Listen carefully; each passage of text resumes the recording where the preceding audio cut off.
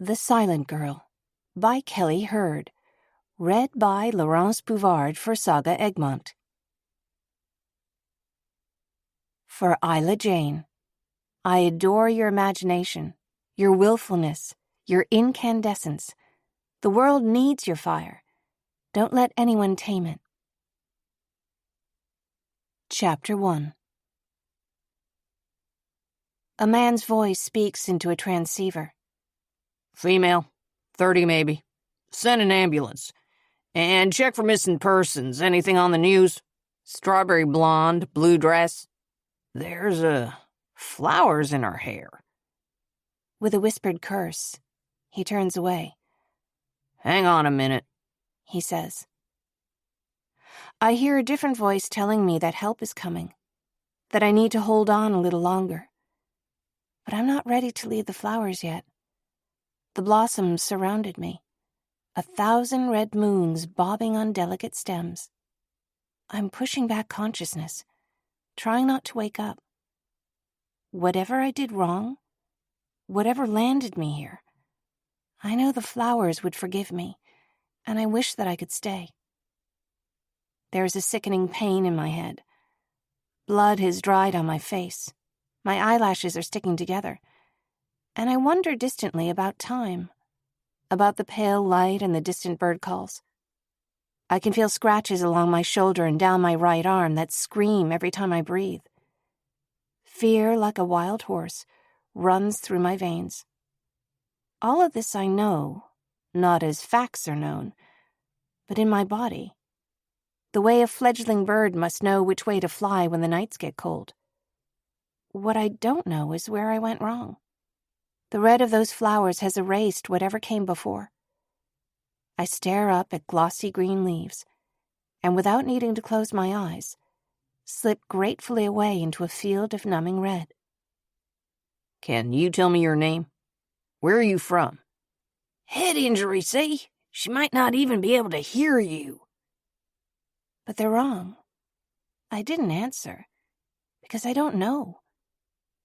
All I know is that I don't want to go back.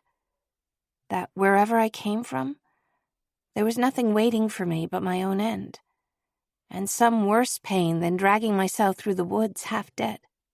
That, I know, is something beyond what I can imagine, even now. Chapter 2. I open my eyes to bright fluorescent lights that send a shock to my pupils. Squeezing my eyes shut, I turn my head and tug at my arms. I feel resistance, and throw all my weight against my elbows and try to sit up. This was a mistake. Suddenly everything hurts. A pulse of pain in my head, constellations of pain lighting up my limbs, even down to my fingertips. I can't move. They found me. At my side, a mechanical tone sounds at an increasing pace. Something slithers at my side, between my arm and my ribs. If there's no sin in your heart, the rattlers won't bite you. I didn't do anything wrong, I plead. I'd never betray you. Then prove it. The echo leaves me with a shiver. I stare down at the writhing gray forms, too afraid to move. When a nurse walks in, it takes me several seconds to realize that I'm in a hospital, with IV lines that trail from both my arms. She speaks into a phone clipped to her collar. Room 16's awake. Then she seems to be everywhere at once. She adjusts the IV, checks the straps that hold my limbs to the bed, all the while looking into my eyes. You're safe. She checks an IV bag. Sorry for the restraints. Didn't want you to fall out of the bed. Again, I try to sit up, my head jerking side to side. I rock my knees back and forth, trying to free them from whatever holds them in place. With a tearing sound, a tie loosens and they are free. I swing my feet down and find the floor, cold tile under my feet. Some help? The nurse's voice rises, and an attendant rushes in. But I don't make it far. She catches me before I hit the floor altogether. I'm still thrashing, trying to escape, as they lift me up. "She's shot," the nurse explains. "Got out of the restraints." "Please," I say, gritting my teeth. "Let me go." "I can get you something to help you calm down, miss." They ease me back onto the bed. The nurse rests a hand on my shoulder. "Do you know where you are?" "You're in the hospital." "I know," I gasp, wheeze another breath. "I have to get out of here." "To where?" Now she's listening, as if I might know something she doesn't. "Where do you need to go?" "Away," I answer. "From what?" I think my heart stops for a moment, and in that moment I settle into her gaze. Her eyes are golden brown, dark hair, kind but serious mouth. I don't have an answer. "It's all right," she repeats. "You're safe. Promise." She glances to the doorway. "See? They put security outside your door." "Why?" I ask. This, apparently, is the first question of mine the nurse wasn't prepared for. "Well, since—" She busies herself with the IV, disconnecting the bag, putting on a new one, checking the port in my arm. I realize I can't feel much. "How much do you remember?" I blink, purse my lips, feel a splash of pain. "Tell me," I plead. "Don't worry about that right now," she says. "We're going to try to help you get some more rest, okay?" She turns her attention to small tasks, straightening things around the room, adjusting the blankets over my legs, updating a chart on a dry erase board that hangs by the door. I begin to feel light, as if I'm floating away. What a relief it is to feel less, and then a little bit less than that. Though I watch her write, the letters swim and fade before my eyes. All I can make out is the line at the top. It reads, Jane Doe. Chapter 3. The next time I wake, it seems to be morning. With a remote calm, I see that my palms are wrapped in gauze, that both arms are either stitched or bandaged. Beneath the hospital gown, there's a row of stitches down my chest, the dark thread like ants crawling over a red welt. I sense the absence of pain and realize there's either some medicine at work here, or I've already died. What a cruel trick, if the afterlife looked like the inside of a hospital room. Beyond the foot of the bed, a window offers a view of blue-edged mountains that rise above the sleepy town below. I watch the stoplights changing, which they do slowly, as if there's no reason to hurry. As if from far away, muffled through water, I hear the door open. Then a woman in blue scrubs is opening a dressing on my arm, cleaning the skin beneath. I watch the nurse working, feeling my dry lips crack as I smile. Thank you. Startled, she almost drops the gauze. "You're awake?" She seals the bandage with a light touch. "I'm going to get the attending." I try to nod my head, but my neck is stiff. Instead, I return to the window. Beyond a row of trees, there's a pond, and from here it looks as shallow and reflective as a hand mirror. A white-coated woman with graying brown hair enters the room, followed by a younger man I take for a student of some sort. The attending pulls up a chair and sits at my bedside. Good morning. How are you feeling? She asks me. Hard to say. I begin to study my body, the bandages that cover one arm, the cuts and scratches that line the other. There's a jagged wound on my chest, neatly held closed with tiny stitches. When I lift a hand, I can feel half-healed marks on my face, too.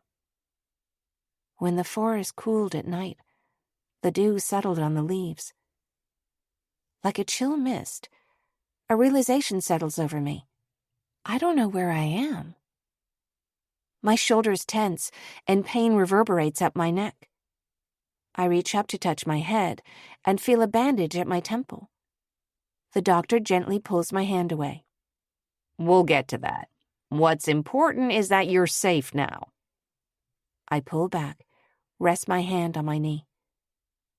First, maybe you'd like to introduce yourself? Why are they asking me this? The whiteboard still reads Jane Doe, and I wonder if they really don't know, or if this is some sort of test. Or maybe you can tell us what year it is? 2010? That's good. She answers.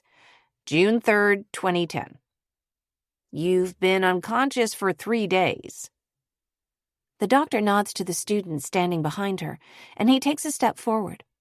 He's holding a clipboard and wearing an ID tag that reads resident. We'd like to find your family. Maybe you can try to tell us about where you're from? What do you remember? My brother? My mouth forms the words as if from muscle memory. When I say them, I'm suddenly aware of a charge in the air, almost as if I expect speaking so to conjure something. I wait for the words to call up an image, a voice. But there's nothing. So you have a brother? The resident nods and makes a note. What's his name? Do you know where he lives? Miles. I breathe, realizing with some despair that I don't. My chest feels heavy and weightless both at once, and I say it again. My brother. I have to find him. Yes, but any specifics that come to mind? I raise both hands to my temples, as if I can squeeze the thoughts loose, and feel a sharp jolt of pain. The doctor gestures at one of my bedside monitors with her pen. You see, this is a stress response. Heart rate up, BP up, but her pulse ox is steady. Miss? It's something less than comforting to hear them discuss me while I'm sitting right here. At least the resident makes eye contact with me. You're about 30 years old. You don't have any tattoos or identifying scars. The police returned something of yours. Police? I interrupt. Why? They exchange a glance, and the attending answers. It's standard procedure. Would you like to see? Standard procedure for what? I ask. The resident opens a plastic bag and takes out something silver, which he offers to me. I wrap my hand around it, a tarnished metal charm on a length of twine.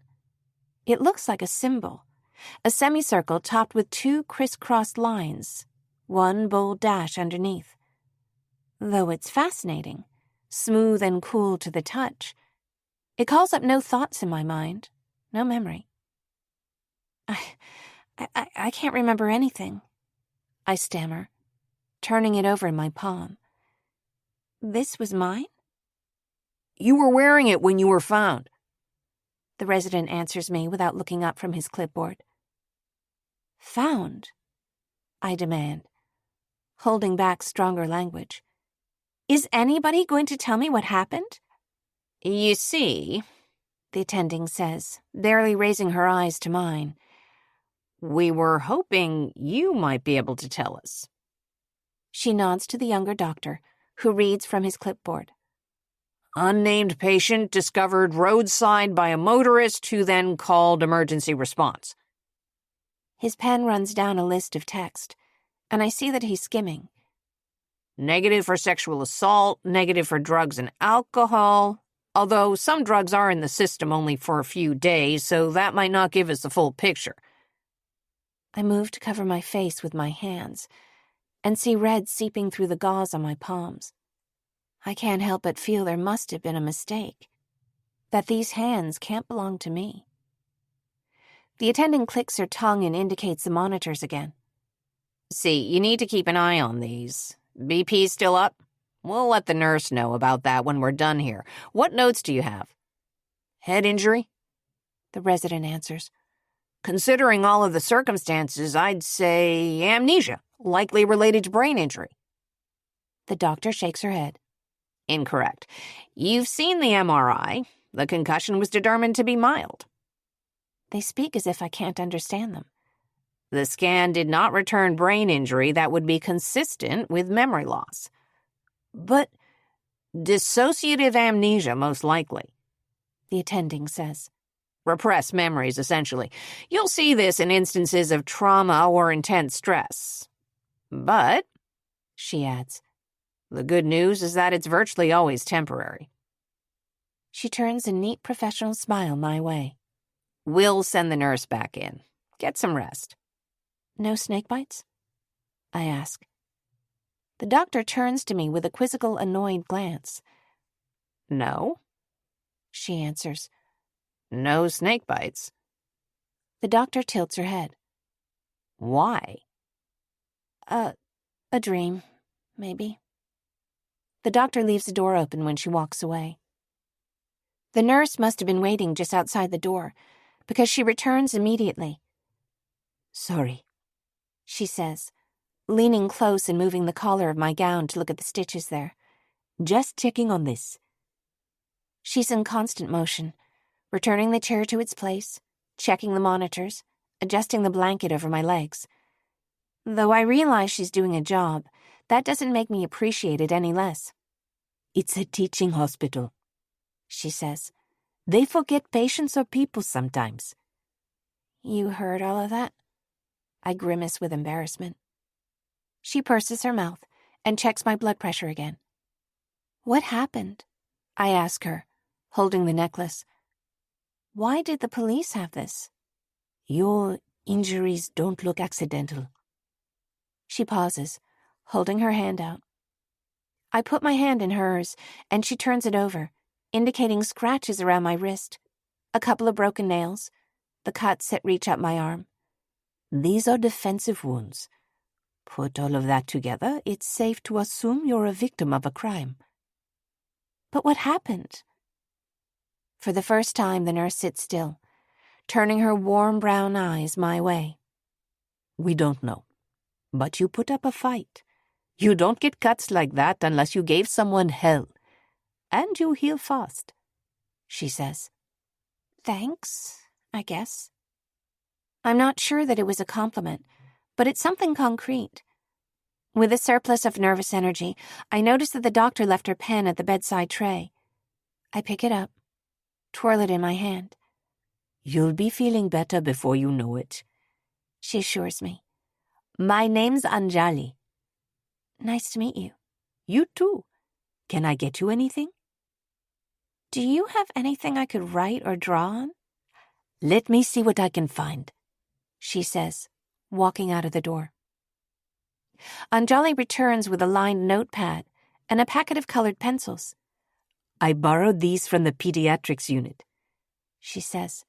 But you can keep them. They have plenty. I thank her, and she leaves me to my thoughts. The pencils seem to jump into my hand, to move with their own instinct when I hold them to the paper. I can't grip the pencils the way I want to, the cut in my hand threatening to open when my palm bends. So I sketch loosely, and the motion of doing so is enough to bring me some comfort. I draw shadows and lines, which soon take form, beginning to draw out the images in my mind. I fill a page, then flip to the next. Looking down at the pencils in my hands, I feel a warmth, nearly a presence. I blink, and a recollection comes to the surface of my mind. A hand around mine, a piece of construction paper on a tabletop, a figure with soft hair. Just as quickly the sensation flees. I don't know how, but I'm certain that I have a mother, that she taught me how to draw. With the paper beneath my hands, the cuts that line my wrists and hands seem fainter, less demanding of my focus. When the day shift ends, Anjali comes back to tell me good night. When she sees my work, her face softens into a smile. See? You haven't forgotten everything. She admires the notepad. You're an artist. I wish Anjali a good evening when she leaves, then sit the pencils down, take a moment to study what I've drawn. A woman reclines in a bed of flowers. She's in shadow, but I know her dress is blue. Above and around her, red flowers blossom, like great shimmering fish.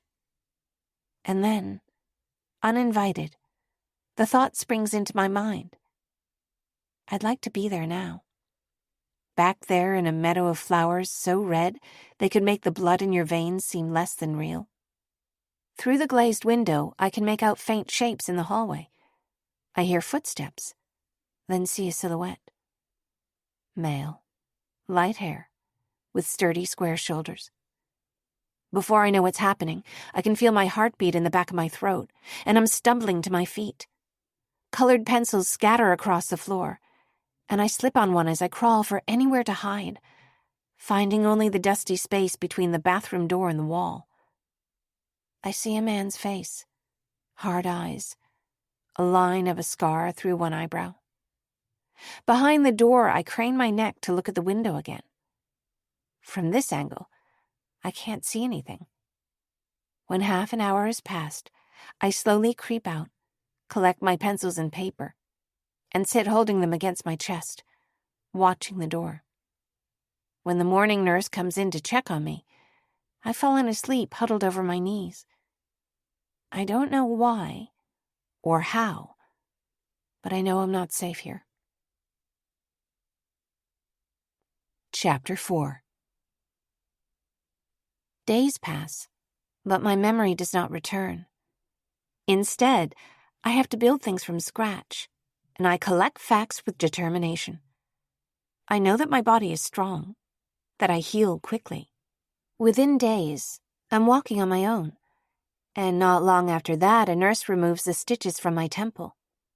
I learn that I'm in Hazel Bluff, South Carolina, that it's a kind of joy to watch the sunlight changing on the little town beneath my window, the shifting shades of green on the mountains rising toward the west. The nurses offered to let me walk outside, but I pace the halls instead. I don't like the idea of being alone. But I'm still working on mirrors. It takes a physical effort not to flinch when I see myself. Even now the swelling has improved. Ginger blonde hair, which is the exact color of dust when it needs a wash, but has a warm spark to it when it's clean. Eyes blue, or almost blue, though it seems to depend on the light. And I have a cut lip, and a rainbow of bruises around my cheekbones and eyes. I comb my hair twice a day in the bathroom, trying not to look in the mirror. I parted on the side to cover the line where my stitches came out. The truth is, there are marks all over my body, although I try just to focus on the fact that they're healing. That's the only reason I look at them. Keeping a daily catalog, a roll call. When it gets to be too much to know, I color in the blank pages of the book. On the first morning of the second week, tired of sitting in bed, I bring my colored pencils and notepad to the upholstered chair in the corner. Hearing a knock at the door, I put down my pencil. Good morning. A woman stands in the doorway, tall and slim, with an upright posture and a measured tone that lets me know she's either law enforcement or military. Hi. I'm not sure I like the idea of any kind of unexpected visitor. I'm Selena Radford, police detective. Without asking if she can come in, Detective Radford crosses through the doorway and sits in the chair nearest to mine. I'm correcting my own posture, straightening my hair. Something about the precision of her appearance making me self-conscious.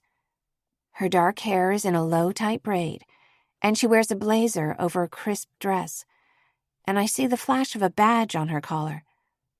I'd like to talk about what brought you here. I understand another officer came by several days ago, but you were still unconscious. Nice to meet you, Detective. You too, She glances up at the dry erase board, then turns back to me. You're probably tired of Jane Doe, aren't you? I should be used to it by now, I answer. Her manner isn't very friendly, but there's something I can appreciate about someone who isn't trying to win me over, so I put my notepad down to show her I'm listening. I don't know how much help I'll be. I still don't remember anything. Nothing useful, at least. Her smile is measured and professional, but I notice the curve of her cheek, the striking line of her brow. You'd be surprised what might be useful, she answers. As commanding as she is, I almost didn't notice that she's also terribly pretty. I remember family a little bit, I tell her. My mom and my brother, Miles. Anything else? I shake my head. With nervous hands, I pick up my notepad again and open my unfinished picture, begin to draw. It's calming, I explain. The detective glances at the picture, then back to me. Sophia, right? No. For some reason, my voice jolts out before I realize I'm answering. I meant to say I don't know. Why? Not you, she says. You were found wearing a necklace with a distinctive charm. This is that symbol, isn't it? Yes, I answer. I cross the room and take the necklace from the bedside tray, then show it to her from where I stand. Do you know anything about it? Astrology, she sighs, shaking her head as if she's embarrassed to admit she knows it. That's the astrological glyph for an asteroid, a faraway one. But the name of the asteroid is Sophia, which, in turn, is involved with ideas like knowledge, the feminine aspect of the divine. It's nonsense. I just happened to recognize it because my grandmother thinks she's some kind of mystic. She taps her fingers against her knee. Sophia? I repeat. I like something about this name, about its soft consonants. To hear Detective Radford say a name, for a moment, almost made me feel as if I had my own. It means something to you, then, she says, picking up her pen and making a mark in her notebook. Maybe it did once. It's clear enough she doesn't entirely trust me. This isn't an interrogation, she says, as if she's reminding herself as well as me. The circumstances being what they are, it's important we consider every possibility. Nobody's told me what the circumstances are. I see that you know more than I do. I hold my chin up and turn my face to the window. I haven't shed a tear since I woke up here, and today is not going to be the day I do. I see, she answers. Apologies. I'll go over the report with you. Is that all right? I'd appreciate it, I answer. Detective Radford begins to read from her clipboard, using the same measured, practiced tone. Several times she starts a sentence, then cuts off, seems to skip down a few lines. I watch her, with eyebrows raised. You were found in the mountains a couple of hours from here, she says. Near the side of the road. If only we could know, do you live nearby? Or did you get here from somewhere else? Whatever happened, you did not sustain your injuries there at the roadside, so we know that something happened. How do you know? Well, one, there are abrasions general on your right side. She gestures with the tip of her pen. Your shoulder, your arm. It suggests that you fell from a vehicle. She pauses, seems to check my response. More accurately, that you were dragged from a vehicle and then fell. The debris didn't match the gravel on the road where they found you. I listen to her without wincing. She's honest. Something I'm far more grateful for than an attempt to gloss things over. And you had flowers in your hair. For the first time since she's entered the room, her tone wavers, and I sense she knows more than she's telling me. She lifts her eyes, and I see she's wondering if perhaps I'm the one who's holding back details. I don't have all the notes here, but the flowers didn't grow anywhere near where they found you. What do you think happened?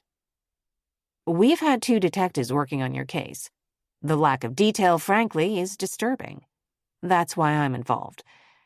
Based on the circumstances... Circumstances? I echo. That word again. A maddening allusion to things I ought to know, but don't. Based on the circumstances, she continues, I doubt that it was a random crime. However, there's always a possibility. You're telling me with certainty that you know nothing about your life prior to being here? I promise, I tell her. And though it's as genuine as it can be, something about her is putting me on the defensive, and I know I sound sharp. What can you do? There are databases we can check. Missing persons is a starting point. It can take some time once we begin requesting records from out of the area.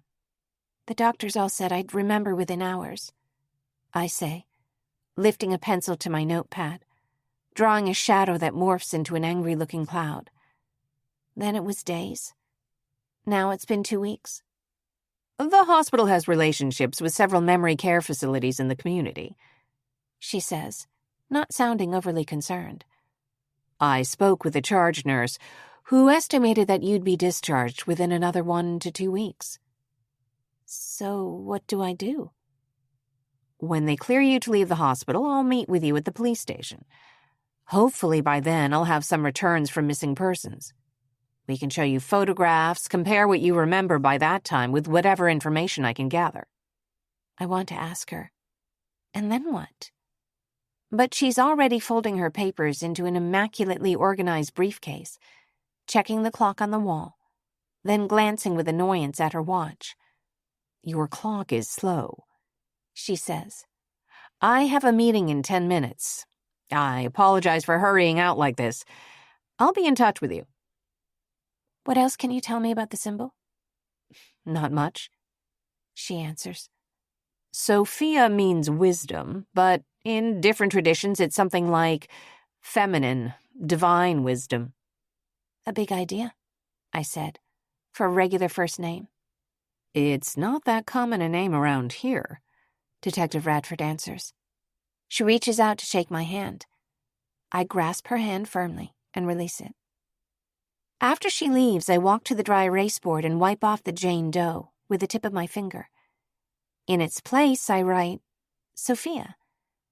Then, after scrutinizing it, erase the last letter, change it to Sophie. It's better than nothing. I don't know how I got the necklace, but I'm not sure I want it out in plain sight either. I decide to keep it under my pillow. Anjali told me that I may have given someone hell, but I certainly got more in return. When night comes, I don't dream. I disappear into a sea of red. I wake in the dark and stare out the frosted glass at the hallway, my heart pounding. Each time my eyes begin to close, I jolt awake, convinced I've heard the latch of the doorknob twist to open. Hospitals are always cold, or maybe it's the constant chill of fear. Either way, sitting awake in the dark, I hug my knees and whisper, Sophie, as if it's a life raft. Chapter 5. Anjali arrives for her shift at 7 a.m. sharp. She opens her mouth to greet me, but her smile falters. You look like you've been awake all night, she scolds. You've got to let them prescribe you something for sleep. Your body needs it as much as your mind does. I'm okay. Thanks. I hold out my arm for the blood pressure cuff. After checking all the usual items, Anjali walks across the room to update the dry erase board. She sees the change I've made and turns back to me with a grin. Sophie, she says. That's new, right? Wait. Her eyes widen. You remembered? No, I answer, feeling as though I should apologize. My necklace. The symbol, it has a name, Sophia. So it's good luck? It could be bad luck as easily as good, I answer, smiling. But it's pretty much the only thing that feels like mine. It suits you. Thanks. What's bothering you? What do you mean? I want to snap, to ask her what wouldn't be bothering me, but I gather she knows what she's talking about. You look more worried than usual, she says. That detective came to see you yesterday, right? They want me to stay in a long-term care facility, I mumble. Oh, when you leave here? Yes. You know, she answers, it isn't the worst idea. You'd have access to doctors, round-the-clock emergency response. Why would I need that? What you're coping with right now, the memory loss, it's almost never permanent. It can take time for things to come back, and the timeline's unpredictable. The thing is, she pauses to lean over, parting my hair, scanning the healing cut there, then nodding with approval. When you do remember, that can be unpleasant. It can happen all at once, or it can happen in pieces. Ideally, you wouldn't be alone. That's what I'm trying to say. The truth is, I don't want to be alone either. I don't even like when the nurses leave my room. But something about the idea of living in a home fills me with dread. In 30 years, I must have done something. I must have people that I know, a life. Is nobody looking for me? I ask her as if she would know, my tone pleading. How is none of that permanent?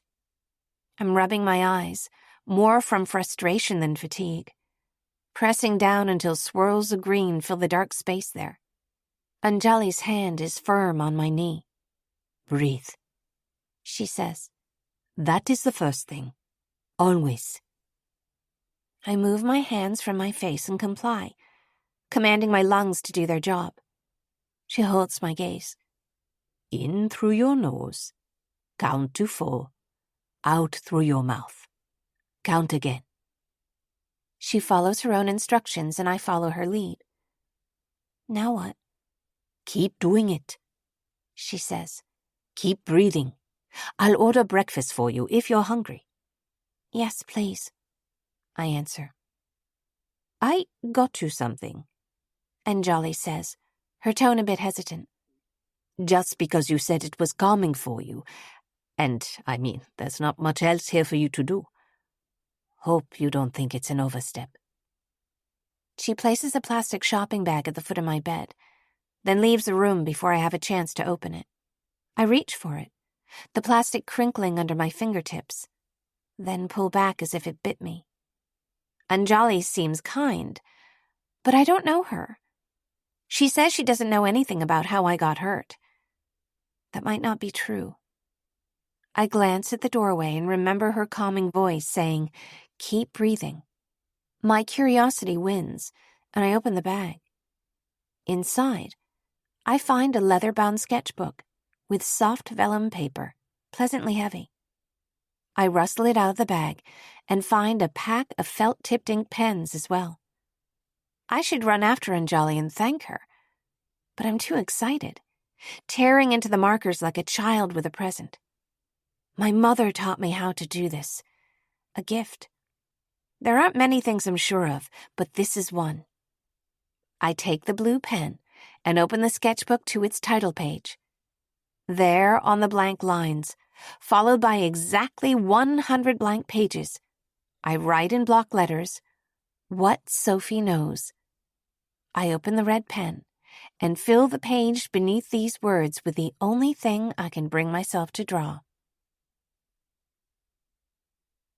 Chapter 6. I find that a proper sketchbook in my hands sets me free. I fill it with sketches, lines, images, and between the pictures, bullet points of any fact I can think of that I know for certain. Some days I add several, some days none. It's something to open when I can't find anywhere else to turn, when everything else is too shaky. By day, I sit in the chair in the corner to draw. When it gets late, I move to the bed, drawing with a sketchbook resting on my folded knees until my eyelids are too heavy to continue. Asleep, I find the interior of my mind to be like a large, empty building. Among the echoes, I sense ghosts. I search for anything left behind from before, hoping for something indelible. I call my brother, without words, inviting an image, a voice, a memory, and still find nothing. I realize that this distance is part of him. His absence taunts me, then comforts me, and there's a sharpness to it, a sense of danger. This reaching for him is a part of me, same as teeth or limbs. There was a little girl with a backpack, without her brother. She stood at a doorway with a woman behind her, someone kind but unknown, not comforting like a mother. "This is going to be your home now," she says. "But what about Mom and Dad?" the child asks. She asks for her brother, too. But when she walks in the doorway to the new family waiting inside, she's alone. When I wake up, I'm already fumbling for the sketchbook with one hand, reaching with the other to turn on the light. The memory of having a mother, of knowing her, can't have been a mistake. Seeing a night shift nurse in the hallway, I hope, without knowing why, that she'll stop in to talk with me. When she passes by, it feels like a punch in the stomach. Some tougher instinct reminds me, though, that survival demands strength. So I sit up straight and make my face smooth as glass, refusing to cry. Chapter 7. When several days have passed, a detective arrives to drive me to the police station. All week, Anjali has been talking about my upcoming discharge from the hospital, as though it's some kind of emancipation. She even brought me some secondhand clothes that she got at a charity shop. I've managed to postpone any concrete plans for a long-term psych facility, though I suppose that may only leave me without a place to sleep. In the passenger seat of the officer's car, I blink my eyes in the bright sun. I meet with Detective Radford and a man in her office, a room with shiny paneled walls that are lined with diplomas and awards. I see her sitting behind the desk, offering a practiced, friendly greeting. "You're going by Sophie now, is that correct?" "Yes." "Sit down, please," she says, and I do. "How are you feeling?" "Not bad." "You look well," she says, opening a folder, referring to a sheet of paper. "Your recovery seems to be going smoothly. With one exception, of course." I know what she's talking about, though I'd rather not dwell on it. For all the hours I've spent drawing and dreaming, my mind is still empty. "You said we'd meet when you had some information," I say. The other detective begins to show me a series of photographs. Some are of missing persons, while others are of the families of missing persons.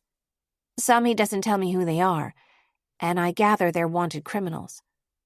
All the while, Selena sits across her desk, clicking idly at a computer screen, though I sense she's watching me for my reaction to the photos.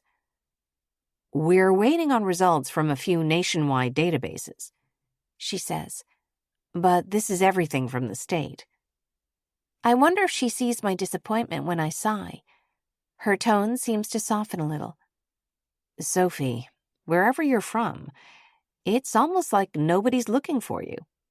Though she's only being honest, the observation stings. I realize it's familiar to me, this sensation of being a girl that nobody would miss. "I don't know what to tell you," I answer, trying not to let my hurt show. "The smallest detail could be meaningful," she says. "Any seemingly random fact could help me find out where you're from, what happened to you. Sophie, listen. For you to have led a life where someone could hurt you like this, there'd be warning signs. Maybe you trusted someone in spite of red flags. Maybe you were isolated from friends, family." "I don't understand." "Or maybe you crossed the wrong person. But what put you in their path?" "It sounds like you think it's my fault," I interrupt, somehow or other. "No, Sophie, absolutely not." Detective Radford cuts me off. But there's an intensity in her blue eyes that shows me she's listening to me. This is one thing, maybe the only thing we know for certain here. Whoever harmed you, they made a choice to take those actions. And I intend to find out who that was. She says this as if it matters to her personally, and I eye the awards on the wall of her office. "Thank you." My voice comes out gravelly, and I clear my throat and repeat myself. Thanks. You're the first person who's said that to me. Your charge nurse told me you're leaving the hospital the next day or two. What are their plans? For me? None, I answer. I don't know of any, at least. That won't do, she says. I don't know if it's me or if it's her, but this sounds like a threat. It's all right, she says. I don't mind helping you set something up. I hear a phone ring, not the one on her desktop, but a cell she takes from her pocket. Would you excuse me? She asks. If you'll go back to the waiting room, I'll come downstairs and catch up with you when I've made a few calls. Amber is our secretary. Let her know if you need anything while you're waiting. I nod and leave her office, walking through the corridor and down the stairs into the waiting room. The door is propped open, letting in a warm breeze. I sink into a chair miserably, pull my knees up to my chin as if I'm a kid waiting for the principal to call my name. I'm grateful for the clothes the nurse brought me, but they're a bit too big, which makes me feel even more conspicuous. I scan the room, move into a corner chair where I can see everyone around me as well as the door. The familiar sense of tension creeps over me, setting me on alert for every slight noise. Outside the door, from the sidewalk, I hear a man's voice. Found anyone? No, I haven't. His voice is a deep tenor, one that crackles with annoyance.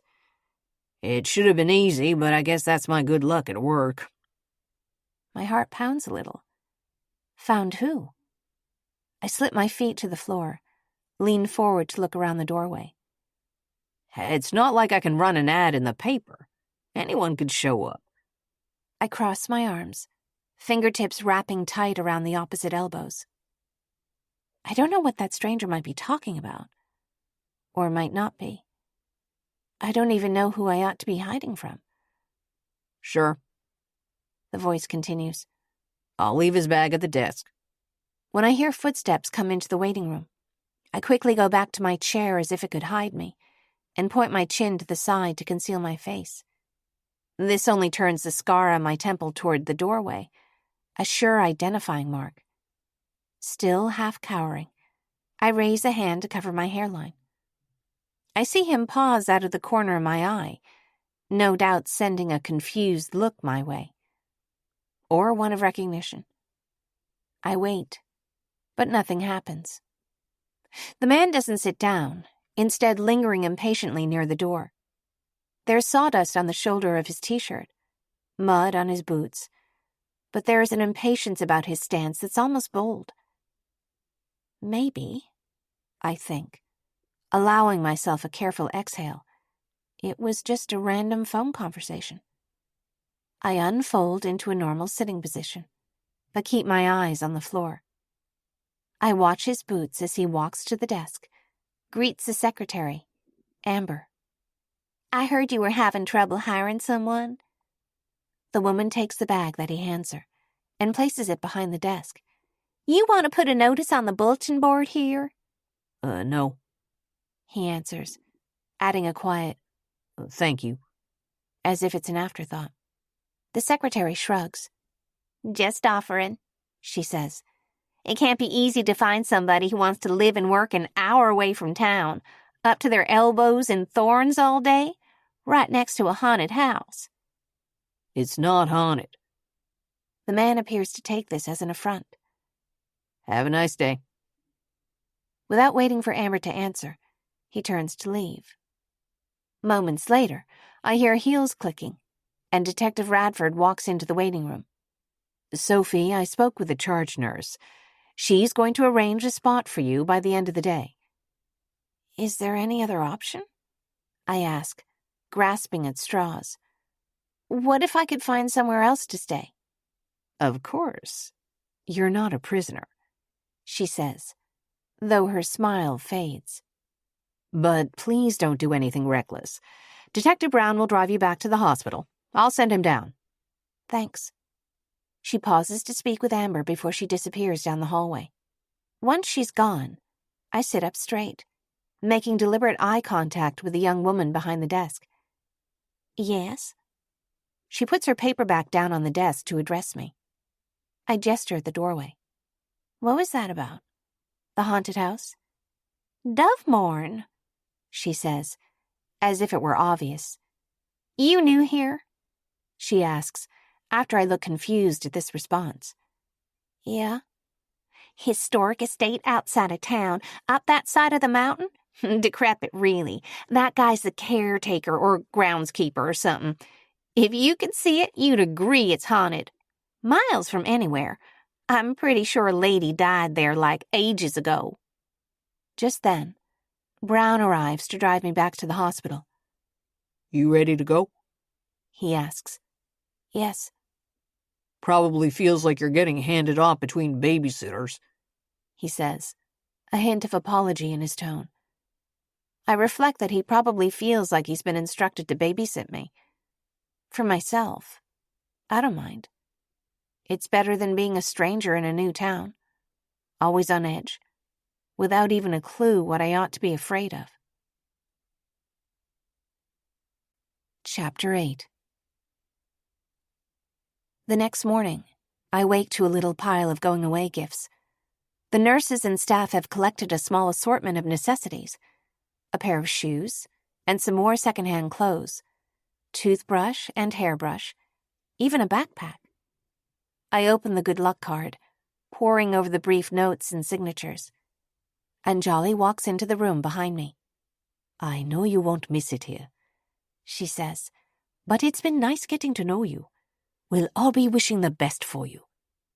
Thank you.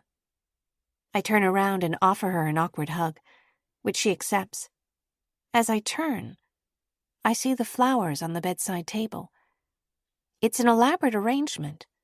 Flowers in all shades of red. Dahlias, roses, carnations. Did you send these? No, Anjali says, beaming. I'm not sure who did, actually.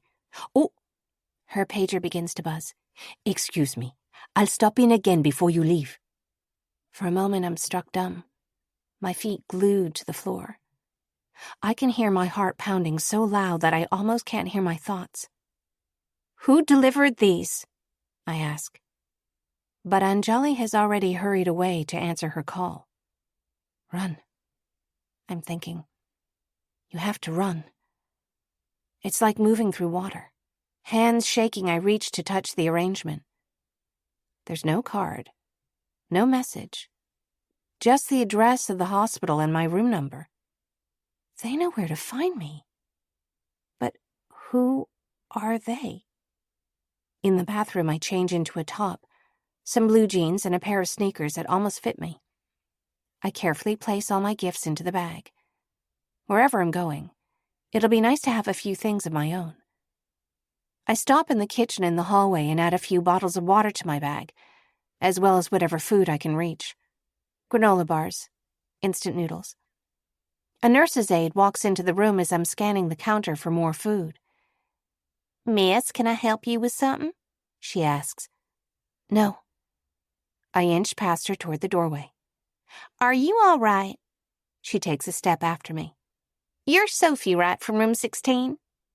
I want to answer no.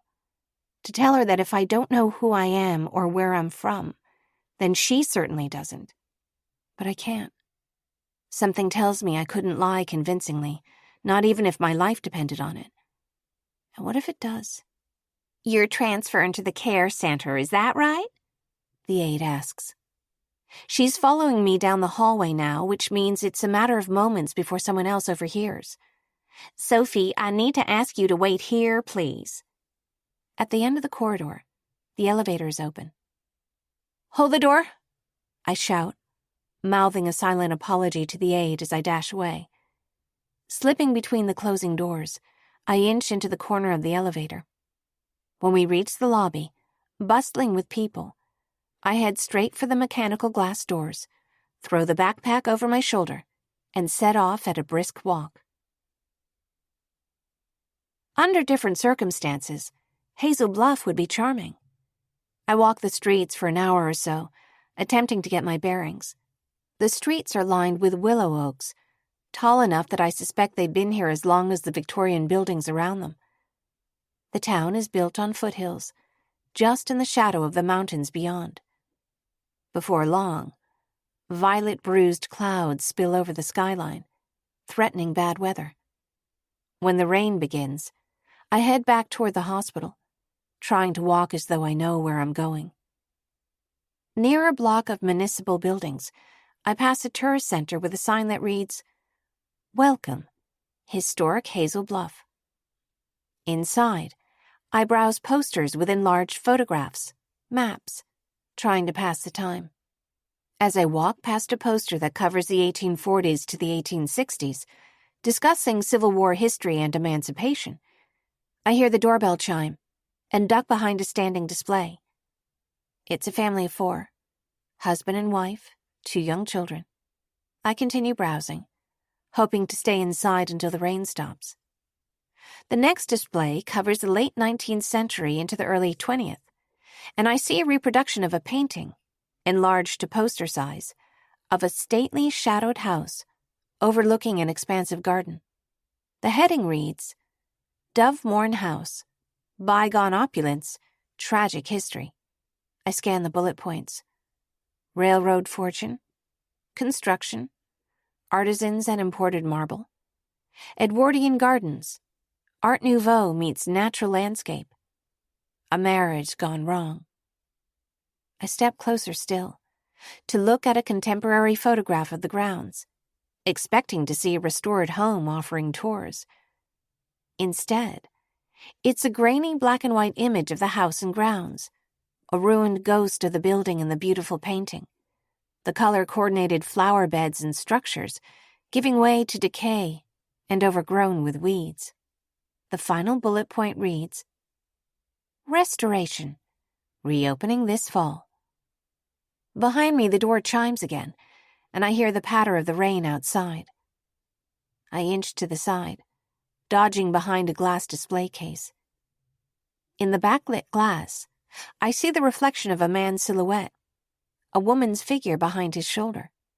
They're conversing, perhaps deciding whether to come in. Maybe, like me, they're just trying to get out of the rain. I see the man. Light-haired, square-shouldered. The woman standing behind him slips out of focus. He isn't the man I've glimpsed in my nightmares. That man had a scar across one eyebrow. A swell of memory hits me. The certainty that I would die. The man's silence when I asked for help. But it isn't him. It can't be. Yet, dodging further into the shadows, I realize I can't be sure. Turning around the other side of the display, I rush for the back door and hurry outside. It's raining, but I keep right on walking. I take a bottle of water out of my backpack and drink it as I pace up and down in the alley behind the building. The last door on my right is for a local food pantry. It looks open. And as I'm peering in the doorway, a woman at a desk takes a look at my face and waves me inside. Trying to think practically, I browse a shelf of donated items. I find a few protein bars, some cans of food, apples and oranges, which I fit into the bag along with my sketchbook and clothes, cans of soup, a box of cereal. Back outside, I keep moving and eventually pass by a library. Maybe a place to stay for a couple hours, I think. Maybe they have computers I could use to look up somewhere to go.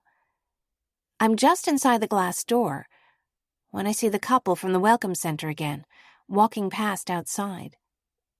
I'm not sure whether I'm more panicked or frustrated with my paranoia, but I sense I can't stay inside. The library has a large lost and found items bin on the right side of the entryway. I glance inside and find a baseball cap and a jacket. I pull the cap over my eyes and put the jacket on before stepping back into the rain. So I walk, slowly, regardless of the rain, away from downtown, through a neighborhood, past a park.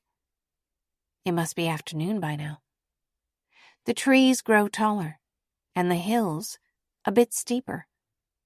The houses on the road are further apart, and the speed limit's higher. Just the occasional vehicle whirring by. The sky cracks with thunder. There's no point in continuing. I'm just going to tire myself out. Standing still at the side of what looks to be a highway, I'm forced to take stock of where I am. It's clear that I've only made things worse by walking away from somewhere that might have fed and housed me. But on the other hand, I can still feel the chill of that red bouquet in the hospital room. I can hear a vehicle approaching behind me from a quarter-mile off, even over the rain. A large engine. Maybe a truck. I'm wavering. I don't know who it is. I don't know what I'm running from. At the last moment, I take a leap of faith. For the first time since I woke up in the hospital, I whirl around to face the oncoming lane and throw my arm out, thumb up. Chapter 9. The truck pulls over, and I breathe a sigh of relief when I see the driver. She's stocky, in her 50s, I think, with gray speckled hair in 2 frizzy braids. "What you doing out here, hon?" she shouts, rolling down the window. I'm not sure how to answer, but I think my silence probably speaks for itself. She sighs, leans over to push the door open. "Which way you headed?" Now I know I need to speak. I think hard, picturing the map back in the tourist center. South? I answer. "Me too," she says. "Come on." As I climb up, mumbling some sort of clumsy thanks, she scolds me with a parental frown. "You know you shouldn't be out here, don't you? It's not safe." I settle into the seat, put my backpack at my feet. I wouldn't be here if I had a better option. If I explained it to you, you'd think I was crazy. She seems to accept this, with a gruff sigh and a shrug. "I'm Peggy," she says. "I make candles in my garage, delivering a few boxes to gift shops along the tourist trail." I'm Sophie, I answer. My silence, again, speaks for itself. When our path sweeps around a sharp curve, the edge of the road is marked only by a short guardrail. We're driving through fog so thick I can barely see. Peggy's truck slows to a crawl. "Not bad considering the storm we had earlier," she comments. Really? I've never seen anything like this. "Where are you from?" she asks. I shrug, thankful when she doesn't press the matter. "We're in the middle of the cloud cover now," she says, the engine protesting as the road climbs sharply uphill. Another half-mile and the mist thins, opening to a vista of mountains that extends as far as I can see. The nearby peaks rise above the cloud bank like islands above water. I almost imagine I could leave my short catalog of memories, all my wounds and question marks, behind in the hospital room. I realize suddenly that Peggy is speaking to me. Sorry, I say. Nice view out here. What'd you say? "Anywhere in particular you're trying to go?" she asks. "I might have friends who could help you." I'll think on it, I answer. Thanks. But I don't. I'm staring out the window, watching the spectacular views, the breathtaking valley and the crests and rises of the mountains unfolding beyond. Not a city or a building in sight. As miles pass in a blur, the clouds in the sky patch and clear sporadically, the wind off the mountains bringing a change in weather every few minutes. When we pass a sign, I turn sharply, making sure I've read it correctly. "Oh, that?" she says. "Dovemorn House, just up the road. Bit of a local legend. There's not that much to see now. Just a fallen-down mansion and a bunch of sad stories." I heard they were reopening, I mention. That they might be hiring for help. "Reopening?" She huffs a sigh of disbelief. "They'll have a lot of work to do if that's the case." It was on a sign in town, I answer. When I see a gravel drive that forks off to the right, I sit up and turn to face Peggy, who nods at me as if she knows I'm torn, as if I'm at the edge of something that, for some reason I can't pinpoint, feels momentous. Looking in the mirror, I pull off my hat, fumble for the hairbrush in my bag, then try to tidy my hair. This is an act of deception. I can tell because it makes me more uncomfortable than brushing my hair ought to. I'd like to look like someone who hasn't spent all day wandering town in the rain with nowhere to go, hair stuffed under a hat. I part it on the side to hide the scar at my temple and straighten my shirt. I think I'll hop out here if that's okay. You got it, Sophie, she answers. The brakes sigh and screech as the truck comes to a stop, and I take my backpack and swing my legs toward the door. Good luck. Thanks, Peggy. I hesitate, then reach over and grab her hand, squeeze and let go, before I jump to the ground. The lost and found ball cap is left on the seat, but I'm moving now, and don't want to go back for it. One leap of faith wasn't a bad thing. Maybe I could try another. Chapter 10. I walk a quarter mile up the drive, which bends sharply uphill and around, and by the time I reach the tall iron gate, I'm nearly out of breath. There's nobody in sight, and though the rain has stopped, there's a gentle mist that obscures the grounds from sight. The iron gate, wrapped with a length of chain secured with a massive padlock, connects on either side to a stone wall, too high to see over. On this side of the wall, a row of towering cedars casts a deep shadow, giving the impression almost of a moat. I step close to the gate to peer through the bars. I can see a few outbuildings, a scattering of overgrown thickets and thorns, a few stone structures that could be statues or fountains. But there's nothing like a doorbell or a knocker, no way to ask to be let in. I turn to the side, eyeing the nearest tree. I walk over, grab the lowest branch, and try to climb up.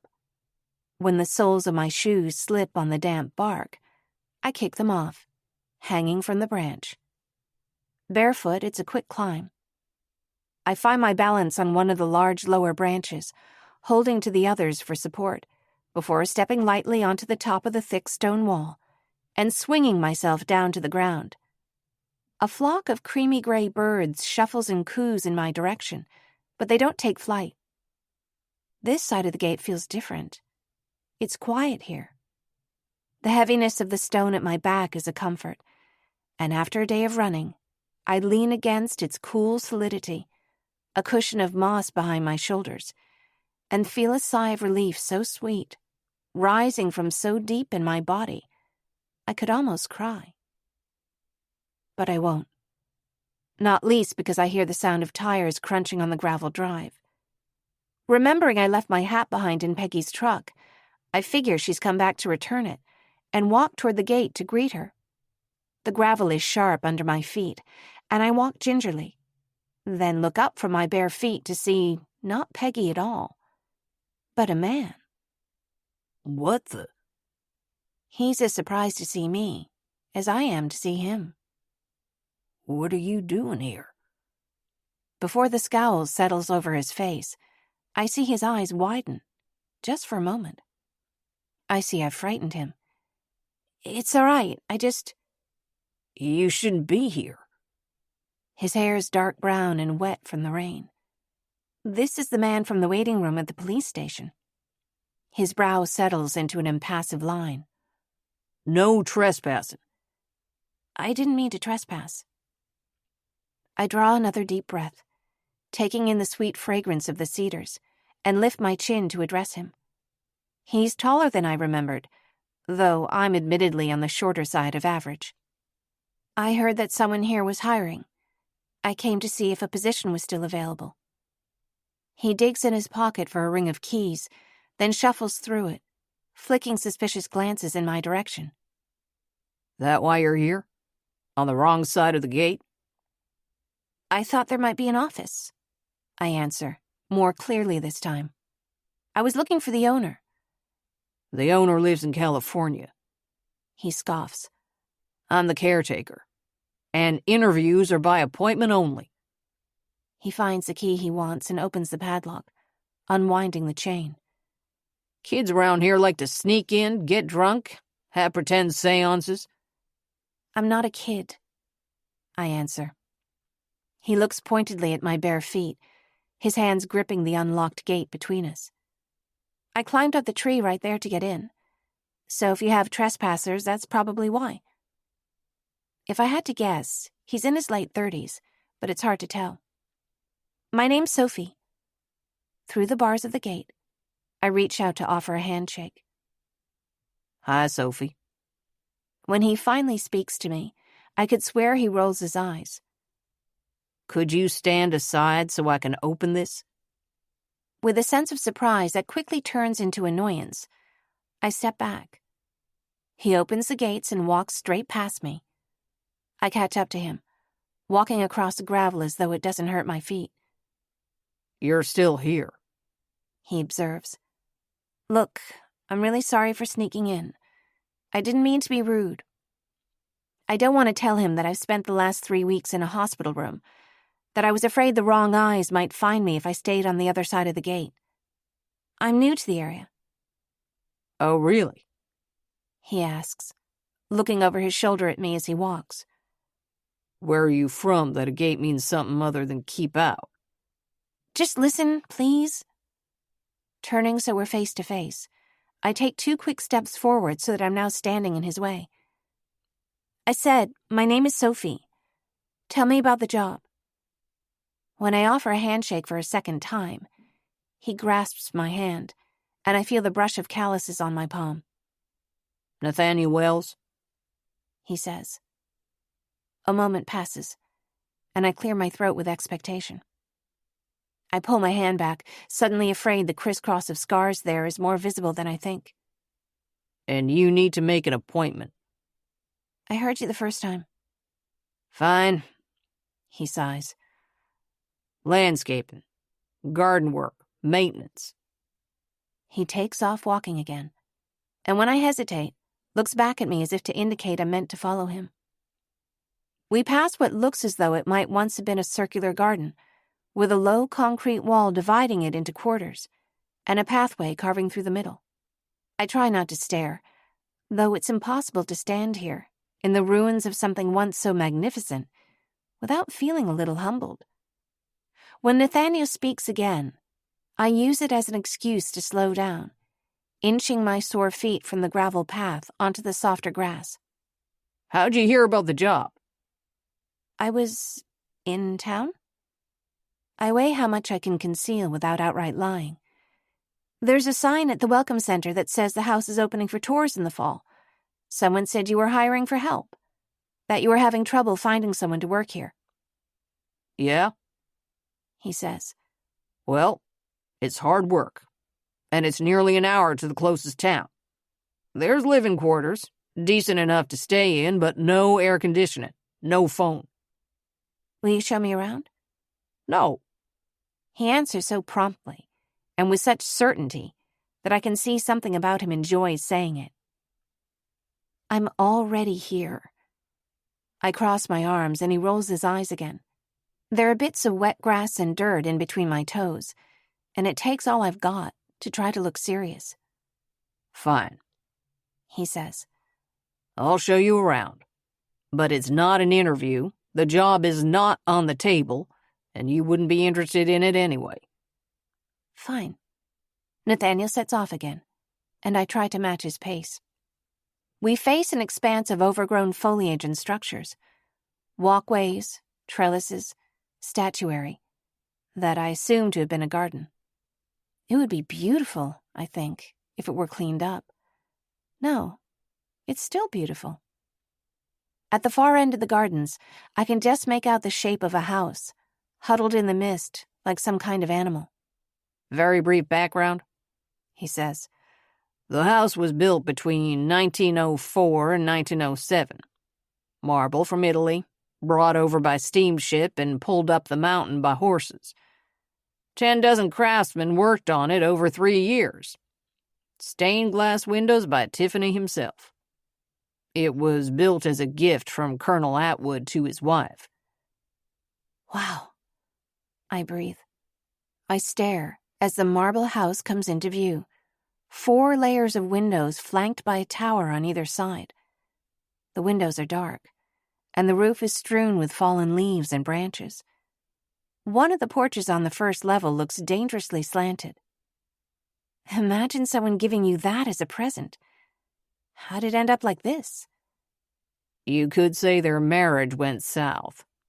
Nobody's lived here or maintained the place since the 60s.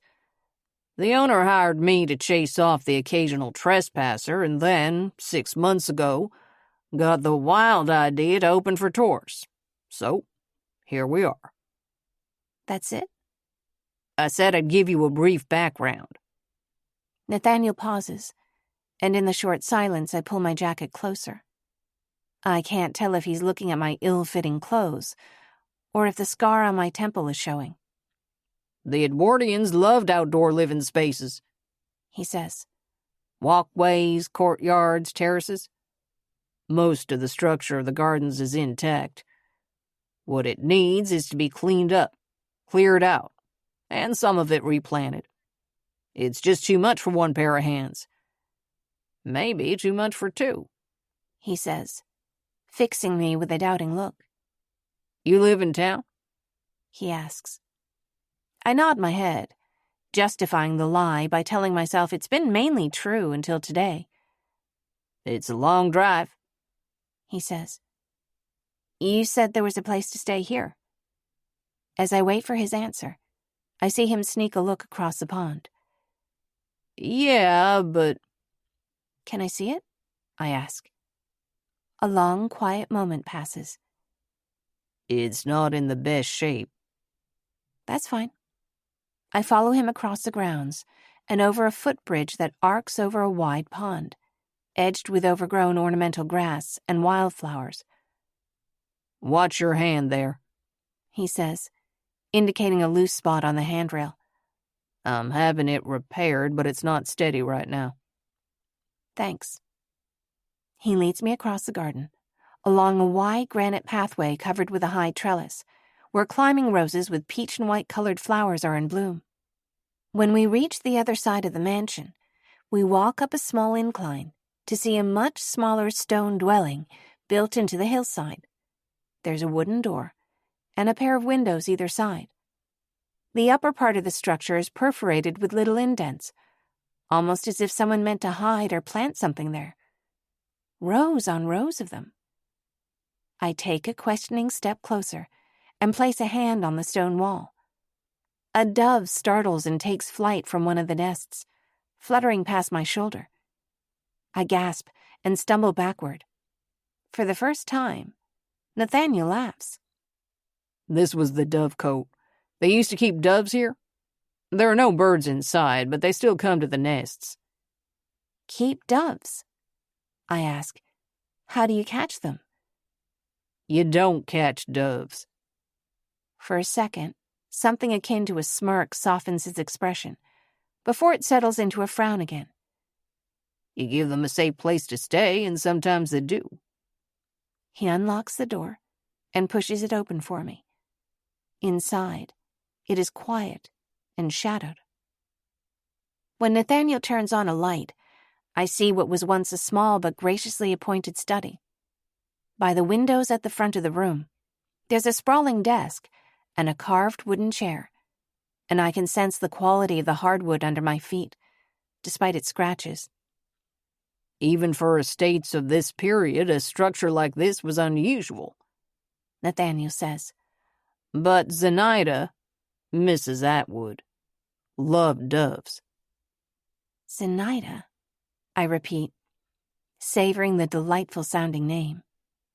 The walls of the high-ceilinged room are hung with mirrors and paintings, I assume to carry light into the room from the front windows, all coated now with dust. Zenaida is also the Latin name of a type of dove, He says. Mourning doves, the ones you see out there. So, in a way, he named the house for her. It's so pretty, I whisper, though there's something of sadness in my tone. Why hasn't it been in use? It's such a lovely building. He gives a pointed look at the desk before speaking. Well, the family that was living in the house at that point didn't want it. I think they repurposed the building as an alternative to demolishing it. He answers. I lift my chin, look down the length of the wall at the carved chair rail, the stone fireplace in the corner, adorned with carvings of autumnal fruits, apples, figs, pomegranates. It's not in the best of condition, but the detail is striking. Why? With a hesitant, almost reverent hand, I step closer to the fireplace, trace the carvings at eye level. Nathaniel clears his throat in a way that tells me he's choosing his words carefully. The ghost stories started going around almost as soon as she disappeared, He says. It's got historical value. But I think the truth is, nobody wanted to use it. What happened? I remember the secretary, as well as Peggy, both saying that the house was haunted. I don't think anyone's really sure. She left a cryptic note, like a poem or a riddle almost. Left it on the desk right there. A cook thought she saw Zenaida walking into the woods one evening, but nobody is exactly certain when she was last seen. He adds.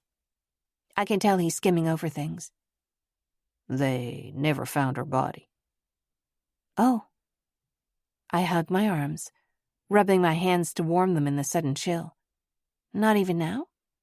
One thing you've got to understand about the woods, He says. even experienced hikers can get lost. The trees muffle sound. Maybe she got lost, or... I trail off. Maybe. He agrees. The note she left behind might contradict that. What did it say? I trace a hand along the massive desk, coated with dust. I don't remember. This is so obviously a lie that I'm ready to call him out on it, to insist he tell me, but he keeps talking.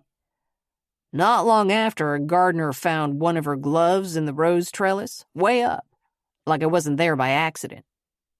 Several years later, a child found her wedding ring in the pool by the willow grove.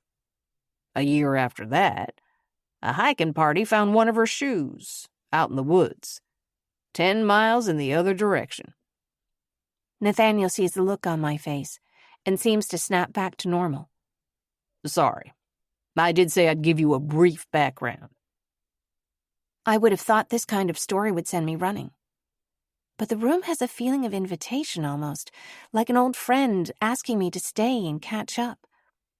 I'm relieved when Nathaniel opens the next door and points to a staircase. Upstairs is the bedroom and bathroom. This part used to be the dovecote. They would come in through the holes in the wall and roost here. That's why there aren't windows on this side.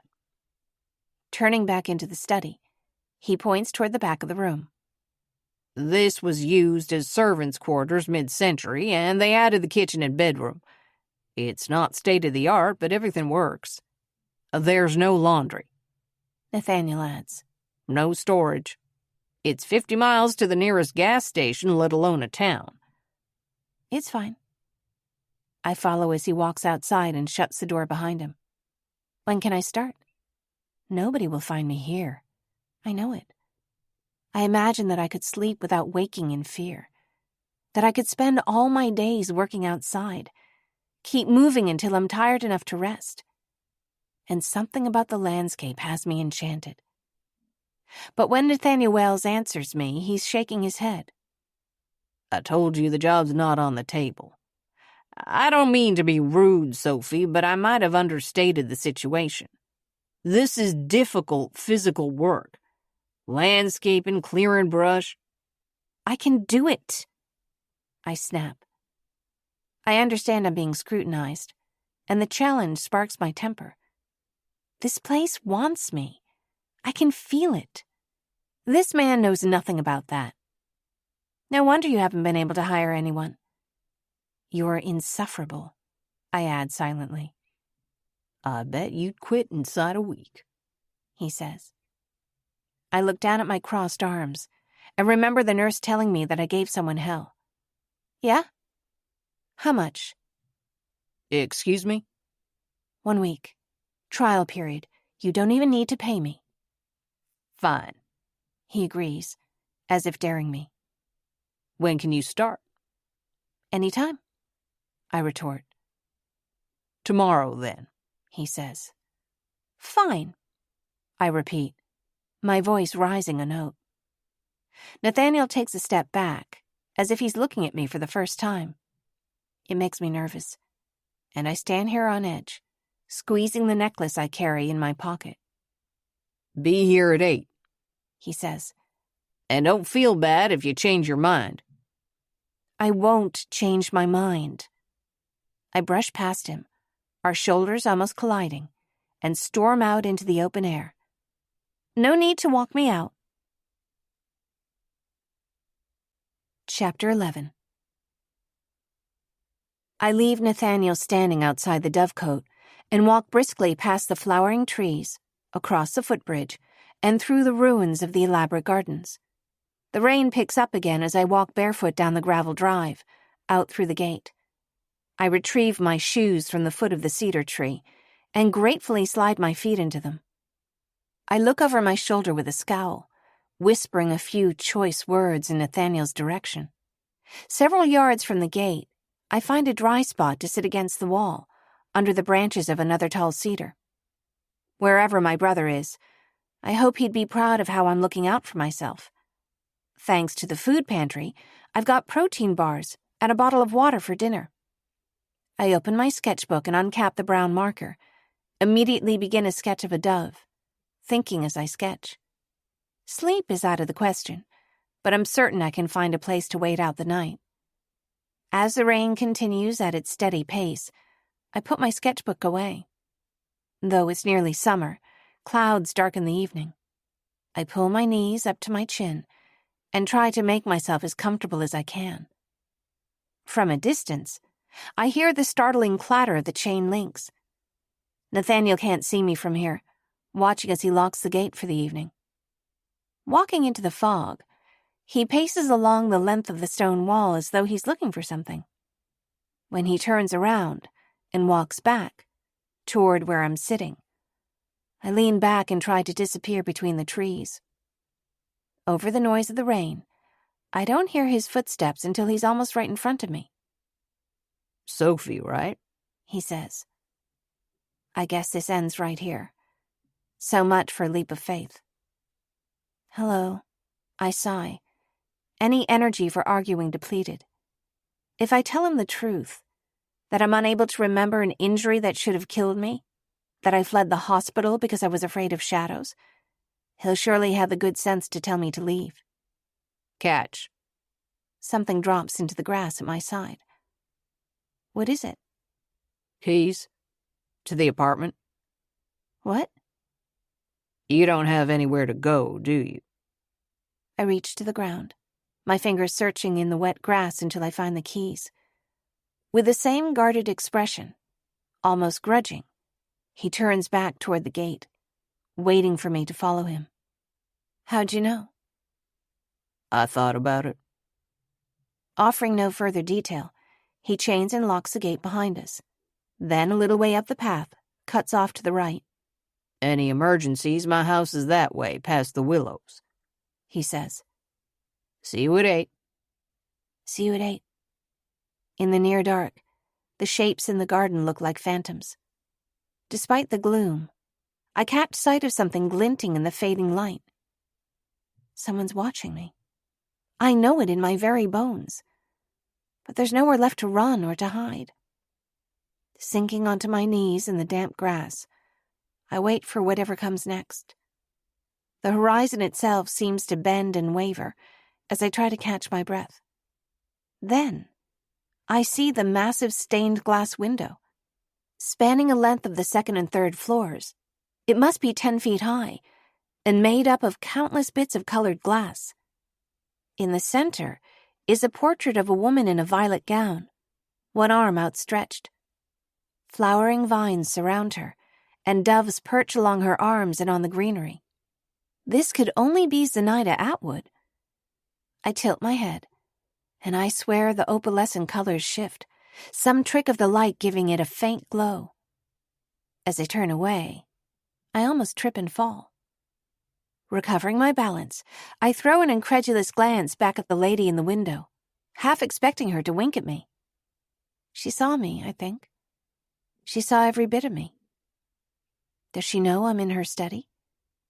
Does she mind? I tell myself that ghosts aren't real, that the world has enough fear in it without bringing the supernatural into the mix. I should know. As I unlock the apartment, a handful of birds takes flight from the nesting holes. Inside, the air is deliciously cool. I stand in the doorway and breathe in quietly. For the first time that I can remember, I'm standing in a place that, for now at least, is my own. Tracing my fingertips in the layers of dust, I admire the desk, imagining how beautiful it must have been once. I arrange my sketchbook and markers, nod a silent request for permission in the direction of the stained glass window, and take a seat.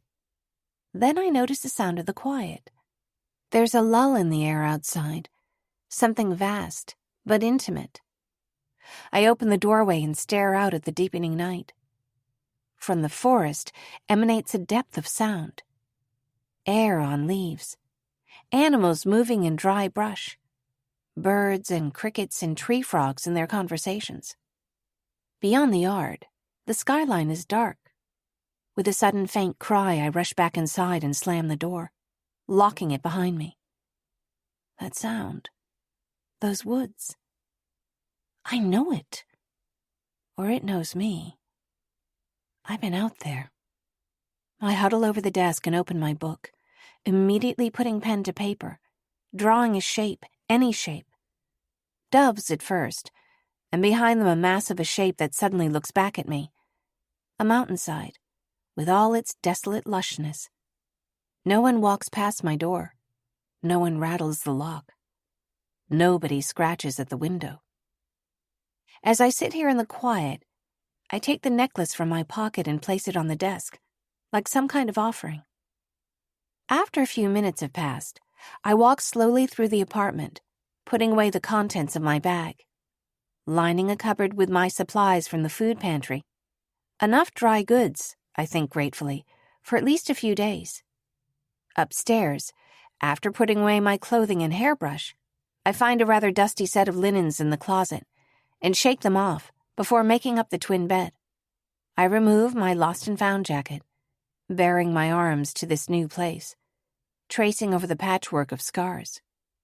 Detective Radford all but promised me, wherever you're from, it seems like nobody's looking for you. Though it isn't cold, I shiver, pulling the jacket back on. Despite what the detective said, I can't look at this skin without thinking that somebody wants me gone. Chapter 12. I wake with the sunrise, and though the analog clock on the wall reads 6:30, make up my mind to dress and go outside early. In contrast to the converted study, the bedroom built here into the dovecote is sparse and small. The walls are plaster, covering over the indents that would have allowed doves inside, though I find an occasional feather under my feet. There's only one window, and I cringe at the thought of the damage done to the stone exterior to put it there, though I'm grateful to be able to wake to the sunrise. Aside from the plain metal bed frame and a little table, the room is bare. I shower and run a brush through my hair, then dress, choosing a long-sleeved t-shirt that covers my arms.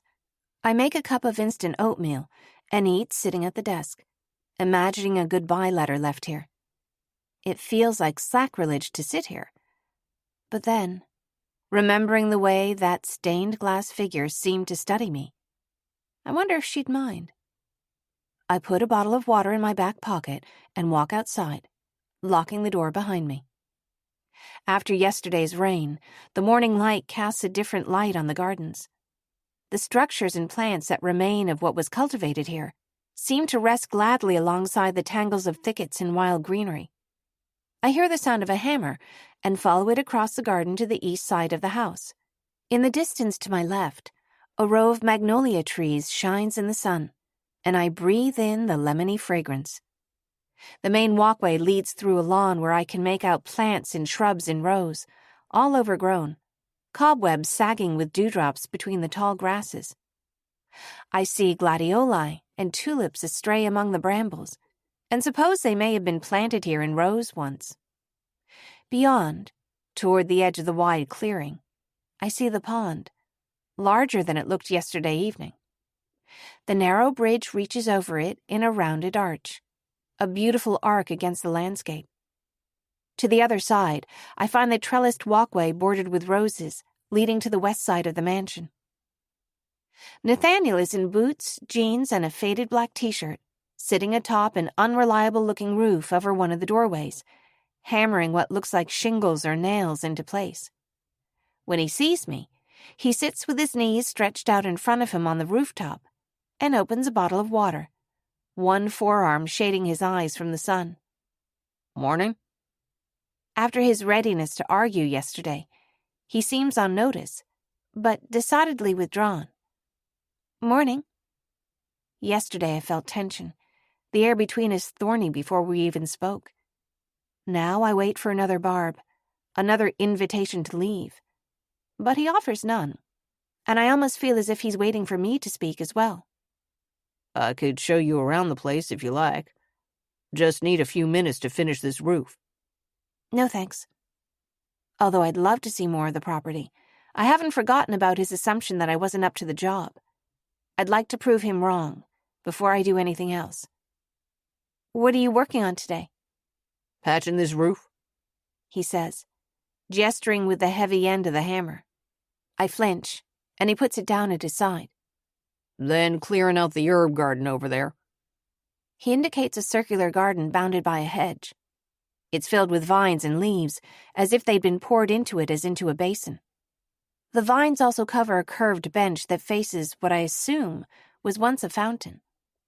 Among the vines, I can see the overgrown and thick-stemmed descendants of an herb garden.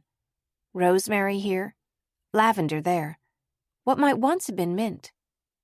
Nathaniel climbs down the roof on a ladder and follows me over, and I tense, remembering his words the previous afternoon. It's difficult work. I might have understated. This doesn't look difficult.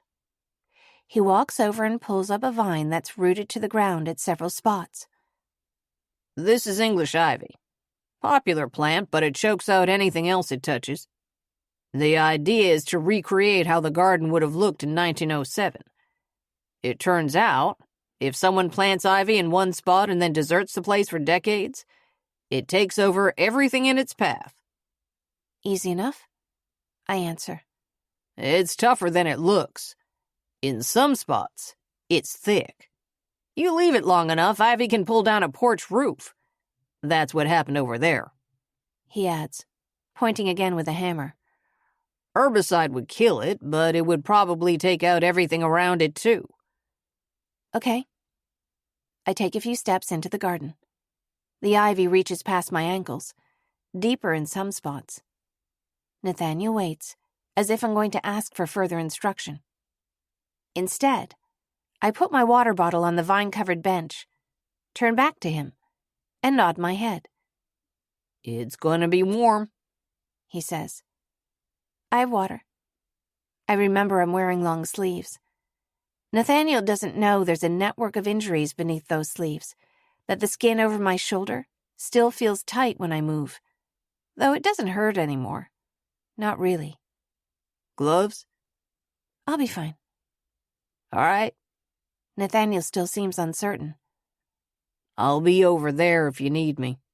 And finally, he leaves me alone. Chapter 13. Without a moment's hesitation, I walk to the fountain, which looks as if it might have been functional half a century ago. It stands in the middle of the circle.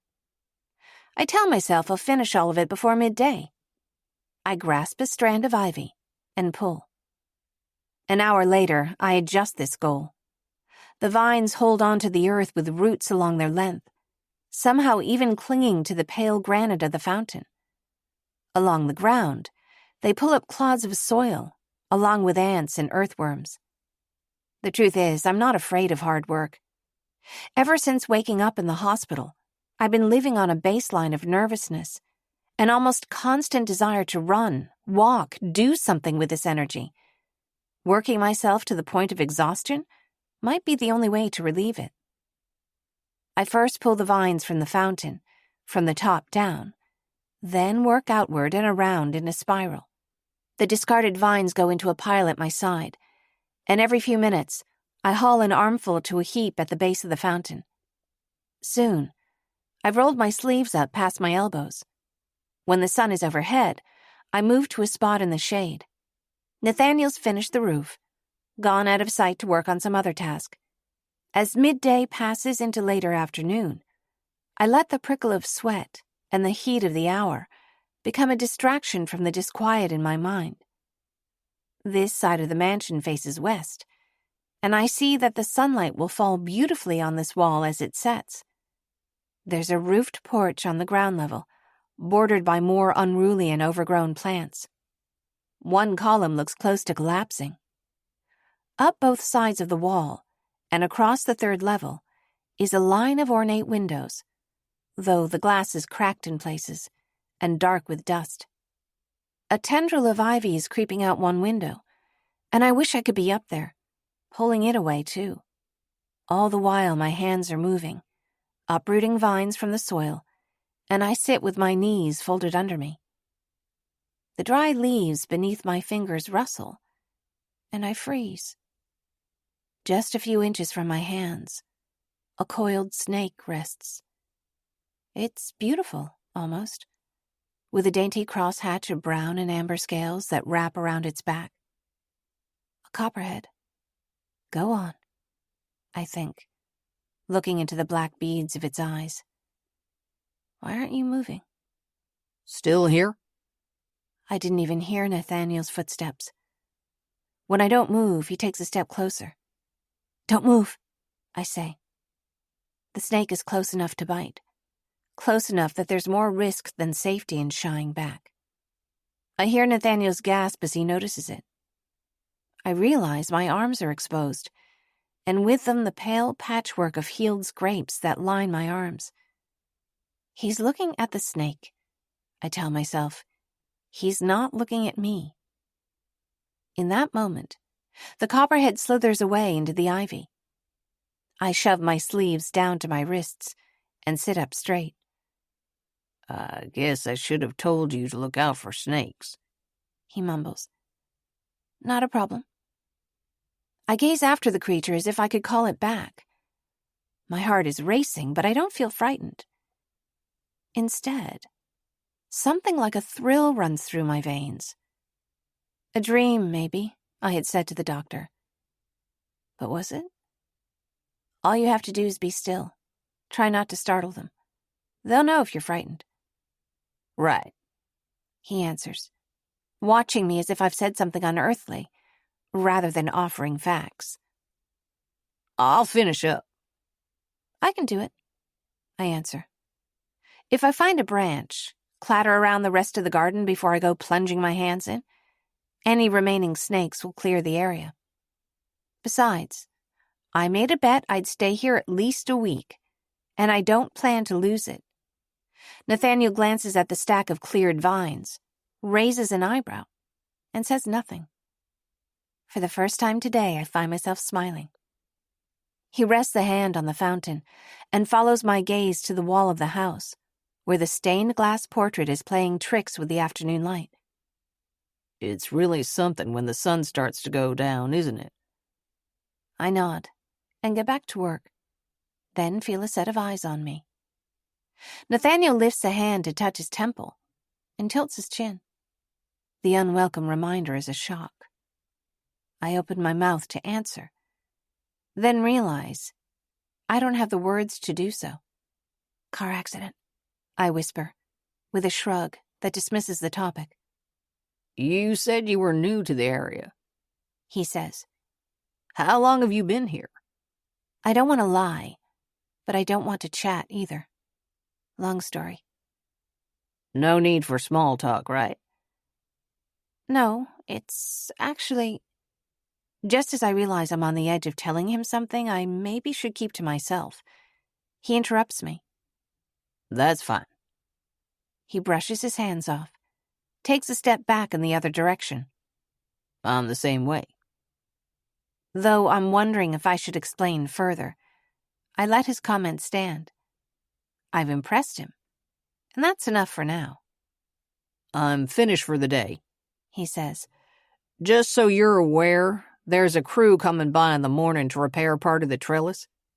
I open my water bottle and take a sip, nodding. And I'll probably drive into Hazel Bluff for groceries on Friday, so if you need to pick anything up, you can come along. Thanks. It's true that my food pantry supplies are going to run out at some point. I imagine I could also use this trip to check in with Detective Radford. Nathaniel's waiting for me to speak, and it doesn't escape me that this offer doubles as an excuse for me to pack up and leave. I'll go into town with you on Friday, I answer. If the detective has found any information on my brother, or, I suppose, on me, I'll be leaving. But I'm not sure how to explain this to him, so I change the subject. Same thing tomorrow?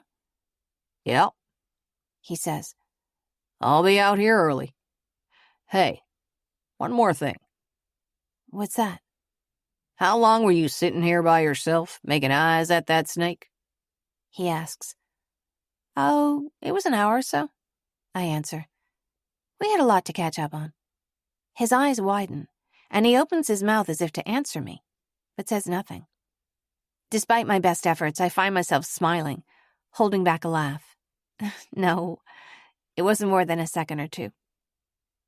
Just wondering, he answers, a hint of a smile tracing his mouth. See you tomorrow. For another hour, I stay outside, pulling at the vines. It's only because I want a reason to stay out until I see the full glow of the sunset on that window. As the time passes, I watch the ground for snakes, and it occurs to me to wonder why I know the first thing about a copperhead, or not to move too suddenly when it was watching me. My palms are stinging, and my limbs are sore, but there's a comfort about it, the mundanity of a blister from a day's work. I sit back and see that I've cleared almost a third of the herb garden. For my first day, I'm satisfied. As the sun begins to go down, I sit cross-legged on the ground and watch the colors change on the stained glass. Behind Zenaida's figure spans a gentle violet-blue mountain range, same as the landscape behind me, as though I'm sitting at the axis of a reflection in its original. They found your shoe, your jewelry, I think. Is the rest of her here somewhere, disintegrating into this strange landscape? Or did she disappear right into that other side of the glass? Mourning doves call, and it sounds like they're saying, "Go home, go home." I pick up my water bottle and walk toward the dovecote. Chapter 14. The doves continue to call late into the night. I'm half in a trance as I draw, and when I pause to think, I rest my hands on the worn wood grain of Zenaida Atwood's desk. I wonder what dreadful sadness she must have felt, that it could make her want to leave this beautiful place. Nathaniel said that nobody knew why Zenaida left, and, I recall, he didn't want to tell me what was in the letter she left behind. What makes anybody run away? Pointless question, I reflect. Everybody's got something to run from, or maybe toward. Suddenly, as if I'm watching a flower open, there's a sense of alignment, of a center point from which my fragments of memory unfold. My sudden anger when the detective said that nobody was looking for me. That memory of feeling unwanted. Holding my pen tightly, I see a blot of ink spreading from the felt tip. I remember running away as a child. I left no such note, no riddle behind. I wanted to disappear into the city just like my mother had, so that nobody could find me. No social workers or foster parents. I had run away from my first foster home, almost on a weekly basis, until they moved me to another family.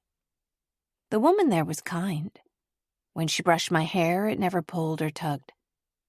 I ran away again just the same, every chance that I got. I remember that the kind woman found me huddled in a bus stop trying to get somewhere, I'm not sure. She brought me home, fed me dinner.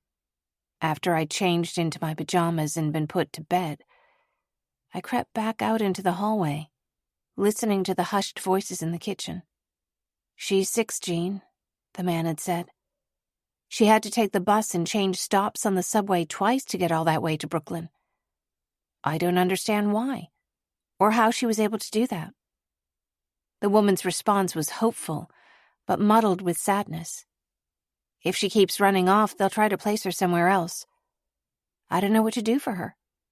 She's incredibly sweet, just... I remember that I lingered there, weighing two unknowns. When my brother and I were with our mom, there wasn't always food. It wasn't always warm in the apartment. But my brother was there, and I wasn't alone. His name comes back to me, too. Miles. I could say Miles before I could say Mom. I didn't know if I'd be able to find him when I ran away, or whether there would be hot meals and kind voices when I did. Even then, at 6, I knew the choice I'd make. The next day at school, I snuck away during lunchtime. The social worker decided to place me with another family. When I blink my eyes open, I'm still hunched over the desk. It's nearly 1 a.m. I'm resting my hands on the solid wood beneath me, as if a concrete sensation could ground me here, instead of in the past. Though finely made, the desk has not been repaired or refinished at all, and I trace its scratches and scars, savoring the texture. Just under the rim of the desk, I feel a deeper scratch than the rest and peer down to look.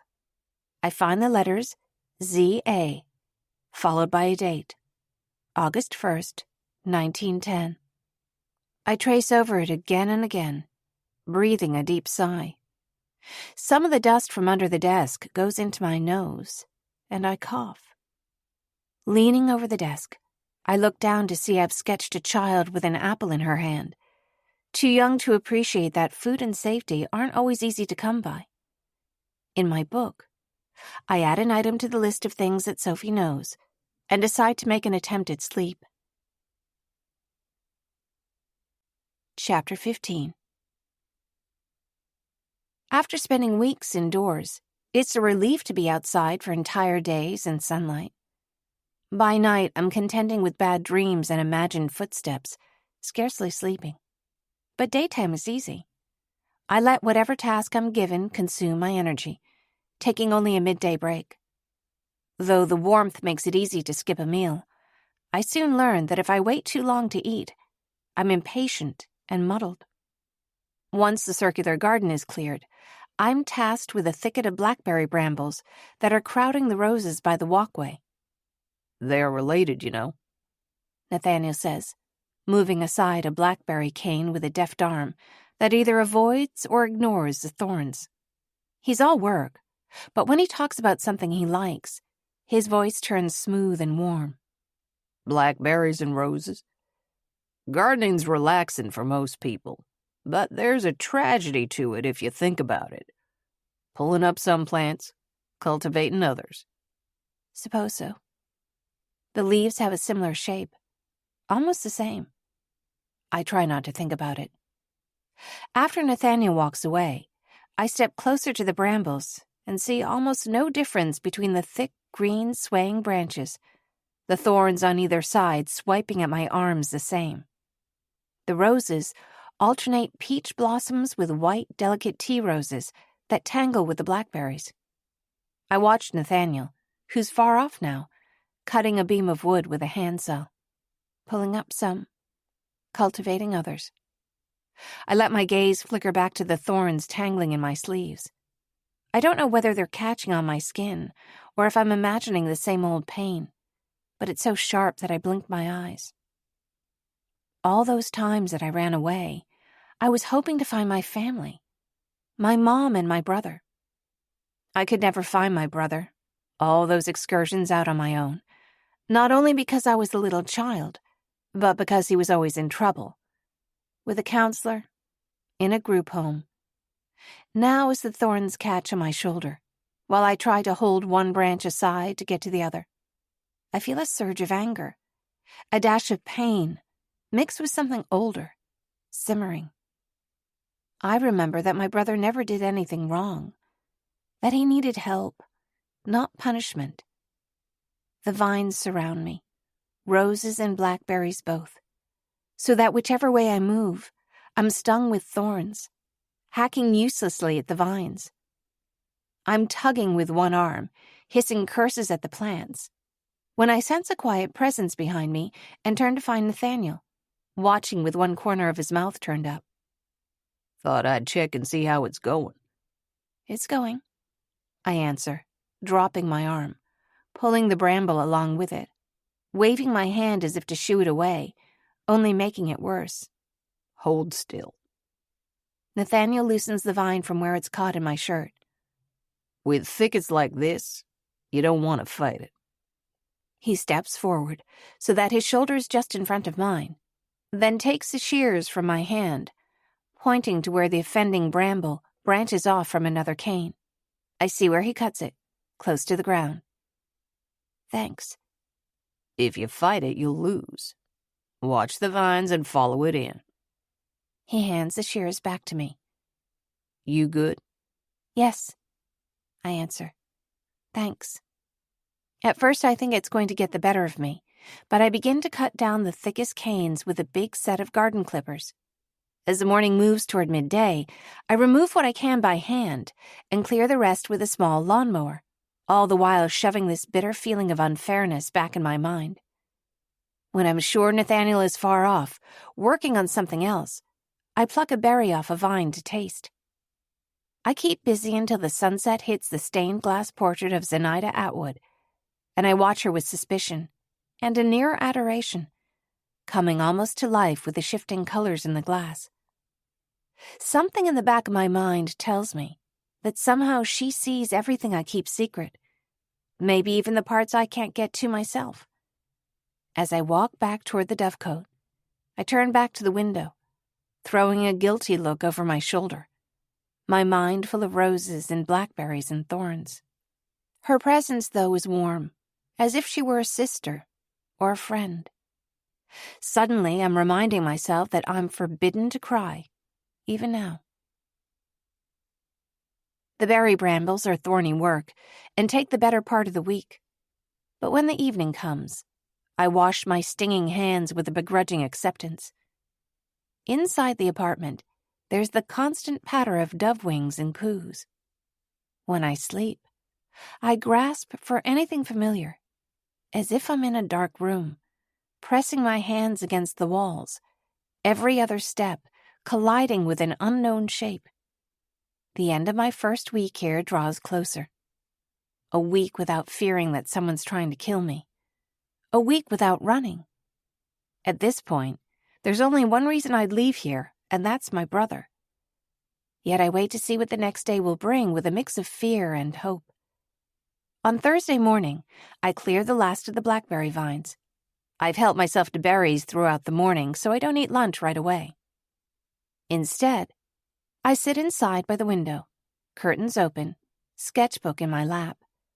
It's too warm today, even by my standards, and I've changed into a camisole. Before I find Nathaniel to ask for my next task, I'm planning to put on long sleeves. For now, I let my limbs rest, let the weight of my body sink against the chair. With a sparkling crash, the window breaks, with an impact that echoes against the wall to my left. Glass shards sprinkle over my arm and shoulder, and I duck on instinct. The chair tips forward, and I slide onto the floor, catching myself on my forearms. I open my eyes. Not a sound crosses my lips. As I draw a silent breath, I look from side to side. My heart beats loudly, but I'm searching for any noise or movement. Moments pass, and I see none. I'm trying to make myself small, to disappear against the stone floor. They've found me. Who's they? It feels like reaching for shadows. If I could, I'd grab this specter that crosses my mind, interrogate it.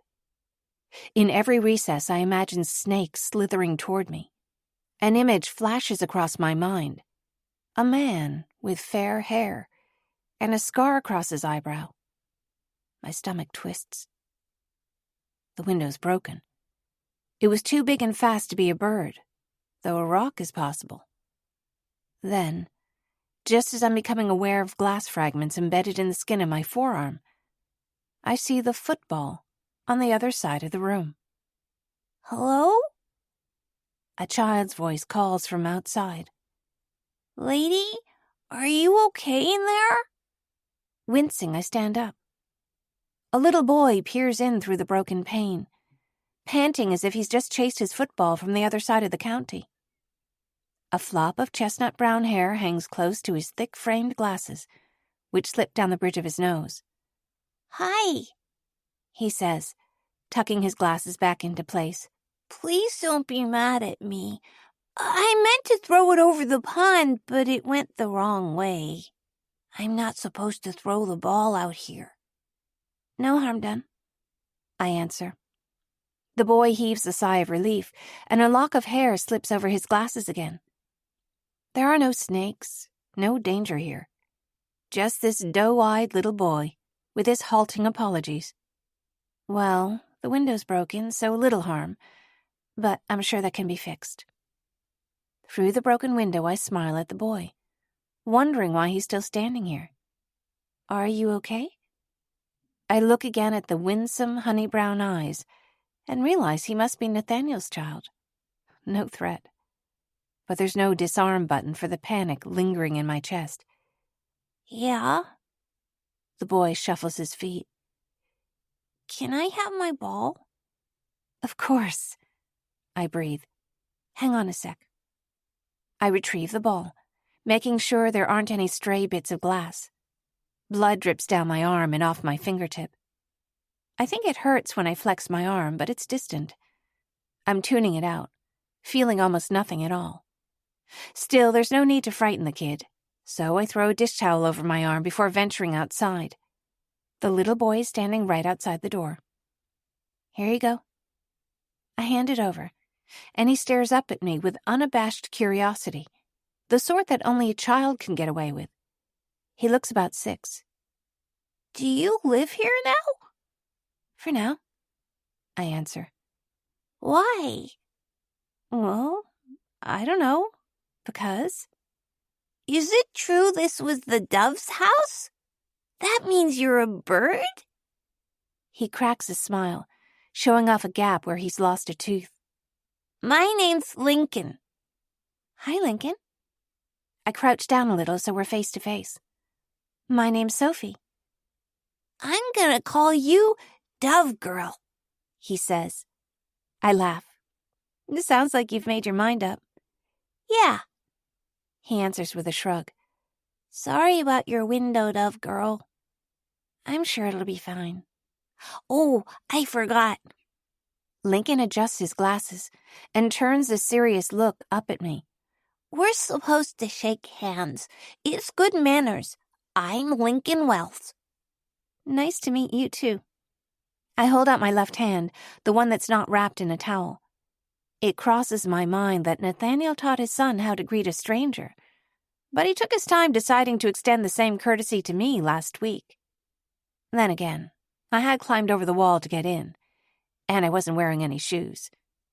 It seems entirely possible, though, that Lincoln picked up his good manners from someone else. Sophie? You got hurt. His eyes flicker up to mine and latch on. You said you were fine. Was it from the window? No, I laugh, waving his concern away with my free hand. Grown-ups get scratches all the time. You had to show my dad, He announces. He'll be mad that I broke the window. But if somebody gets hurt, you have to ask for help. Besides, he knows how to fix stuff. No, it's nothing, I insist, aiming for an officious adult inflection. Dad has a first aid kit. Lincoln leans closer, as if he's telling me a secret. It's so cool. Come on. Moving on to a new idea, he heaves the ball off in a random direction, and I wince again as he takes off running. Come on, he repeats. Exhaling a whine of annoyance, I follow him at a brisk walk. The last thing I want is for Nathaniel to think I need help. Or maybe the last thing I want is for him to see the healing scars along my right arm. If you look long enough, they seem like a deranged map. A map of places nobody would ever want to go, or even hear about. Deciding to turn back, I raise my voice to tell Lincoln that I've got too much work to do. But when I see him take off across the footbridge over the pond, I speed up a little. Hey, slow down, okay? My voice is more authoritative than I expected. He lingers on the bridge while I catch up, walking with him to the other end. You a good swimmer? Because you'd better be, racing along like that with barely a railing to catch you. I can't swim, Lincoln answers, then brightens up. Can you? Oh, The truth is, I've no idea. But before I can answer, he's on to the next subject. I'm a fast runner, though, and I don't fall. Well, not when my glasses stay on. I wonder now if the oversized glasses had anything to do with his football flying in the wrong direction. Beneath the bridge, the water is murky, greenish dark. Once we're on land, Lincoln takes off again at full speed, and I power walk after him, past the west end of the grounds. A walkway leads through an opening in a flowering hedge, and beyond there, I see the caretaker's house. The yellow farmhouse is unadorned, but freshly painted. Dad! Lincoln shouts with a startling volume. Dad, come outside! I start to follow him to the door, but he stops me, pointing to the paved driveway under our feet.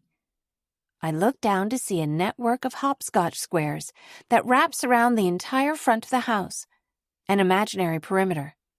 This is a gate. You can't walk through it, Lincoln says. You have to follow the steps if you want to get in. He lowers his voice, and his eyes widen behind his glasses. It keeps the dragons out. Their feet are too big for the hopscotch squares. He scatters a handful of pebbles, then speedily jumps from square to square, the soles of his sneakers scuffing on the pavement. There! Eyes twinkling, he looks at me hopefully. Hurry! Dragons! With a sigh, I obey, jumping on one foot, trying to hold my balance while I clutch the dish towel against my right arm. Lincoln cheers, and I feel the slightest bit less foolish, until the front door swings open, and I freeze, right where I stand, feeling more foolish than I even thought was possible. Chapter 16. As Nathaniel takes a step outside, his eyes sweeping across the front yard, I plant both feet on the ground. Lincoln stammers, almost as if he's afraid to disappoint his father. Nothing's wrong, I announce, before he can ask. Football accident. The window at the apartment broke. Your son asked me to come with him to tell you. I realize then that it's more than hopscotch and my disheveled appearance out of place here. I'm a stranger, standing in his front yard, playing with his kid. What happened, Lincoln? Nathaniel walks directly down the yard, placing himself in between me and the little boy. She got hurt, Lincoln says. It was my fault. My ball went through the window. He holds his glasses in place with both hands. I threw it and it spun the wrong way. You know we don't throw balls near the house, right? It could have happened to anyone, I murmur. Footballs are famously unpredictable. You never know what they're going to do. A smile plays at Lincoln's mouth, so I keep it up. And this football clearly went rogue. So the window broke, huh? Nathaniel asks the boy, as if I haven't said a word. I'm afraid he's going to scold him. But the man who kneels to eye level with the child, brushing the hair out of his eyes, is almost unrecognizable. Are you okay, buddy? Yes. See? I'm fine. Lincoln holds out his arms for inspection and turns in a circle. I get the sense that he's done this before.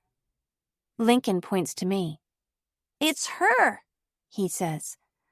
I think she fell over on the glass. I told her you're good at fixing stuff, though. You're not mad, are you? Of course I'm not mad. We can fix windows. Nathaniel touches Lincoln's glasses. These still too big for you? He asks. I thought Mom was going to get you another pair. She did, the boy answers. I left them at home. I make a note that to Lincoln, somewhere else is home. Let's go out this afternoon, then, Nathaniel says. We'll get you a pair to keep here. Windows fix, okay? What if your glasses slipped and you fell? His eyes track toward the pond, and I see what he's thinking. See that he doesn't want to say it out loud. I don't want to go to the glasses store, Lincoln sighs. How about a movie after? Nathaniel suggests. Yeah! Lincoln punches at the air and grins, scampers toward the house. I'm left stammering as Nathaniel approaches me. Two of the panes broke. I cross my arms and speak in a matter-of-fact tone. I don't think you'll need to replace the whole window. He stands an arm's length away and looks at me as if he's waiting for something. I cleared out all the blackberries, so if you'll remind me of what was next on the list, I'll get out of here. So what happened? Lincoln said you fell? He asks. I try to laugh off a shock of embarrassment. I was sitting by the window when the ball came in. Ducked so fast I tipped the chair. Sorry. He holds out a hand. Let me see. It's fine. I shrug my shoulders inward, feeling the healed cut down the middle of my chest. It makes me cold with fear to stand this close to anybody. I'm turning to leave, but then I notice the change in his expression. His chin lowers, his brow softens, as if something in my direction warranted a second look. When he extends his hand again, palm up, I inch forward and reluctantly unwrap the dish towel. Bend your arm, he says. I do, and feeling a twinge, squeeze my lips together, breathing out through my nose. Hurts? No. Yeah, it did. He casts a look my way that's more confused than anything else. It's a piece of glass. You can come inside and wash it. No thanks, I interrupt. If you want. Nathaniel pauses. He's only offering, and I realize I'm bordering on making this worse. I'd rather take this piece of glass in my arm with me than stand here in front of him. But I can see that it's going to make more of a scene to refuse any help. Okay. I follow him up the steps, gritting my teeth. The door opens into a foyer. There's a dining room to the right, a living room to the left. We walk through the dining room, and in the hallway that adjoins the kitchen, Nathaniel opens a large china cabinet, taller than I am. Each shelf is lined with supplies, too many to name, though I see a row of disinfectants: iodine, hydrogen peroxide, isopropyl, chlorhexidine, an assortment of bandages and plasters and gauze, sterile scissors in plastic wrappers, surgical tape. Lincoln mentioned you had a first aid kit. I don't need to voice the next half of that thought. Yeah, well, we're far from everything out here. He turns a furtive glance at me over his shoulder, then away. It's good to be prepared. Right, I say, as if it's anything but strange. He scans the shelves, plucks out a few items. That's a good point. I was in the military when I was younger, he says, still shuffling items in the cabinet. I guess if you see enough injuries you can't fix, It makes you want to be ready for the ones you can. Makes sense, Anyway, Lincoln's nearsighted. he says. Very nearsighted. But the doctors don't want to prescribe contact lenses until he's 8, so we've got a couple of years left with glasses. I realize he's changing the subject, so, feeling just a hint of empathy, I follow along. It must be tough keeping up with the right size, I say, while they're growing so fast. Nathaniel agrees with a curt nod of his chin and turns into the kitchen. With spotless countertops and appliances, it has the look of a place that's usually very clean, but that has acquired some sudden clutter, in the form of a lunchbox and children's toys scattered here and there. Nathaniel sees that the freezer door is ajar, pushing it shut with his foot. "Hey, Lincoln," he calls, the deep volume of his voice startling me. "You been in the freezer?" Maybe? Lincoln shouts back, his voice sounding from upstairs. "If you eat up the ice cream, you won't have any for after dinner," Nathaniel calls back. He tilts his head, indicating for me to stand by the sink next to him. "He's only here twice a month," he says. "I try to make it fun. Terrible parenting, right? Ice cream before dinner?" He laughs, but I sense somehow that it isn't a joke. I can think of worse things, I offer, wondering if my mother would have let me eat ice cream before dinner. "Yeah?" Nathaniel mutters, as if he almost expects me to challenge him. He pauses for a moment, and I see his thoughts reaching in several directions. Upstairs toward his son, the first aid cabinet, my unlikely presence. And then he seems to shrug it off, the hard line of his brows settling just a bit. "Me too," he says. "I guess." He turns on the tap and dampens a paper towel. I take it from him, blot the cut off, then hold my arm under the running water. Nathaniel hands me a disinfectant, then another paper towel. I pat it dry, gritting my teeth again when I feel the bit of glass that's still there. He unwraps a sterile set of tweezers and hands them over. "It's a pretty clean cut," he observes, reaching to turn off the water. I exhale, closing my eyes in a long blink, remembering my shoulders are exposed, showing the healing marks across my right side. I feel like there's a rock lodged in my throat. I pluck clumsily at the loose skin with my left hand. Maybe it hurts. I don't know. "You want a hand?" he asks. I pass the tweezers over, quickly, noting that my hand shakes just a little, and stand still as he turns my arm in his hand. Something about the set of Nathaniel's expression softens when he focuses. He's younger than I had first guessed, even close to my age. Holding the tweezers, he draws close. Then, it's gone. I watch patiently as he rinses my arm under the tap, as if I'm standing across the room, not right here next to him. "There you go." He covers it with clean gauze. "Cover it until the bleeding stops, but take the bandage off when you sleep. It'll heal better if it can breathe." Thanks, I answer.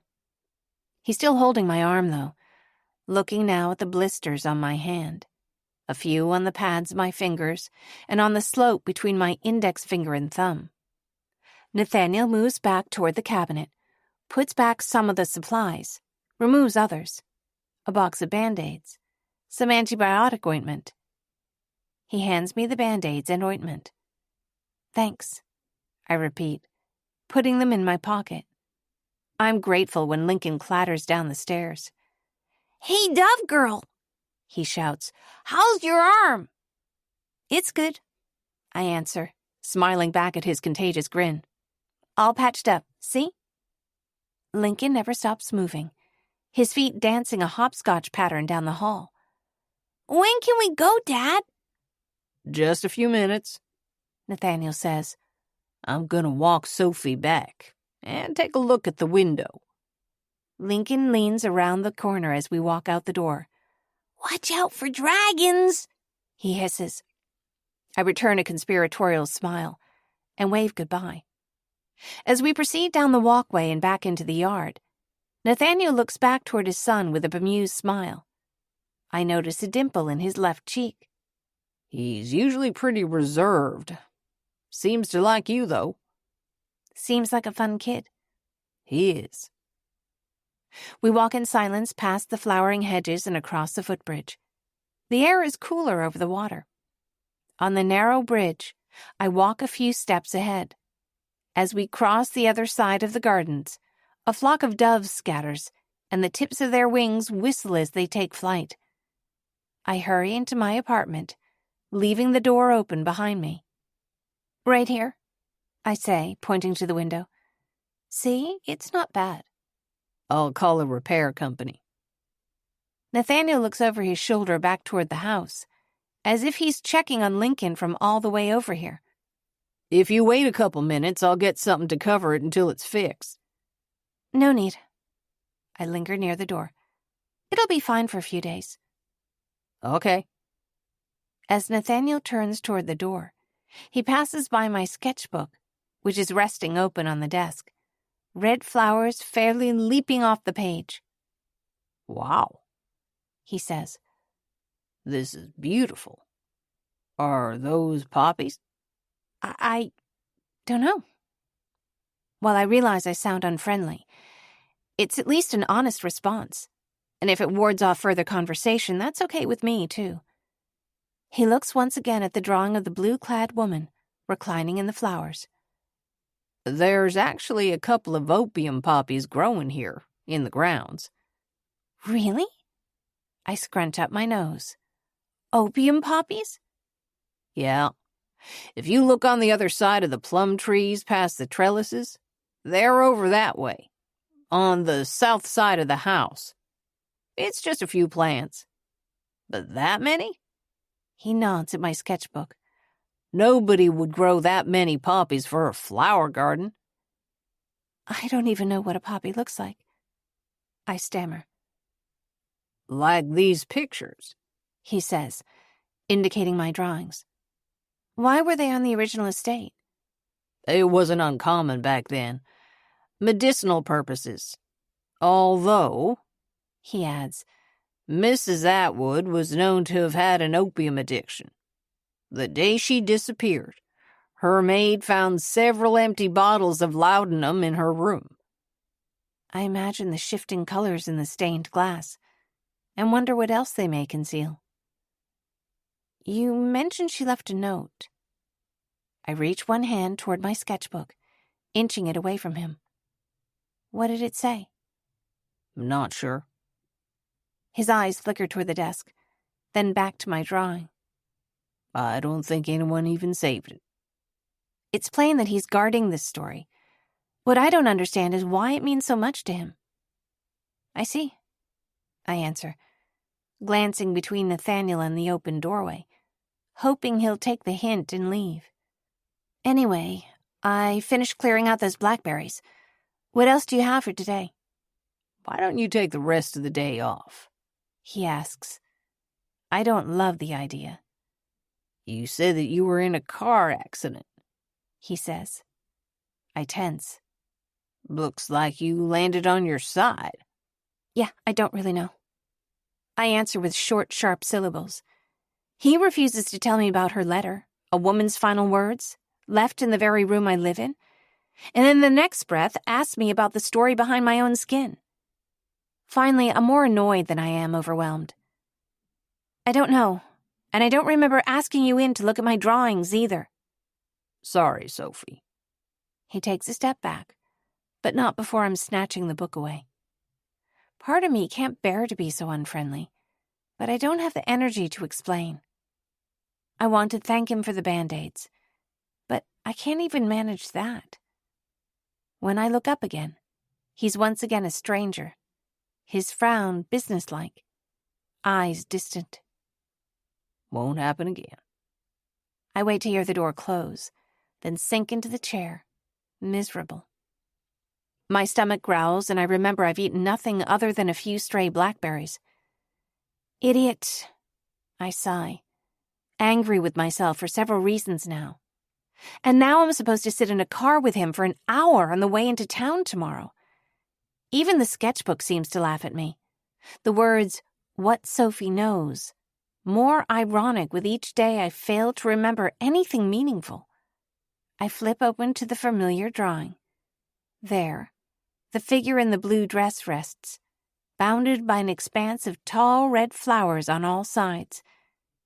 If they're really poppies, it's enough to put someone to sleep forever. Chapter 17. Despite instructions to take the afternoon off, I know I can't sit still until I'm properly tired out. I eat a small lunch and return to the blackberry patch, where I stab at the dirt with a spade, digging out the last bits of stubborn root. After a few hours, I walk to the little row of flowering plum trees, buzzing with honeybees, and then past a row of foxglove. It takes a few minutes, but I find it. The flowers from my vision, leaning this way and that, caught on a breeze I can barely detect. There are only a few blossoms, but I sink to my knees as if on instinct, and rest my hands on the ground. Here, they're almost eye level with me, shimmering red, with a kiss of black in the center. I wonder what it would feel like to float in an ocean of them, an entire field. Nobody would grow that many poppies for a flower garden. One of the red blossoms is fading. The petals are delicate, and when they start to wilt, it's already almost over. I watch the poppies in front of me and imagine in a series of images almost like a film reel, the process that begins when they wilt. The petals fall back to expose a pale seed pod. I can almost see a woman who stands next to me, a willowy figure with a long dark braid. Her graceful hands score the pods with a little blade, leaving a strange sap that darkens as it dries. It looks like blood. I blink my eyes. Some kind of fever dream. Pure hallucination. It has to be. And yet, I see that woman so clearly. I almost feel as though she could have been my sister. The sun is setting, so I begin the walk back to the apartment. As I pass through the west yard, I feel eyes on my back. Turn on my heel and hold back a shout, a dare. If you know me, come and get me. My eyes land on the stained glass again, and I feel certain Zenaida Atwood is watching me with a narrowed eye. That's all it was, of course. The eerie figure on the side of the house, shining from the corner of my eye. I want to throw my hands up, to ask her what she's looking at, but it seems that she already knows. I imagine a ring at the bottom of a pool, scattered bones throughout a forest. I study the figure in the glass and wish I could touch her, caress her like those arms of ivy that adorn the window. Why did you do it? What happened? As the sun slips below the trees, I hurry inside, locking the door as if the window isn't broken to invite the night in. This is one of the nights that I only go to bed because I know morning will come early. I toss and turn. My arm is warm under the gauze, and I imagine not bandages, but armor. It seems that other people are a danger even when they're not.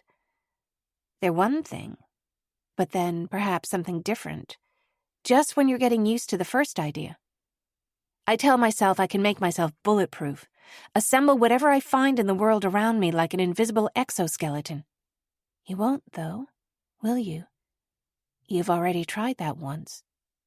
The voice that I hear is gentle, and I look up to see a soft-limbed, ethereal figure, with doves perched on her shoulders.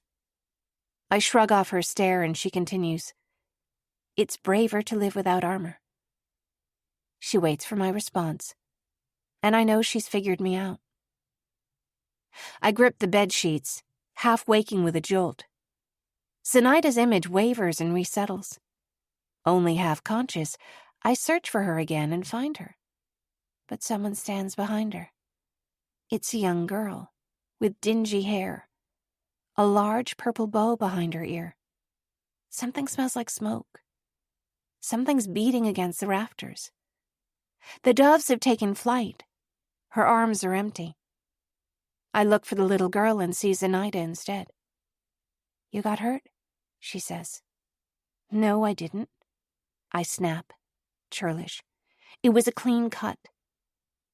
What happened to you was not a clean cut. You don't know what happened to me, I mumble. It will heal better if it can breathe, she hums, dissipating into light. As I sit up in bed, gasping for air, I hear the whisper of the sheets around me, and maybe, just maybe, something else. It's a gentle sound that flutters away into the dark. I sweep the hair off my face and touch my arm, where, sure enough, I've forgotten to take the bandage off.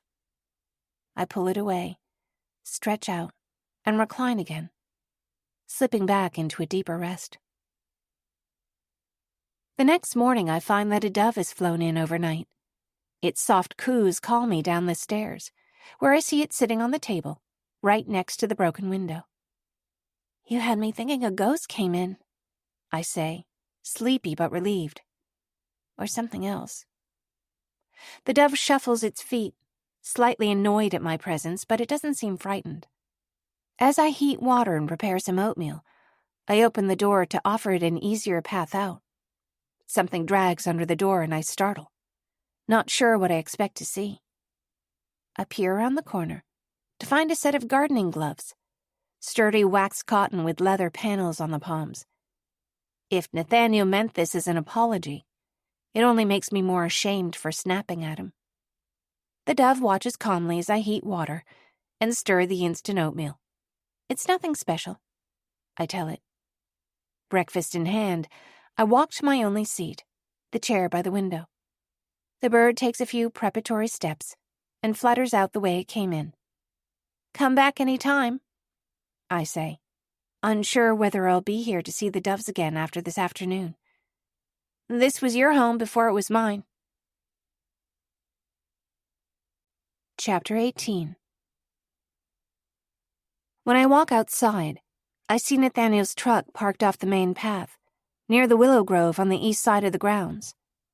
I walk over to meet him, my discomfort at yesterday's awkwardness soon overshadowed by my awe at yet another corner of this place that has until now escaped my notice. A semicircle of weeping willows shelters a shallow pool, made of stone, their draping leaves forming a curtain across the water. There's a set of stairs built into the stone, walking 3 steps down to the base of the pool. There are a few inches of water in there now, clogged with leaves and muck. But the steps bring an image of dinner guests removing their shoes to cool their feet in the water. Around the edges of the pool is a border of freshly tilled soil, and I see as I approach that Nathaniel is unloading plants from the bed of the truck. I approach, holding up my gloved hands in greeting. Thank you, I whisper, almost just mouthing the words. He nods, expressionless. These are larkspur, he says, indicating the taller flowers, big spikes of blue, then points to the smaller ones. lily of the valley. That one, though, I already know. Plant the larkspur on the inside of the border, closer to the pond. The lily of the valley's on the outer edge. I nod my head in answer, pick up 2 large flower pots, one in either arm, and then go back to pick up a hand trowel. I walk to the far opposite end of the pool to start planting, and each time Nathaniel finishes a row and moves down, I hurry to catch up, working in the opposite direction. I'm making good progress until I slip, dropping my trowel into the water. It disappears under the surface with a trail of tiny green bubbles. Ugh, I sigh.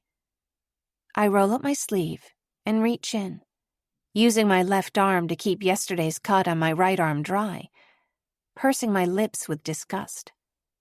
It feels more like a mud puddle than water, and the green pond scum on the surface drags.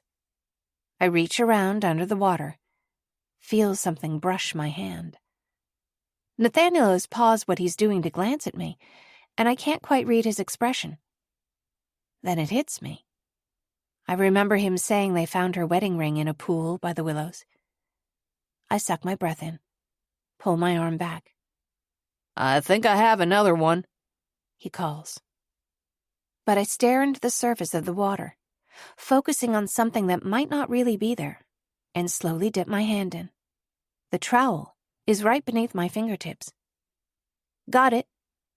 As I sit up on my knees to resume planting, the surface of the water stills, and I feel almost that it's watching me, that I ought to thank it.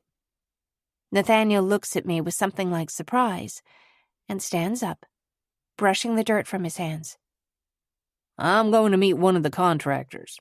It should take an hour or so. I'll finish up here. I'm driving into town after that. He reaches a hand back, straightens his hair. I know what he's not saying. It's been a week. For some reason, I feel as though whoever brings it up first loses. Come along if you want. I put a week's pay under your door.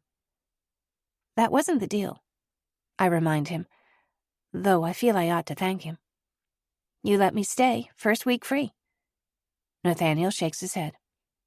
Wasn't a fair deal. I shouldn't have agreed to it, he says. Anyway, week's up. Leave if you want. Stay if you want. Either way, I'm going in a couple hours. Okay. He watches me a moment longer before turning away, and I know he's waiting for my answer. But I don't have one yet. The drive into Hazel Bluff is long and quiet. I squeeze against the passenger side door, looking out the window. I'm pretending to be at ease, though I sneak a glance at him every few minutes. He's blank-faced, staring out the windshield, one elbow propped on the open window. When we finally make it downtown, he parks on a side street. Meet back here in 2 hours? He asks. I've got a couple errands. Me too, I answer. I'll see you then. When Nathaniel has walked out of sight, I turn toward the police station, heart pattering with hope that I'll learn something meaningful. It occurs to me that if I leave, I'll never learn what happened to Zenaida Atwood. Why she swallowed all that laudanum and walked away to die somewhere, leaving pieces of herself behind. Then again, I think of my brother, what I know of him. Someone who was always there when I needed him. Someone who would never have let this happen to me. That's all I need to know. It's a short walk to the station, and when I walk in, the secretary seems to remember me. Heard you left the hospital. Yes, I admit, then continue without offering any further explanation. Is Detective Radford available? She picks up the phone and dials, then murmurs quietly for a few seconds. When she hangs up the phone, her expression seems a bit different.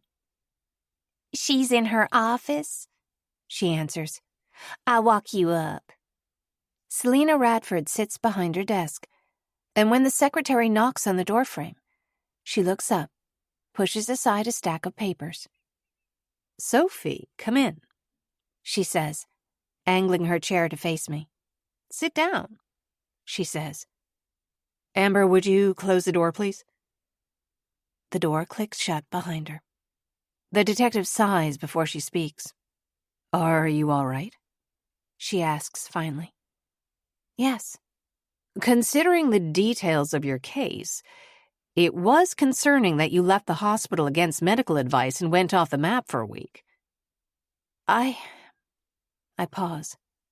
She's spoken the words so cleanly, with such precision, that it takes me a moment to realize she's telling me that she was worried. I'm sorry. I begin to tell her about the flower delivery, about the feeling I've had of always being watched, but the words sound crazy even before I consider speaking them. A bouquet of flowers for a patient who's been in the hospital long enough to get to know the staff is hardly a suspicious gesture. You were feeling... I was feeling a bit cooped up, I guess. Erratic behavior concerns me. She reaches into a drawer at her side for a folder before she looks up to face me again. But I'm not your doctor. You have a place to stay?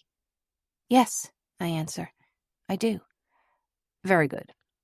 So, Holding a pen, she opens her notebook to a new page and scratches a few words.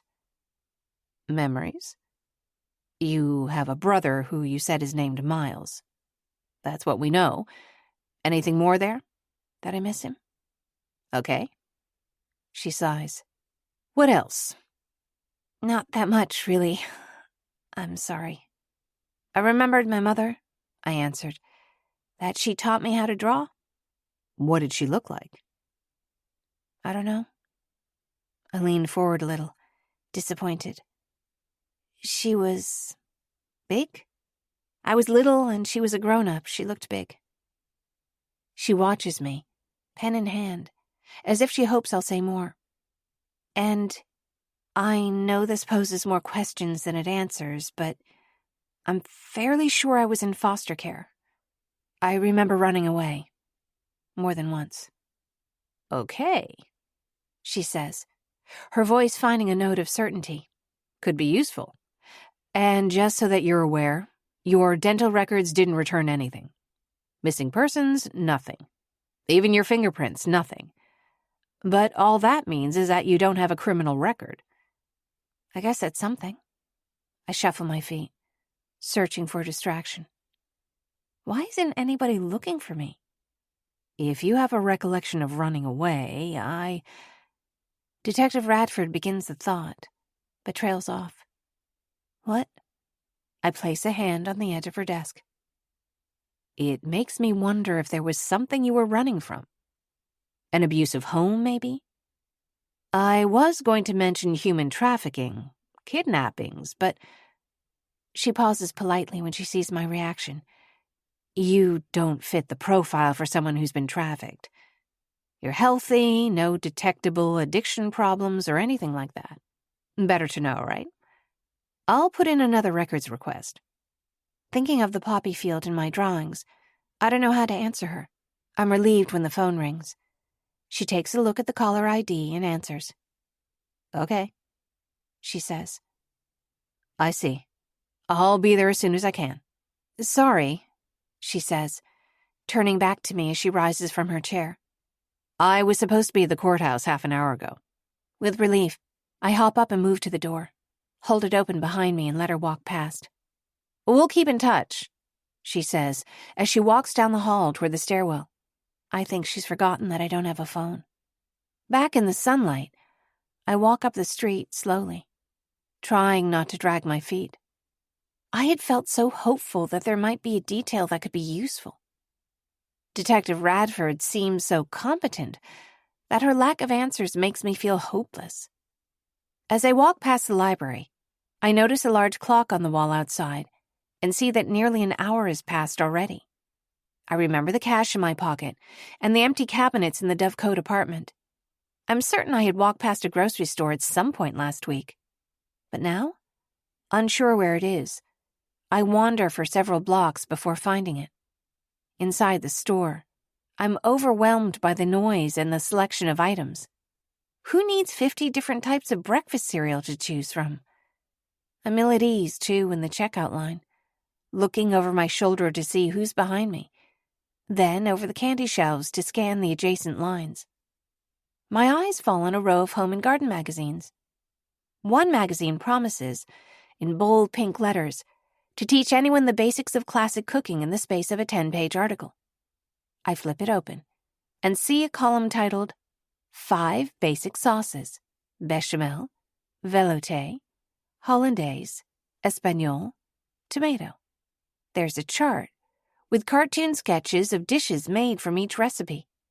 Bechamel has lines pointing to potatoes au gratin, lasagna, macaroni and cheese. I glance over my shopping cart and wonder what it would be like to cook something besides instant oatmeal and canned soup. Suddenly, I'm next up, and I drop the magazine on the checkout belt with the rest of my items. When I reach in my pocket for money, my fist closes on the necklace first. My hand trembles as I pay and take the receipt. I planned poorly. It's a long walk back to the truck, and I'm not sure what time it is. It occurs to me as I'm walking that I never told Nathaniel whether I'd chosen to stay or not. Particularly now, as late as it is, it would likely appear I'd just decided not to come back, taken my 1 week's pay and moved on. My heart's sinking as I walk, arms full of grocery bags that I constantly readjust. As I pass the library again, I check the clock to see that it's been nearly 3 hours. I can't remember the name of the street we parked on, and I walk down Main, looking up each side street, even though I know I'd look just as lost as I am to anyone who's watching me. Finally, on what seems like the 100th cross street, I see a black pickup. I turn and approach it, unsure whether it's the right one. When I see Nathaniel sitting in the driver's seat, I catch his eye, and I could swear he smiles. I know I do.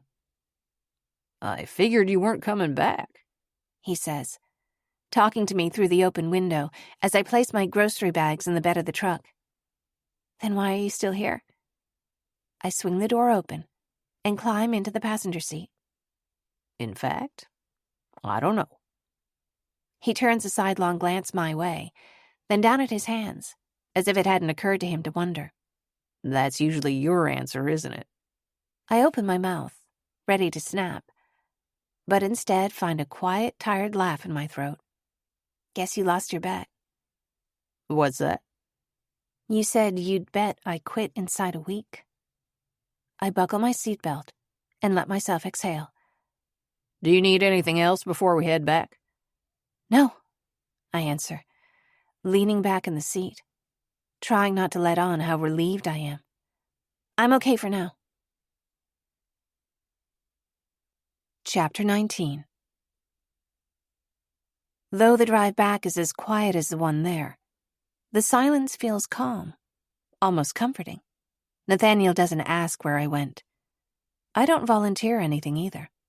Once or twice, watching the gold afternoon light on the blue-tinged mountaintops, I nearly drift off to sleep. I squeeze the necklace in my pocket to stay awake. Though the strange charm carries an unidentifiable foreboding, I can't help but keep it with me.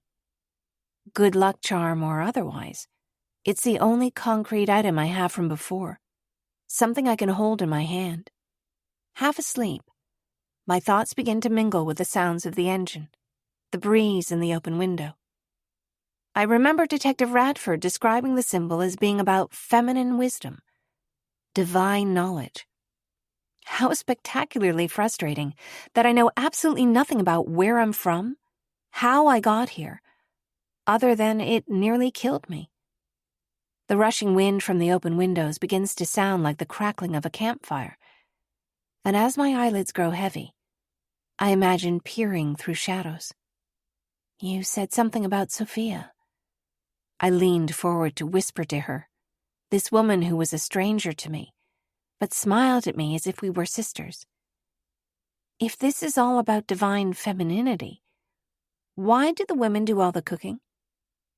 You've misunderstood. Women are cherished, she answered. The world's dangerous for everyone, but for women and little ones especially. You've been through enough to agree. She slipped her collar just to the side, revealing a tattoo, a symbol I'd never seen before. There were other voices that began to chime in. Femininity is wisdom.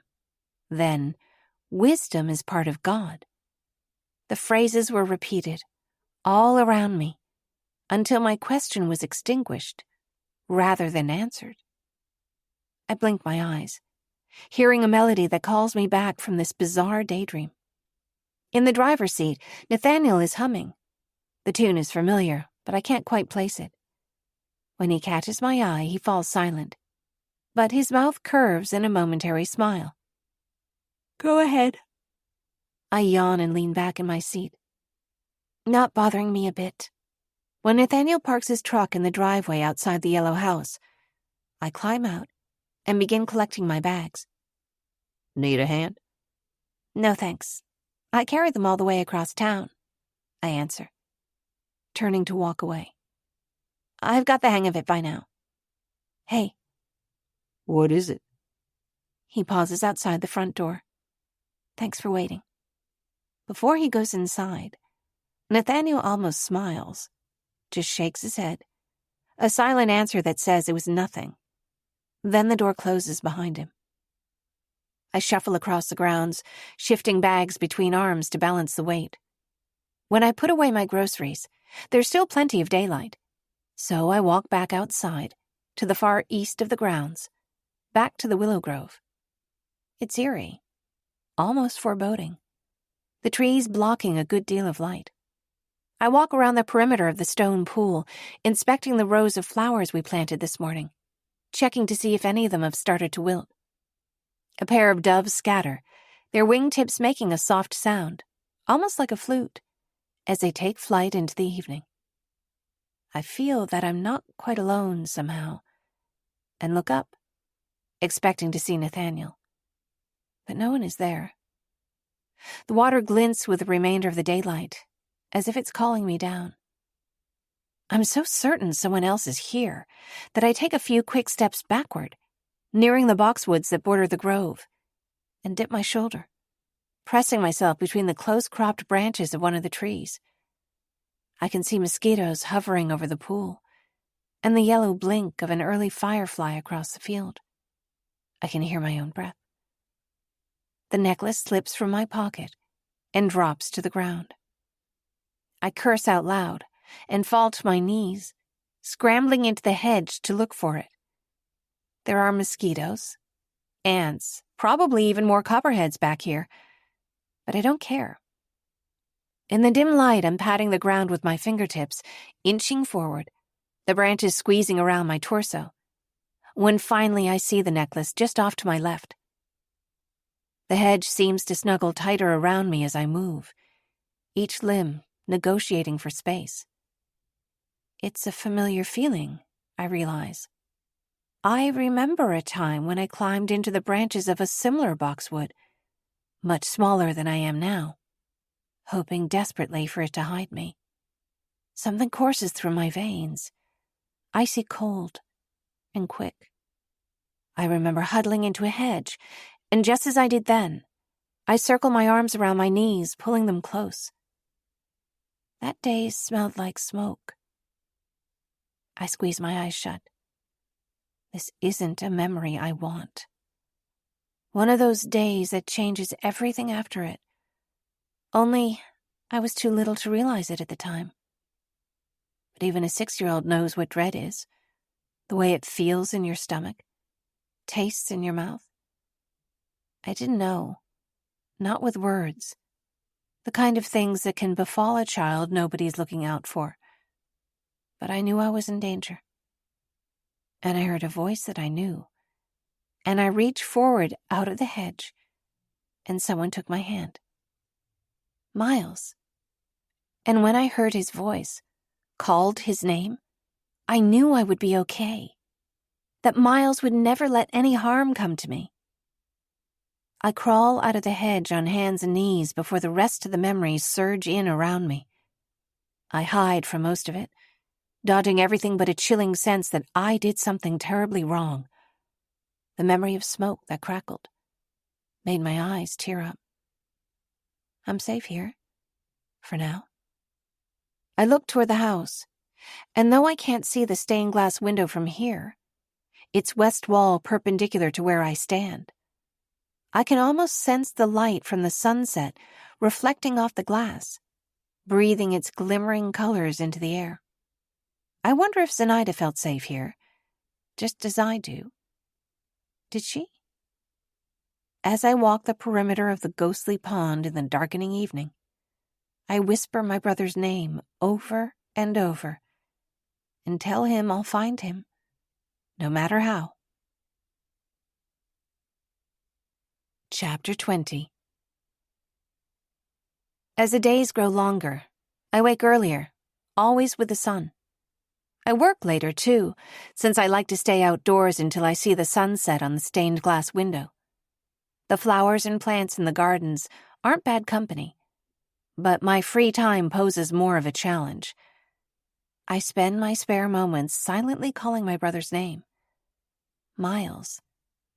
I chase him through what semblance of sleep I can find at night, though I see only a little girl with peach-colored hair, who searches for him the same as I do. When I'm not drawing, I read and reread the cooking magazine, teaching myself a few recipes. A basic banana bread, a batch of cookies, potatoes au gratin, macaroni and cheese. There's a comfort that comes with working in a kitchen. It reminds me of being around people. One night, standing anxious watch over a loaf of bread that refused to rise, I imagined a set of hands alongside mine, deft and practiced. They're accompanied by a low, sweet voice, the presence of a woman I'm certain was my friend. I almost turn on my heel in my kitchen right there. I'm so sure she's at my side. I can hear her voice. I make tea from the seeds, after the harvest, so nothing's wasted. She measured scoops of tiny seeds. Poppy seeds, I thought, out of a jar, and boiled them, adding flowers and leaves she'd foraged. She hummed a made-up song while she worked, singing the name of each ingredient. Poppy, sassafras, passion flower, honeysuckle. It seemed as if she loved each one equally. Just a cup of it had me complacent, happily chattering about nothing. She warned me against brewing it too strong. Suddenly I'm on edge. I wish I had anyone to talk to. I glance toward the window, then hurry over to draw the curtains. The bread still won't rise. I bake it anyway. It's barely edible, but I break it into crumbs, which I scatter outside the door for the doves in the morning. Though the details of the gardens draw me in, every so often I find myself in awe of its immensity. On the east side of the grounds, a pergola sits just at the cusp of the mountainside, opening to a view of the hills beyond, its latticed roof covered with periwinkle blue clematis flowers. It faces a stone-paved walkway, which curves below a series of terraced flower beds that reach up the hillside, pathways winding in between. Here, I spend a day wielding a large pair of shears, bringing a long row of boxwoods into shape. I sleep poorly, sunburned and haunted. All the next morning, I'm huddled over, the sun on my back, transplanting lavender plants into the soil, the blue of their fragrant blossoms echoing the deeper blue of the hydrangeas behind them. Blossoms in so many shades of blue, but none of them as clear or pale blue as Miles's eyes, which I see now, just as if I'd never forgotten them. The midday sun feels too warm, so I sit in the shade of the pergola and pull my hair into braids that glint red under the mottled light. I lean close to the lavender, breathing in as deep as I can. Among the ghosts, I know these long hours outdoors preserve what I've got left of a sense of peace, of stability. Something stings in my throat. Smoke. I stand up, cast a look toward the manor. Nothing. Yet from the south, a wisp of gray steals across the sky. A smudge of dark gray is just visible on the horizon of the blue rolling hills. Somewhere, there's fire. I remember that after I'd run away from my previous foster homes too many times, the social worker dropped me off at a new house. The house was painted the color of the sky above, and it looked so welcoming from the road. But the moment the door had closed behind me, I knew something was wrong. There were supposed to be 2 grown-ups and me, the only child. Instead, there was only 1 grown-up, a woman with a pink dress and blank eyes. The woman told me my room was at the end of the hall on the left, but I turned right by accident and opened a closet door. A little girl looked up at me. Her dress was dirty, but she had a purple bow clipped into her hair. "Why are you in here?" I asked. She answered with a kind of silence that was worth more than words. Even children understand that some things are unspeakable. "Is there another grown-up here?" "There are lots," she answered, her voice flute-like but scratchy. Hearing footsteps approaching, I closed the door and cross the hallway to my room. Coughing on the mingled fragrances of lavender and smoke, I don't realize I've closed my eyes until I open them to bright sunlight. I'm grasping for anchors, reaching to touch the arms of clematis that hang down, the blue of the lavender, the baubles of petals on the hydrangea stems. I never have to go back there. Because Miles helped me. I don't have to go there even now, not even in my thoughts. I cover my hands in lavender blossoms, fastening myself to where I am now instead. I grasp for every shade of lavender, hydrangea, clematis, trying to erase the blue of that faraway suburban house, listening for birds and rustling wind to cover the voice of that girl in the closet. But the voice I hear this time is real and close by. Hey, Sophie? When I hear Nathaniel, I turn and listen. He's near the house, and climbing up the walkway and into the garden, I see him on the veranda that extends from the second floor. Morning. From where I am, I wave a gloved hand as I shout. Can you give me a hand here? As I make my way over, the breeze plays with a scent of smoke. The eastern facade of Dovemorn House is bounded by a striking colonnade, its marble walls in shadow. A curving staircase, looking as though it were carved from a single piece of marble, pirouettes from one end of the terrace, across its length, and down to the ground on the other side. Jasmine vines twist up the banister, and I follow them up the stairs. I've never been this near the house before. Reaching the top of the steps, I lift a hand to brush the hair from my forehead, and soil crumbles from my gloves, leaving me blinking.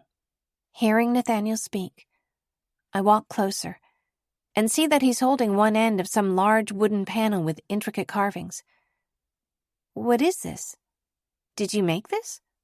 No, he answers, pushing his hair out of his eyes with his wrist. Eyes that sparkle amber in the sunlight. the owner had to hire someone to recreate the originals. They're shutters, see? He heaves one end up and holds it in place next to a window. Shouldn't be that hard to fit in if I could just hold that side still. I take the opposite corner and hold it up.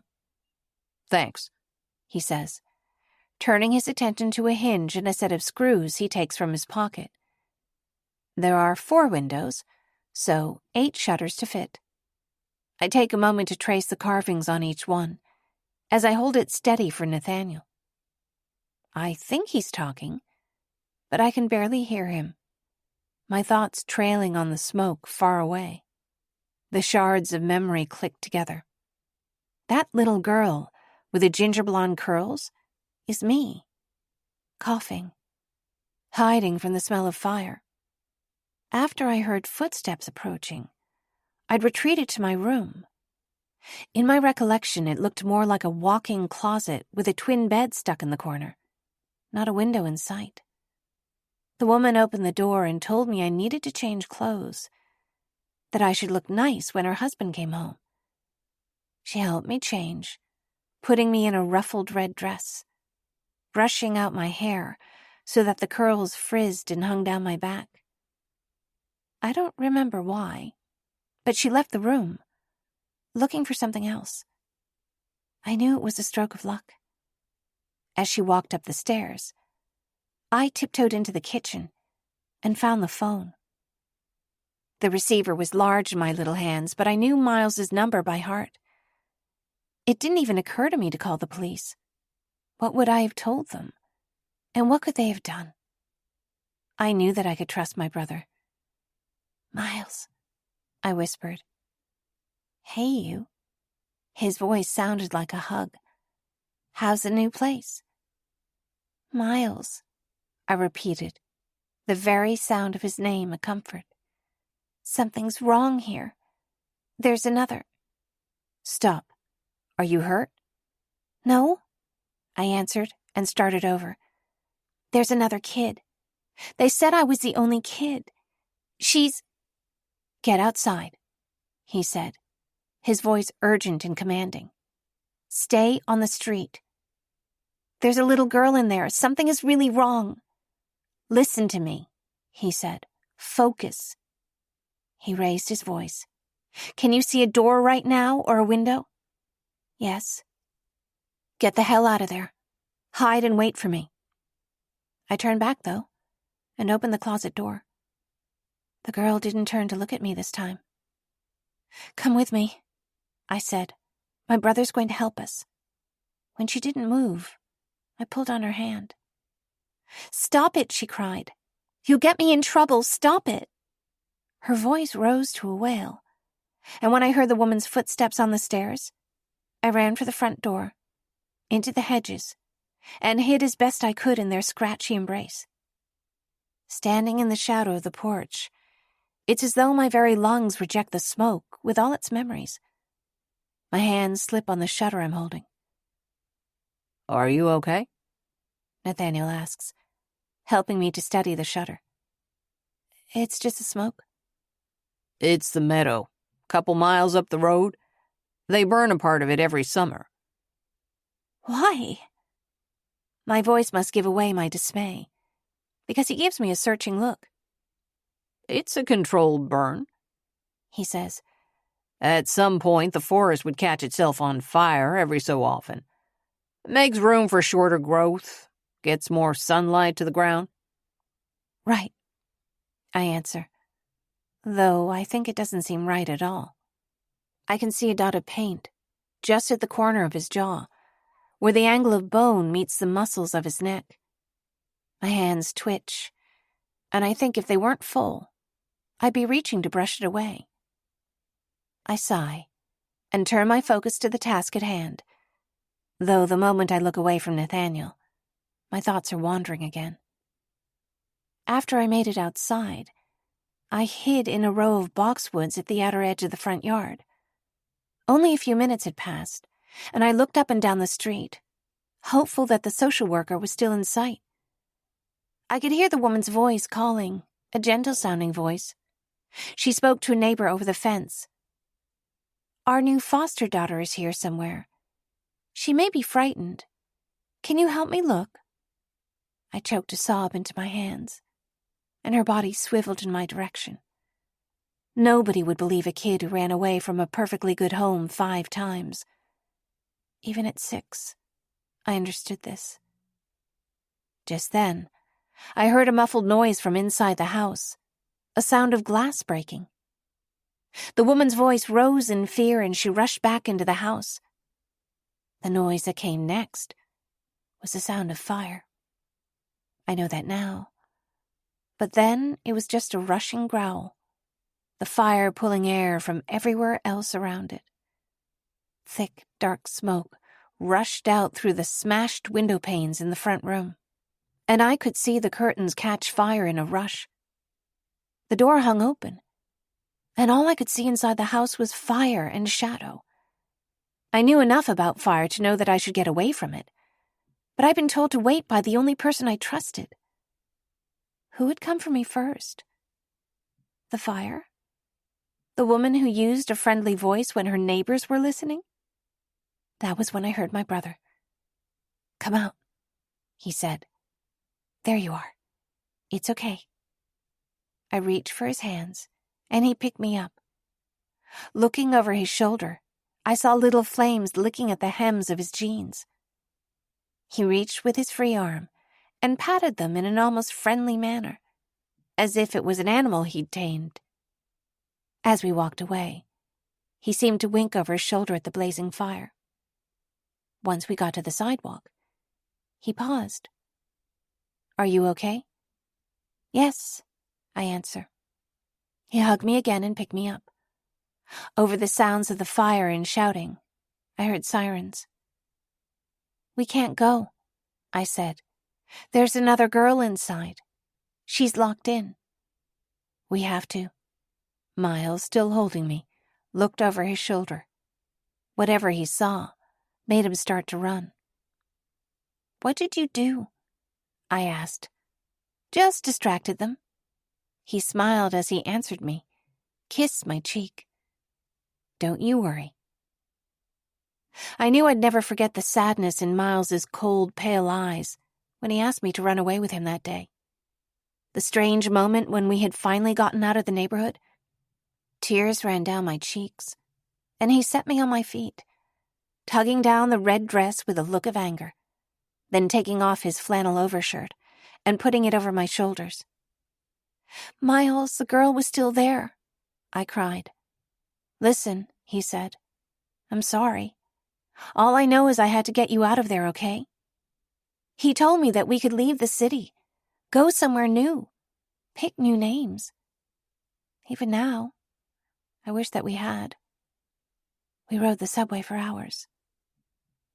"Miles," I whisper, nodding off next to him on the bench seat. "Why did Mom leave us?" "She didn't leave us," Miles says, turning my chin up to look at him. "She died. That means she's not coming back. She didn't choose to leave you, okay?" I blink at my tears, and he kisses my forehead. "Tell me what you remember about Mom," he said, coaxing. "She always took me into the corner store for a cookie," I answered. "She was pretty, and she was an artist." "That's right," Miles said. "You always tell yourself what you remember about her. Say it out loud, so that you never forget. But you didn't say the most important thing about her." "What's that?" I asked. Miles holds my shoulders, looks into my eyes. "She loved you more than you can imagine. You have to tell yourself that every night, especially if I'm not with you. Mom loved you and me more than you can ever know." I nestled against his shoulder and let myself drift off. The police picked us up before dinner time. Miles left in handcuffs. I didn't know why. I only knew he'd done something big to take care of me, and that he hadn't done anything wrong. The woman was not harmed, and there was no trace of any little girl, despite every police officer I asked, every adult I could think of to talk to. I think that was when I finally learned that I wasn't getting my mom back. Not ever. That Miles was my only family. Sophie. "No," I murmur, feeling as though I've lost something important, thinking of a little girl locked in a closet. "Oh, no, The weight of it sinks around me. The shutter slips in my hands, and I manage, barely, to catch it. A muttered profanity escapes my lips. Hands clenched, I look wildly around for a foothold, for anything I recognize, and find Nathaniel's deep brown eyes, touched with something like caution. You all right? "Yeah, sorry." I see that spot of paint on his jawline again. He holds a metal hinge in place, a nail between his index and middle fingers, bites his lip in concentration as he taps it into place. I turn my face to the other side and pretend I'm looking through the window of the old house. Through the panes, I see walls of bookshelves that reach to the ceiling, furniture covered with dusty dropcloths. That's the library, Nathaniel says. I always forget you've never seen the inside. Maybe it's better from the outside, I answer. Some houses are. Not this one, he answers. And when I look at him, I see he's watching me, somewhere in between curiosity and amusement, as if he hopes I'll ask more. Is that so? I say, though it's more of a closing statement than a question. I left her there. I didn't go back. I feel half sick. Sorry, I'm moving slowly today. I'm going to get back to what I was doing. Thanks for your help. Sophie? Yes? There's someone coming by to fix the window next Wednesday. Thanks, I managed to say, retreating quickly down the stairs, and hurry back to finish my work, alone on the mountainside, surrounded by a dozen shades of blue. Chapter 21. For a few days, the lost little girl is all I can see or think about. Her too thin face, the stringy hair, that purple bow. I recall what Detective Radford said to me about child trafficking, abuse, and try not to imagine what the little girl must have endured. I'd do anything to forget about it again. That I didn't try harder to get Miles to turn around. That I didn't do something more, something different. And that a little girl disappeared in a burning house. Over and over I sit down with my sketchbook, intending to commit my memory of that day to paper. I draw a house on fire, a boxwood hedge, a page inked in with solid gray, a cloud of smoke. But I can't bring myself to draw the little girl's face, those downcast eyes. It's Wednesday when I finish planting the garden beds by the pergola and lavender fans over the walkway, bringing butterflies and honeybees. I've worked later than usual, and it's just past sunset when I cross back to the west side of the house. The last iridescent streaks of daylight glint on the stained glass window as I walk to the apartment.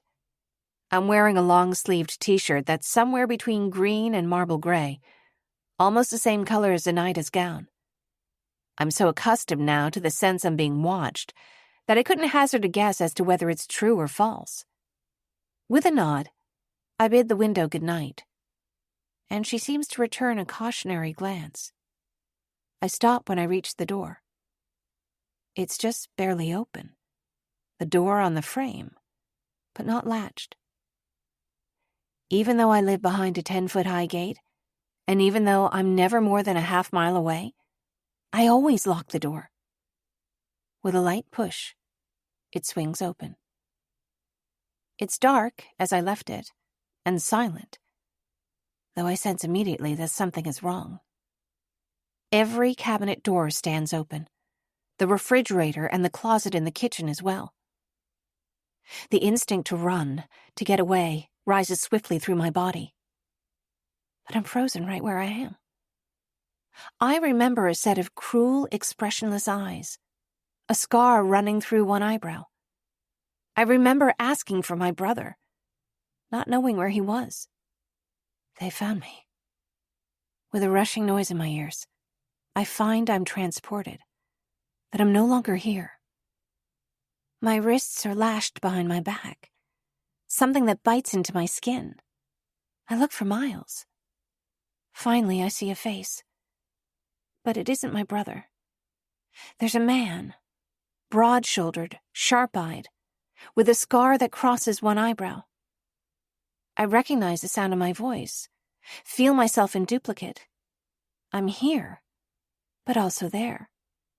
Whole and well, as much as I can be, but also, whatever that was. My knees fail as I remember the man's face, his blank expression. He pushes me back, and my head hits something hard. As everything goes dark, I realize he'll kill me, and beg again for my brother. Miles would never let this happen. The dark rushes in, just as it's dark now. I'm breathing. I'm not hurt, and I'm alone. My hands trace my head, look for blood, find none. The sketchbook that I left upstairs by my bed is open on the counter. In the dim light, I see that it's open to the first drawing, the poppy field. I step forward, my footsteps shuffling across the hardwood. I feel all the scars on my body begin to smart, just as if they're brand new. A blade on my chest and ties at my wrists. At some imagined noise, I spin around in the dark and almost lose my footing. I turn back to the kitchen and see a half-full glass of water on the counter. I hurl it into the sink with a cry.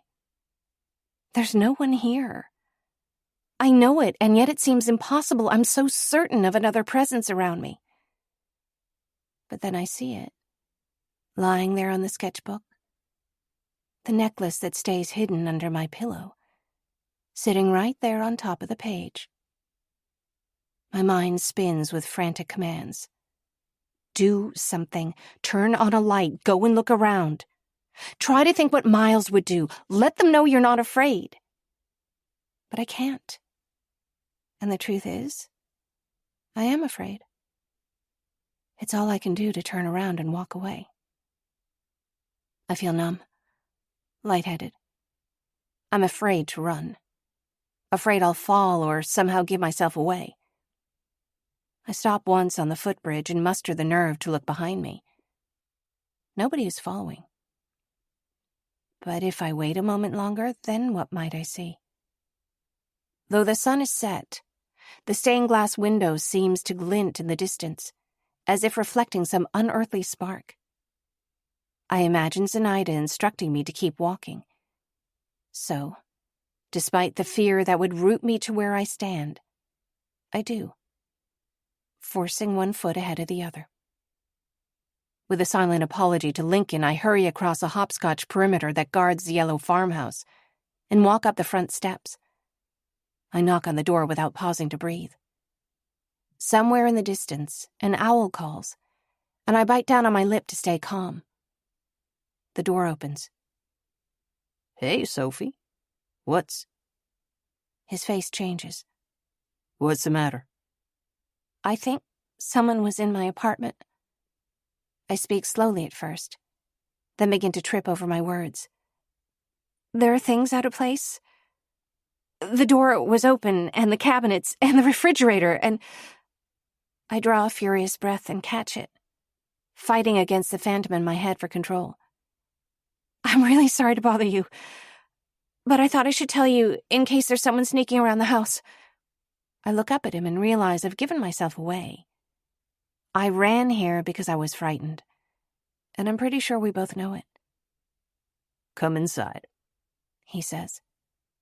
When I cross the doorstep, he looks outside behind me, then pulls the door shut. Are you okay? He asks. I nod my head, then fold my arms protectively across my chest. What happened? I always lock the door. There were things out of place. I try to explain again, but I'm too jittery to speak. I lift my eyes to his hopelessly. Something felt wrong. After I've spent, I count in my mind, 5 weeks here, shutting down conversation at every opportunity, I'm not expecting much by way of response. But then I see something I hadn't anticipated. Nathaniel is listening to me. The shape of his mouth changes, as if he's making up his mind about something. I'll go over and look around, he answers, his tone calm but alert. You stay here, okay? Can I get you some water? I don't like this offer. I dislike knowing that I must look like I need help, more than I like the idea of staying here by myself. No, I answer, shaking my head. No, I want to go too. I want to tell him that I'm not scared. The truth might be a little different. It might be that I don't want to be alone. Okay, he says, moving back toward the door. I look over at the row of plum trees that leads through to the main garden, but he walks into the driveway and climbs into his truck. He leans over to open the passenger door, then reaches down to grab my hand. I pull myself up and sit next to him. The driveway connects to the main circular drive behind a row of oak trees, and he circles back toward the dovecote. He puts it in park and turns to me with one foot out of the truck. Should I bother asking you to stay here? He asks. My feet are already on the ground. The gardens are silent, and now somehow less menacing. But I'm quiet, my heartbeat pounding in my ears. We approach my doorway again, and I slow down. Nathaniel goes ahead of me and opens the door, while I walk just behind him. I hesitate, crossing my arms against a wave of fear that I think could knock me over. But I have to face it. This darkness somehow is familiar. It knows me, even if I don't know it. Inside, I can see the shadows cast by the cabinets, the glow of the refrigerator light. I take a quick step across the threshold, heart beating so loudly I'm certain Nathaniel hears it too. Hang on a second. He moves as if he's going to touch my arm, then pulls back, instead reaching for the desk chair and bringing it slightly closer to me. I sit down, feel the tremble in my limbs. Just sit. I'll take a quick look. His voice softens as if he's talking to me about plants in the garden. Okay. Okay. I notice again the shape of his jawline, the line of his neck. He holds my gaze until I've taken another breath, gripping the armrests. I wait as he walks around, hear his footsteps through the kitchen, up the stairs, through the rooms and back down. He sits against the edge of the counter and turns to me. That glass was broken? Not when I came in, no. A bit more composed, I turn to look at him as I answer. Nathaniel takes a paper towel from the roll on the counter and quickly cleans the broken glass from the sink, dropping the pieces into the wastebasket. Nobody's here, he says. Not right now, anyway. With a hesitant relief, I stand and begin to straighten up, close my sketchbook, brush imaginary dust or fingerprints from the cover. There was somebody here, though, he continues. There was? I ask. You're sure? Nathaniel points at the window, and I see the broken panes have been replaced. I slump over the desk, so embarrassed it almost knocks the breath out of my lungs. Oh my God, I whisper. I'm an idiot. He shakes his head. No, listen. Obviously, that doesn't explain your cabinets being open or your things being out of place. That's not okay. Even if it was just a nosy repairman and not some phantom out of the woods or something. He's trying to joke here, so I force a smile in response. Nathaniel takes his phone from his pocket and dials. Tom? He says after a few seconds go by. Nate Wells. I know it's late. The window. It looks... He steps up close to the glass, runs a hand over the window panes. The window looks fine, thanks. Yeah, who'd you send out here to install it? Moments elapse between his responses. They knew? Well, did they bring anyone with them? A trainee, anything? Yeah, give me a call after you've asked them tomorrow. Thanks. He begins to put the phone back in his pocket. Then it rings in his hand. He looks at the caller ID and raises an eyebrow. Excuse me, he says, walking to the doorway. You all right for a second? Yes, go ahead. Though I'm too decent to intentionally eavesdrop, I can't help but overhear. Hi. Everything okay? Sure. But what kind of schedule mix-up did you have at 8 p.m. on a Wednesday? His tone changes just slightly, and I get the feeling that he's standing up straight, on alert. Of course, he says. No, it's absolutely no problem. Bring 'em by. I'll have dinner ready. Okay, see you soon. He walks back inside. My ex had a scheduling mix-up, he says. She's dropping my son off in an hour. He hasn't had dinner yet, so I need to go get that together. Would you like to come with me? I'll stay here, I answer, anxious to be alone with my embarrassment. Listen, I say, underscoring my words with a raised eyebrow. Thank you. I appreciate you coming over here. Of course. Nathaniel takes another exacting look around the little room. A detailed sweep that lands, finally, on me.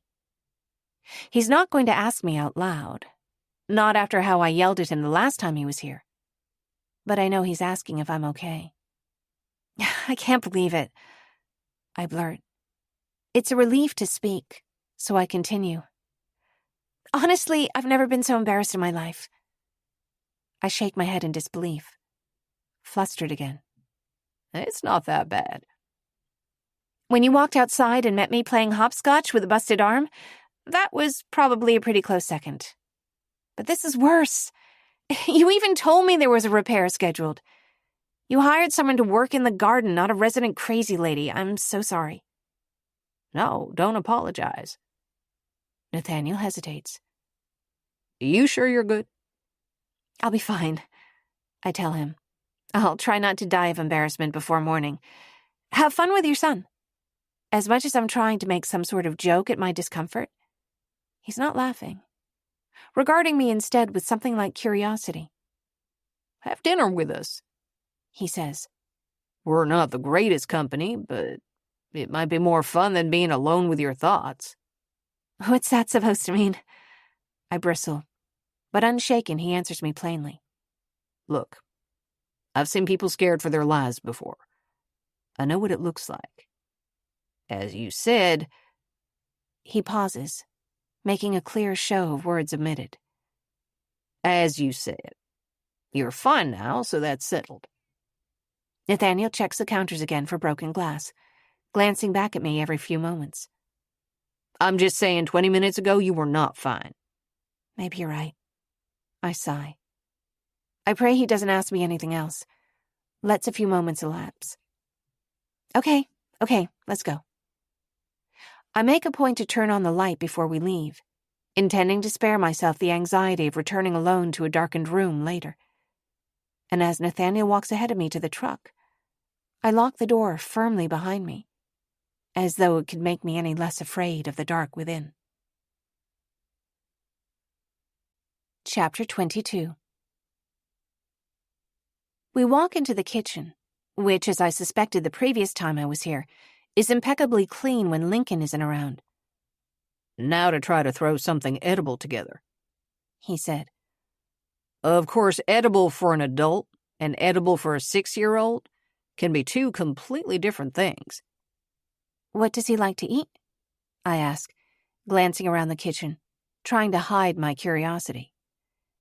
If you ask him what he wants, he'll always tell you. Mac and cheese, broccoli, and berries. Nathaniel opens the fridge, giving a skeptical glance at its contents. I see broccoli and a carton of strawberries in the produce drawer. There's butter, milk, a block of cheese, fresh greens. He opens a cabinet, takes out a box of instant macaroni and cheese, as if displaying it for a television commercial. There's this. And yet, as of a couple months ago, Lincoln tells me instant mac and cheese tastes like, and I quote, worms you'd use to catch fish. I laugh. Any alternatives? He looks in the freezer. Couple of frozen meals if I can't think of anything else. His favorite macaroni and cheese is the one my mother makes, the baked kind, like crunchy on top. Outside of that, even stuff from a restaurant is a poor second choice. He wavers, then opens the freezer door again. Frozen meals probably a safe bet. He takes out a brightly colored cardboard box with a photo of a plate with compartments on it. Need to preheat the oven to... I look at the cabinet door left open when he took the mac and cheese box out. There's a bag of flour behind it, jars of dry pasta. With a few ingredients, baked macaroni and cheese is easy to make. But there's no telling whether it's an overstep to suggest it, or if I cook it and screw it up, which would be even worse. I decide to risk it. Is that flour still good? Huh? He glances back at it, thrown off. Yeah, I think so. Does flour go bad? And the milk and butter? And the cheese? I may live on my own, he says, but I don't keep spoiled food around. Right, I answer, smiling. It won't be as good as your mother's, but I can try to make baked macaroni and cheese. Probably take about 45 minutes. You know how? Yes, I answer, glad to be certain of something. A concrete, if mostly useless skill to offer. You're on, he says, looking at the clock on the microwave. She'll drop 'em off in about an hour. What do you need? A pan for baking, a pan to boil the pasta, first of all. I turn to the stove and pick up a saucepan. This clean? He nods. I reach for the fridge, feeling a bit of time pressure, and turn back to him. Do you mind? If you know what to do, you're in charge, he says, smiling, a bit surprised. I melt half of a stick of butter, low heat, then add flour, a little bit of salt, and give it a minute or two to warm. I preheat the oven, put a pan of water on to boil for the pasta, reach open a cabinet and take out a drinking glass, which I use to eyeball what looks like the right amount of milk. The multitasking of cooking soaks up some of my nervous energy, enough that I almost don't notice how I'm making myself at home in his kitchen. You want me to do anything? He stands leaning against the counter, looking unsure about what to do with his hands. Yeah, grate some cheese? I open the fridge again and hand him the block of cheddar. How much? I pick a clean bowl from the drying rack and give it to him, pointing an inch or so below the rim. About this much? I add milk to the saucepan, stir it, and give it a moment to warm. Add a little more salt, and then, spying a little cluster of spice bottles by the stove, I add the littlest bit of paprika, remembering that 6-year-olds might not like strong flavors or unexpected spots of color in their food. I find that I'm enjoying remembering which little component needs to be ready when, draining the pasta over the sink with a spoon. Could you pass me that? I ask, extending a hand for the bowl of grated cheese. I pour it into the saucepan, stir again, then mix in the macaroni. The oven dings to indicate it's preheated, just as I pour the mixture into the baking pan. I pause, suddenly, give the dish a hopeful stare, then open the oven door and put it on the top rack. A wave of warm air mists my eyelashes as I open the oven. I stand back and brush flour from my hands, turn back to him, and shrug my shoulders. Half an hour? I say. Maybe a little more or less. You know how to steam the broccoli? Nathaniel laughs out loud, his chin tossed back, slapping the counter behind him. I can't help but just watch for a moment, caught between the curve of his smile and the impertinent spark in his eyes. What's so funny? I don't know, really, he says. That's usually your thing, isn't it? It takes a little more effort to hold my smile. Yeah, I guess. It's not funny, he says, as if apologizing. It's just, you're quiet, you just watch things until you get your hands on a goal, and then get out of the way, he says. Just like last month, when you sat down and started pulling ivy up out of the ground. I don't think you even looked at me when you told me to grate the cheese. I'm looking now, though, so stunned to see him at ease and laughing like this. Well, I say, hopefully it's edible. I guess there's the frozen meal for backup. It looks like you know what you're doing. I certainly hope so after.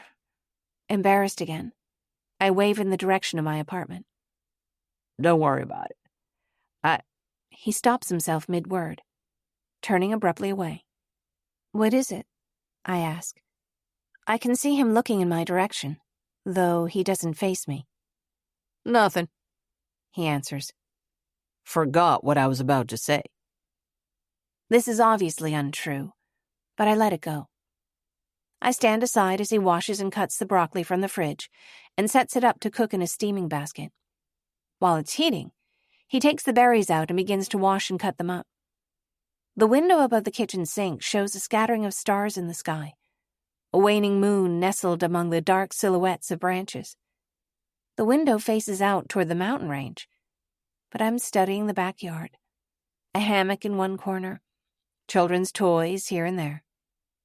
Lincoln was almost 1 in that picture. 10 months, I think. What? He's been talking to me while I stared out the window. I'm so sorry, I was just looking, I say. Out there? What'd you say? Nothing, he says, turning back to the strawberries. Thought you were looking at that photo. In the corner of the window pane, there's a snapshot taped up, and I recognize Nathaniel and a toddler, almost a baby, really. That must be Lincoln. Just a big set of brown eyes above squishy cheeks, a tuft of brown hair. In the photo, Nathaniel, clean-shaven, his hair close-cropped, is laughing, almost recklessly happy. Yeah, that's Lincoln and me. Right after I came home from my last deployment. It was the first time I'd met him, he says. I was overseas when he was born. It's a nice photo, The man in the picture is handsome, even striking. Glancing at the photo, then back to Nathaniel, at those deep brown eyes, the angle of his cheekbones, I take an awkward step backward, wondering how I had failed to notice it until this very moment. That was 5 years ago. Feels like longer. He pauses. I guess it hardly even looks like me. Not that different. Stammering, I searched the room for something else to focus on, and begin to wash the dishes in the sink. Nathaniel turns to open the refrigerator, tossing the hair from his brow with a subtle nod of his chin. You said your son's here twice a month? Yes, he lives with his mother in town. We, sort of called things off a few years back. But she's a great parent. You know, organized, dependable, but also fun. I cross my arms, trying to act normal and tune into what he's saying. This is the kind of praise, I realize, that comes after loss. You don't say those things about someone you wanted to call an ex. We've got sort of a standing agreement to revisit things after. Well, it doesn't matter. There's an ease in the air. Something's got him talking. Considering that before today, the man's barely spoken 10 words to me in one go, I find I can't help but listen. With an alert glance flickering back my way, Nathaniel rinses the knife and puts it in the dishwasher, then sets a bowl of sliced strawberries in the fridge. It always seemed that everybody in her life had crossed her some way or other, and she couldn't forgive a slight. Sounds lonely. A little. I was 18 when we met. An enlisted kid from nowhere who'd never had a coat that wasn't a hand-me-down. It seems too good to be true. Me too. I remember suddenly that I did once have a coat that Miles gave me, but it wasn't a hand-me-down. That winter that he turned 18, it was brand new. Beautiful. Nicer than anything I'd ever owned before. Military? No, I say, feeling foolish. Hand-me-downs. You have siblings? I grew up in foster care, I answer. I have a brother, but it's tricky being around someone who listens when I talk. Seems like it would be easy to say too much. You were telling me about Lincoln's mother? Suffice it to say, if something seems too good to be true, it usually is, he says. We have our son in common. Maybe that's all these days. I wish I saw more of him, but she has reasons for keeping things the way they are. He's building towards something. Something he wants to say. But I'm shocked when it finally surfaces. I haven't always been a good parent. He speaks casually, rinsing his hands at the sink.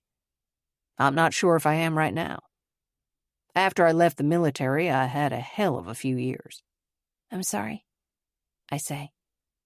I can't imagine that he's anything less than a great father, though I've only seen him with Lincoln the once. I never hit him. Nothing like that. But you can do as much harm passively, especially when you're talking about parenting. That was all before we left San Diego.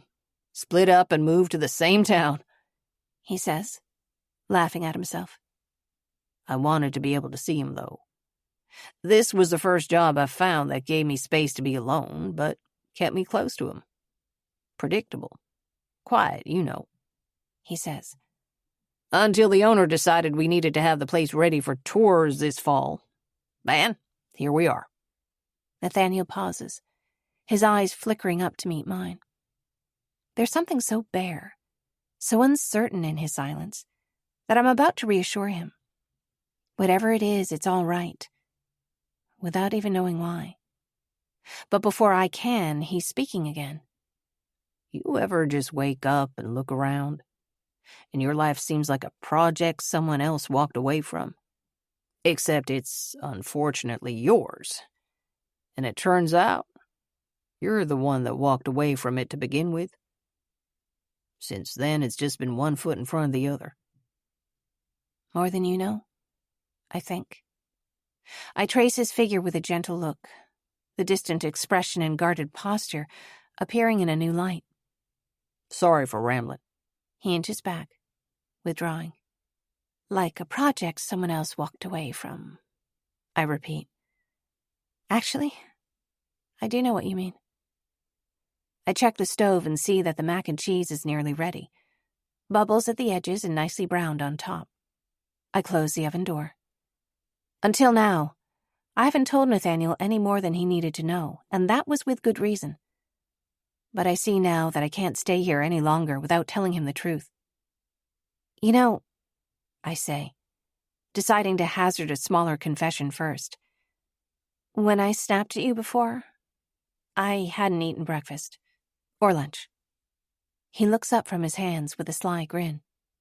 I was being nosy. You weren't wrong. I might have answered you a little differently. That an apology? Yes, I answer. There's something else, though. What is it? I woke up a couple months ago in the hospital. I look around for something to hold, or some task that needs done. Settle for grasping the edge of the countertop behind me. Car accident, right? Yeah. The doctor said it looked like I fell out of a car. Slowly. Over a distance. My mouth goes dry. And I feel anger mixed with fear. Distant, like a faraway drum. The trouble is, a car accident didn't tie my arms behind my back, and it doesn't explain knife wounds either.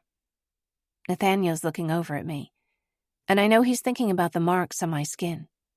I'm growing familiar with this unpleasant magic, with how speaking things aloud conjures their ghost, calls it up around you. I lace my fingers and stretch my arms out, reminding myself they're free and whole. It might explain the concussion, though. Well aware of his eyes on me, I hurry to open the oven, grab a dish towel to wrap around my hand as I reach in and lift the dish out. I don't remember how it happened, I add, or anything other than a few childhood memories. I couldn't even tell you my real name. Oh, Sophie. Nathaniel whispers a string of swear words, then purses his lips like he doesn't know what else to say. He lifts a hand and presses it to his temple, steals a look in my direction. I sweep my hair into place, trying to part it to cover where the stitches were. A project someone walked away from, right? I shake my head and sigh, then turn to face the stove. And so when you saw someone had been in the apartment... I might be a little prone to overreacting, I answer, facing the stove. Sometimes I think the memory of fear is worse than what you are actually afraid of. Because I can't always tell the difference. It's like my mind sends me signals about what's what, but it's obviously not reliable. I chew on my lip, thinking. I've said too much. There's something heady, almost intoxicating about the way he listens to me, the way he wants to hear my thoughts. I don't know what that even means, honestly. To the contrary. He looks at me with a new attention. I've tried and failed to put it that concisely many times. The memory of fear is a totally different animal, one that follows you. A moment goes by, while I wait for him to say more. I'm sorry. No need to be, I answer with a hint of an edge. Here's what I do know. I remember I have family somewhere. I have an older brother. I know he's always looked out for me. I know that if I can find him, everything will be all right again. I look over the food, then brush imaginary crumbs from the countertop. I'm sorry I didn't tell you sooner. If you're concerned to have me around, I understand. He looks square at me. I'm not, he says. I'm not sure exactly why, but I'm not. And I've kept some bad company. I'd know if I ought to be worried about you. I mean it. I'm exceedingly cautious about who can be anywhere near my kid. That might be the nicest thing I've heard since I woke up, I say. When I hear a car on the drive, I decide to leave, suspecting this isn't my place. I'll head out and give you some time with your son. No way. He smiles. You said you'd stay for dinner. And besides, you're the one who cooked. I hear a knock at the door, and Nathaniel goes to answer it. The door squeaks on its hinges, and through the door I hear their muffled voices. though I stay back in the kitchen. I'm fighting an impulse to sneak around and peer out the doorway, to see this woman he speaks so highly of. I'm still on the fence between leaving and staying when Lincoln tears in through the hallway, bumping into edges and absorbing the shock in a way that seems impossible, jumping up to give his dad a hug. "Smells good," he says, looking around the kitchen brightly. "Hey, the Dove Girl's here," he says, tugging on my sleeve. I give him a high five, which he accepts with a jump. "How's your arm?" It's all better, I say. Thanks. "Is dinner ready?" he asks me. I look at Nathaniel smiling, and I don't need to answer. Chapter 23. Without intending to, I find myself taking plates from the cabinet and serving food, carrying it to the table as if I weren't a stranger here. I'm not very hungry, but I get a small serving of everything so as not to be rude.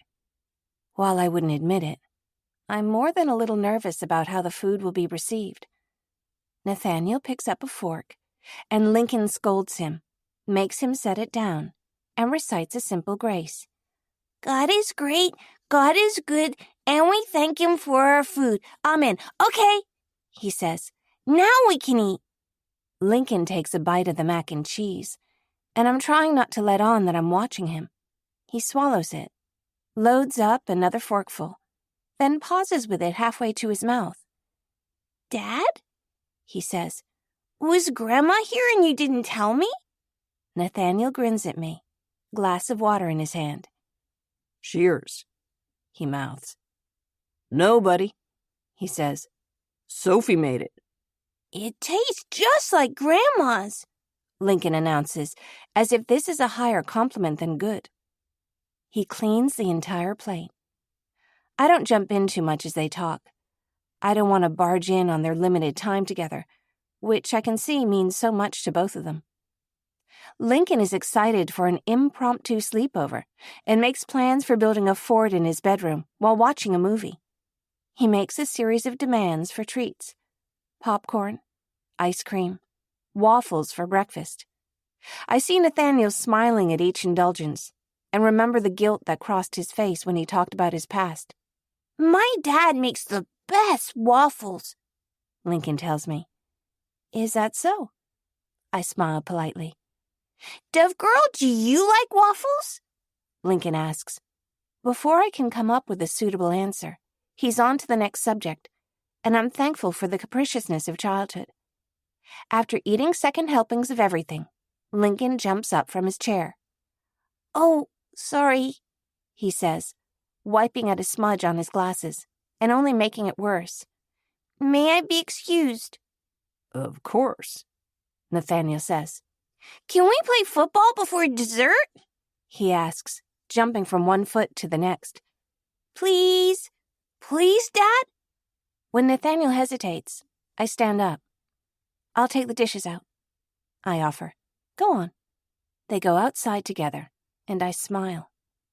In the yellow glow of the porch light, I can see them playing in the yard behind the house, while I rinse and wash the dishes. I move on to cleaning up the dishes I used for cooking, standing over the sink, determined not to stare out the window. The love glows on Nathaniel when he talks to Lincoln. My eyes flutter up to rest on the photograph above the sink. As much as I'm enjoying being here, it feels like a risk. Something different. And besides, it's been days since I had more than a 15-minute conversation with anybody besides the birds outside my apartment or a stained glass window. I busy myself with cleaning up from dinner. After I've washed and dried the dishes, I wipe the countertops and straighten up the dining room table.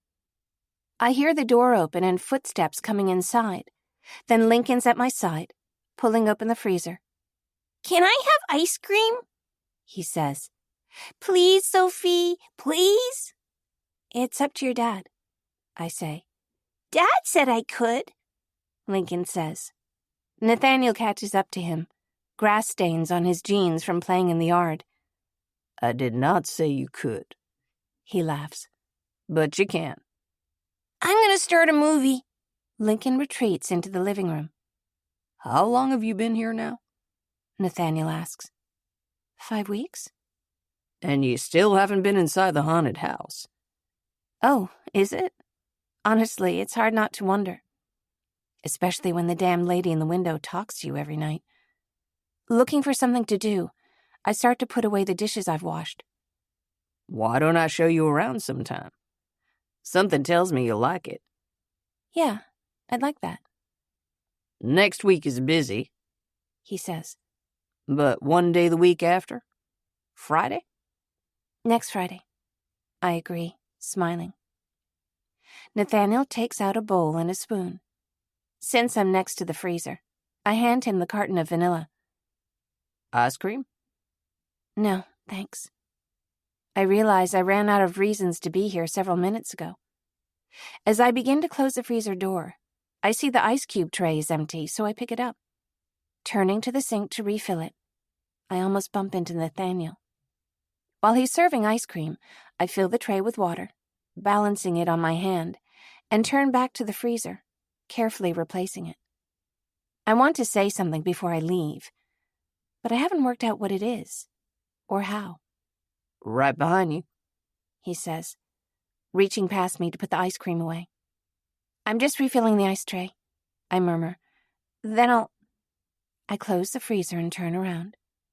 Our shoulders touch, and we're standing so close that my forehead brushes his chin. I stumble, torn between stepping away and standing right where I am. Nathaniel steadies me with a hand on my waist, and I laugh, resting my other hand on his chest. It happens so suddenly, so easily. My pulse rushes, and I can feel his heart right under my hand. Then I sense a question between us, a tilt of his chin. He touches my hair, his hand impossibly light against my cheek. "Dad?" Lincoln yells from the next room. "Can Sophie stay for ice cream?" We back away from each other. "I should be getting back," I say. Right. He scratches his jaw, straightens his shirt nervously. I reach forward and squeeze his hand. "I'll see you tomorrow, okay?" I walk through the living room on my way out, where Lincoln is waiting for his ice cream on the sofa. "Where are you going, Sophie?" he asks. "I'm out past my bedtime," I say, which is almost true, though it's not yet 9. "It was nice having dinner with you." "Okay. Night, Dove Girl," he says, unconcerned. I barely make it out the door before my face bursts into a bewildered smile. After just a few steps, I pause, lingering in the dark. I hear evening animals making their soft noises, crickets and tree frogs singing. My hand rises to touch my temple, where his hand brushed my hair. It's then I hear the door open. Sophie, wait. Though it's almost too dark to see, I note the intent with which he walks, and it quickens my breath. This time he doesn't hesitate, and I step forward to meet him. He sweeps me into a kiss, a hand holding my cheek, the other tangled in my hair. When I stumble on the grass, he catches me around the waist, pulling me closer. To feel my hands on these shoulders, this face, I realize now that every time I studied him from afar, it wasn't just idle curiosity. I let my hand trace down his cheek to rest on the angle between neck and shoulder. One of us should say something. No, I think both of us should. This is a bad idea for more than one reason. I draw back as if from a fire and see that he does the same. Here, he says. Look. He holds my shoulders, turns me to face out across the gardens. If you stand just here and look over that way, you can see your apartment from here. I see it, a little square lit up in the dark. If anything else happens, he says, if you feel like it's not safe, turn a light on and I'll be able to see it. Thanks. You sure you're okay? Yes, it was a repair guy. That's it, I'm fine. He squeezes my shoulders, and I turn to press my cheek to his, willing myself not to wrap my arms around him again. "Good night," I whisper. Night, Sophie. Chapter 24. I walk with long steps across the yard, down the path, and over the footbridge. I pause there in the center of it and gaze down into the dark water. I sigh and run a finger over my lips. Just then, something changes. I hear a difference. That's all I can think to call it. The starlight seems to shift. It's impossible to say why, but for a moment I'm certain I'm being watched. The memory of fear, I remember him saying, is a different animal entirely, one that follows you. I'm certain that it's not Zenaida, because I feel her there too, her glass and lead eyes watching me as if she wishes she could say something. I remember she knows this forest, this darkness, better than I ever could. For a moment I imagine that she knows what's out there, and I can almost hear a voice telling me to pick up my pace.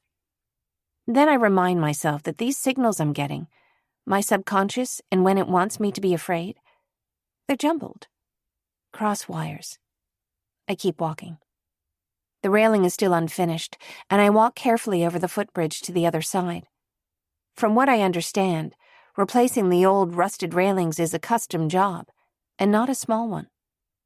I look toward the house, then make a beeline for the west end of the yard until I can feel Zenaida's comforting eyes on me. It's normal, I remember, that I should feel something like paranoia, considering I can't remember anything. Add to that I'm walking home in the dark alone. But I have a sense that I don't normally scare easily. By and large, I tell myself, walking quickly, the world is a safe place. Out here especially so.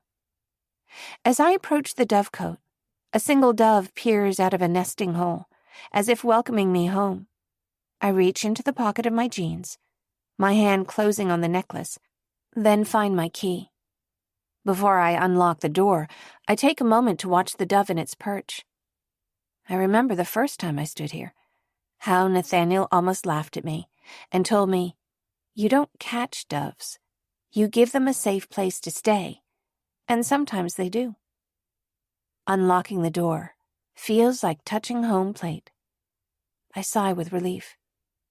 Gratefulness, touched with something else, something wistful, and repeat his words aloud. A safe place to stay.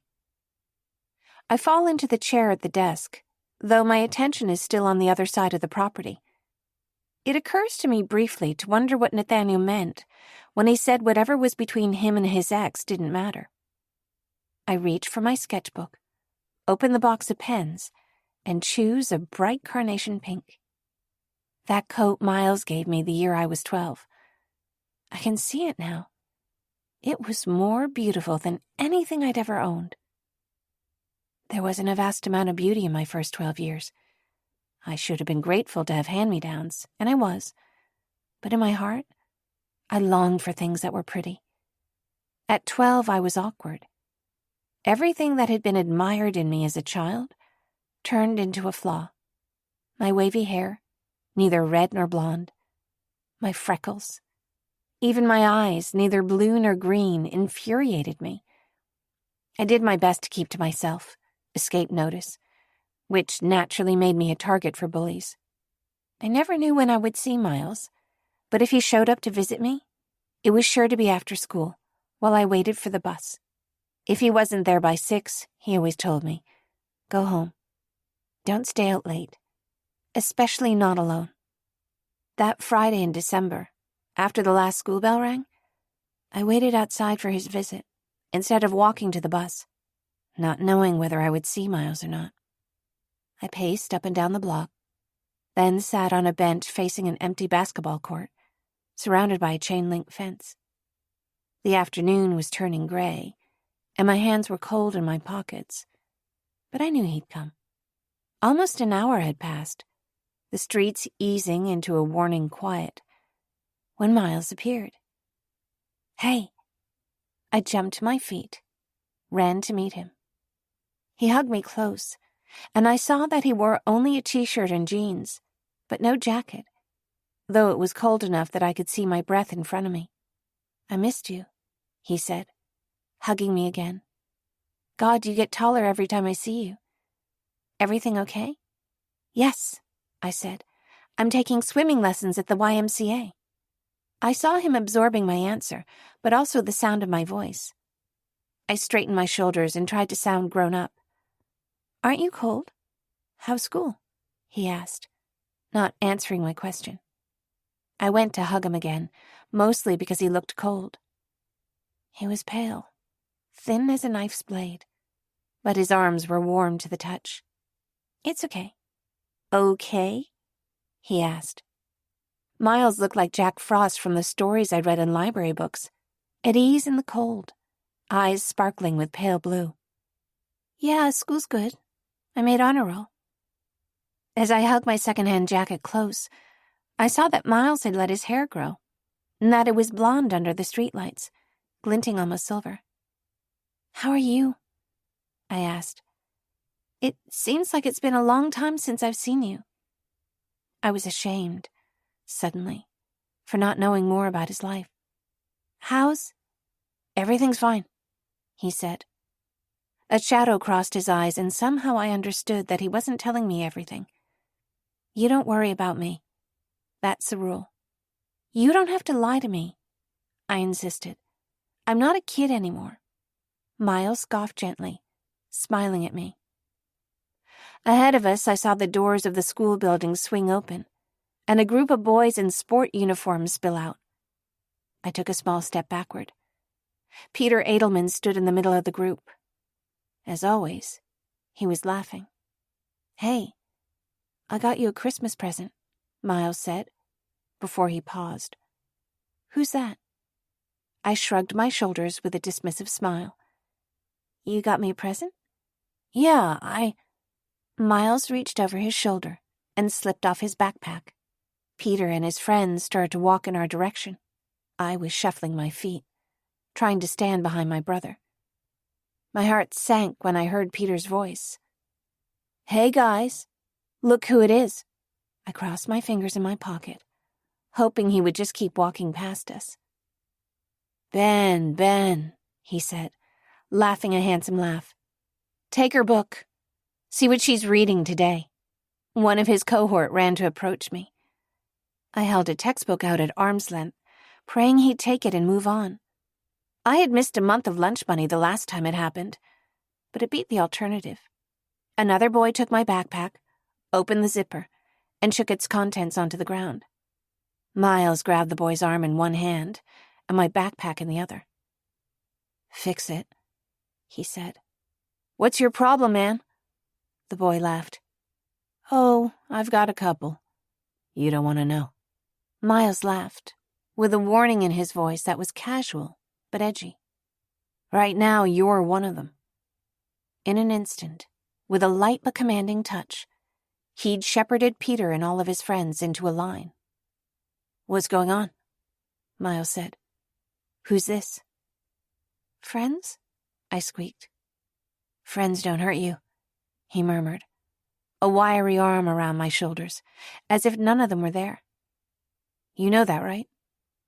"It's okay," I whispered to my brother. "It's fine. He's just playing." I paused, then made another admission. "The gym teacher says he has a crush on me." "Who's this guy anyway?" Peter sneered. "Trash girl, you didn't tell me you had a boyfriend." I was trying not to cry, but I was fighting a losing battle, and I allowed myself a long blink, hoping to hold it in.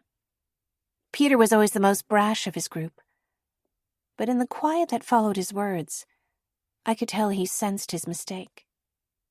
Without an ounce of hesitation, Miles drew close to Peter, tapped on his chest with a light touch. "It's this kid, isn't it?" he said, looking back to me. "If he told the rest of them to jump off a bridge, they'd do it. That right?" I opened my eyes to look at him, nodded quietly. "Okay." Miles clapped his hands, as if he was a school teacher or a coach. "The rest of you go home now. You're children," he said, dwelling on the last word for a moment too long. You shouldn't even be out here by yourselves. Go home. Peter made as if to follow his friends, and Miles stopped him with a hand on his shoulder. A light touch again, though Peter nearly jumped out of his skin. No, he said. You stay a minute. I felt a high-pitched whimper in my throat, as if I were a frightened baby, not a 12-year-old girl. I didn't want to talk to Peter. I didn't want Miles to make him apologize. I spent all my time in those days avoiding interaction. As Peter's friends disappeared down the sidewalk, Miles took a step closer to him, and Peter took a corresponding step backward, as if Miles were the one moving him, as if he were a puppet. I was reminded of a word from a vocabulary lesson. Compulsion. Compelling. When Peter backed up to the chain-link fence, running out of space, Miles stared him down, watching him fidget. I saw what he was doing. He was letting Peter feel scared, just for a few moments. I wasn't scared because I knew Miles wasn't dangerous.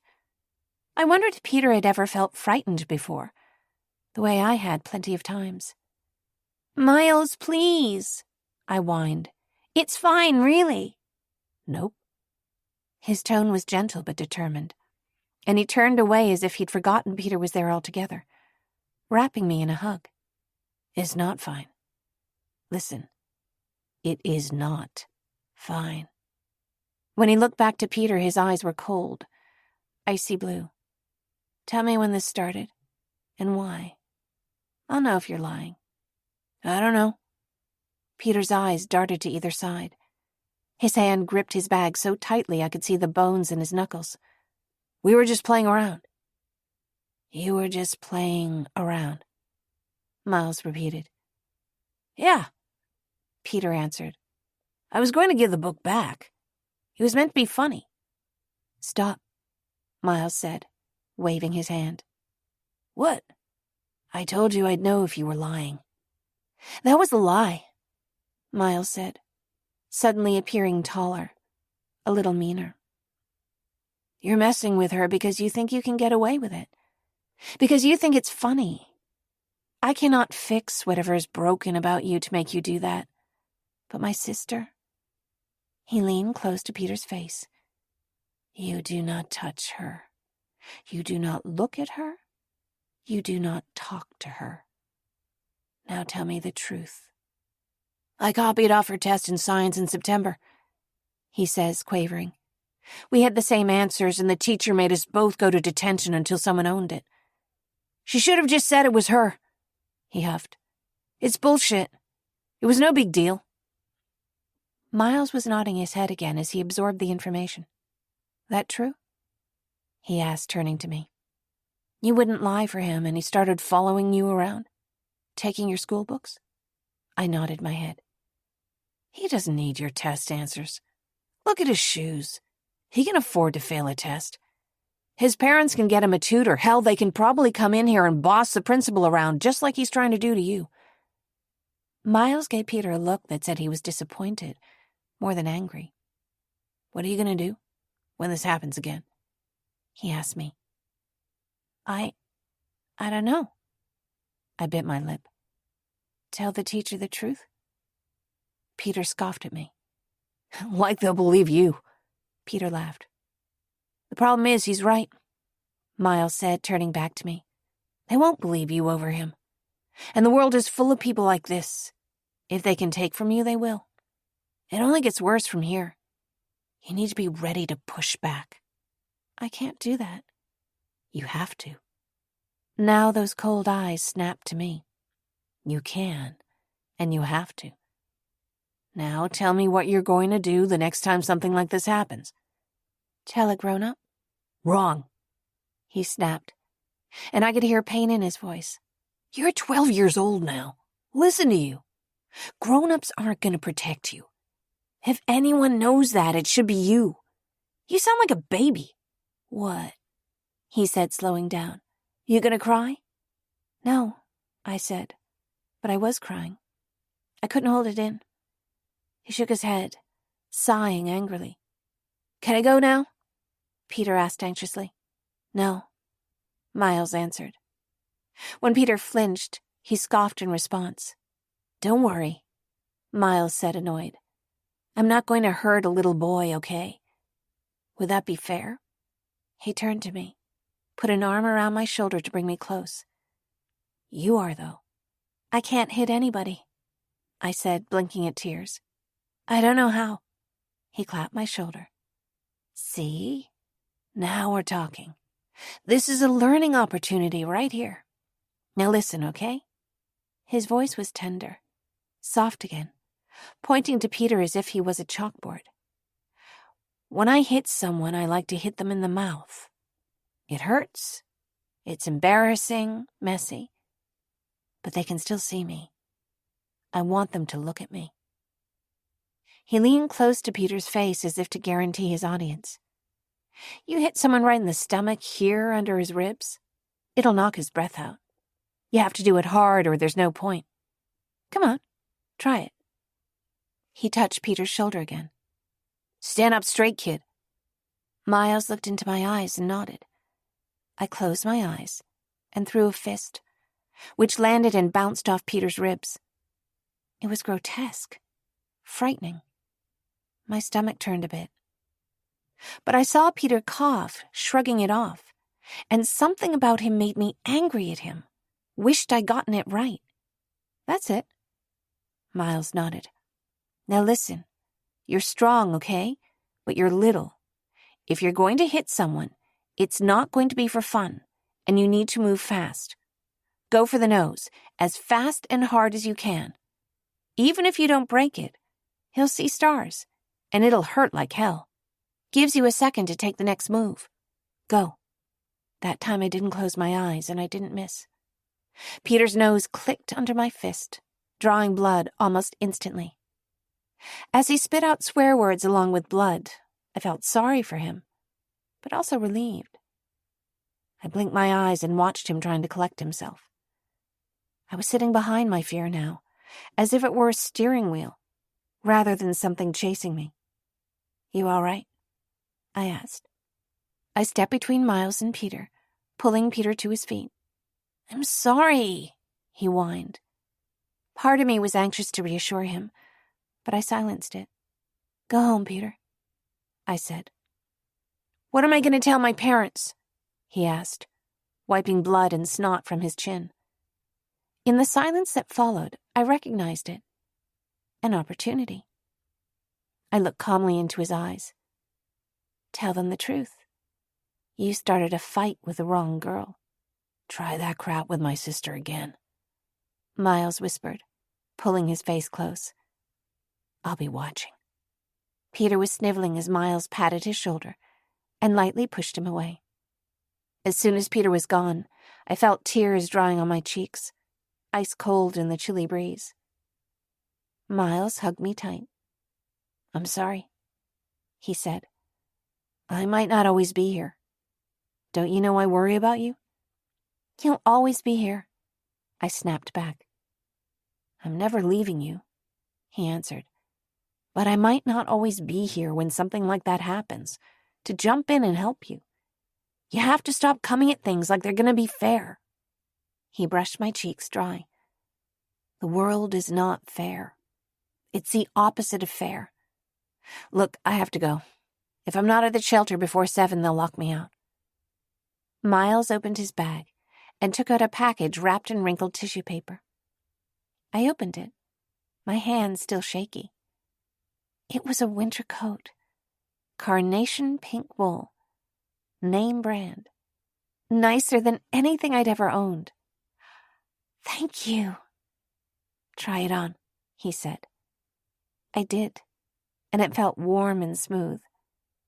Miles looked happy. You're really pretty, you know. You look like Mom. You think? I couldn't remember what she looked like, but I hoped he was right. Listen, he said, trailing off, suddenly awkward. It doesn't matter if that kid has a crush on you. If he's trying to get your attention by being mean, it's still mean. You understand? Yes, I said, although in truth I wasn't sure. What's the shelter like? It's Don't lie to me, I said. Come and stay at the group home? I can't, he said. You know nobody else is allowed. You'd get kicked out if you snuck anybody in. It's not fair, I said, then caught myself. I wish it had never happened, I said, my throat squeezing in on itself. You don't have anywhere good to stay, and it's my fault, Miles. What? That girl in the closet? The fire? What if I had just had the sense to run instead of calling you? I would do it 20 times over again to make sure nothing bad happened to you. Never tell yourself that. I look at you and it's worth it. Why? Because you're my little sister. The peaceful, enigmatic smile slipped back over his features. Because you're mine. Listen, I really have to go. Wish me luck finding a job. I hugged him as many times as he let me before he finally left. And then I found my way to the bus stop. Reaching for my bus fare, I found a little stack of 20s in the pocket of the pink coat. I didn't want to know where Miles got it, and I'd already forgiven him for anything he might have done. Peter Edelman never spoke to me or got near me again, and the one time one of his idiot friends did, he called them off so fast I couldn't even reach them. There were others, but I wasn't scared of them. I did well in school, in swim lessons too. I didn't usually have to punch anyone, but Miles had taught me something. I was no longer surprised when things weren't fair. I remembered that Miles went back to jail. 18 now, he went away for longer, and not in juvenile detention. I don't recall the details, but whatever it was, I'm certain he was innocent. I know that he's good. When I heard, I'd held the pink coat against my chest and cried, though I knew if he were there, he'd have told me not to. That lesson must have sunk in at some point, because now, despite the weight of sadness in my chest, my eyes are dry. I sit awake late into the night, sketching that beautiful pink coat over and over. I remember the weight of the wool, the smoothness of its striped satin lining, the only coat I'd ever had that wasn't a hand-me-down. I look out my window across the yard, listening to the soft call of the doves that make this place home. I wonder if Nathaniel's sleeping over there. I begin to assemble the little bits and pieces I've learned about him. He told me he's seen people afraid for their lives. I assume it's something to do with being in the army. He talked to me about fear, about the memory of fear, like I was saying something that mattered to him. But somehow, the thing about him that grabs me now is that once he was another kid like me, who'd never had a new coat before. Chapter 25. In the days that follow, Nathaniel and I exchange few words, and carefully, as if we're not quite sure what they might mean once spoken. A handful of days have passed when I meet him in the morning, near the edge of the pond, the footbridge reaching in a graceful arc above its still water. Yesterday, when he explained the work we needed to do here, he was wearing a gray t-shirt, with sleeves that hugged his upper arms. I can't remember exactly what he said about the gardening. Where do we start with this? I ask. Here, I have a picture of how it used to look. He pulls up a photo on his phone and hands it to me, a snapshot of a page from a book or an old newspaper. In the old image, the pond is carefully tended, its perimeter planted with irises and ornamental grasses, the water dotted with lily pads. The ironwork on the original footbridge is beautiful, curling spirals like vines. It's not that different, I observe. The shape is still there, if blurred with wild greenery. I'll trim the grass around the edges, pull up the taller weeds. Don't get too far in, he says. It's deeper than it looks. The surface of the water is opaque, pulling light down without reflecting it back. Right. I place the phone in his hand and let my eyes trace up his forearm, toward his shoulder, as I step away. How deep is it? I ask. He shrugs one shoulder, the one nearer to me. His forearm brushes mine. One time I was carrying a 16-foot ladder over that bridge. Set it down across the railing for a second and knocked it off. It fell almost straight down before it hit the bottom. I wince, looking at the green-hued depths. How'd you get it back? Rigged up a fishing line with a coat hanger. He answers, his face breaking into a grin. I smile with delight, not even sure why. We both stop short, eyes locked, taking small steps back from each other. I have to go meet the blacksmith who's working on the new handrail, he says. I'll be back in a couple hours. Okay, I answer, turning toward the pond, sizing up what my day will be like. I'll be here. Okay, Sophie. I step close to the edge of the pond, testing with my feet to see how near I can get before the ground starts to give way. I look over my shoulder and see that he's still there. You'd better get going, I say. Looks like rain.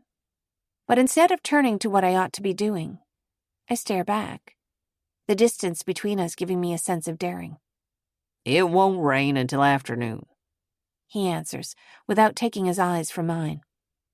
Look out for snakes this time, will you? Sure, I answer with a smile. I purse my lips and turn away, feeling a warmth in my chest. If there are snakes here by the water, they could be water moccasins as easily as copperheads. They're meaner than copperheads and have a more dangerous bite, too. When Nathaniel turns to leave, I look up as he walks away, taking note of how he occupies his space, the character of his steps. I find a branch and shake it through the grass before I decide where to start, hoping to startle any snakes away. Though I can't say why.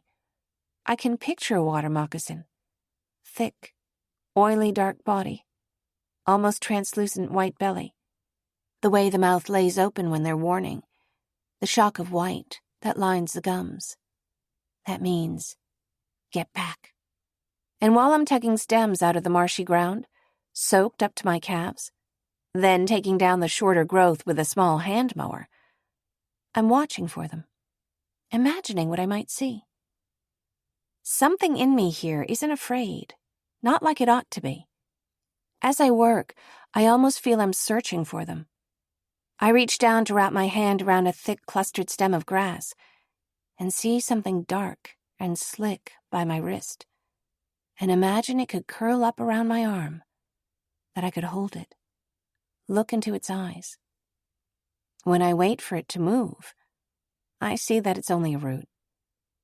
Something skitters through my mind like a bug, and I pull back, bringing up the grass stem with clods of mud. They shall take up serpents. I notice that the sky is dark. Nathaniel's prediction for afternoon rain might be a little optimistic. What I'm not ready for, though, is how quickly the wind brings in a change in the weather, and I stand by the water, watching clouds in every shade of bruised violet steal across the sky. They shall take up serpents. Silently, I mouth the words, feeling a tremble up my arms. Though the doctor told me I had no snake bites, I can't help looking for them again, checking over every inch of visible skin. I'm drawn in, tracing over the healed cuts on my right arm, when I hear a crack of thunder and realize it's raining. A mist of droplets at first that gives way to a downpour. I hurry across the lawn and find a spot under the eaves of an archway on the south side of the house. The windows behind me reach floor to ceiling, to the next story, though I can barely make out what's inside. Some large, wide-open, shadowy space. In the corner, I think I see a wide spiraling staircase. There's a snap of thunder, the rush of rain, and I turn back around to watch the storm, sitting cross-legged on the patterned granite tile. They shall take up serpents. With so much lightning and thunder right overhead, I think the storm clouds must have snagged themselves right on this mountain and become stuck there. And if they drink any deadly thing, it shall not hurt them. I rest my face in my rain-slick hands, squeezing the damp hair away from my forehead. I didn't need to come over here. I was already soaked through. I wanted to sit. Something in me was looking for shelter. Isn't that what I always do? They shall lay hands on the sick, and they shall recover. Sure enough, I know these words, the flavor of something biblical about them. But why? And why does the voice that speaks them in my memory sound so familiar? Though any name other than Miles eludes me, I remember seeing a man bitten by a copperhead. Remember that he didn't go for help, even when his legs swelled to double in size. I remember sitting through the night, coaxing him to drink tea, keeping a cool cloth on his forehead. I don't remember if he lived. Like a riddle, I sit there mouthing the words into my hands, staring at the falling rain. It crosses my mind to wonder, the same as Detective Radford had. Is it possible that I'm dangerous? You gave someone hell. The nurse's words echo across my mind. But I got twice as much, and if I was harmed or injured, as in the verse that comes to my memory now, I did the better part of recovering on my own. It isn't done yet. I hear the whisper, and I recognize it from my dreams. Zenaida Atwood at her riddles. What isn't? Recovering. But, I want to hiss, I'm doing it on my own all the same. And I imagine her staring back, as always, as though she knows exactly what I'm hiding from, gracing me only with riddles and fragments. I'm still mouthing the words into my knit hands, chin resting on my thumbs, when I sense somebody's nearby. I start to scramble to my feet, then see Nathaniel as he takes a seat a few feet away from me. Hey. He looks at me for a moment, brushes raindrops from his forehead with the back of his wrist, then nods out at the weather. You were right. I manage a smile and a nod. Did you get the railing? I ask, eager for something else to talk about. No, He answers. it wasn't finished. He says he needs another week. Just be careful if you use the bridge until it's done. Right, I answer, staring out toward the pond. No snakes? He asks. No, this time I can't force a smile, just sigh into my hands, bringing them back toward my face. I can feel Nathaniel watching, waiting for me to speak. What would happen? I murmur, then turn to him with a hard set in my jaw. What do you think will happen if nothing ever comes back to me? Would I have a way to get a birth certificate? What about a driver's license?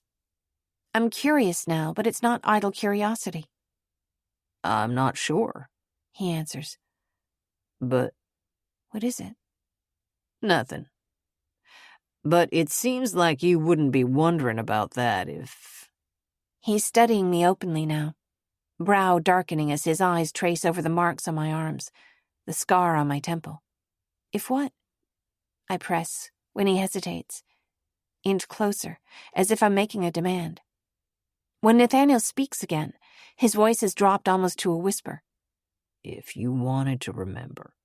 His eyes soften as he looks at me, and his hand moves close to mine, close enough that I could stretch out my fingertips and touch his. Maybe you don't want to go back. Well, This hadn't occurred to me, and I'm stunned into silence, anger, and frustration like a swarm of bees between my ears. I scoot back again, away from the warmth in his eyes. I could fall right into that space, but it would mean admitting I'm afraid. I imagine a man with a scar across his eyebrow, more poppies than you could hope to count. Of course I do. That's what I want the most. Nathaniel stops me with a gentle shake of his chin. That's all right. He gives an unassuming shrug, though I can tell he's choosing his words with care. I don't know you. I'm just saying if you didn't want to go home, if there was something you didn't want to go back to, there's help for that, too. I didn't say that. My voice comes out in a low, warning breath. I'm sure there's nothing wrong. I just need to find my brother. He places a hand on my wrist, leans forward so that I can look at him without moving from my hunched posture. Sophie. Nathaniel, I say, rolling my eyes a little. He's undeterred. When you get hurt this badly, something's wrong. You know that. I see it. What else is going on here? They said it might have been random. But maybe not, right? Ugh! Though I wave a hand at him, as if to shoo him back, he stays right here, close enough I could grab hold of his arm and pull myself close to him, lean on his chest, and let it be okay, even for a fraction of a second. With another sigh of annoyance, I scoot further back an inch or two.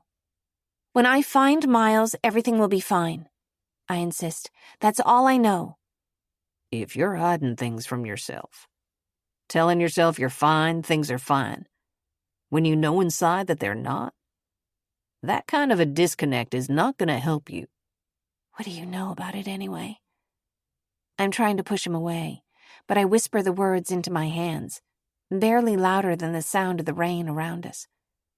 He crosses one knee over the other, stretching his legs out, and turns his face toward mine. Is that a question you're asking me? Or are you telling me to shut up? When he speaks softly like this, I can hear a touch of his accent, the G disappearing from his present participles. I'm just saying, pay some mind to what you're feeling. Maybe I would, I think, but I don't know how. I'm too ashamed to admit it out loud. But this anger, this fear, is too big to stand up to. Crying relieves stress. It's a scientific fact. I'm not stressed. And being angry, I'm not angry. I'd be angry if I were you. Though he speaks gently, I sense he's nudging me toward something. I'd be angry if somebody beat me to a pulp and left me for dead. Your anger is coming from the part of you that knows what happened to you was wrong. Yeah, well, life's not fair, I say, anger flickering in my throat like a candle. Life's never been fair. It's almost like you're protecting someone, he says, looking at me curiously. Trust me. Now I find some certainty behind my words. When I find my brother, he's going to find whoever hurt me, and he's going to make them pay. There is no protecting about it. I shoot a furious glare at him, then close my eyes. This wall, this brittle strength, is part of me. I can feel it. I wonder if I've ever been able to let myself swear or cry or feel angry, to drop this exhausting optimism. I can't do it now, that's for sure. The thing I don't get, I say, is that nobody's looking for me. Not even Miles. Why? It's only been a few weeks, he says. You could have a husband, a family. He steals a glance at my lips as he speaks, and I see this isn't the first time the thought has occurred to him. Come on. I purse my lips, shaking my head a little. That alternate reality seems too much to even imagine. A time when there was a different me, one without these scars. Maybe before, they were better hidden. You think so? Don't you? I don't answer him right away, but something tells me I've always been alone. What's inside here? I ask, changing the subject. Ballroom. Ah. I peek into the dark window, partly covered on the inside with heavy velvet curtains the length of the walls, and see a massive piano in the corner, and imagine for a moment the sound of stringed instruments. What it might have been like to arrive here in the winter, for a party, by carriage. She have a lot of dances? No, Nathaniel answers. No, she pretty much kept to herself. I don't know why, but I think she liked the quiet. But I think he does know why. I see that he's thought about it a great deal. A person choosing to be alone with this big house, with all its shadows, isn't just someone who wants to be alone, but someone who maybe needs to be. There's a reason Nathaniel doesn't talk to me about Mrs. Atwood unless I push him to. There's something they share. Of course, I agree, studying him intently now, as if I've figured something out. I see a patch of clear sky on the horizon and point to it wordlessly. Weather changes fast up here, he says. I see. As I turn to look at him, I rest my head on my knees. I don't bother smiling. He'd know it was fake. I'm going back to that pond. You can take a break sometimes, you know. Some people need quiet, I remind him. Some people need to keep busy. Everyone has things that keep them sane. Okay, Sophie, he says. Meet you on Friday. Friday? Oh, I remember. You were going to show me the house. I didn't forget. I just thought. I begin to stumble over my words, standing up in a hurry. Once again, I think one or both of us ought to be drawing back, drawing a line between us. And instead, we're sharing this foolish smile. Friday afternoon, right? Sure, he says. I'll meet you here. Chapter 26. I've spent now the better part of 2 months studying this house from the outside, watching pieces come together. The roof Nathaniel repaired, the window panes replaced here and there. Even so, I haven't given myself time to wonder what the interior might be like. He's joked about it being haunted, but as I follow Nathaniel through the massive front doors into the cavernous entry hall, I'm struck with a lingering feeling of sorrow. It feels more mournful than ghostly. The room rises all the way up, a series of skylights in rounded windows letting sunlight in. The walls are carved with wooden paneling and adorned with paintings. There's a fireplace taller than I am. Nathaniel points out the carvings of cherubs with doves that line the fireplace. There's something slightly spooky about the gravity of the room, and I realize that it's not perfectly square. How much of this restoration did you do yourself? Most of it was hiring people, keeping everything organized, budgeting. He turns around to face me, smiling. A lot of it was cleaning. The house itself was surprisingly intact. It seems like even the high schoolers who snuck in here to get high had a sense it was worth taking care of. In the center of the entry hall, a grand staircase leads up to the second-floor landing, where the steps branch to either side. It's like a maze. I breathe. Around the landing on the second floor, a columned walkway looms in shadow, which appears to connect to the third floor, and from there to the fourth, at points that follow no logical sequence. It seems almost designed to disorient. I follow slowly up, tracing the amber-tinted marble of the banister. At the top of the stairs is Zenaida's stained glass portrait. I feel as though she smiles at me, and I tiptoe toward my left to stand in awe in the patchwork of tinted sunlight falling through the glass. It's impressive, I say, even more so up close. I see you studying it sometimes. I like it, I admit. It isn't just the window, but the way it's located on the house, on the land. Catches the sunset. I smile and nod. I follow down a set of stairs that curves into a flourish, down into the ballroom, that I saw from the outside only a few days before. While Nathaniel stands on the stairs, I slip past him and walk down into the near dark. There is just enough light from the windows on the opposite wall to make out geometric patterns in the tile flooring. I trace them with my feet. It's blue and white stone, an abstract interpretation of a night sky, stars under my toes. I turn back to where he waits on the stairs. I always have this impulse, when I see something beautiful, to turn to the nearest person as if to say, "Have you seen this?" Of course he has. He's seen it 1,000 times. Yet he looks in my direction, as if he's studying something intently. I feel my pulse start to hammer in my veins and grasp for something to talk about, something to fill this silence that begins to feel dangerous. "Tell me again," I ask. "When was the house built?" It was finished in 1907. I take a step forward, and as if reading my cue, he proceeds up the stairs, while I follow him back to the first floor. The tourist center in town has a display, I say, feeling as though the space commands me to whisper. It says it was their summer home. There's a little bit more to it than that, he answers, as I walk behind him again, across the towering entryway, toward the opposite wing. Here, just above ground level, there's what used to be a conservatory.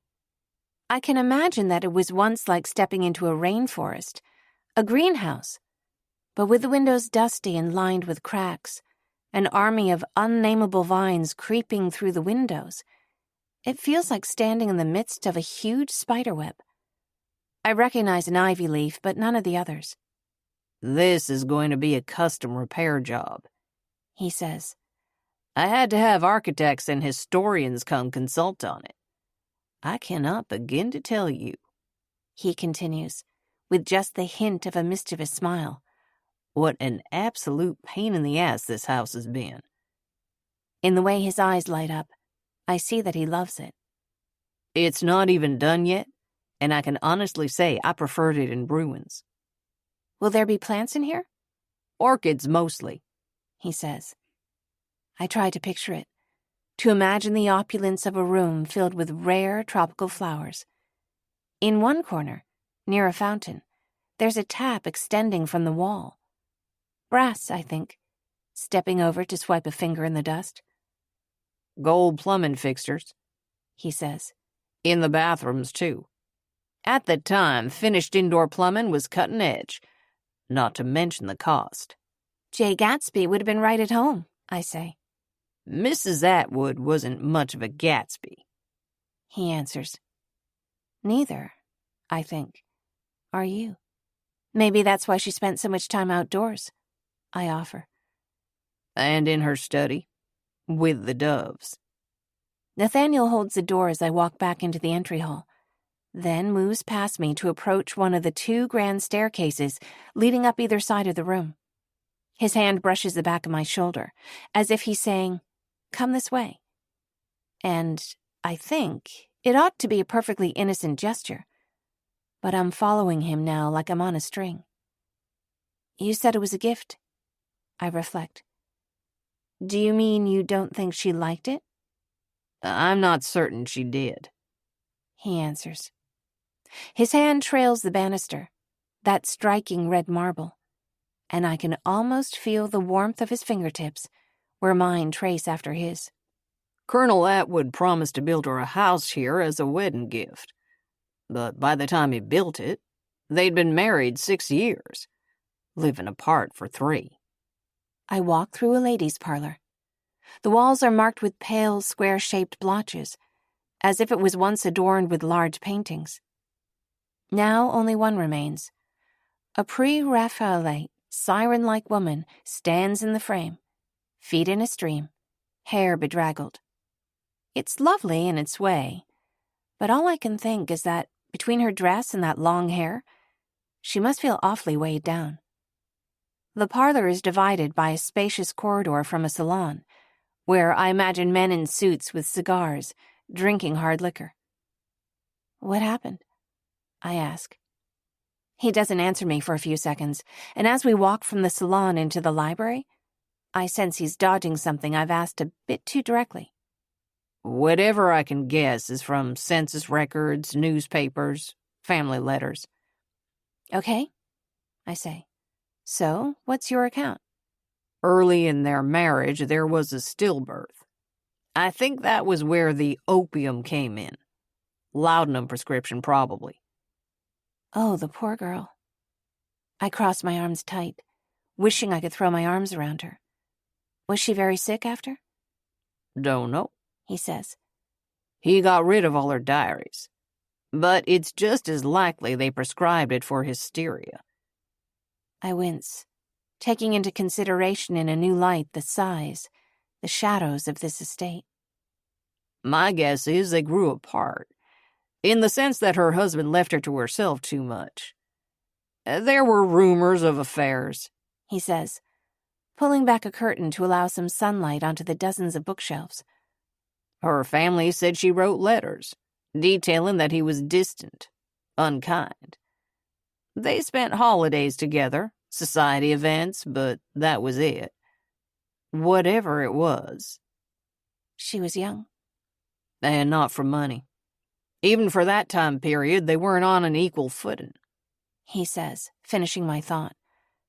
It's almost like fulfilling what he promised her was a play to get back what he'd already lost.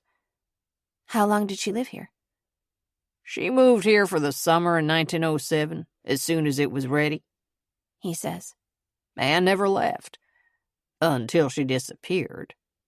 There aren't any clear records, but it was the end of July or early August. August the 1st, 1910. Why'd you say that? It's on the desk, I tell him.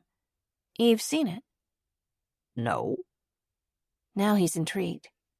Under the desk, on the right side. Her initials and the date. August 1st, 1910. You haven't seen that? No, he says. No, honestly, we didn't do a lot of renovations in there. It didn't seem right. It still doesn't seem right, sometimes, I add, staying in there. Then other times I think she wouldn't mind me there. I walk away from him, eyeing the dust-coated spines of books. Feeling oddly at home, I drop into a cloth-covered armchair, a cloud of dust around me like spirits. You know, I have to ask you, I say, laughing, waving a hand in front of my face and trying not to cough. Ask me what? What did the letter say? You said it was a riddle, that she left it on the desk. Oh, he says, as if he'd hoped I wouldn't ask. Well, the original went to the colonel, who I think willed his papers to... Nope, I interrupt, watching as he pretends to browse the shelves. Tell me. I know you know. Fine. He takes his phone from his pocket. I have a scan of it. He swipes the screen a few times, then offers it to me. I walk back across the room to take it, dust on my clothing like ash or feathers. I tap the screen to enlarge the image. I always imagined Victorian handwriting spidery, scrawling, romantic. But Zenaida's hand is precise, the tidy letters gently sloped. To the finder of this brief missive, I leave in your care my only possession, a century's worth of sorrow, condensed into 26 short years. I am but a wraith, a muse who has outlived her purpose, whether it should follow me down what remains of my path, or rest here, allowing me to walk away freed of it. I now go to find out. I read the word several times over, dwelling on the note where its meaning hides and then emerges, twisted. Care, possession, a century. In my mind, I go to find out. I imagine the desk underneath my hands, the way I've casually littered it with my pens and my shabby, lonesome breakfasts. I push the phone back into Nathaniel's hands, my lips moving in disbelief. You mean to tell me you... What? Don't play dumb. I turn on my heel and walk back the way we came. At least I thought it was. But the room I thought was the salon is a stairwell, not a familiar one, and I follow it anyway. Up, then through a landing that opens onto a balcony overlooking the grand staircase, and I see the window. I'm leaning with both hands, scrutinizing it, when Nathaniel catches up to me. I have been spending my days in a room that more or less has a curse on it, and you didn't think to tell me? You don't believe in ghosts, right? I'll plead the fifth on that one, I answer with a small smile. But sometimes I think you do. Come on, he says, turning back into the stairwell. One more flight up, and we're on the 3rd floor. In the once opulent bedrooms, what furniture remains is covered with drop cloths and moth-eaten. I count more than one bird's nest, and in the hallway, there's a long deserted servant's cart. The master bedroom sits at the corner where 2 corridors meet. After Zenaida disappeared, the house belonged to her husband. She didn't own anything legally, of course. You're changing the subject, I say, watching his eyes sparkle as he dodges my gaze. The colonel left it to her family. It was an unusual gesture. Guilt, maybe. They sold it, made quite a scandal. It was considered rude, but they needed the money. They were poorer than the servants who worked here. He's lingering outside a stately doorway, red and white marble inlaid with tile carvings. They sold it to a Canadian family who moved out a couple years later. It was left vacant for a while. Someone inherited it, lived here briefly in the 50s, then sold it again. So it fell into disrepair. Lovely history, I say.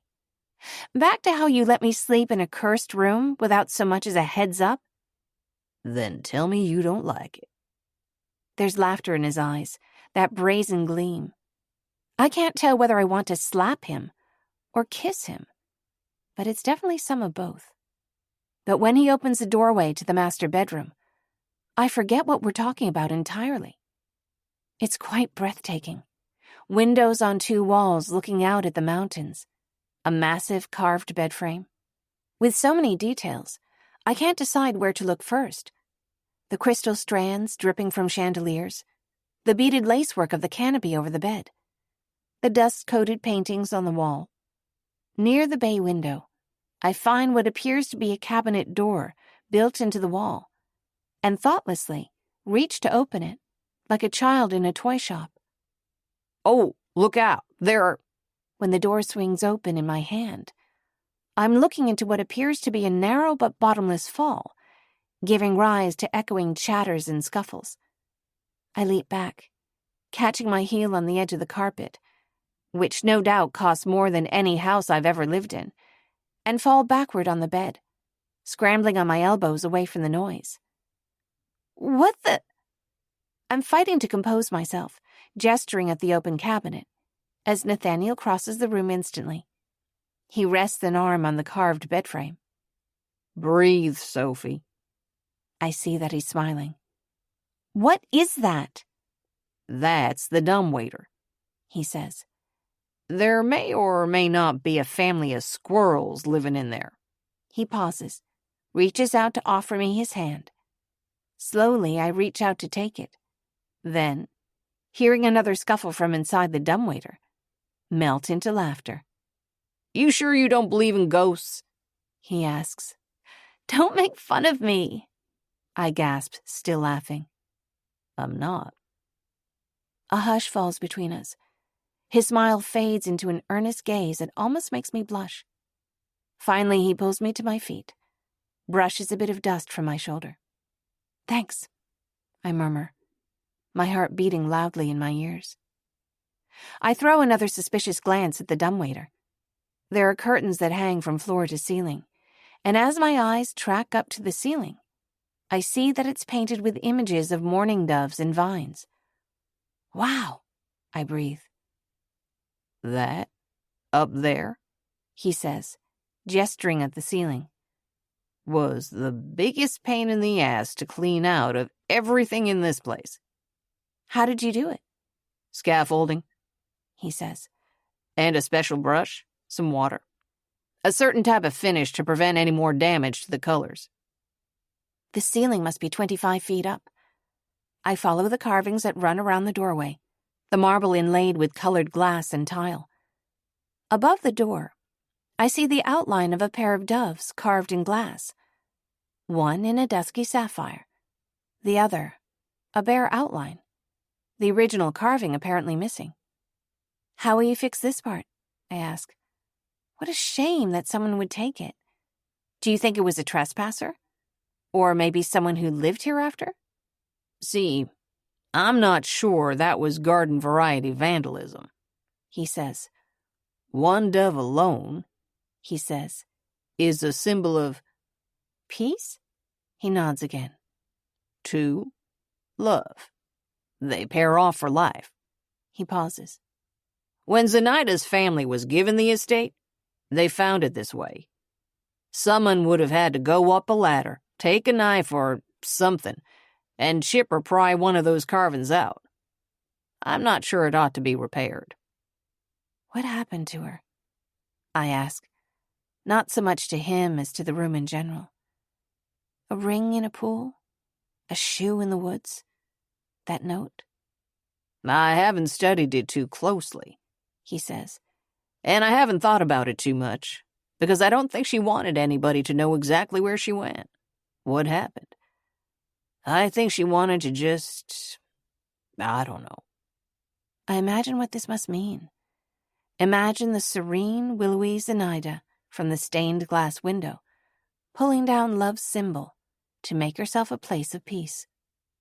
Disappear, I answer. You think? Nathaniel falls silent, but his eyes light up with sparks of amber. I follow down a hallway to another wing, where a large wooden staircase spirals down from a dizzying height. Something about it is so disorienting, I whisper, holding the railing tight as I walk. "You noticed," He says. "there's almost no right angles in the entire building, all 52 rooms. I don't know if it was intentional or not, but it always feels a little off-kilter." Just as I think I'm going to need a flashlight if it gets any darker, he walks across a landing and throws open a pair of doors. Daylight streams in, and I see a stone patio and gladly walk out into the sun. "Who knows exactly what went wrong between them at this point," He says, though I can tell he's thought on it. "but this house, even if it was an impressive gift, didn't do much to help." He sits on the granite tile. We're now looking over the gardens, and I can see the neat shapes of the flower beds and hedges that we've worked on. Imagine someone caring for you this much, I say, my thoughts wandering aloud. Not the cost of building it. It's not that I think he loved her more because of what he spent, but just the size of it. 52 rooms, right? He nods. And all the gardens, the rows of trees, all of it filled with detail, all for one person. The birds on the ceiling, the carvings. It's a lot. Imagine someone wanting that much to fix things, to ask forgiveness. It's impossible not to think of the wistful tone he took when he described Lincoln's mother. Those allusions to some possible future plans, the uncertainty in his voice when he mentioned them. Of course, anyone could put in that much thought. But the difference with this place is you can see it. You could walk into it and get lost in the shadows. It makes me wonder, now that I've said it, how many people would build requiems, monuments like this, to love lost. Maybe he wasn't trying to win her back, He says. Maybe it was just what he owed her, something that was promised. I guess it's hard to know for sure. It was one conversation, Nathaniel tells me, staring far away, as if he's putting distance between himself and his words. When we moved here 3 years ago. This idea that we'd wait until things were better, try to stay together. She's dated. I could tell you I have, but it would be a lie. I thought things were better. I guess she still thinks I'm... What? Nothing. He murmurs. A risk, I guess.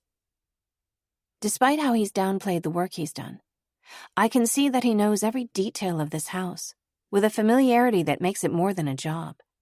It's not a story to him, but living history. He's lonely here. Has been for some time. His own house is so sparse and quiet. I sense that he hasn't let himself really move in. This is a kind of penance. I can see it now, and wonder terribly what must have happened. Without trying to hide it, I study his profile, the measured stare he casts over the yard. It makes you wonder, I guess, I say. Did he think this was going to win her back? Or was it already over? His gaze lands on mine. Maybe I've pushed it too far. But he nods, answering calmly. You mean the structure is here, stayed here, He says. even once its reason for existing. That hope was gone. That's why we don't build mansions for people we love. He cracks a smile, though his laugh is restrained.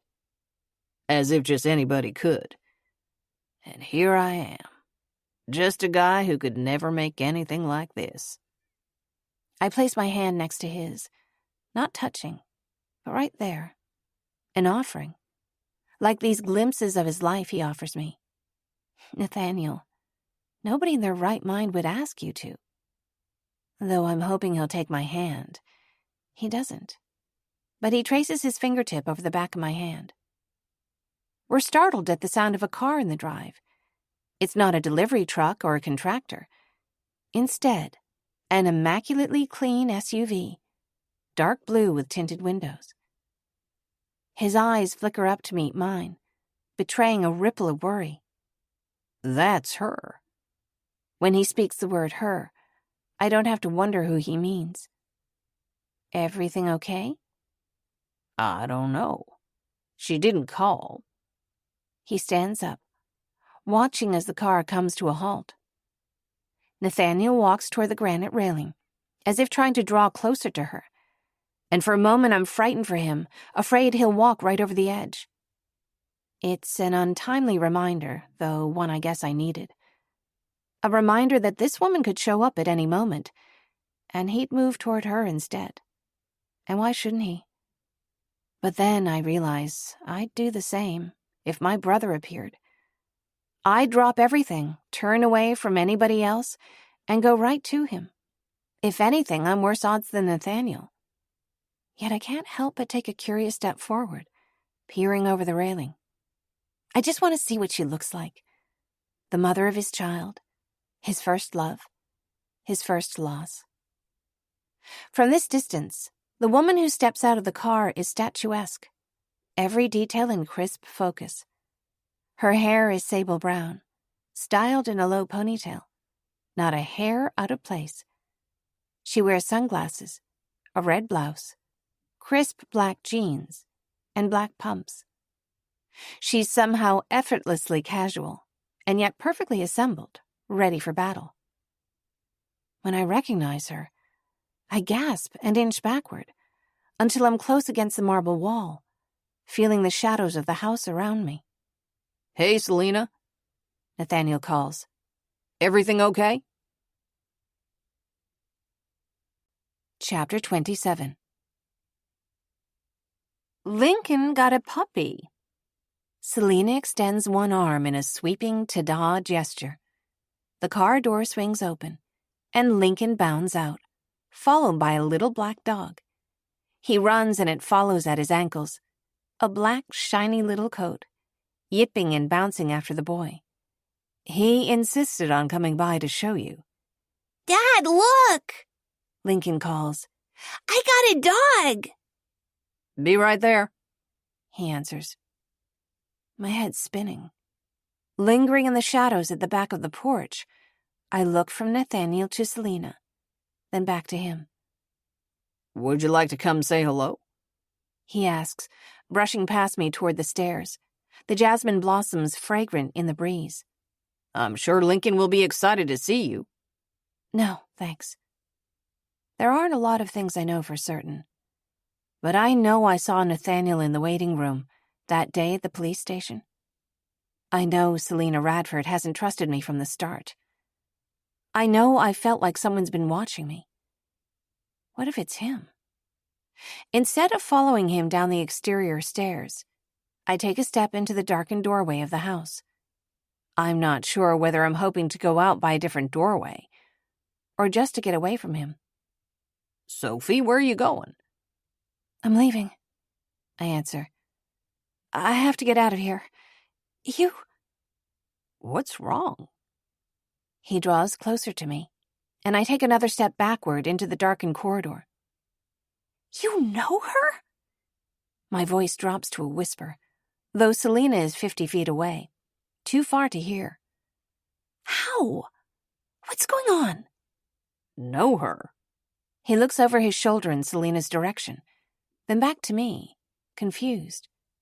That's my ex, Selena. Why? No, that's the detective working my case. I take another step into the darkened hallway and realize I don't know which way to turn. Stumble over a stair I hadn't seen. That's my ex, He repeats. she's a police detective. She has you keeping tabs on me. When I speak, I feel my throat squeezing in on my words, the hiccup of a sob following my speech. She's told you to watch me. I thought it was safe here. No, Sophie. Stop talking. Searching his eyes for insincerity, I step closer, so that our toes are almost touching. Tell me the truth. Nathaniel pauses, and I see the uncertainty in his expression give way to a decision. He places both hands on my cheeks and tilts my chin up to kiss me, drawing in a deep breath as our lips press. I am not lying to you, he whispers, voice low with emphasis. The tip of his thumb brushes a tear from the corner of my eye. Sophie, if you're safe anywhere, it's here. I can't help but think that's a big if. But in this moment, to my surprise, I think I believe him. It feels like fresh air in my lungs and solid ground under my feet. I don't know how, but I know he's not lying to me.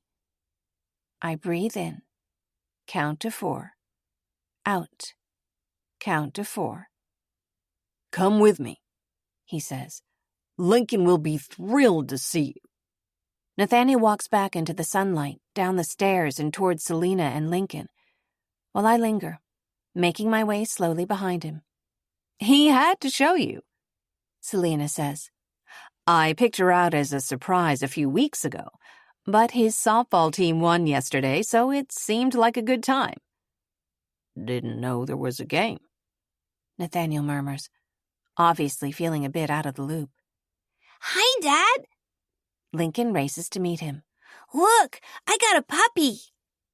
Nathaniel kneels to meet the dog, scratching its ears as it leaps around, a little blur on the grass. I'm lingering on the steps, hiding behind the jasmine, trying to size up my next move. What's her name, pal? Nathaniel asks. Roxy? Lincoln answers. He pushes his glasses up the bridge of his nose, and I wonder if he lost the pair that fit him, or if he broke them already. He runs back to the car, finds a tennis ball, and throws it sharply across the yard. Roxy shoots after it. He runs past me and swivels his head just long enough to shout, Hey, Dove Girl's here. As I return Lincoln's greeting, Selena Radford's eyes land on mine, and I walk straight toward her. Selena? Nathaniel says. This is Sophie. We've met, she says, cutting him off. Nathaniel, would you give us a moment? Nathaniel hesitates, but when Lincoln calls him again, they run off across the lawn. Detective Radford, I murmur. What are you doing here? Explain to me why you're here. Her polite smile holds firm, but her voice is icy. She waits for me to speak. I stand up straight. I can't blame her, not wanting me here around her son, whatever Nathaniel is to her. I stick my hands in the pockets of my jeans, look down at her perfect shoes. I work here, I say shortly. You know him? I nod in Nathaniel's direction. You might say so, she answers, and I sense I've made a mistake. Sophie, if that's your name. If you have anything to tell me, I'd like for you to say it right now. What about you? Do you have something to tell me? I gesture after Nathaniel. Did you ask him to keep an eye on me or something? No, she answers. Not in the least. I had no idea you were here. She waves Nathaniel back over to us, Lincoln following, obviously gleeful. Both of you, she says. Is either of you hiding anything from me? No, I answer, throwing a suspicious glance in his direction. Not me, anyway. Nathaniel's bewildered. What's going on? How much has she told you about herself? Selena asks Nathaniel. The accident? Her memories? She's told me. He answers without hesitating. It's quite the coincidence, she answers. I'm the one hiding something now. That I saw him that day at the police station. That I made my way out here, even if I didn't really mean to. If you have her living here, you must think she's trustworthy, Selena continues.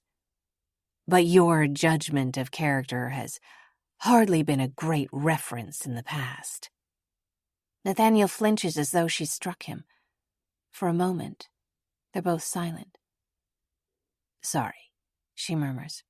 Don't be. His expression is distant. You're not wrong. Watching with more than a little curiosity, I'm grateful when Lincoln interrupts. Sophie? See my dog? Her name is Roxy. I see, I answer. She's lovely. He scoops up the puppy, and I can't help but adore her, stroking the silky forehead and fine little ears. Mom, Lincoln says, did you meet Sophie? He's been talking about you nonstop, Selena murmurs. But, Nathaniel, you didn't even tell me you'd hired someone. Well, He clears his throat. It never came up. I'm glad it's out in the open now, she says, though she doesn't sound pleased. And, Sophie, I know where to find you should anything come up. For a moment, she lets the silence settle, and I'm struck with how beautiful she is. She might have stepped out of a magazine. Next to her, I look like a farmhand, freckles and scratches from working outdoors, dirt under my fingernails. Have you? I want to ask her if she's found anything. Nothing. She shakes her head. She raises an eyebrow, looks at Nathaniel, then at me. Be careful, she demands, and I'm not sure which one of us she's speaking to. I'm still wondering what she means exactly when Lincoln runs off after the puppy. Come on, Sophie, Lincoln shouts, tearing off across the yard as he follows the puppy. Go on.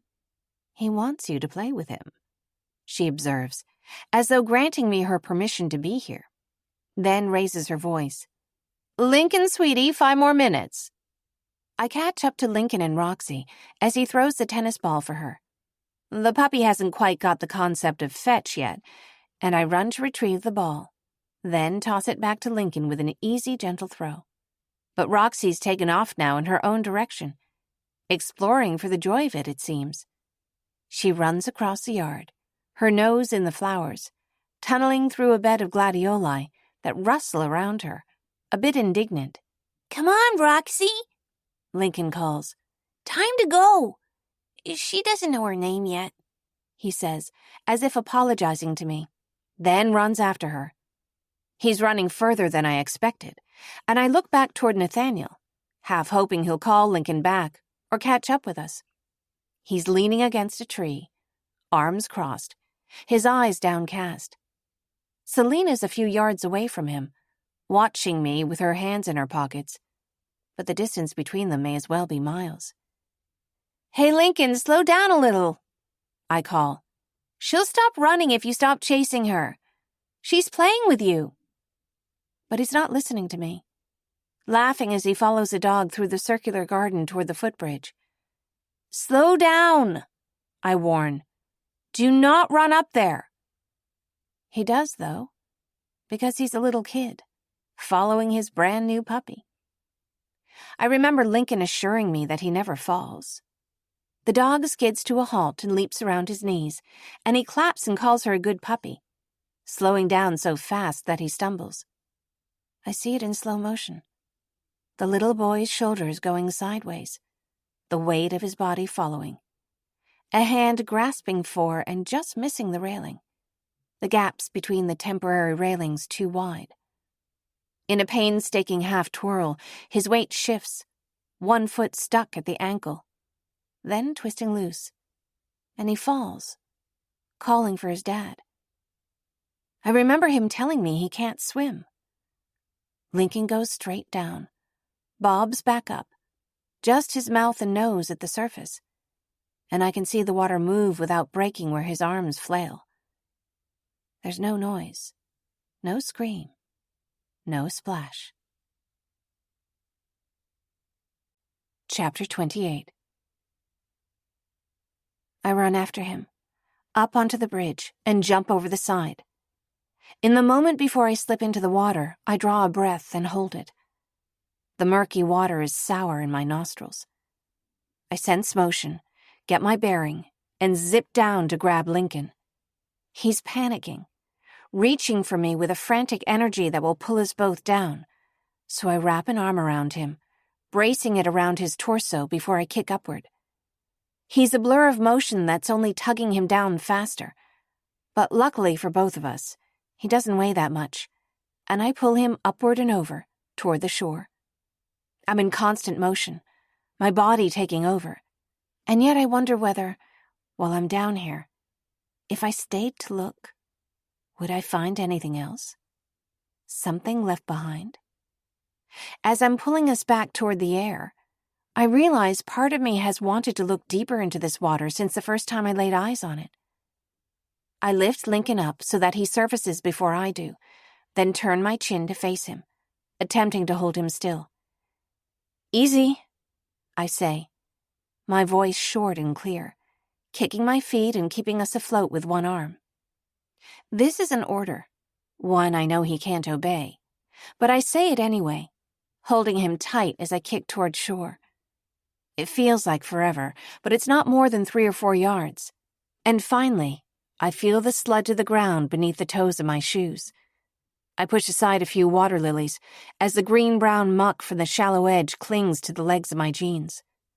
This is the sort of murky pond you'd expect a corpse to walk out of on a dark night, and I suspect that's probably how I look. Nonetheless, I breathe in deeply and look at the boy in my arms with relief. I take a few squishing steps up to dry land and set him on the bank, then sit on my knees so we're eye level. He's coughing, spluttering. That's good. I know drowning can be quiet. I pat his back, hard. "You're okay." I say it like it's a fact, and it is. Everything is fine. Lincoln's arms move just as fast, but this time he's wiping the water and pondweed from his face and hair, blinking. He leans forward, and for a moment, I'm afraid he's unconscious. Then I feel his little arms hugging me, hacking again, loudly. "Thanks." His voice is hoarse. I rest a hand on his shoulder, then stand up. "Sophie, where's my dog?" Shit. I glance at the water. It's young, but a Labrador, right? It should be able to hold its own. The surface is still. There's no sign of the dog. We hear a yelp and look up. Roxy is panting, looking with apprehension over the side of the bridge. I try to stifle a laugh. "She's right there, Lincoln. She's fine too. Can you stand up?" I ask, helping him to his feet. Water squelches in both our shoes as we walk up the incline. He trips in the grass and I lift him up. As we walk up the bank, I see Nathaniel standing just at the water's edge, Selena just behind him. He's gone pale, and there's a wide-eyed, stark fear in his eyes I've never seen the likes of before. "I don't know what happened," I stammer. "He was so fast. I tried to catch up before he went up the bridge, but—" "Sweetheart," Selena says, almost crying. "Lincoln, you—" I can see that she wants to reprimand him, that it's her fear speaking. "What, Mom?" She shakes her head and smiles weakly. "Oh, sweetheart, you just run so fast." "Hey, Dad," Lincoln bleats. "did you see that?" Nathaniel is tight-lipped, silent. Selena doesn't appear to have noticed him, not even now that Lincoln calls to him. I can see his chest rise and fall with his breath. But I see his face soften as he realizes he's okay. I think I see the life come back into him when he begins to move, patting Lincoln's back, pressing water out of his hair. The dog joins us, yapping at Selena's ankles until she picks it up. Did I see it? He echoes, attempting a laugh that sounds hollow, weak. Yeah, from way too far away. I'm so sorry, buddy, he says. That was all my fault. No, I mean, did you see Sophie? Lincoln says, excited now. He wiggles free of me and jumps to the ground, shoes squishing as he walks. I want her to teach me how to swim. She was so fast. That was way cool. Yes, Lincoln, he says, a ghost of a smile finally crossing his lips. He raises his eyes to mine. That was way cool. We should get going, Selena murmurs, still stunned. Nathaniel, can you help him get some dry clothes on? Yeah, of course.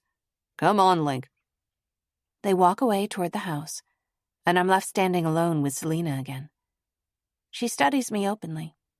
I wring water from my hair with both hands, wiping bits of leaves and mulch from my shirt. Then realize I'm not wearing a bra, and hastily cross my arms. I didn't think he'd run onto the bridge, I say. I caught up as fast as I could. I'm so sorry. It isn't your fault, she says. I'm grateful to you. No need.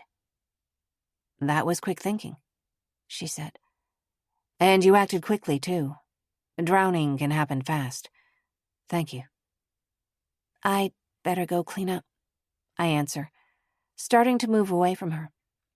The truth is, I'm not very sure about Selena's or Nathaniel's intentions right now. Lincoln and the puppy are the only two I'm sure I trust here. I didn't jump into the water to help either of his parents. Listen. She's studying me again. Before you go. Yes? Don't let yourself forget. This is a temporary job. You're here until you find out where you really live. She's speaking to me, but she's glancing in Nathaniel's direction, as if she'd like to say something else but can't find the words. There's nothing I want more than to find my brother, I answer. Her suspicion might not be unfounded, I could admit that, but it's exhausting even so. I'm hardly in the mood to be questioned any longer with water and pond muck dripping from my hair and clothes. It was nice to see you. Goodbye, Sophie. I let myself into the apartment and closed the door. Out the window, I see Nathaniel walking with Lincoln, now in some dry clothes, but with his hair still damp. He gives him a high five and then a big hug, a kiss on the cheek. Even from here, I can see that he's still jumpy, moving as if numb. Selena nods as she says something to him. She doesn't touch him before she gets in the car. He waves at the car. The sun lights up his dark hair, the ripple of muscles in his arm. I turn from the window in an instant. Selena's vague warning now makes sense. She was warning me to stay away from him. Whatever is broken between them isn't my business. I tell myself that I'm alone here, just as I was in the woods where they found me. I have no foothold, no place to ask him not to drop everything when she appears. My presence, aside from hired help, is nothing more than a disruption. Upstairs, I undress and shower, scrubbing myself all over, trying to wash the pond off. As the hot water hits my skin, I remember the feeling of the pond water around me, the cold, the sensation of jumping in. I can recall now the weekly swim lessons that I attended through school, how my focus turned to studying, while Miles grew harder to find, his visits more occasional. Any number of bad things could have happened to him in the time we've been apart. What if he met someone in prison who hurt him?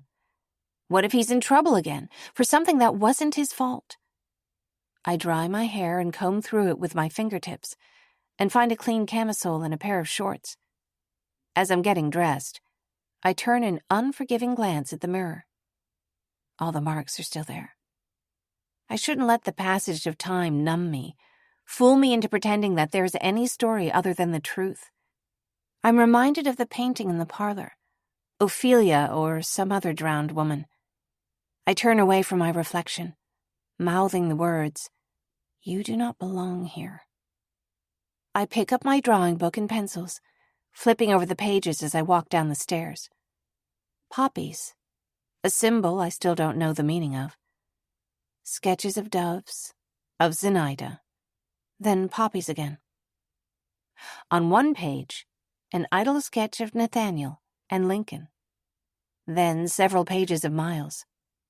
What Sophie knows, I think. Plainly not enough. I find I can't sit at the desk now I know what was in the note Zenaida left here. I leave in your care. I'm sorry, I think. I don't want your centuries' worth of sorrow any more than you did. I carry the sketchbook and pencils outside to draw a bit and let my hair dry in the sun. The energy inside feels too close, almost as though I'm not alone.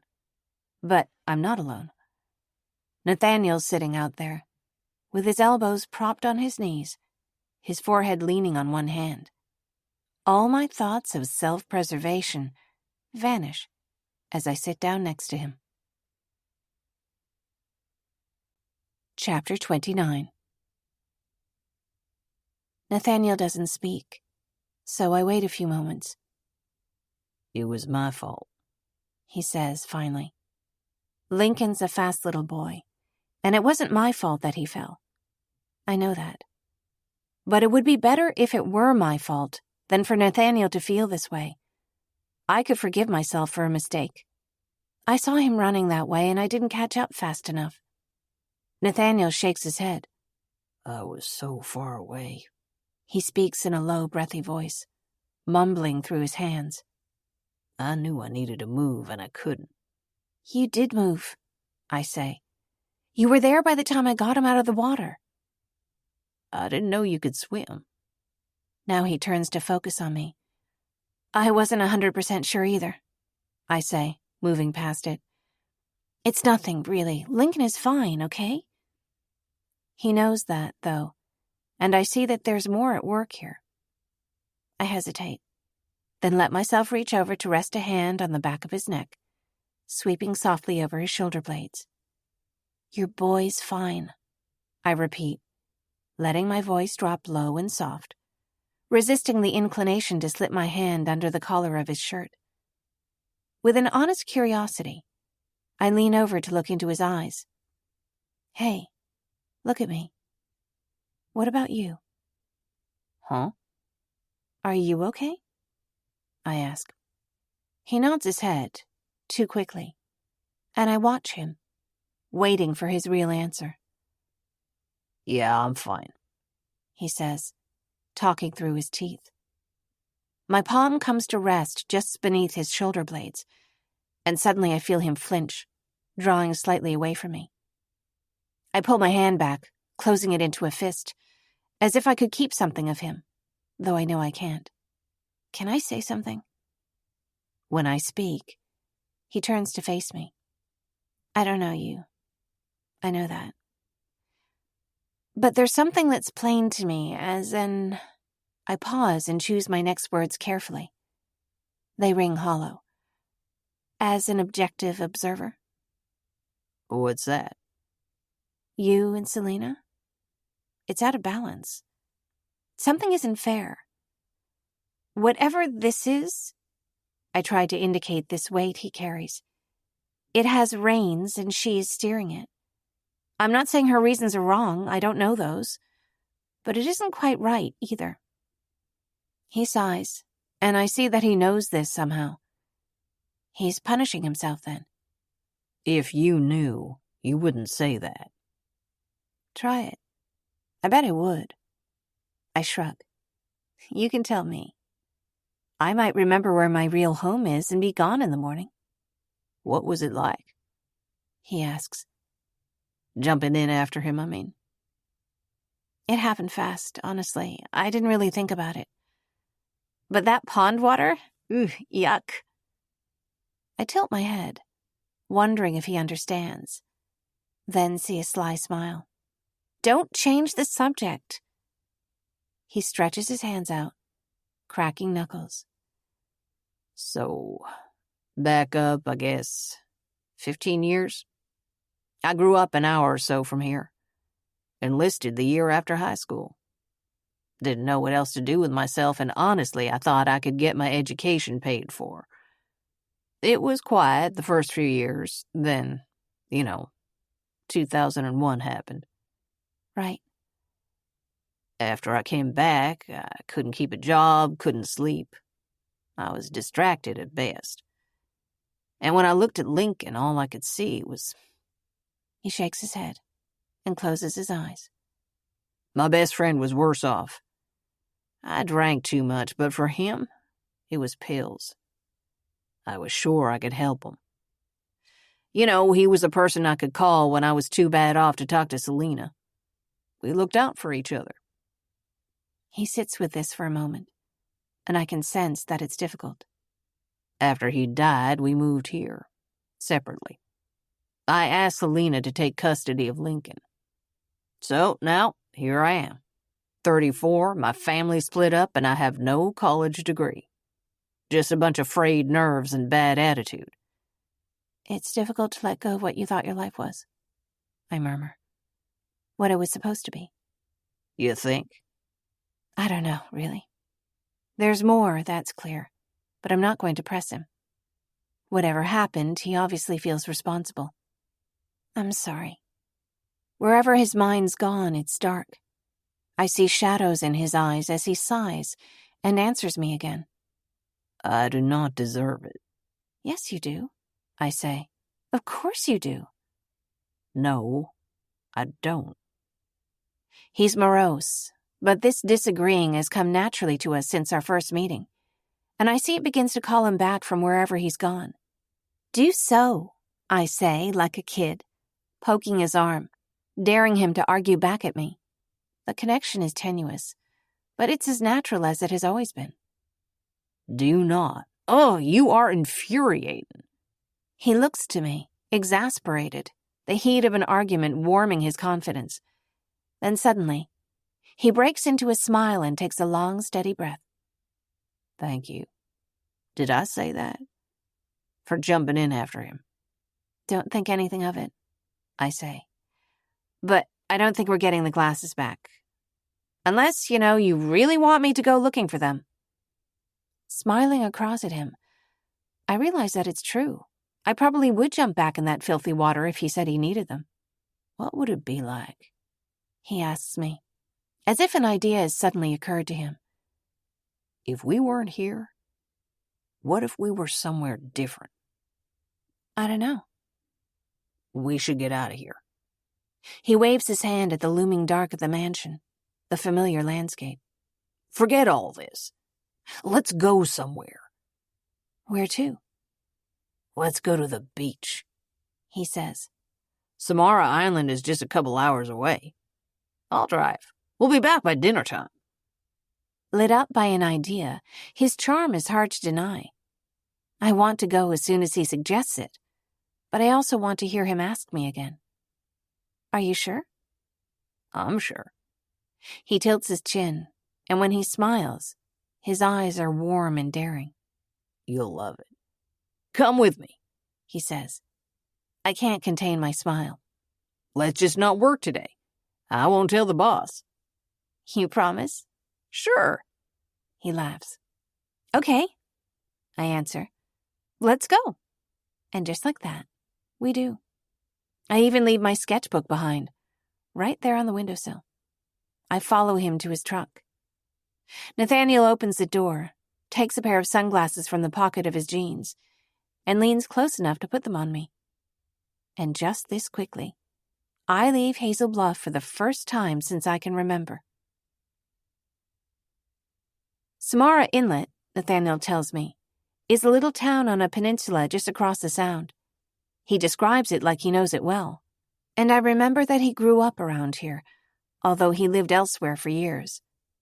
I wonder what it's like to feel back home, to be somewhere that you have missed. Is there such a place for me? As the road merges onto a highway, the trees begin to thin out, and there's a wash of warm yellow sunlight. It seems to clear away the cobwebs, chase out the ghosts from this haunted house I live in. Hey, I ask. The name, Samara. Why?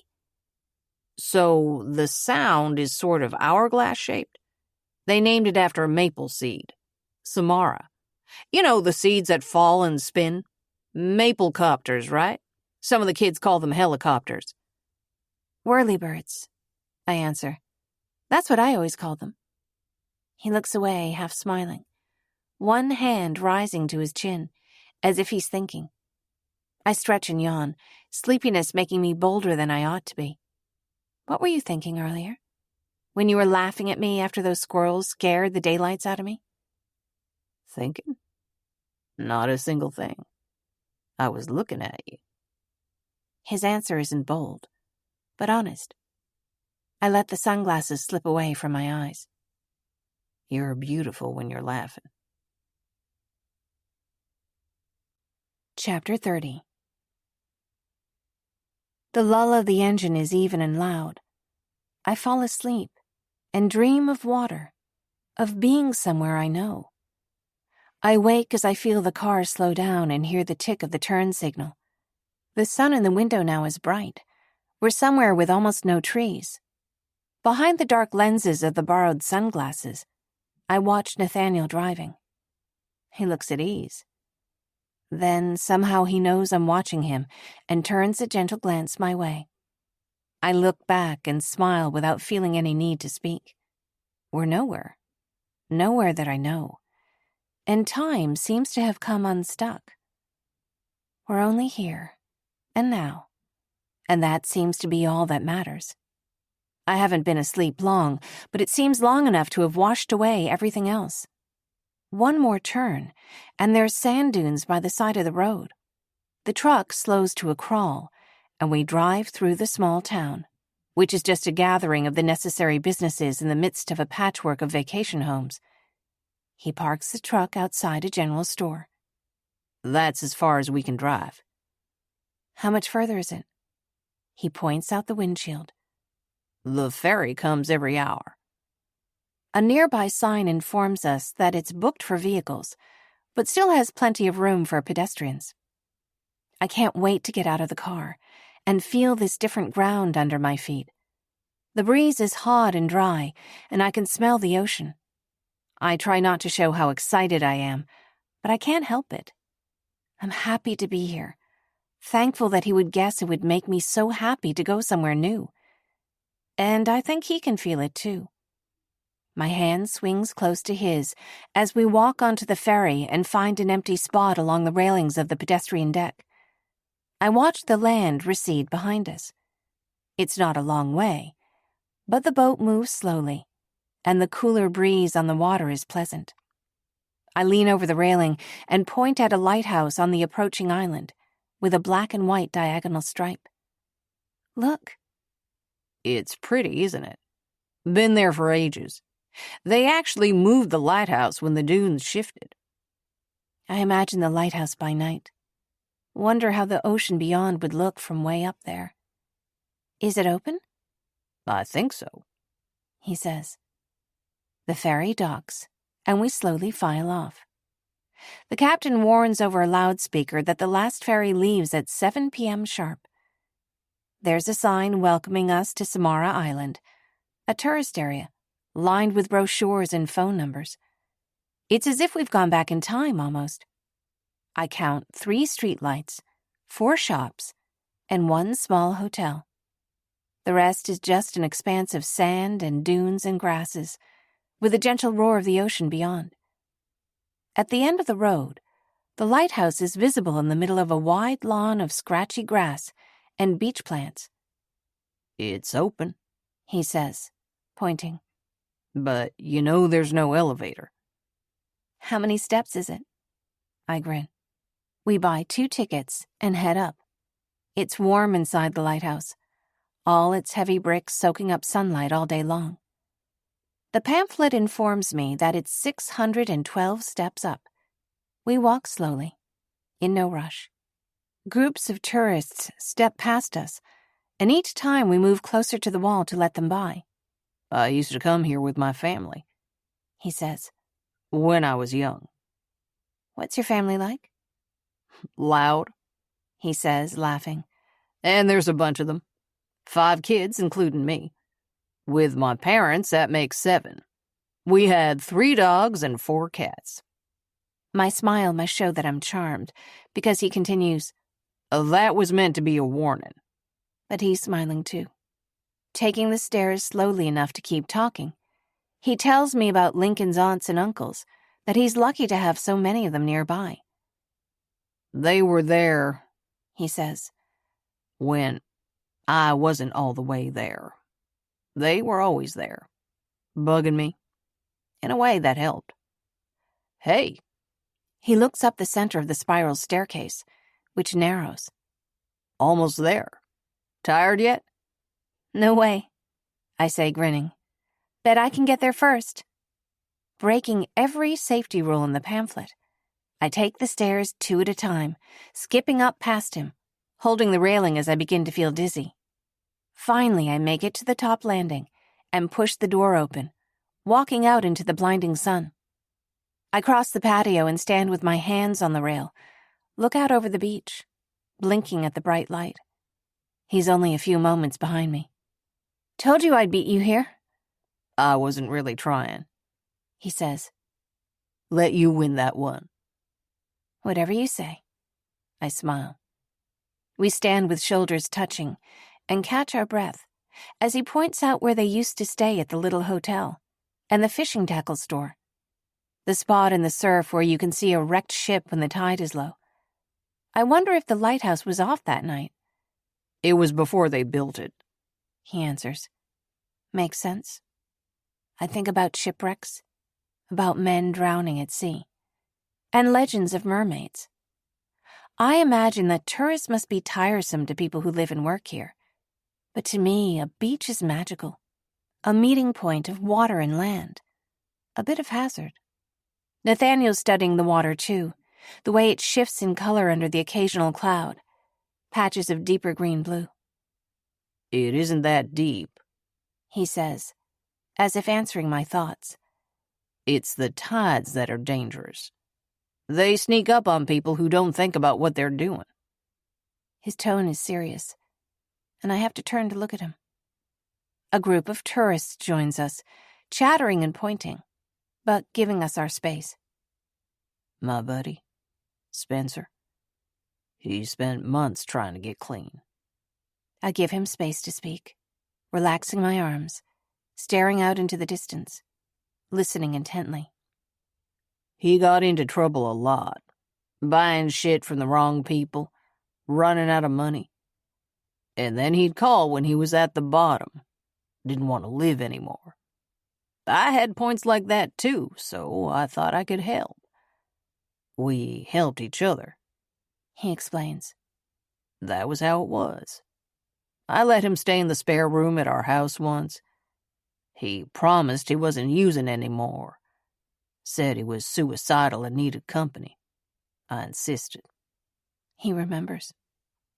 Now I take off the sunglasses, turn to look at him. Selena said she noticed things missing, but I figured she was exaggerating. She didn't like him anyway. But I found her watch and some cash in the pocket of his jeans when he left some laundry in the dryer. So I thought I could handle it right. I told him he needed to leave. Gave him until the end of the day. Found some contacts, intervention programs. I told him I was still his friend. He swallows. I wait for the rest to surface. So, 3 p.m, we're sitting there. I'm holding Lincoln. 2 years old, almost 3. This guy's like his uncle. Takes his gun out. Points it at me. He was angry. He remembers. I could barely recognize his face. And then shoots himself in the head. And I'm just sitting there. And it happened so fast I couldn't even cover my kid's ears. He exhales through his nose, squeezes the railing. If I'd been in my right mind, I would never have let him stay with us. I thought if I could help him, I could help myself. My reasons were wrong, he says, as if it's a scientific conclusion. I failed my best friend and myself. And worse, my son. So when Selena said you weren't a great judge of character, that would be why, he says. It was a bit unfair of her, wasn't it? I ask. Time has passed, and you clearly don't make light of what happened. It was her home, her son. His gaze lingers over the horizon, but I know his thoughts are somewhere further away. I don't blame her for not being able to let it go. Things click into place. I see his protectiveness, his fear and guilt, all part of the same picture now. All these moving pieces. Lincoln doesn't remember, he murmurs. But being scared that badly changes you. It shapes you whether you have it in your actual memory or not. He says this like he knows it for a fact. I find my hand grasping his, and he wraps his fingers around mine. In a way, that was a wake-up for me, although that was just the beginning of the hard part. Getting better, I mean. How? Hard work, he says. Therapy. No good answer.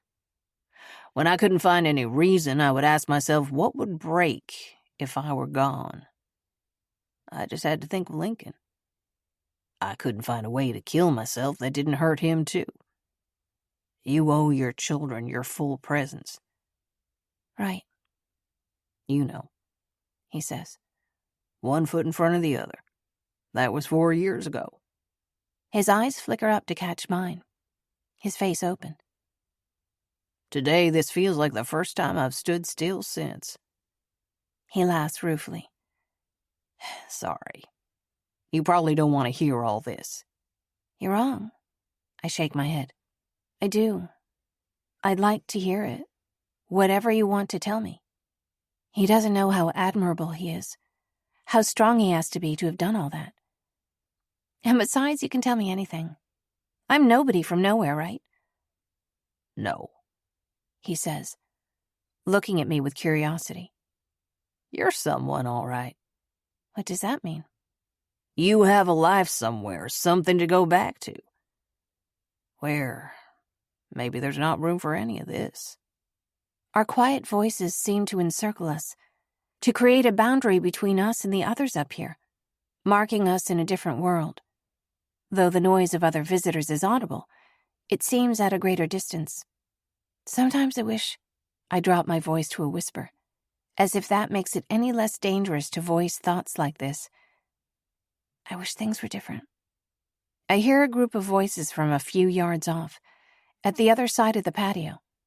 There's a gathering of kids, college-aged, maybe even in high school. Hey, man, one of them calls. Their voices are friendly, jovial. Kiss her already. You kids mind your own business, he shouts back, scolding. But he does. His hand finds my shoulder, the other wrapped in mine, and his lips brush mine, patient and deliberate, calling my heart right into my throat before our lips press. This isn't a spontaneous spark, like in the kitchen 2 weeks ago. It's like a fire, kindled. We pull back, standing side by side. The water looks nice, I whisper. It does. He's still tracing my hair, caressing my shoulders, then resting his hand on the middle of my upper back. I see him glance at the skin there, but I don't flinch or turn. Let's go, I say. I want to see the beach. Chapter 31. As we walk down the stairs again and toward the waterfront, something feels different. Nathaniel's bearing is lighter somehow. It seems a barrier that was between us is lifted. Now we're walking together, his arm around my shoulders. We stop in one of the beachfront shops for supplies. I buy a towel and pick out a swimsuit, blue with crisscross straps in the back. I change in the fitting room, slipping my clothes back on over the swimsuit, and I'm ready to go. Nathaniel lifts his arm from around my shoulders. I sit to take my sandals off, to feel the hot sand between my toes. Nathaniel reaches down and offers me his hands. I pull myself to standing and swing against him. Then we walk into the water. Side by side, we wait until each wave recedes, letting the tug of the tide pull us along a foot or two, until we're standing shoulder deep, just past the breakers. We're an arm's length apart, drifting a little further away, then joining hands again. He's head and shoulders above the surface of the water, ducks under, then back up, brushing water from his face. I can feel the day slipping by into afternoon, the sunlight's angle changing. I remember that the last ferry will leave at 7, and wonder what time it is now. Sophie?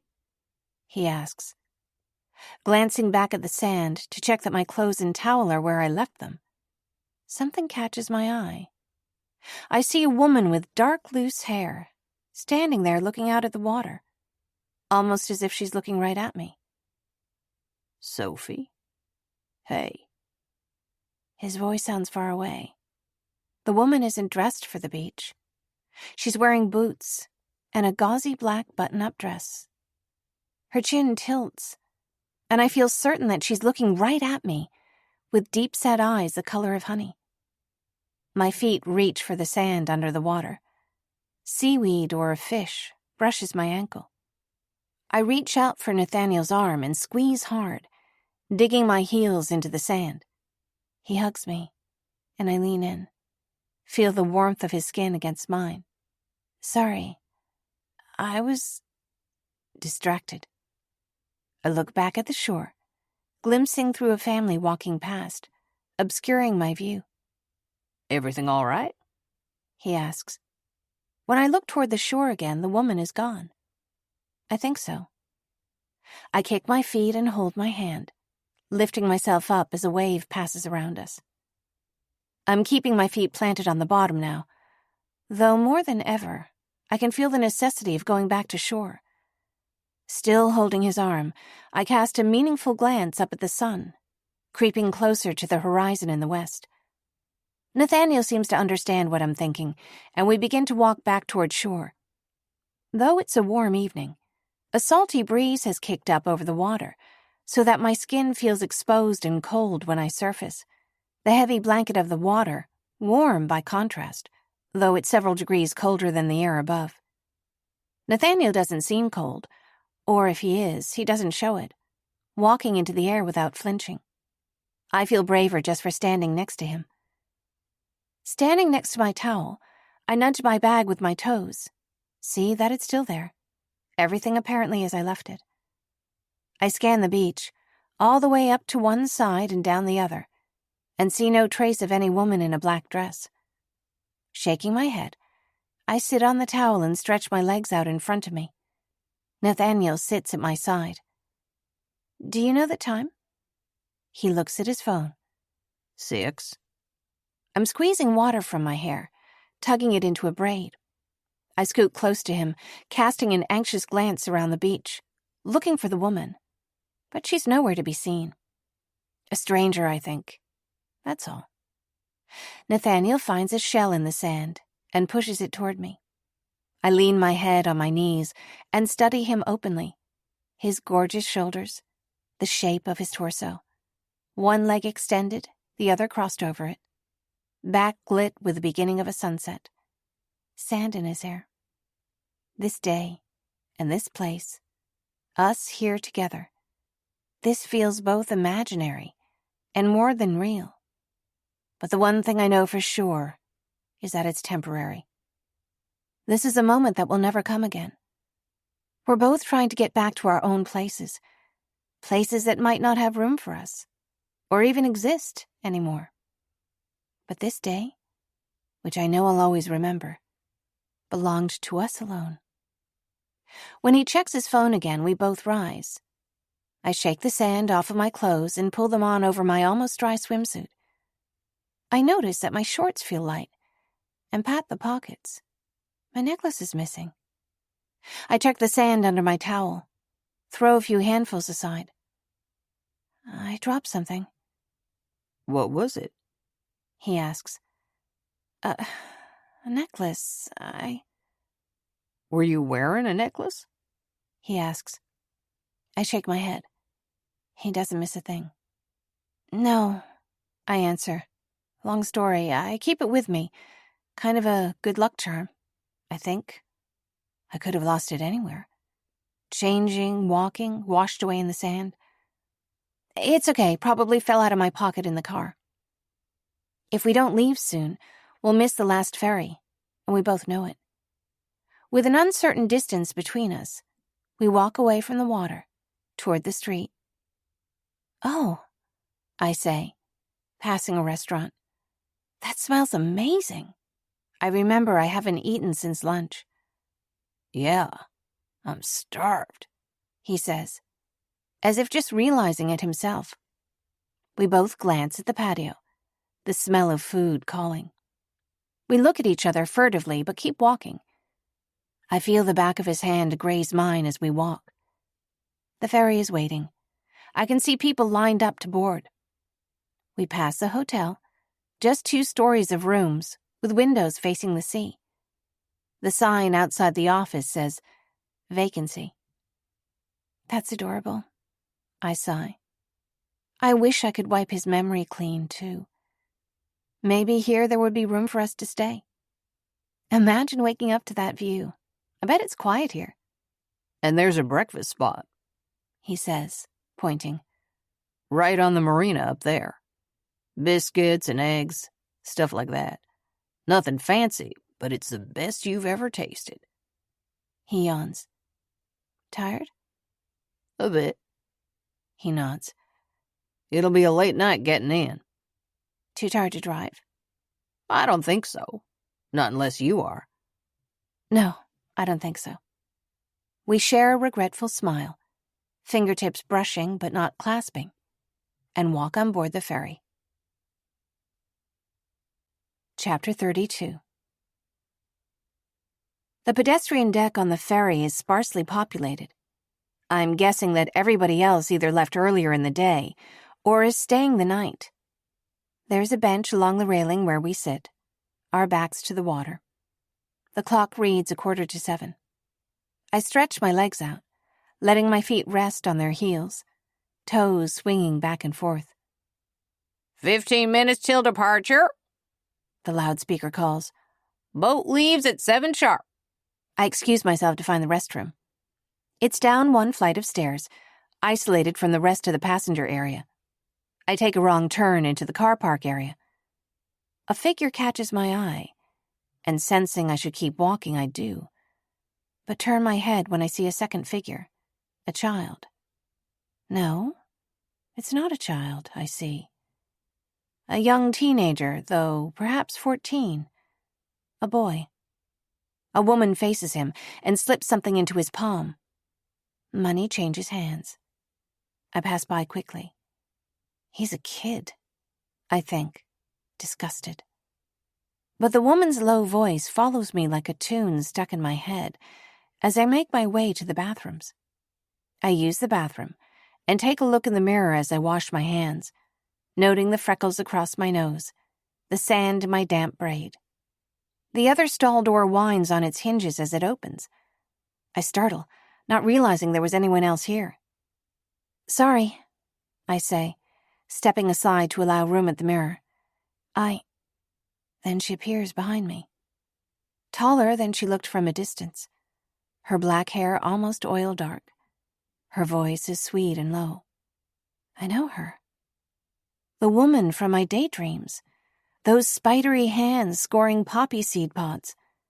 Turning the leftover seeds into an intoxicating tea, singing as she worked. You followed me in here, I say bravely.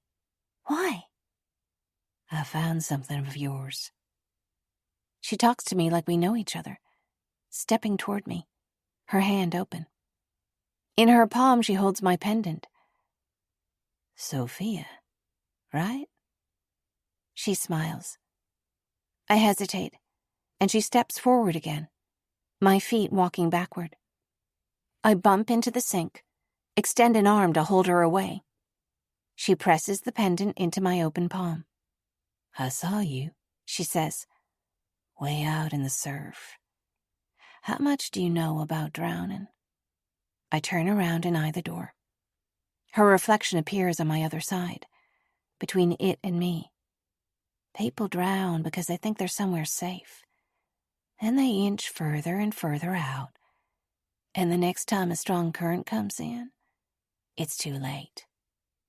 I step closer to the door, chin jutting out. "Did you know most people who drown at sea do so facing the shore?" "Yeah, well, I'm a pretty good swimmer." My throat is tight with fear. "That's sweet." The woman smiles as if she's teasing me. "But who's looking out for your brother?" "What did you say?" I step up close, just inches away from her. She breezes past me, lingering in the doorway. "I said, we have to look out for each other." As she closes the door behind her, I make out a symbol inked on her arm, one that matches the one in my hand. I blink, and she's gone. The tiles echo with her voice. I'm holding the necklace so tight in my fist that it hurts as though it's red hot. I pace furiously, press both fists to my temples, then hug my arms around my chest, half wishing I could squeeze all my breath out, float away into the air, anonymous. They've found me. Who's they? And what am I going to do? Where do I go now? Jump into the sea and swim until I tire out? Turn to face the shore as I drown? I hear the bell ring again, followed by the loudspeaker. 10 minutes until departure. I hear the jolt of machinery, the bridge that lets the cars on pulling up into the ferry. I know I'm paranoid. Objectively, I know it. But I'm almost certain now that someone's following me. Both can be true. When I close my eyes, I'm fighting visions of venomous snakes, of poppies and lost children, a desolate silence that threatens to drown out everything hopeful I could imagine. A phrase crosses my mind. A century's worth of sorrow. I shove it down, angry, telling Zenaida to stay back there in the mountains as I rush for the door. Breaking into a run as I dodge through the car park, I know I ought to be fearing for my life. I leap up the stairs to the pedestrian deck, telling myself I'm lucky to be alive, that tempting fate like this is nothing but reckless. Maybe disaster waits for me on the other side of this water. But all I can picture is the way Nathaniel's eyes light up, and how he laughs. I don't slow down until Nathaniel's right in front of me, waiting where I left him. I grab his hands in mine and pull him to his feet, skidding on my heels to slow down. Throw my arms around him, as if this is anything but hopeless. "Sophie?" His arms close around me, uncertain, a hand tracing my back in a gesture of comfort. I pull back to look desperately into his eyes. Nathaniel takes my hands into his, wraps his fingers over my clenched fist. "What is it?" he asks. I release my hand, see the silver charm staring back at me. "I found my necklace," I squeak, then throw myself around him again in a careless hug. "I don't want to go back," I whisper against his shoulder. "I don't want to leave. I want to stay here." I lift my chin up and look into his eyes. "With you." When he hesitates, I'm looking at the clock. "What do you want?" I stand close to him, but allow enough distance for honesty. "I don't want you to get hurt." He catches my hands in his, drops his eyes. I squeeze his hands and step closer. "Do you want to know what I want?" I whisper. We lock eyes, and his hand traces my cheek. "I want to remember you. And I know today doesn't change anything. Not for me. Not for you." "We already know that isn't true," he says, drawing me closer. Before the bell rings again, we're holding hands, each pulling the other along, back toward the exit ramp. The attendant opens the gate for us and we hurry down the ramp. Forget something? He asks. You could say so, I answer. Have a nice evening. Chapter 33. When the ferry disappears, the island is quiet, deserted to its solitary evening. There is no sound of cars or buses, no haunting whisper of the forest, just distant music and the ocean waves. We ordered dinner at the restaurant we passed on the way out, and I think food has never tasted this good. Slowly, the comfort of food in my belly, the calm that hangs in the air here, begin to soothe my nerves. That dark-haired woman, the mark on her arm, that can wait. We're out of reach. Buy you a drink? Sure. What would you like? He asks. I turn to look at the bar, making it an excuse to put my chin on his shoulder. I answer from habit, without a thought. Gin and tonic with lemon, I answer. What's so funny? Nothing, he says, smiling at me. Timeless. Understated. But not quite what you expect. Oh, is this the game?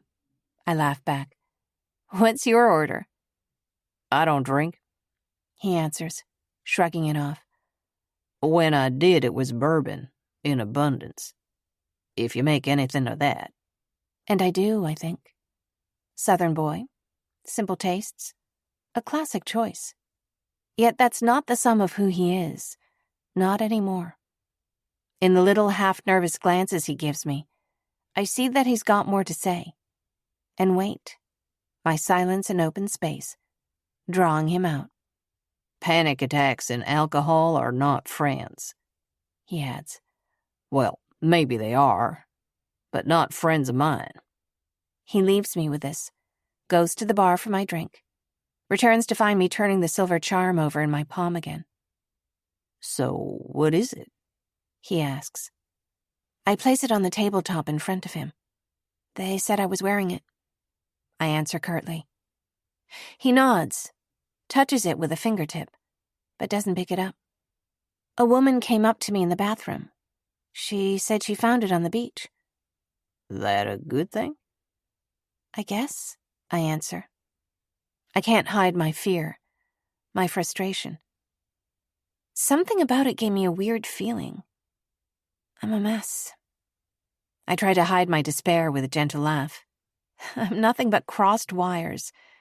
Even if I ever find my brother, find a way to get home, I'll never be the same again. How much do you remember? I remember being little. I take a sip of my drink. I remember Miles, my brother. Other than that, nothing that matters. Focus on what you do know, he says, as if it's a dare. Okay, I answer, as if stepping to the plate. I know I don't cry. Haven't this whole time. Not going to. Okay, he says, uncertain. I make friends easily, I say, as in acquaintances, not close friends.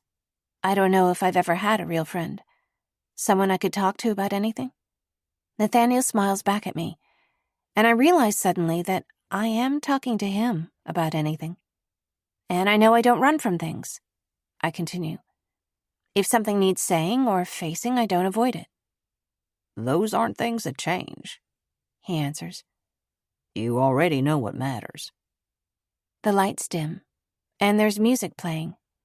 A modern, pared-back cover of a 50s pop song, the kind that everybody knows. I look at his arms and want to touch them, to feel his hands on my waist. When he stands up to go pay the check, I follow, standing at the counter behind him as he pays the tab. Nathaniel, wait. What's up? He asks. Habit shows on his features. He's asking me what's wrong. Is everything okay? I smile back, an indolent feeling softening my limbs. Nothing, I murmur, smiling almost with disbelief. It's just us. I slip my hand into his, duck into his arms so that he's holding me, turn half a step. I let my eyes focus on his, forget everything around us. There's not another ferry until morning. Whatever ghosts wait for me to do so on the other side of the shore. For tonight, just one night, we're safe to be just us. He smiles back, and I think he understands, an arm wrapping around my waist as we dance close and slowly. You don't want to go back, do you? Back to the mainland, sure, I think. Not tonight. But that isn't what he means. I don't want to go back to whatever else there is for me, not right now. I guess he can see it. My silence, I think, answers for itself. Before long, a rainstorm blows in without warning. Without discussion, we walk to the hotel and pay for a room. My hair didn't have a chance to dry before it's soaked again. He unlocks the door. It's a spacious room with a dresser, armchairs by the wide window, and a bed as wide as it is long. This is more than just a bad idea. I know it from how my heart races while I unbutton his wet shirt, tugging it off of his arms. I take a towel from the stack folded on the dresser and dry his shoulders. It's not just a bad idea, because it's also dangerous. Neither one of us can afford to get hurt. Both of us are balancing too much already. As much as I promise myself this doesn't matter, something beneath my skin is telling me a different story. It matters a great deal. For a moment afterward, I'm almost shy, resting on my side, my cheek on a pillow. I let my hair fall over my face, watching him silently. But when I see him smile at me, I realize I don't want to lose a moment of closeness. Drawing close to him, pulling the cover up to his shoulder, I fit myself close against his chest. He wraps both arms around me, squeezing me tight.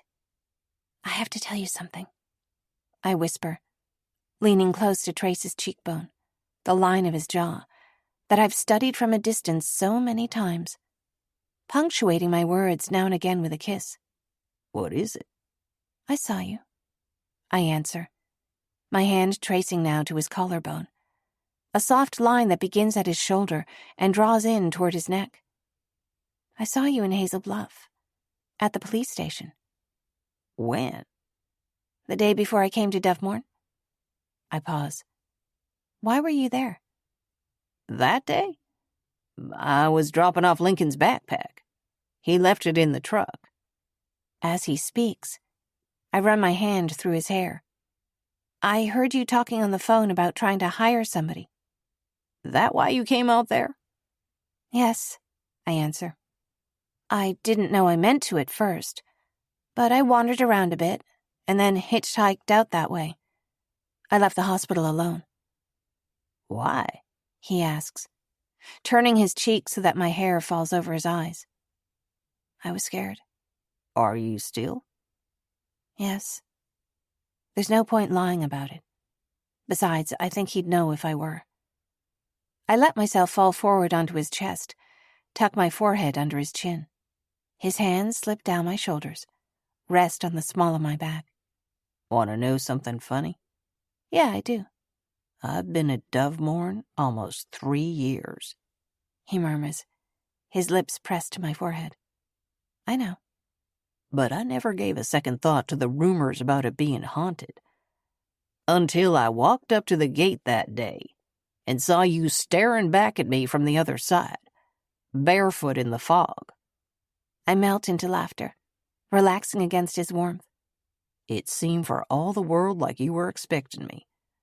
I thought I'd better ask you in, hear you out, or you'd put some kind of curse on me like in a fairy tale.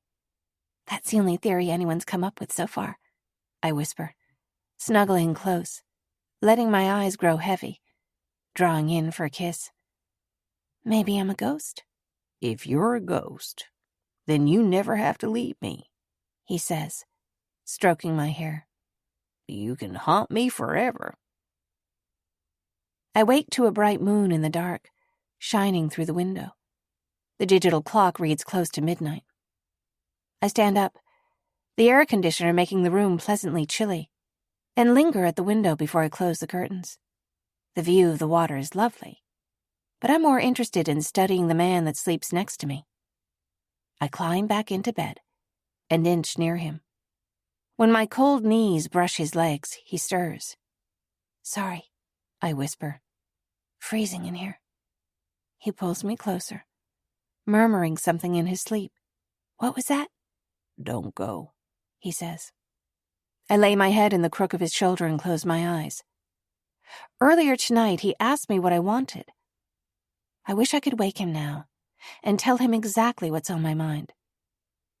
I want so much more than a few brief hours. But if this is all I get, I'll treasure it all the more. I float into half-sleep, lingering there, as if afraid to fall into the depths of what I might dream. I feel danger. I dream that I look for Zenaida, and she isn't there. The stained-glass mountains replaced with a poppy field. Again, the man with a scar across his eyebrow. This time I study him, see his yellow blonde hair, the oddly slack, relaxed set of his mouth. I remember thinking that pain has color, sometimes red, sometimes murky like a bruise, sometimes bright and flashing like lightning. I remember all these colors and shades at once, and then I cried for miles that I couldn't find him. Finally, the spell breaks, and I move. Under my clammy arms, the sheets are cool and fresh. In the light of dawn, everything around me appears in shades of gray. Nathaniel sleeps sprawled out on his stomach, squeezing the pillow beneath his head with both arms, chin resting on the swell of his shoulder. The man so organized, so independent and Spartan by day, that I smile to see that he sleeps in this beautiful disarray, limbs asymmetrical, a carelessly relaxed set to his face. He half smiles in his sleep, and I remember his hand holding my cheek, looking into his eyes, finding the same almost shy smile there. I purse my lips, studying the canvas of his back, a jagged diagonal line of a scar, just beneath the shoulder blades. The skin around it is peppered with pale marks of scar tissue, spreading out over his left side. He has told me, I realize, from the very first. It's only that I never put it together until now. I rest a hand on his back as he yawns and stretches. Morning. He blinks, then opens his eyes without lifting his head. How'd you sleep? I lower my eyes. I don't want to tell him that I didn't sleep. That I don't, not really. I bend down to kiss his perfect shoulder blade, tracing his spine. Not much, huh? He rolls over, leaning on one elbow. I lift my eyes to his. Somehow I realize it, now that he's right here with me. I'm tired. So very tired. But not the kind of tired that sleep alone can fix. How'd you know? I ask.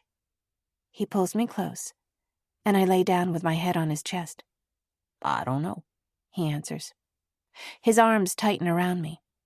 Outside, I hear the bell of the ferry ring. It sounds far off. I lay there still for a moment, until it makes me too sad to feel this close, to feel what I can't keep. You know I'd take all of this off your hands, he says. If I knew a way to. If there were a way to, I wouldn't let you, I answer, placing a kiss on his shoulder. I know how tough you are, he says. But it's heavy. I see that too. Yeah, well, it doesn't make it any easier to point it out like that, I answer, almost gruffly, a warning in my tone, though I snuggle in next to him. The sun rises orange and beautiful and warm. As much as I wish we could stay right here forever, I also know I need to go back. I need to find that ghost that teased me. I need to grab hold of it and hang on and find out what I need to know. Most of all, I need to find my brother. I feel like I've got a lot of work to do, I answer. You know what I mean? We'll get dressed and head out. He answers. Should be back by 10. Do we have time to stop for breakfast before the ferry comes? Definitely. He says with a grin. Like I said, the diner has the best breakfast. You'll remember it for the rest of your life. Yes. I rise to my feet and kiss him, feeling both energized and grounded. Yes, I think I will. Chapter 34. We return from Samara with our secret between us, warm and fragile, and we protect it with silence. As we quietly eat breakfast, elbows touching at the counter, and as he drives us back, I know I ought to feel sad. I ought to be turning back to everything else I have to worry about. But somehow, going back to Dovemorn with him feels like going home. What are you working on today? I ask. Probably catch up on what I was supposed to get done yesterday. He answers, smiling out the windshield. What's that? I ask. After he parks the truck, he walks me back across the grounds, expending a few well-chosen swear words on the railing over the pond. Got some plants to put in, he answers. Near the patio on the southern face of the house. Give me an hour or so to get dressed, I say, approaching the door of my apartment. I'll meet you out there. Sure. We pause at the doorway, and I jump up to kiss him. You know I can't ask you in, I whisper, my face near his neck, breathing him in. It was her room, only hers. It wouldn't be right. When he smiles back at me, I can tell he agrees. I'll see you in an hour. I walk back into my familiar rooms with a new reverence, revisiting the new things I learned about its original owner. A stillbirth, laudanum, wanting to get away so badly that she didn't even want her body found. As I walk toward the stairs, I trace the desk with an affectionate hand. I don't know if I can take on 100 years' worth of sadness, or whatever it was that she called it, but I like that I can stand in her space with a fuller idea of what she went through. While I shower and dress, I'm humming, something almost without a melody.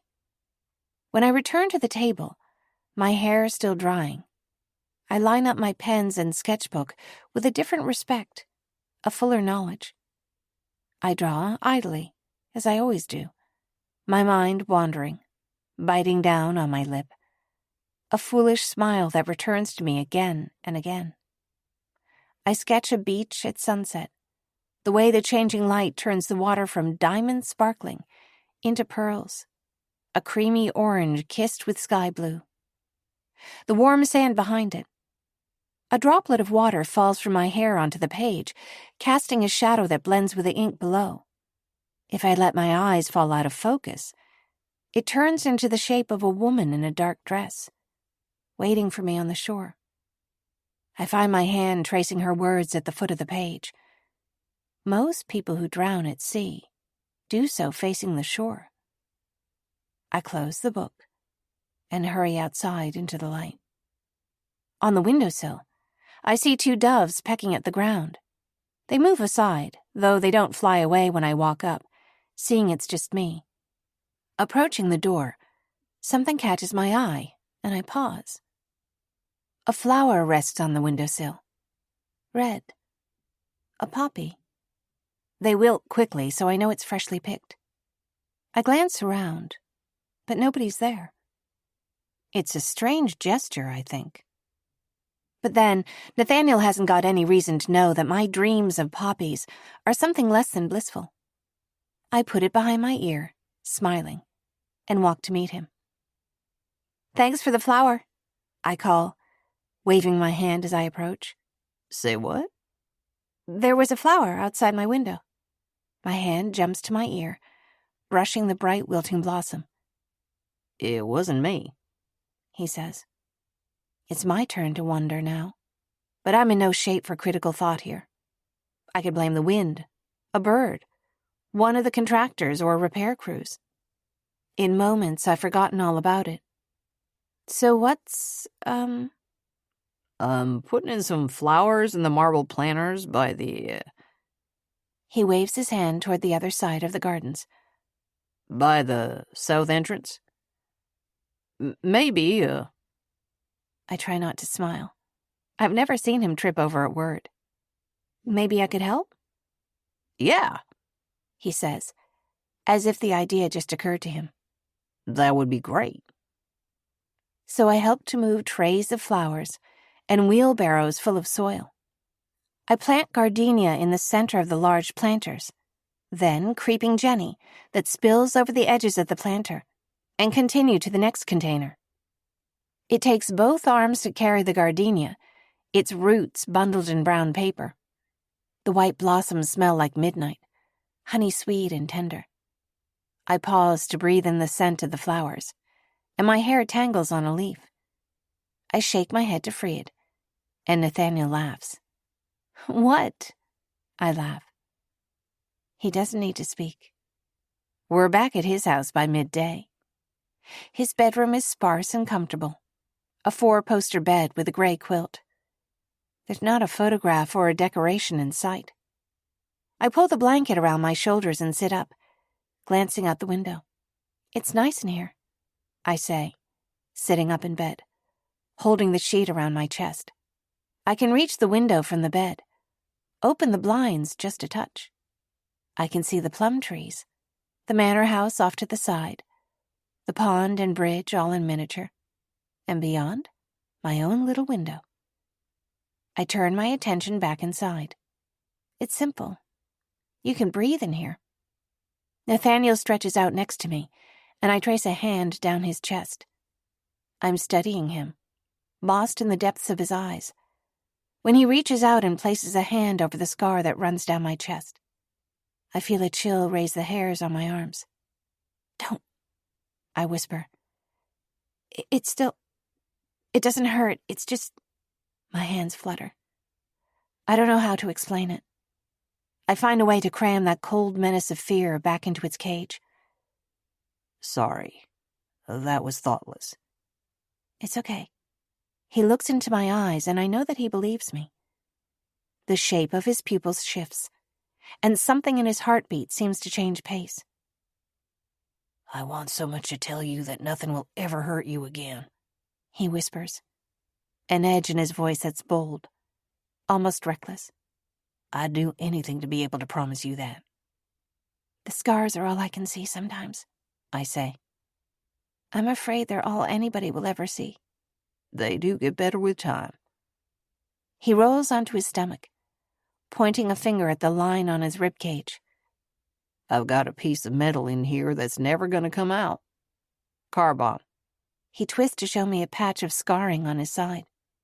We were outside a school building, he continues. There were little kids there, he says. Families. It was morning. I'm sorry.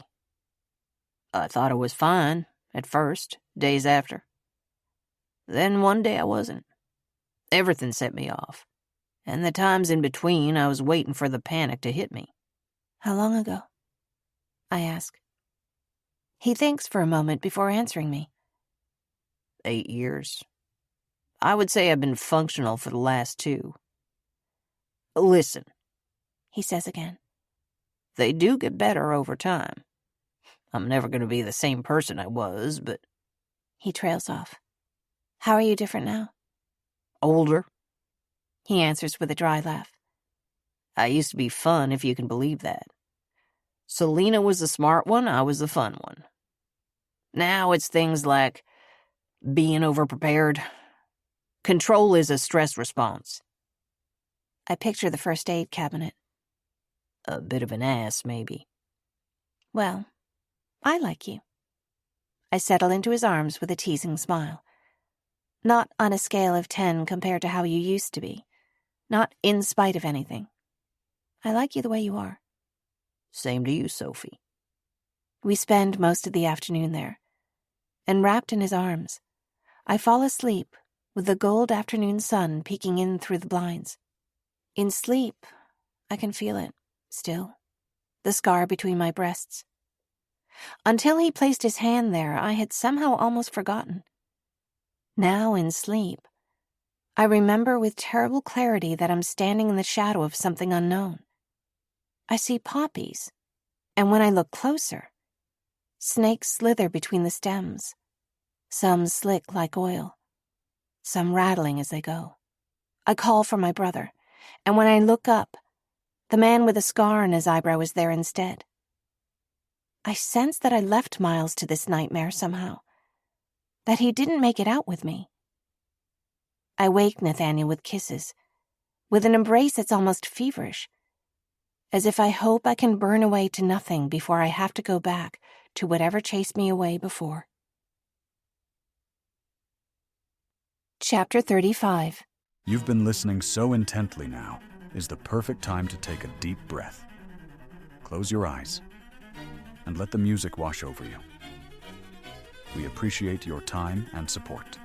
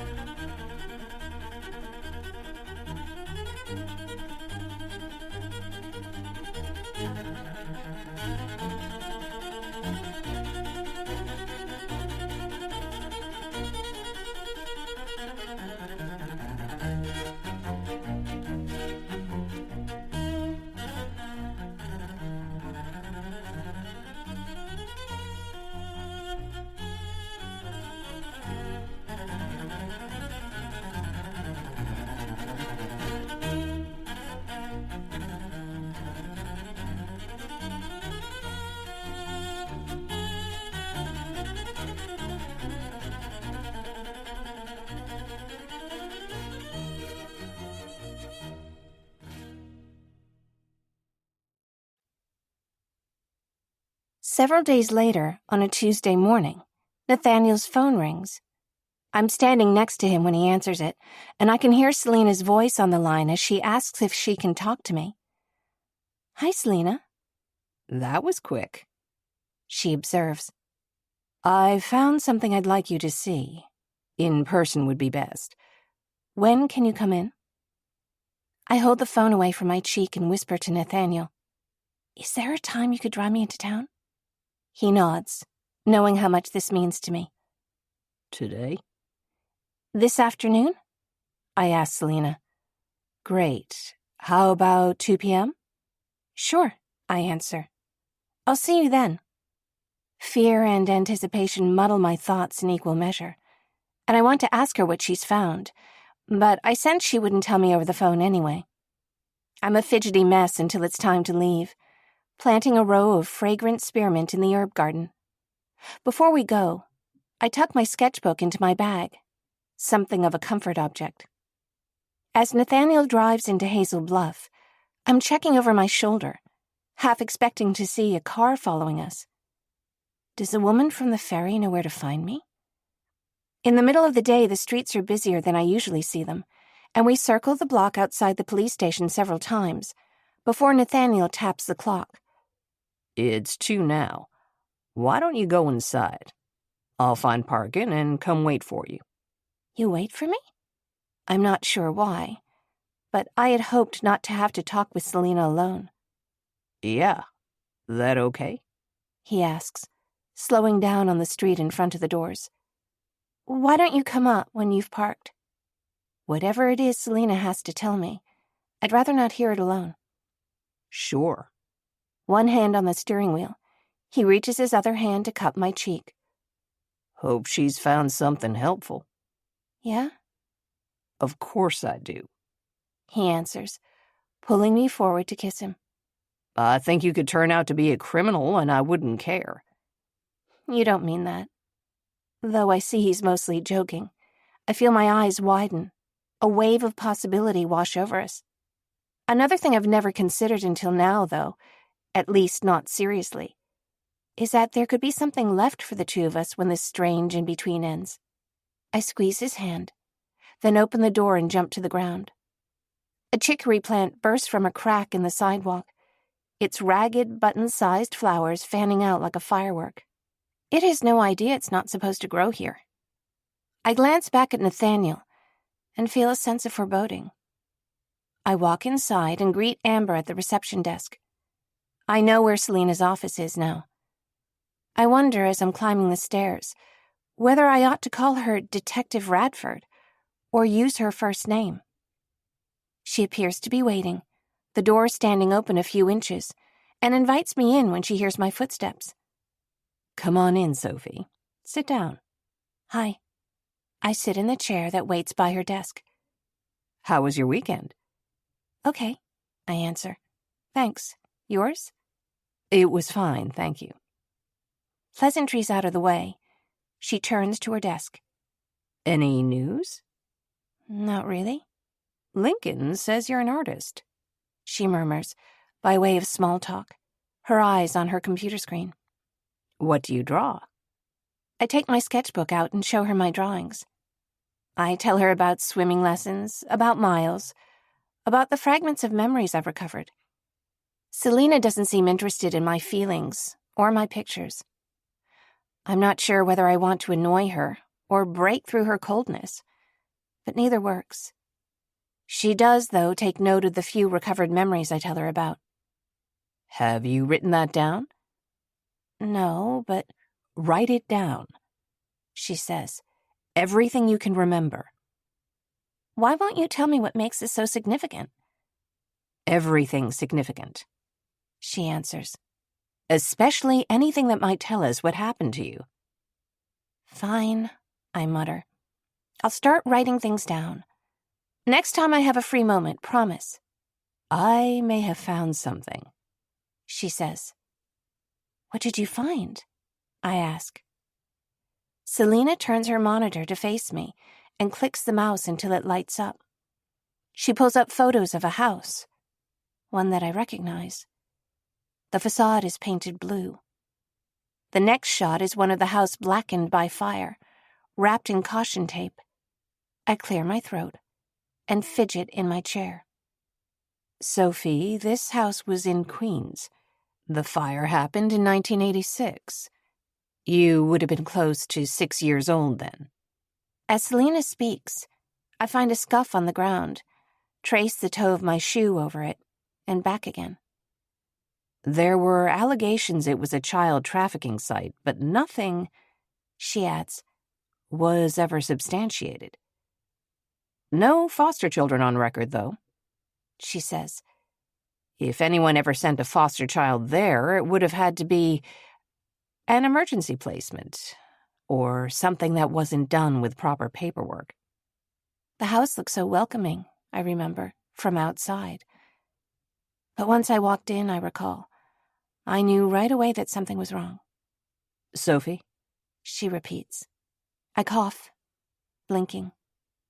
It seems suddenly that the smell of smoke is everywhere. And though I remember that I don't cry, ever, I want to throw open the closet and look for that little girl with her purple hair bow, pull her out to safety. Selena can't know. Nobody can know. That little girl died, and it was my fault. Sorry, I say. It doesn't look familiar. I see. she answers, clearly unconvinced. I want to plead with her, anything but this. Find anything but this. I've nothing to hide from, except that purple hair bow. So, moving on. There is some information I wanted to share that I thought might help you jog your memory. Oh? But you haven't until now, I ask. She purses her lips and exhales a sigh through her nose. It's not as straightforward as you might assume, she answers. Sophie, how much do you know about how you were found? I know what you've told me, I answer her, and what they told me in the hospital. You deserve to have all the information you need to find your way back to wherever you're from. She says this with something less than kind in her tone. Selina clearly would like for this to happen sooner rather than later. I remind myself that that's how I'm supposed to feel, too. I hear footsteps, a tap at the door. Without waiting, Nathaniel opens it and looks in at me. Hey, he says, his voice low, familiar. He walks over to me and rests a hand on my shoulder. Without meaning to, my hand rises to meet his, our fingers twining and releasing in a silent hello. everything okay? Yes, I answer. I trail off, catching Selina's eye. Recognition flashes across her features. Nathaniel hasn't greeted her yet. She looks from him to me, and then back to him. No need to knock, she says crisply, fixing him with an expressionless stare. Nice to see you, he answers, his voice smooth. Yet I think he notices what she's seeing, attempts a retreat. Sorry, I'll wait downstairs. No, Selina says without deliberating. No need, in fact. Why don't you sit down too? She indicates an additional chair in the corner, and he pulls it near to mine, which she also notices. Sophie, the problem is that this isn't just relevant to you. You've made it relevant to Nathaniel and to my son, and therefore to me. She isn't wrong. Made what relevant? Whatever brought you here, she answers. As I was saying, how much do you know about how you were found? Not that much, I guess. By the road in the mountains. One of the nurses said... I glance at Nathaniel, then away. She said I had defensive wounds, and that my wrists had been tied. I realize there's a lot of room for what I don't know, that I haven't been asking enough questions, or the right ones, that I've been hiding, as much as I've told myself I haven't. Selina opens a folder and angles it toward me. I lean over and look closely at a handful of photos in plastic sleeving.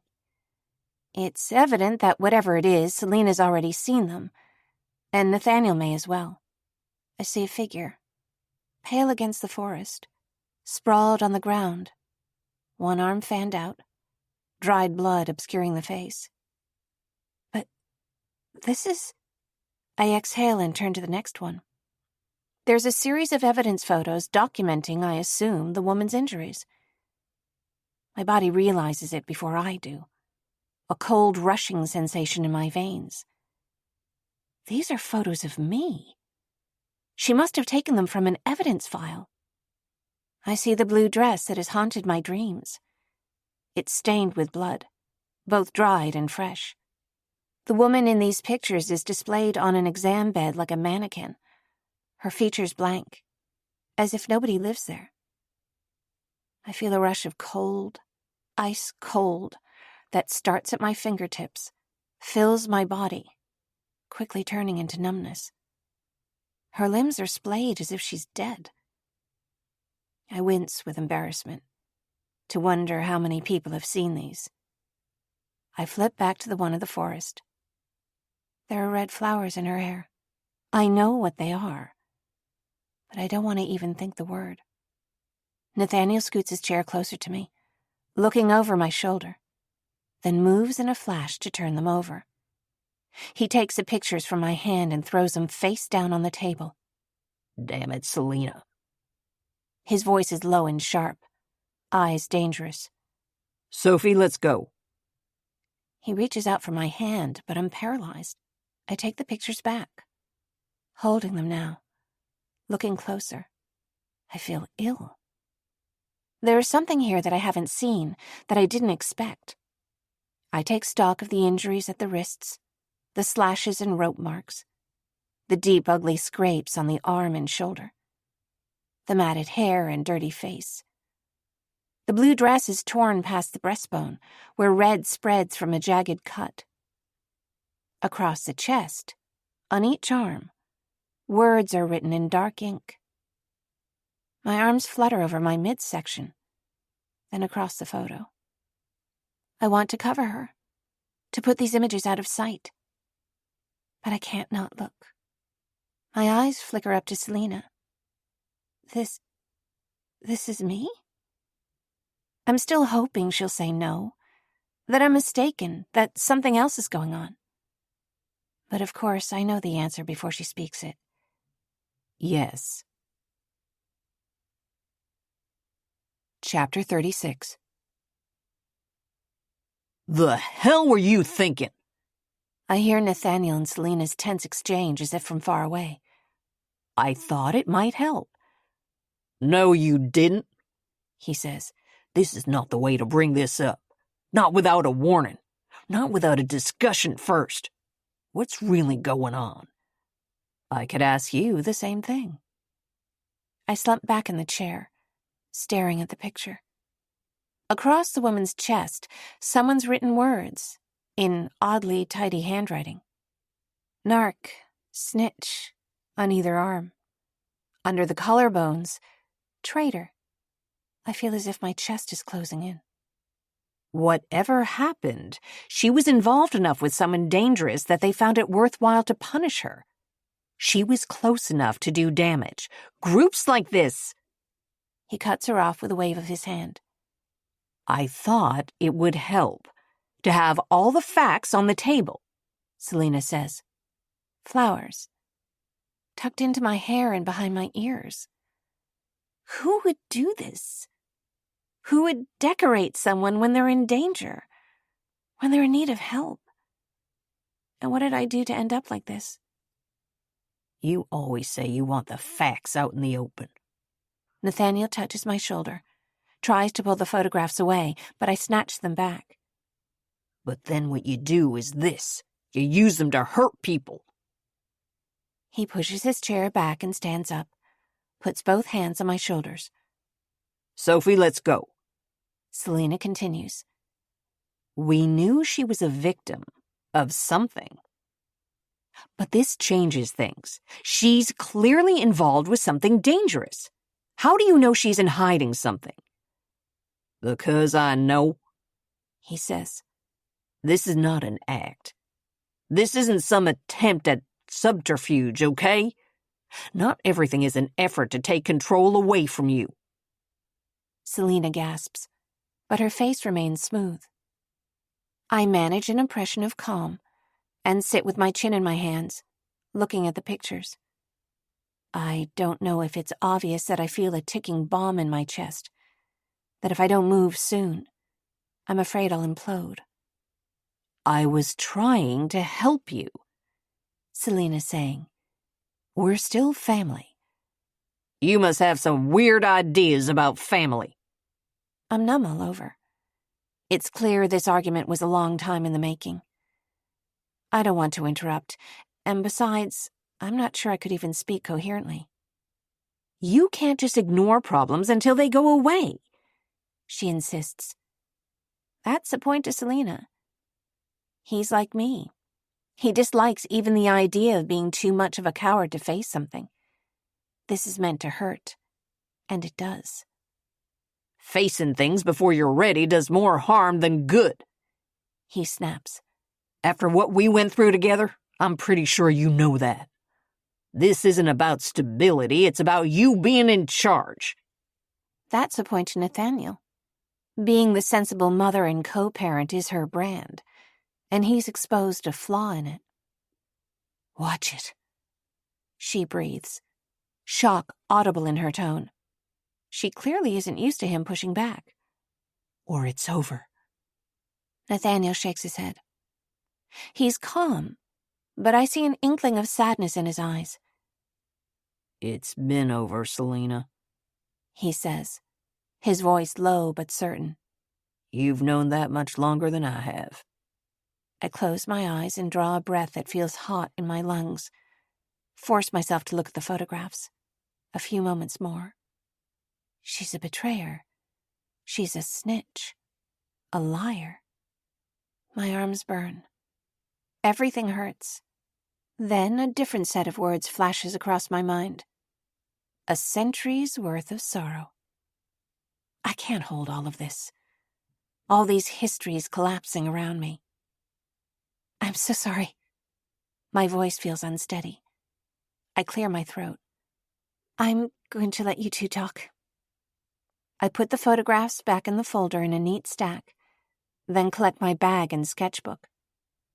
I want to tell the woman in the pictures that I'm sorry, that I'm still too weak to reckon with whatever happened to her. I slide my chair back in order to stand up, then to the side in order to get to the doorway. Sophie, please don't go, Selena says. I lean forward a bit and push the folder toward her. Your erratic behavior concerns you, I snap. I know. You've told me. There's nothing else to talk about right now. I turn out of the doorway and move, and there's something soothing in taking steps. So I keep going, hugging my arms against the cold that seems to seep out from my bones. I take a wrong turn, go down a back stairway, catching my weight along the banister when I finally get to the bottom floor. I lean hard against the handrail.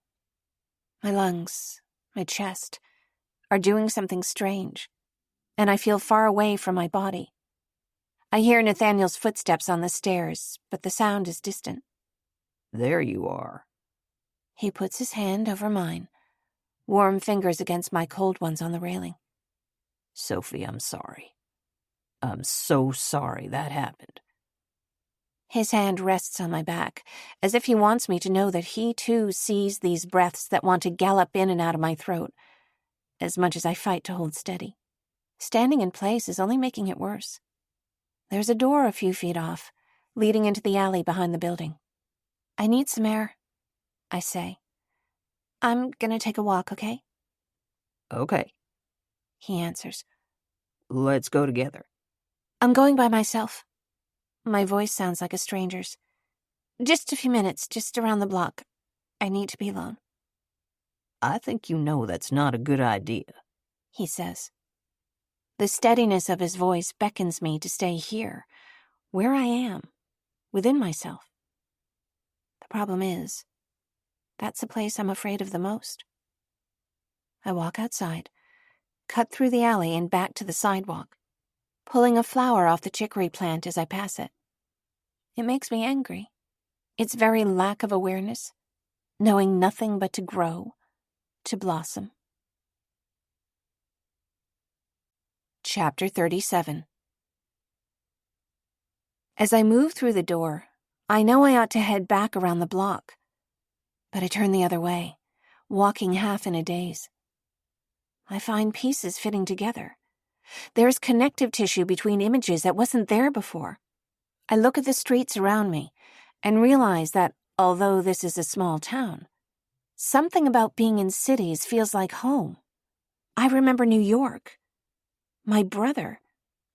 I remember my favorite blue raincoat and boots, walking to the subway in the rain to go to work. I wait at a stoplight, my mind ticking. I don't like standing still, and so turn again rather than wait for the light to change. Soon I'm in a different part of town, a rather run-down residential neighborhood. I pass a bus stop where a man sits reading a magazine, proceed to the next corner, and then cross the street, turning back the other way. Walk straight back, except when the road dead ends and I cut one block over, hoping to follow the same direction I had intended to. Though the streets are oddly deserted, there's one other pedestrian. I take a look, and my pulse starts. I'm almost certain it's the man from the bus stop. He's my age, or even a bit younger, in a shabby flannel shirt and jeans. He slows a bit, but doesn't stop. I keep walking. And now I make several turns, barely paying attention to where I'm going, trying to assure myself that I'm not being followed. But he's still there. I stumble and look down to see that my shoe's untied. My feet are sore. I'm used to working outside, but not to walking this much in a day. With a momentary break, the man is already caught up. "Who are you?" I call. With a combination of calm and dread, I look at him. There's no point right now in trying to run. I know him. The beady, glittering eyes, close-cropped. The scar through his eyebrow, the unmoving set of his mouth. That tattoo I see, peeking out from his collar, the same as the one on the woman's arm, the same as the pendant in my pocket. The very sight of him calls up memories, a pulse of fear numbing all my thoughts. But I can't remember his name. I trail off, nervous hands brushing loose strands of hair away from my eyes. Really? You don't remember my name? When he laughs, his smile is devoid of any warmth. You're hurting my feelings here, Dora. Dora. The sound of the name brings a thrill of longed-for recognition, closely followed by dread. My now all-too-familiar impulse to start running from anything and everything. From this name that until now I thought I wanted to remember. "I'm not going with you," I answer. "Not until I see Miles. I have to know he's okay." I know where he is. "Then tell me," I growl, stepping up closer to him. He laughs and steps back. You'll have to trust me. Come and see him. If he'll have anything to do with you. Confusion and fear blot out my anger. What happened? I want to ask him, but I don't trust him enough to say this. We've been watching, he says, but I realize I already knew this. To make sure you're safe. Saw you got the flower I left you. My hand rises to my ear as if to brush away the poppy I'd found a few days ago. "And it was you sneaking around the apartment that night?" Wouldn't you like to know? He moves closer to me and I step backward. Nah, he says. That wasn't me, honest. It was Iris. "Who the hell's that?" I snap, but I'm picturing a willowy, dark-haired woman with amber eyes, and I fear I already know. And what was she even looking for? The man laughs, and his arm darts forward, his hand closing on my arm. For you, Dora. "Let me go!" But I feel his grip on me tighten as he leans over me. Are you really telling me you forgot about me? "Let go!"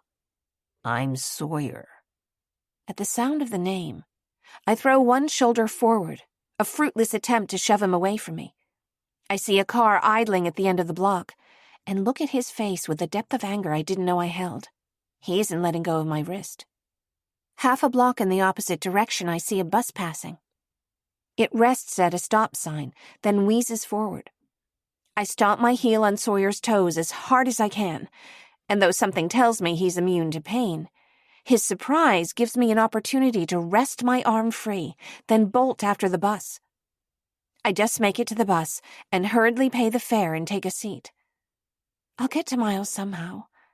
I have to. But is he safe? I feel closer to him than I have this entire time. What did I do to let him down? I stay on the bus until it winds around to a different part of the town, until I'm sure there's no car following. At one stop, I see a park. Benches. Plenty of sun.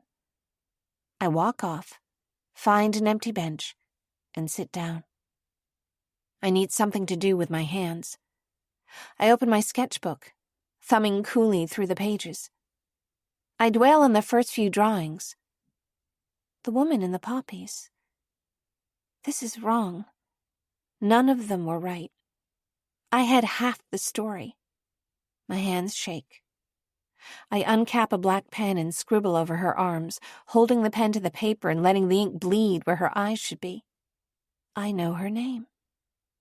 He knew it too, the man whose image has haunted me.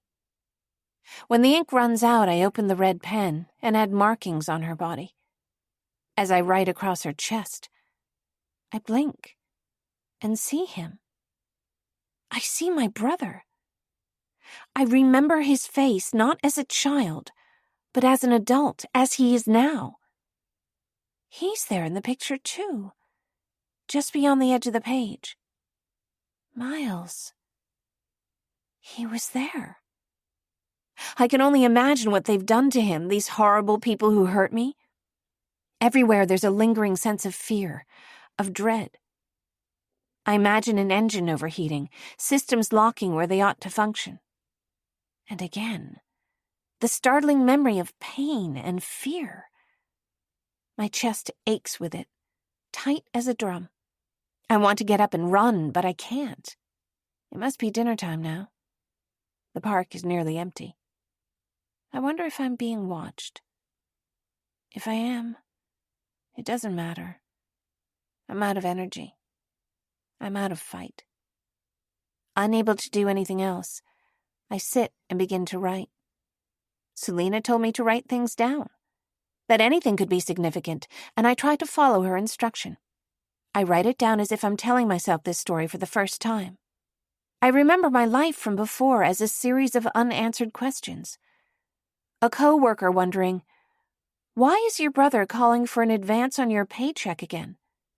An ex-boyfriend leaving me with the words, "I don't see any point in continuing this relationship if you can't share your past with me."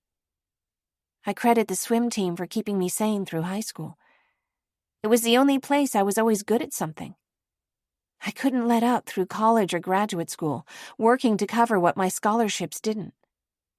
Among the other art students, I was a bit of a bore, determined to be the most organized, the best at every class, surrounded by kids from comfortable families who paid hundreds of dollars for clothes that looked chic and ill-fitting.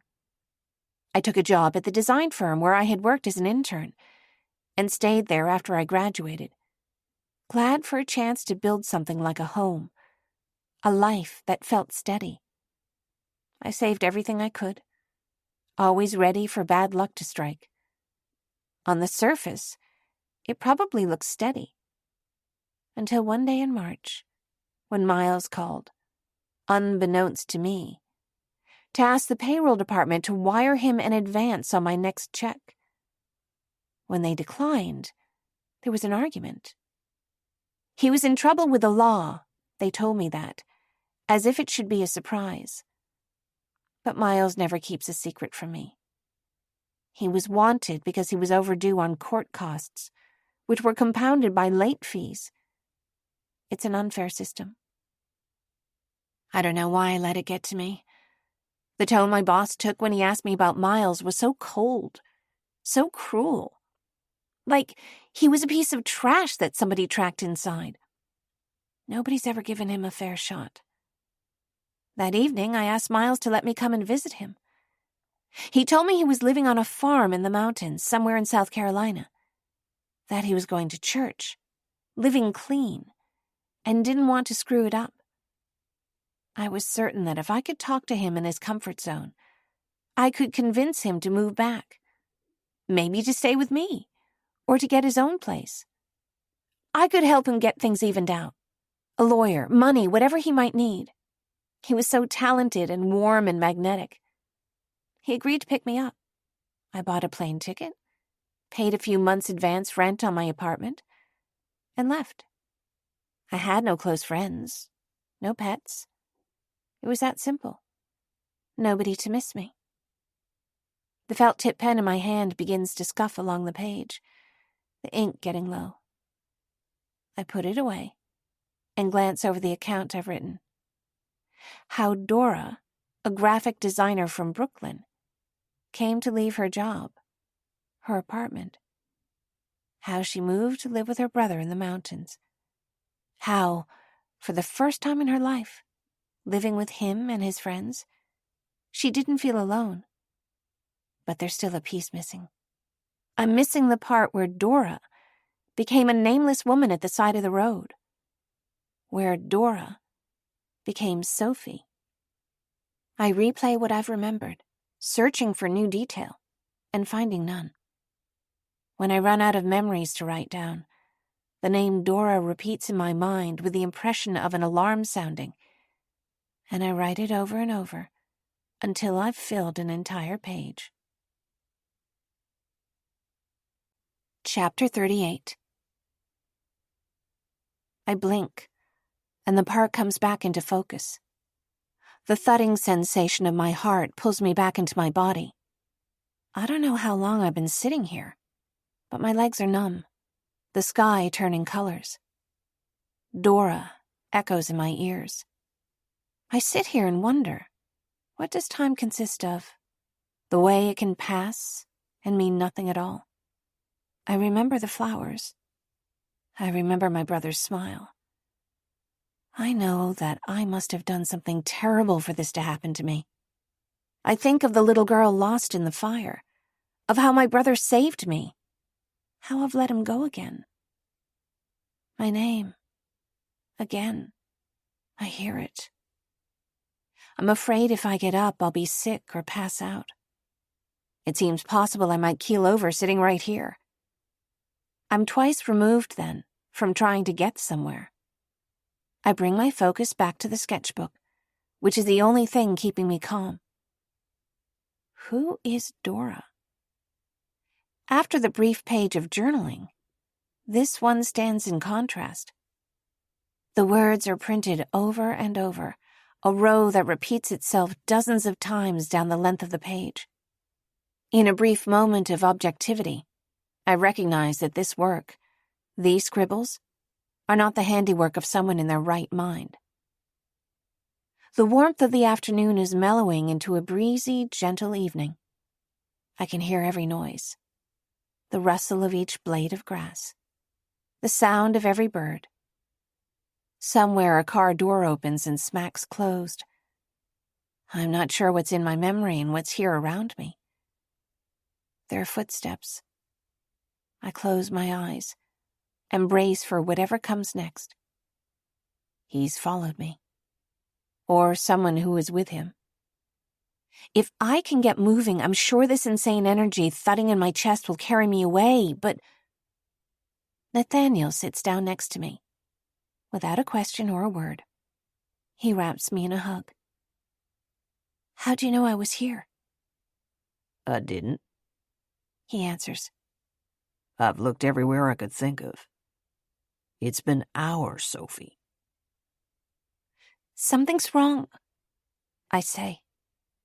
My voice sounds distorted and squeaky, like I'm hearing the echo rather than my own words. I risk a glance up at him and gesture vaguely at my chest. I can't breathe. I can't get a grip on where I am. I'm here with you. He meets my panic with steadiness, an almost casual pace in his words, though he squeezes me tight. You're going to be okay. You say that like you know it, I mutter, hoping he's right. I do know it, he says. Your eyes, your breathing. I know that when I see it. If you've been there, you recognize it. I'm scared. Scared is good, he says. It's not, I say. It's bad. It's real, he counters. It's an appropriate response in certain scenarios. It takes care of you. Sometimes, if you're afraid, you listen to it. You get out alive. Like you did before, right? I force a slow, shaking breath. Your body, your mind, they're trying to keep you safe. It's cross wires. Feels like absolute hell. He touches my hand. Sophie, I know it does. What do I do? He doesn't look at me, but shifts his arm closer. The two of us huddle together. Wait it out, he says, his voice calm and steady. Talk to someone. Remind yourself of things you know. Get some kind of footing in the things around you. You're right in front of me. I squeeze his hand tighter. Tell me about yourself. As I wait for him to speak, I pick out things in front of me and name them all. Tall, bright-colored gladioli. A row of geese on the pond. Trying to remind myself of the here and now. But I'm also looking around to see if anyone's following me. I was born in... I cut him off, shaking my head. What do you feel like when you wake up in the morning? Usually? As little as possible. He says with a regretful shrug. Routine helped me when I was getting better. The last few years, I perfected it. Waking up at the same time, having the same schedule every day. Wherever you don't have routine, when you're making it up as you go, that's usually when things happen to you, instead of the other way around. I've been working to avoid that, right? I've tried to minimize any occasion to have any extra feelings whatsoever. Okay, And I thought I was fine, as I was. he continues. Everything was predictable. Things were functional. But I feel like I'm seeing now maybe that was all they were. Functional. How? You're fearless. He draws an uncomfortable breath and focuses on me, leans into my hair, his lips close to my ear. You said it yourself. You face things that need facing. I'm not, I answer. Look at me, I'm a wreck. Next to me, you are. You're out here taking things on when the world already tried to take you out once. Seeing you, being around you, it felt like waking up. I thought I was fine as I was, but I see now that I wasn't. I turn my face to his, our noses almost brushing. He looks at me helplessly, and I raise a hand to his cheek, letting my lips meet his. I didn't mean to tell you all that. He mutters. I'm glad you did. We each draw a quiet breath, our cheeks almost touching, the air full of everything we'd both like to say, if only we could. I wish you could see yourself the way I do, I say. I see skepticism settle over his eyes like a chilly breeze. I've got no reason to lie, I add. You know I don't have the option of sticking around, as much as I might wish I did. What if that weren't true? Nathaniel, look at me. You saw the photos. I can't be around you. My voice thins to a whisper, and I hold out my hands, empty, as if to show him I have nothing to fix this. Your son? Your home? I don't want to bring anything dangerous near you. I'm so afraid I have already. If you have already, then that's done, He answers. Sophie, if you got mixed up with something dangerous, I feel certain it wasn't coming from you. You don't give up on yourself. I bet you don't give up on other people easily either. That can also be dangerous. He says this as if he knows it's true, and I remember that he does. I should leave. I'm shaking my head, the sound of my words muffled with dread, talking into my cupped hands. Where would you go? I don't know, I bleat. If I can't find my brother, maybe it doesn't matter where I go. Just... My eyes dart upward, and I imagine my eyes reflected in the sky, scattered into pieces. Just disappear. Nathaniel takes my hand and squeezes hard. I'm in this with you now, okay? How can I say yes when I don't know what I'm exposing him to? When I don't know what might change? And how can I promise to stay when I still don't know what I might be leaving behind? I can't. But I settle into his arms, tuck my forehead under his chin, close my eyes and feel his chest rise and fall with each breath, until mine are steady too. "Can we go home?" I whisper. You got it. Chapter 39. The drive back to Dovemorne is soothing, the hum of the engine and blinking lights of fireflies easing me into life again. When we're back, I'm so pleased to feel the familiar ground under my feet that I ask him to walk with me. I want to tell him I'll miss it here. I want to tell him I don't want to leave. Without really intending to, I'm walking back toward the dovecote, my feet on their familiar path. He walks quietly next to me, and it must be a dozen times I begin to speak, half a word or even just a breath, before I finally land on what I want to say. As we're passing by the willow grove, I decide to start at the beginning. I never knew what happened to my mother, only that she was gone. I was 5 then. Miles was 11. As I speak, I can feel him listening to me. I was in a foster home. I ran away all the time. I was little, and I wanted to see my brother or my mom, and thought I could just walk into the city and find them.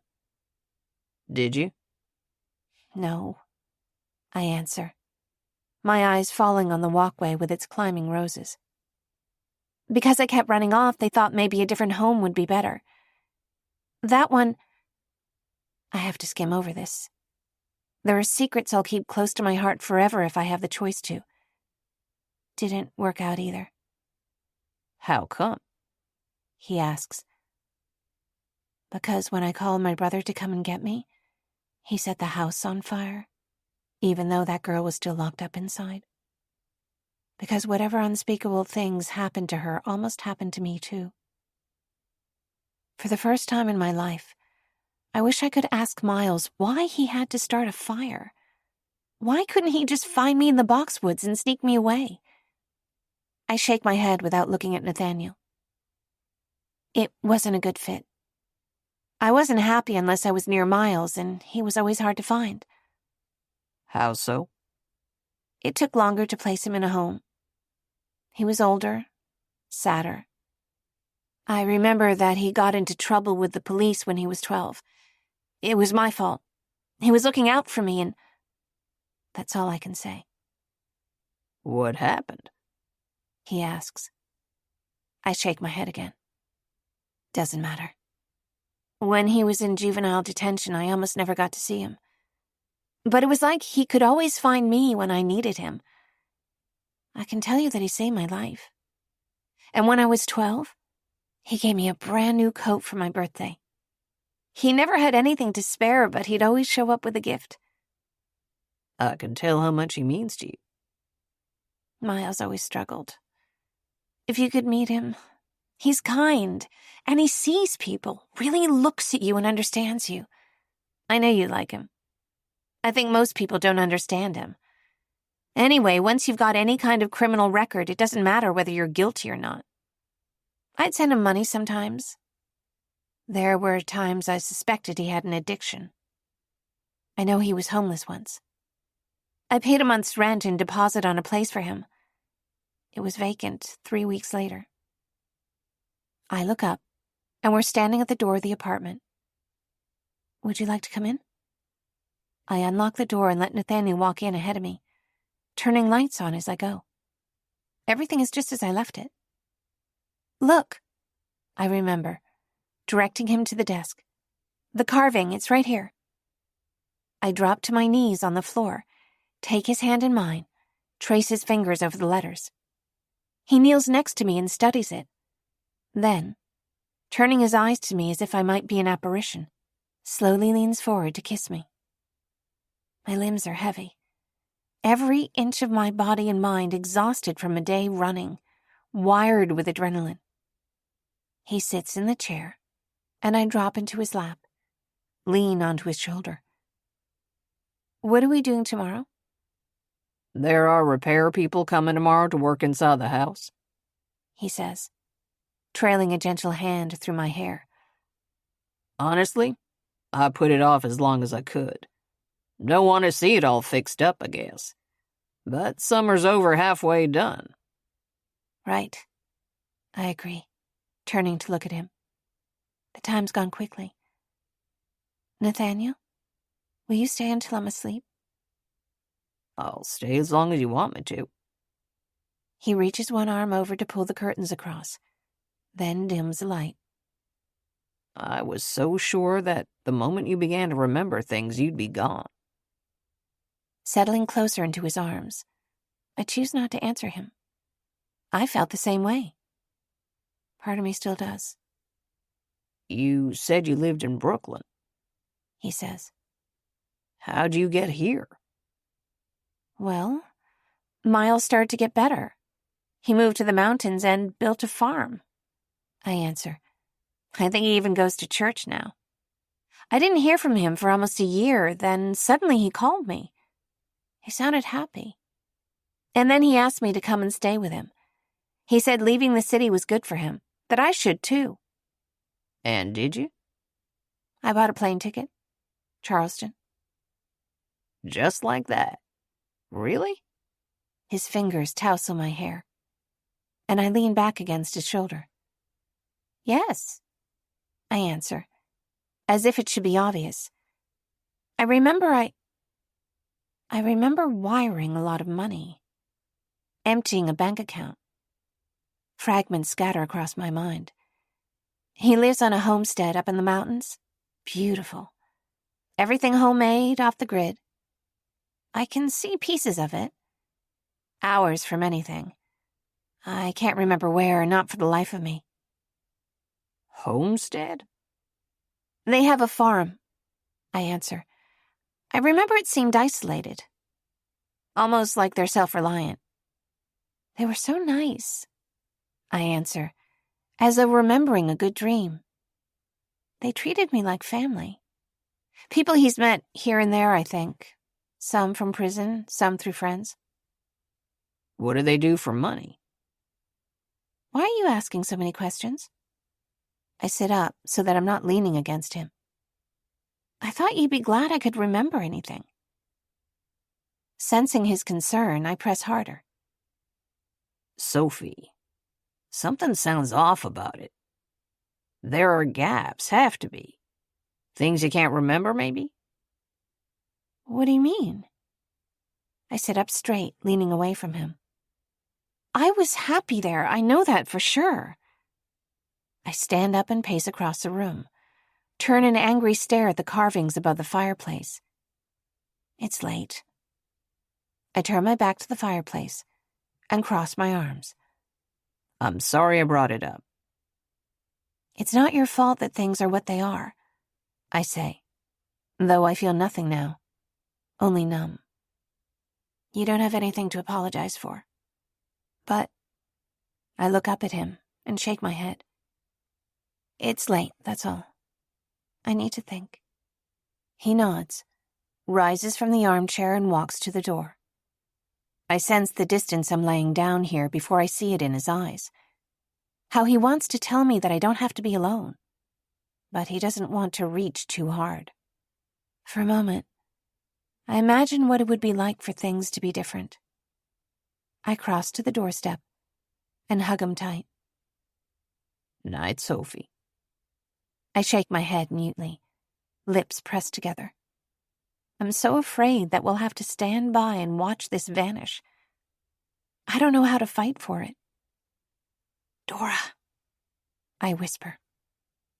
I pull in a breath through my nose, feeling the weight of finality around me. But he squeezes me back, presses a kiss to my temple. Do you think that's going to scare me off? Is that what's getting you down? Maybe. You have enough to worry about, okay? Nathaniel murmurs. I can take one thing off that list. You don't have to worry about this. About us. He holds me back a few inches, looking into my eyes. Things are gonna change. I'm not saying it'll be simple. I'm saying, I know you. It doesn't matter what your name is or where you're from. I hold him so tight I hope he can't feel the sobs that catch my chest. I need to sleep. I need to think. Sweet dreams, Dora. He whispers. Get some rest. Thanks, I manage, pulling back from him. You too. I don't tell Nathaniel about the loneliness that haunted Dora. That still follows me. I remember now that I always take the safe choice. That I don't let anybody in. Ever. Miles warned me not to. I've remembered this too late. After he leaves, I move back to the window and look out across the yard. It's a cloudy night. Almost nothing is visible. I look through the dark to see the light on in Nathaniel's window. A figure there silhouetted against the yellow glow. He looks out for a moment, then steps away, and the light goes off. I remember the first time we kissed, how he ran after me in the dark, how he held my shoulder and pointed with the other hand. If you look across right there, you can see my window. If you don't feel safe, turn on the light. I'll see it. Maybe I was never safe here. I leave the light off, walk upstairs to go to bed. Zenaida stands over me in a dream. You're where you need to be, she says, her lips unmoving, though she speaks. Please don't confuse me. No more riddles, I insist, feeling weak. I stir. Imagine I hear noises in the dark. Stay, she whispers, and I dream that her hand weighs down my shoulder. She's never reached out to touch me before. I sigh and turn over in bed. In the morning, I can feel right away that there's something off. Everything is in place, and I walk through the apartment wondering what it is. I've overslept, almost until 8, and the sun is bright in the sky, giving me an oppressive sense that I've slept through something important. Just outside the door, I trip over a dead dove. It looks as though it was sleeping. I wonder if it flew against the wall, or tangled with an owl or a hawk. I nestle it into the grass outside the doorway, out of the way of footsteps. I'll find a place to bury it later. How do you catch them? I think. You don't catch doves. You just give them a safe place to stay. And sometimes they do. The recollection of the previous day washes over me. The photographs, the bloodied woman in the forest, that was Dora. That was me. I look down at my hands, smoothing the dove's wing into place. A chill runs down the back of my neck.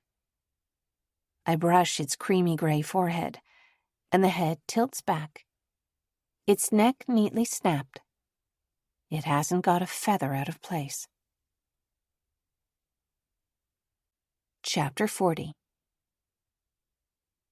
This morning, for the first time, I don't ask for any tasks, and Nathaniel doesn't ask me for any help.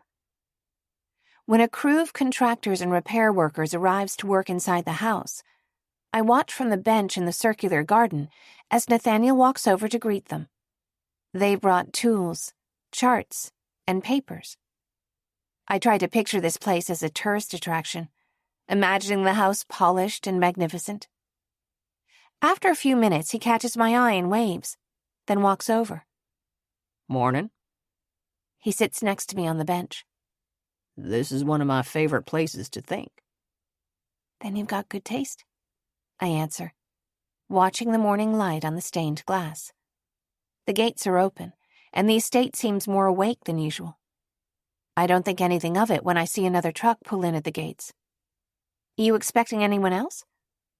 Yeah, he shrugs. Not till later, though. They're probably with the crew working on the house now. I guess it's a big job, I answer. Neither of us loves to see this work done, but without it, we'd never have met. And though it seems like sacrilege to expose the house's secrets, this wasn't Zenaida's home. Not really. She's out here, in the flowers, in the curve of the mountainside. The willow pool, where she dropped a ring. The study where she left her final note. The glove, nestled among the roses. The body, never found, almost as if it concerned her as little as the house itself did. I turn an admiring look around the familiar shadows and gardens. These lovely jewel-green shadows, and the mottled light. The truck that I pointed out still waits near the gate. Why don't we go see what they're here for? I suggest. Nathaniel agrees and offers me his hand as I get to my feet. A woman sits behind the driver's seat in the truck, an old beige pickup with a cracked rear window. Morning. He calls, lifting a hand in greeting. She must not hear him. She doesn't answer at first, though I think she smiles. The truck is sitting in the shade of the row of cedars, making it difficult to see through the windshield. I stand back a few steps, keeping the sun on my face. When the driver doesn't return Nathaniel's greeting, he adds, Are you here for the repairs? No, we're not. A man's voice says. A voice I know by heart. I move forward so I can see the man seated next to her on the passenger side. The pale blue eyes that make the morning sky look murky by contrast. We're looking for the lady of the house, actually. He opens the door, long legs stretching to the ground, and turns to face me with that always half-joking smile. Is this her? Miles.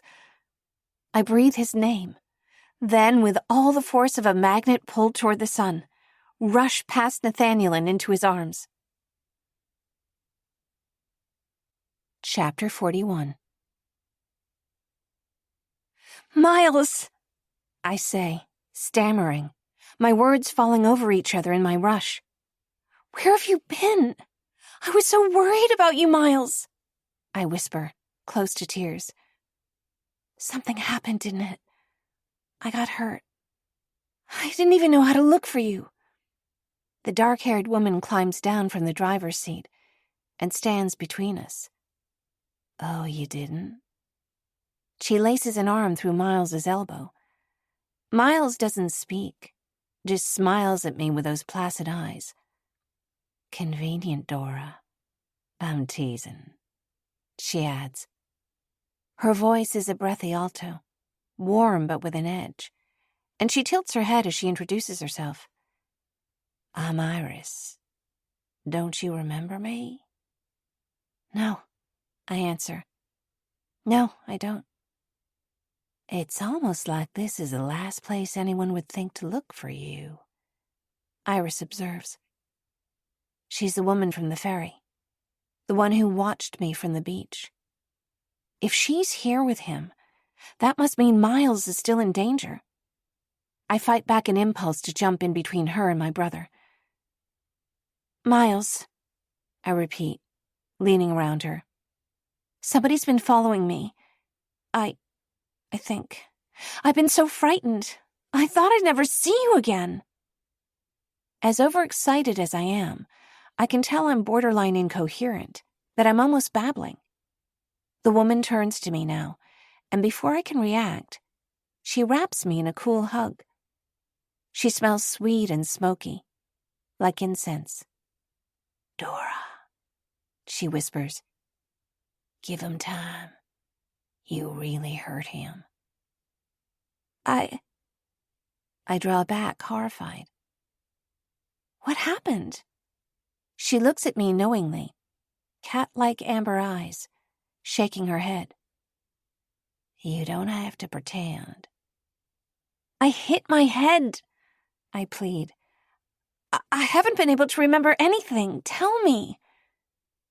I look between the two of them and receive no response.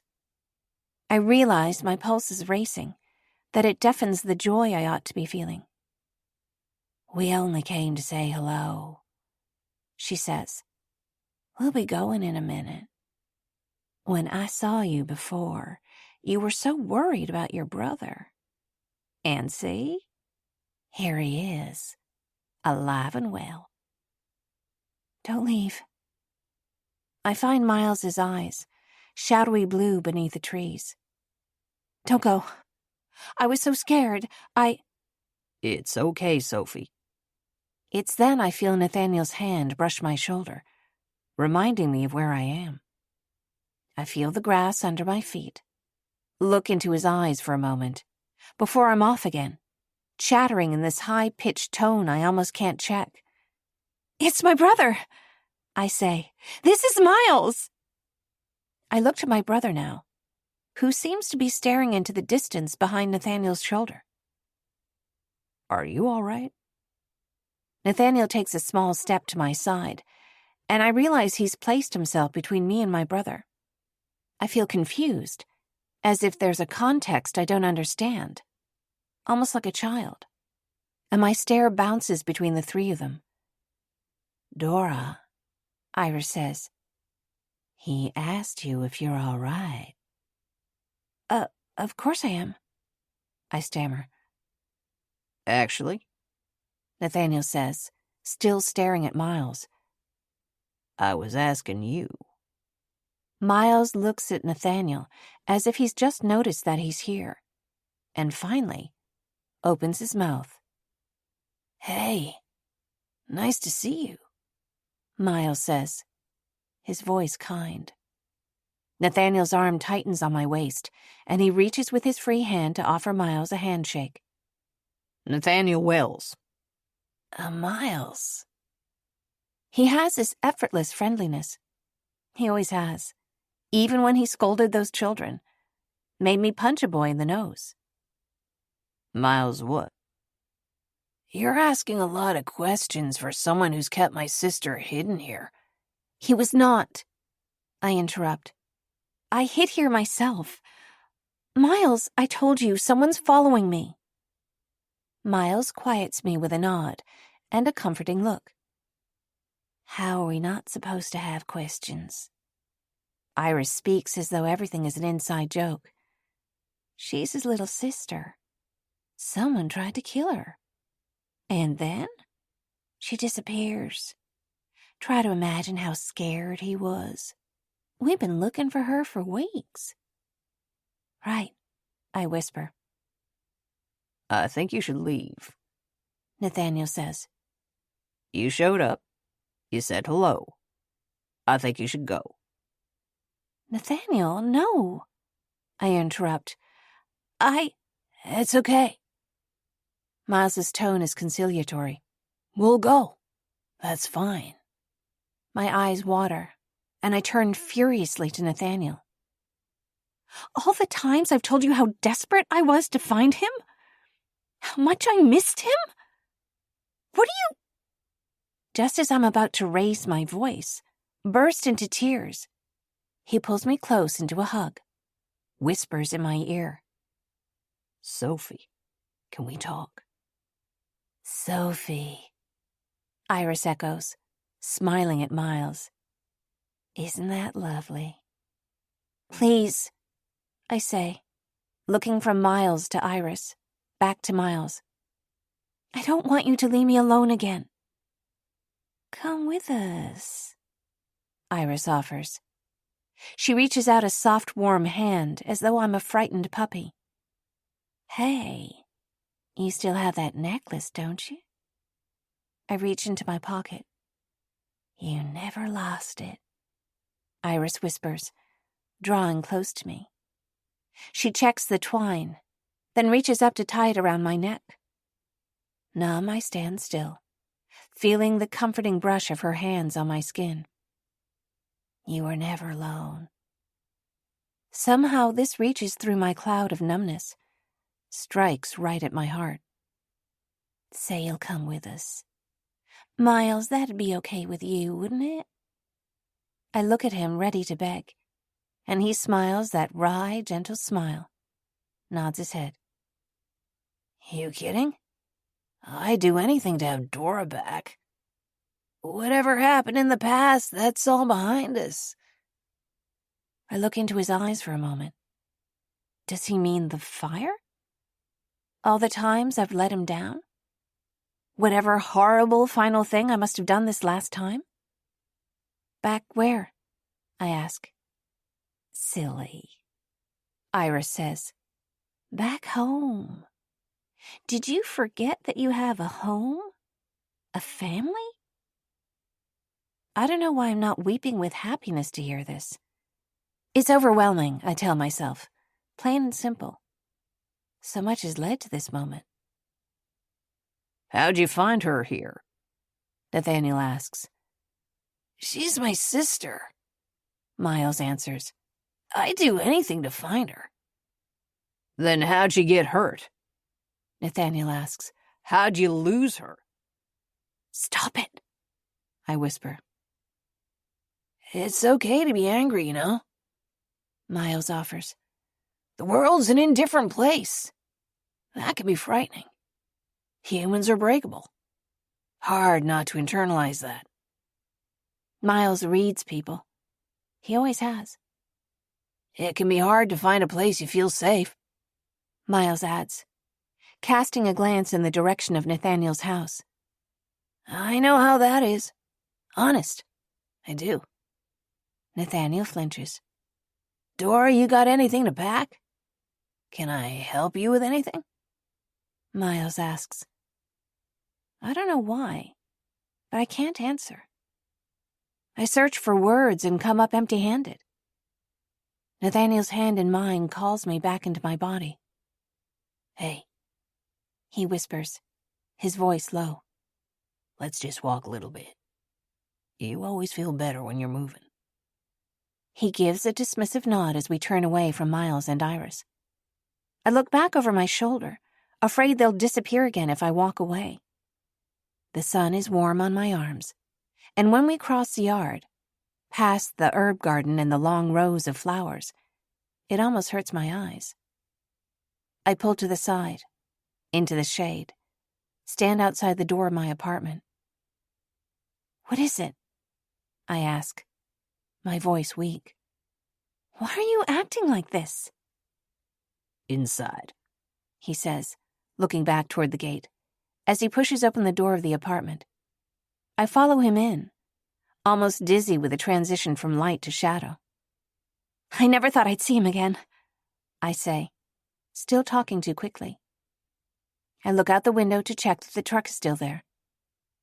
I was so scared, but he's okay, I mumble, grasping Nathaniel's hand, as if I could ask him to join me here, where I'm happy. He's healthy. Okay, Nathaniel says. But are you sure he's in his right mind? I could swear he's high on something. That's just how he acts, I insist. He's almost psychic. He can look at you and know exactly what hurts inside your mind. Do you really think they'll let me go back with him? Something's not right. He shakes his head, reaches toward me. I move away. Those things you told me yesterday. Living on a farm? Off the grid?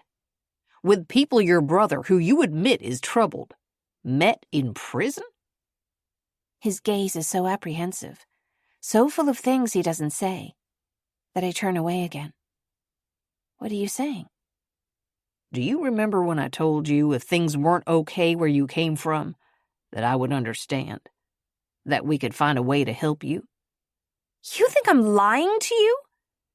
When his hand moves toward mine, I push it away, take a furious step backward.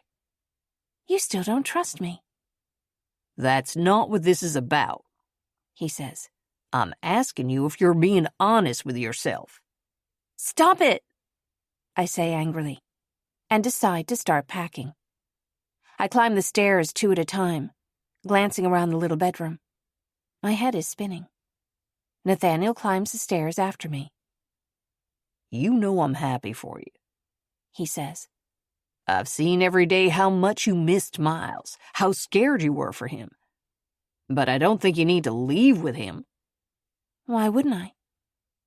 I wish you'd ask yourself that, he says. Say what you mean, I snap. He was worried about me, didn't you hear?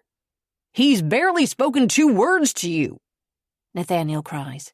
You're acting like a kid on Christmas morning, but Miles didn't move an inch when he saw you. How can you be so unkind? I cry, pulling away from him as if he's hit me. I feel like I don't even know you. Sophie, listen. His voice rises a note, and I leap backward, frightened, more on edge than I'd realized. Wake up, okay? Something really bad happened to you. We know that. Do we know that going with your brother isn't going to put you back in danger? My brother would never hurt me. That's the one thing I've always known. I know it, the way I know any fact, just like 1 and 1 are 2. I need something to be certain here. I'm not saying don't talk to him, he answers. I'm not saying don't find a time to see him again. I'm saying I think you should wait. He takes a step toward me, and though I don't push him away, I don't respond. He touches my elbow and stands close, talking in a low, calming voice. I can see in his eyes that he's almost pleading. You're not happy. You're scared. This is not a time when your wires are crossed. I rush back down the stairs, unable to be still, and Nathaniel follows me into the study. Haven't you wondered what it would be like for us if circumstances were different? Of course I have, I say, leaning against the edge of the desk. Why? Well, if things were different, I'd ask you, stay with me. His eyes jump to mine, and then away, as if he's guarding something, hesitating to speak these words. Give this a chance. A real one. Not haunting, not wishing, not fairy tales. You and me, Sophie. I step closer, and he rests his hands on my waist. You're all I want. I'm scared, I whisper, tears filling my eyes. I know, he answers, squeezing me closer. I'll never let anyone hurt you. We can't know that. I know how I feel for you. He traces my temple, hand lingering on my cheek. That's not a question mark. Nathaniel, try to understand. I do understand, he says. All I'm asking is that you don't leave with him. Something's wrong. But I asked them to take me with them. Did you? He tilts his head. It looked like they walked you right into that. Listen, just tell them you want to stay here for now. If that Miles out there is the person you've been telling me about all this time, he'll understand. I've heard enough, I shout, pulling out of his arms. Let me go. You don't even know me. This is none of your business.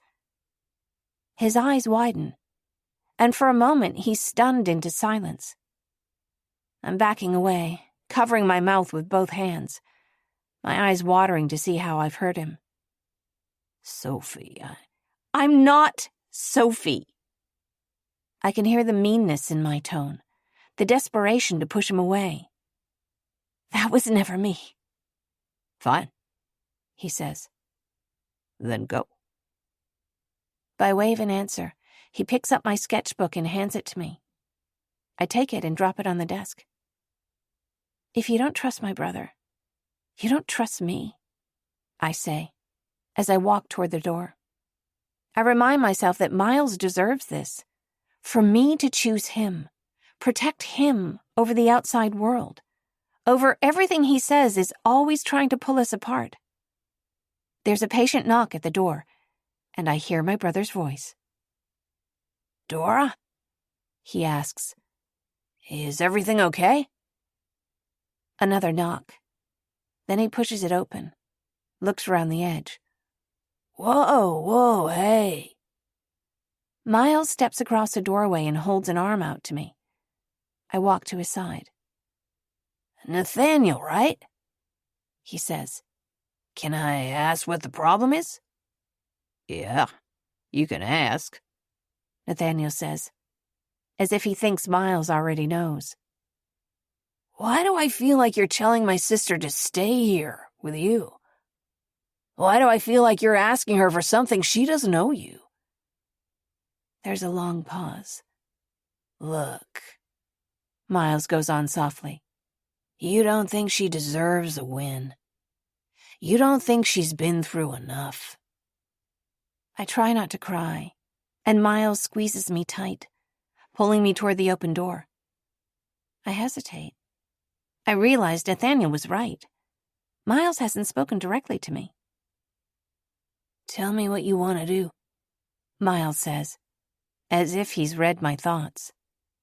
Nobody's pushing you either way, right? He adds, with a pointed look at Nathaniel. Well, I study the desk I've come to love. Remember the etched characters in its shadows.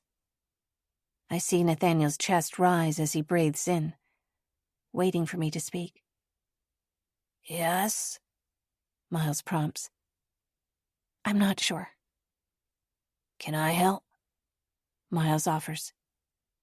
I nod my head eagerly. I've known you your whole life. I know your tells. You know what I mean? I don't know, I say. This look on your face, Dora, Miles says, glancing between me and Nathaniel as he talks. You know what this look reminds me of? The day I came and got you from that blue house. You just looked at me and reached your hands out. I didn't know until later that— Stop it, Miles! I cry. Even if I walk away from Nathaniel forever right now, I can't bear for him to know this about me. Fine. You're right. Please don't say anything else. What's wrong? Nathaniel turns to me, his voice softening. But I can't answer him. I can't even look at him. As Miles's eyes track between me and Nathaniel, I feel for some reason that I've given up a secret, without knowing why or what. So, does that mean you'd like to come with us? Miles asks me. Yes. Numbness settles over me. I realize that this is what I know, bone deep. The safe choice. The known quantity. I look back at Nathaniel, shaking my head. That settles it, Miles says. We walk back outside into the sunlight. I turn my head and see Nathaniel standing in the doorway, watching me leave, his eyes dark. I turn away and look up at Zenaida in the window, and the dappled light falling across her cheeks. What's wrong? I wonder, wishing I could shake a fist at her. Aren't you happy for me? Somehow, I don't think she's happy for me at all. Chapter 42. Iris takes my arm and leads me to the truck. I sit in the middle between her and Miles. They say nothing to comfort me, nothing to acknowledge what I'm leaving behind. Of course, I think. They probably don't know. What have I always told you? Miles turns the key in the ignition, and the engine grumbles to a start. The outside world is always trying to separate us. Always will be. I lean forward to look past Iris, out the window at the old dovecote, the gray expanse of the house rising behind it. Miles doesn't ask me, but I begin to speak anyway as we drive, telling him everything, waking up confused and scared. Selena and Nathaniel, and the flashes of memory that taunted me until I finally began to put some things together. When I tell him about the pictures, about Selena, his eyes narrow. The words on my arms, the blood everywhere. His broad hand smacks the dashboard, the steering wheel jolting. Whoever did that to you, he says, we're gonna find them, and they're gonna be sorry. Look at me, Dora. Tell me they're gonna be sorry. I cry with relief.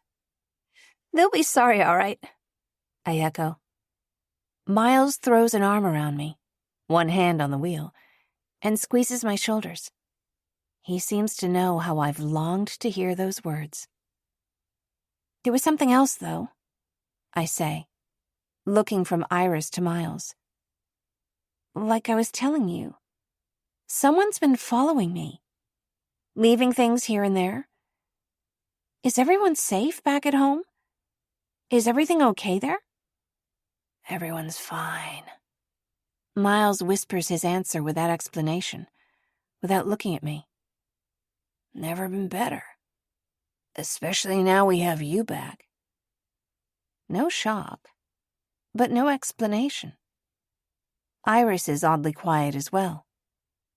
He's nice, I venture, wishing I could tell Miles about Nathaniel. He was just looking out for me. I hear Iris's soft laughter, the sound of wind and tall grasses. I'm just glad you're safe, Miles says. You said his ex was still around?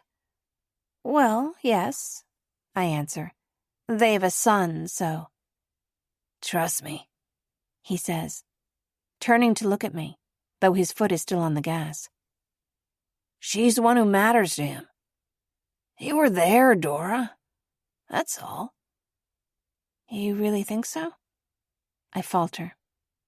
Dismay squeezes my chest, followed by a rush of relief that I'm here with Miles again. You've got a heart of gold, but you're naive, Miles answers. You've never been a great judge of character. You know that. Yeah.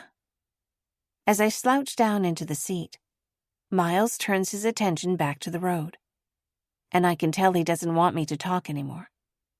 I remember Iris telling me to give him time, that I did something wrong. Fragments of memory align, falling into place.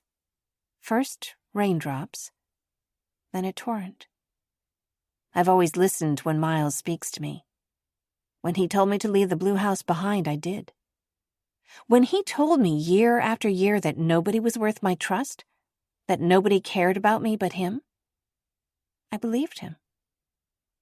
When he told me to send him all my savings, that I had no need for money because I could come and stay with him, I bought a plane ticket.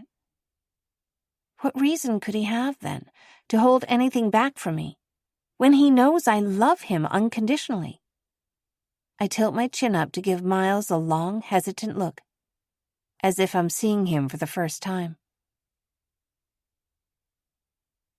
Chapter 43. As we're driving, it occurs to me that even if Selena's intentions were unkind in showing me those photographs, they may have had their intended effect. She had said that she wanted to help me remember. That day, I remembered nearly everything all at once. And it was clear enough that she wanted me away from Nathaniel. I wonder if she'd be pleased. Still, though, I can't remember any signs of trouble, any clue as to how I was hurt, separated from my brother. But I'm sure he'll tell me. At least I hope. He drives silently, paying me no mind, leaving me retracing my recollections.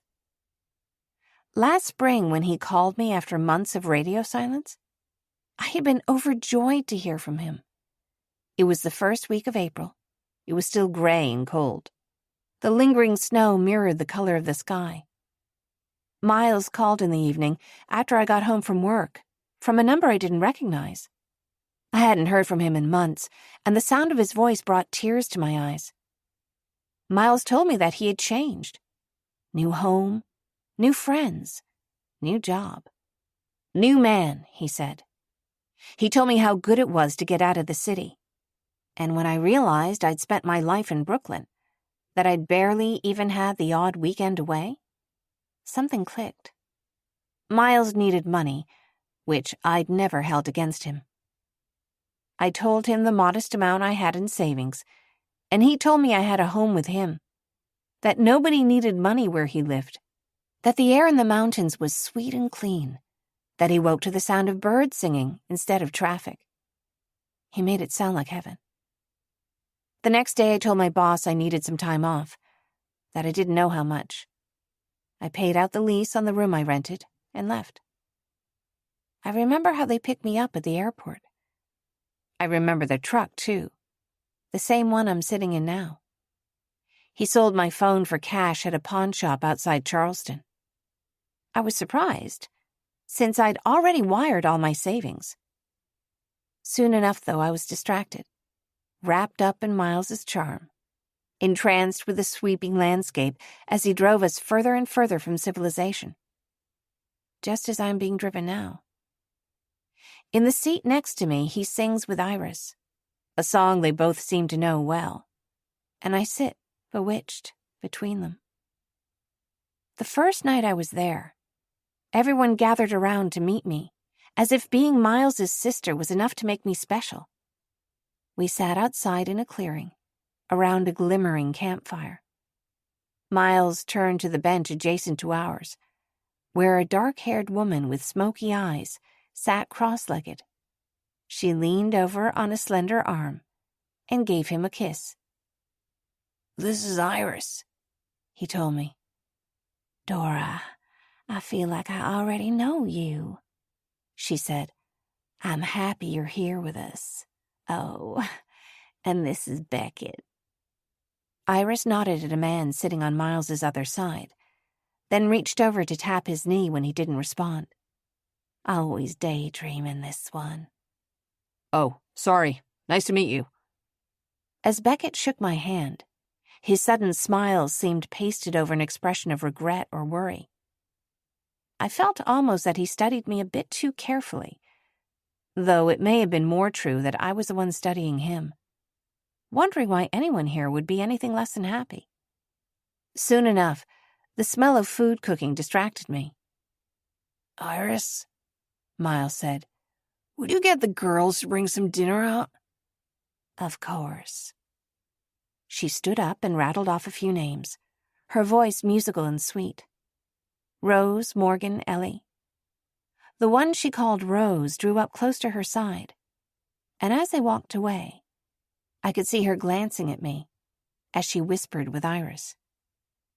"There are 27 of us," Miles told me, "including 2 little babies, both less than a year old."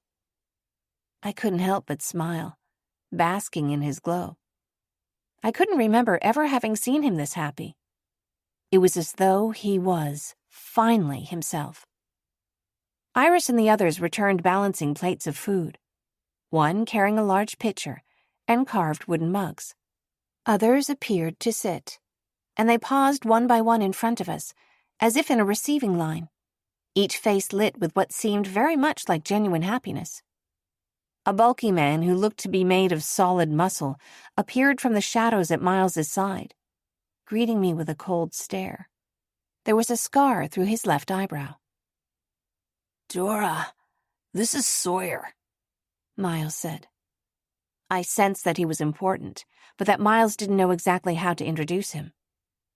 "He's also been with me here since the beginning. Associate? Co-worker?" he asked. "What do you think, man?" He laughed uneasily, but Sawyer did not. Investor? I don't know. Nice to see you, Dora. Sawyer spoke with a Midwestern accent, devoid of the usual friendly ease of that region. For a moment, a sense of unease collected around me again, until Miles resumed the rest of his introductions. Iris returned, placed a wooden cup in my hand. I lifted the cup, but Iris shook her head. "Don't do that." Miles's voice was automatic, authoritative. "We've got to say a few things first." I placed my cup back down and looked around at the others. In the firelight, I could see several of them had matching tattoos on their hands and arms. The dark was settling in around us when Miles stepped close to the fire and lit his cigarette. It seemed like magic that the flame didn't touch his hair, that he flipped its length just out of the way with an impossible precision. "Who's thankful today?" Miles asked, his voice cajoling and kind. A few voices rose. "Who's spoken with God today?" Someone handed Miles a guitar, and at some cue that I didn't recognize, cups were raised. Just like fire, which I remember him patting like a tamed animal, music had always laid down at Miles's feet. I watched Iris and followed suit, sipping my iced tea. Iris slid close to me, but her eyes followed my brother. Miles says that in most families like ours, only the leader would talk to God. But he lets all of us talk to him. Families? What? Iris laughed softly, looking at me through her long lashes. You think we're a cult or something? Come on.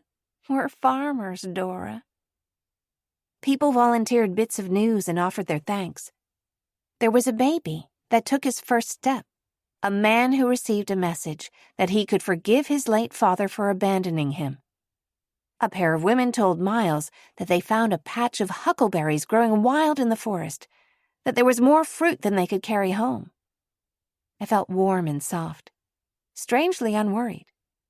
Miles was plucking at the guitar, playing soft chords and notes that seemed to wander in an upward spiral. "And who?" he asked, studying the fretboard. "Who has anything to testify to?" Beckett pushed a crate toward Miles's feet, and he leaned over to look inside, all the while strumming the guitar. "And those who follow will be able to do these things as proof. They will speak my name to force out devils. They will speak in new languages. They will carry serpents and drink poison without being harmed." As he spoke, voices murmured along with him. "Those who believe," he repeated alone. He set down his guitar. My teacup was empty, and I felt sleepy, but somehow also alert. "Baby, sit further back," Miles said to Iris, who complied, moving to the back row. He reached into the crate. When he drew his arm out, he held 2 snakes, both rattlers. Miles reached into another crate, and a smaller snake, mosaic patterned in shades of brown, curled around his wrist. His pale skin gleamed in the firelight, and the snakes seemed to gleam too, as if otherworldly. I watched people step forward, 1 or 2 at a time, and when they held the snakes, they seemed touched with magic, or something else.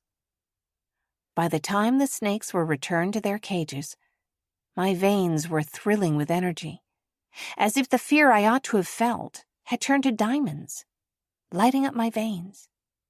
I was calm and awake and exhilarated. Miles clicked his tongue, and Iris reappeared at his side. "You okay, Dora?" I didn't want to tell her the truth, that it was the coolest thing I'd ever seen. I realized then that I felt funny, a bit lightheaded. Is there something in this tea? Is this safe? Iris ignored my first question and skipped to the second. "The snakes won't hurt you if your heart is clean," she answered, that evasive smile still hanging on her face. "Clean from sin, clean from drugs, from all the poison that's out there." She gestured with a look of disgust, and somehow I knew what she meant. Iris rose to her feet and began handing plates of food around. "The world outside is nothing but sin," Miles said. "These are God's final people. We're the last safe place." I didn't question him, but my expression must have announced some curiosity. "This is all for you, Dora," he said. "Don't you see? All the things you went through. God used your suffering to lead me to the truth. Now, at last, we have a real family, a real home."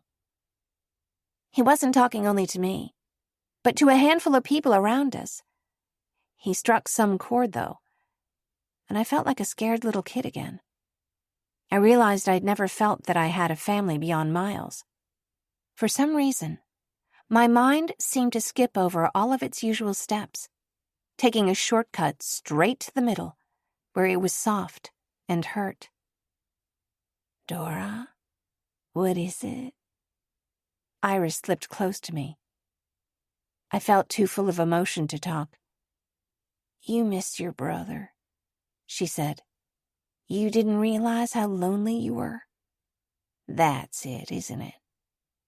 I nodded. I'm tired, I said. Is there a room ready for her? Miles asked. Someone answered yes, and I followed him inside the big building. We passed a cabinet full of plates and tools. On the top shelf, I saw dark metal and the handle of a pistol. Car keys hung on a set of hooks here, too. My room was on the second floor, with an open window to let in the breeze. Here. Miles took a necklace out of his pocket and showed me the Sophia symbol. I leaned over to study it, but he gestured me closer and tied the twine behind my neck.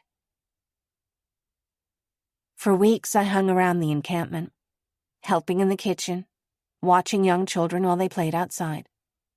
I'm natural with children. I like them. But I was curious about where everyone went when they left in the morning. Finally, Miles agreed to take me. I figured they were farming. Dawn over the skyline was starry and violet peach. I imagined that I had become a soft-focus version of myself, soaking in the quiet air and the simple food. I was seated in the back of a pickup, rattling over a trail through the forest. Beautiful sunrise, I whispered. It's the same color as your hair, Iris answered, twirling a lock of my hair around her finger. It's the same, Sawyer agreed. He lacked Iris's imagination, but at least he spoke his mind. I hadn't managed to find any fondness for Sawyer, but I could see that he was close to Miles, and that meant something. Between us, Beckett sat silently. Look at those clouds, Iris said. There's no place as beautiful as this.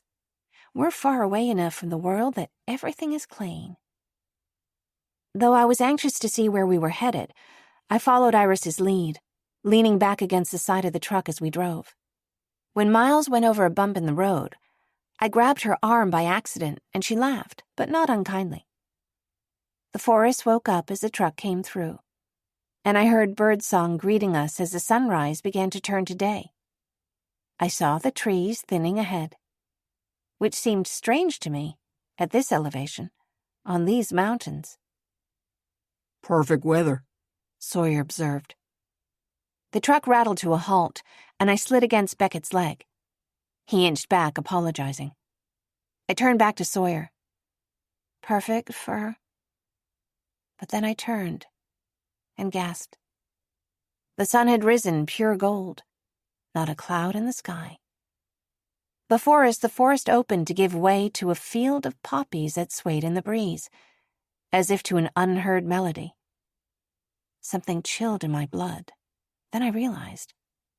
There's only one reason I didn't suspect something like this, and that's because I didn't want to. Iris jumped over the side of the truck and walked right up to the edge of the field, like it was a body of water. She plucked a petal from the ground and handed it to me, like a coin or a blessing. What do you think? Miles asked. I drew in a deep breath, feeling the morning casting a spell. I think it's beautiful. We're just farmers, Dora. Miles smiled and opened his hands. It's natural. See, how could anything bad come from this? You know why it's illegal? Though I could think of a few reasons, I waited for him to speak. Because the pharmaceutical industry doesn't want any competition. That's it, he said. Victimless crime. We would never hurt anyone, ever. I saw Sawyer watching from a few yards off. Miles seemed to nod to him. "Everybody helps," he said. "This is a family, remember?" You aren't worried about not being able to come back? Live closer, work somewhere? "Dora, the world is never gonna take me back." His eyes darkened. He carried his pain just below the surface. I recognized this and began to backpedal right away. Miles is like a hurricane. There's the charm, and then the storm. "I never got a fair chance. Not one time. Not after—" "It was my fault," I said. "Not yours, I know that. You showed up for me, and all I could see were blank eyes beneath a purple hairbow." He accepted my response, eyes flashing. "Everyone helps," he said. "You're here. You help." Okay. So I was surprised a little when Miles didn't join us. He drove the truck back through the woods, saying he'd come pick us up before dinner time. For years, I had dreamed that I could one day see Miles this happy, this healthy. The poppies dancing in the fragrant breeze were more convincing than any words could have been, hypnotic and blood red. Maybe he was right. Maybe nothing could go wrong here. Chapter 44. The truck jolts, and I wake with a start. Swearing softly, Miles throws an arm out to catch me. I realize I'm not wearing a seatbelt. "Flat tire?" Iris asks. "Don't think so," he answers. "The wheel's stuck in the ditch. Let's get out and take a look." "Miles?"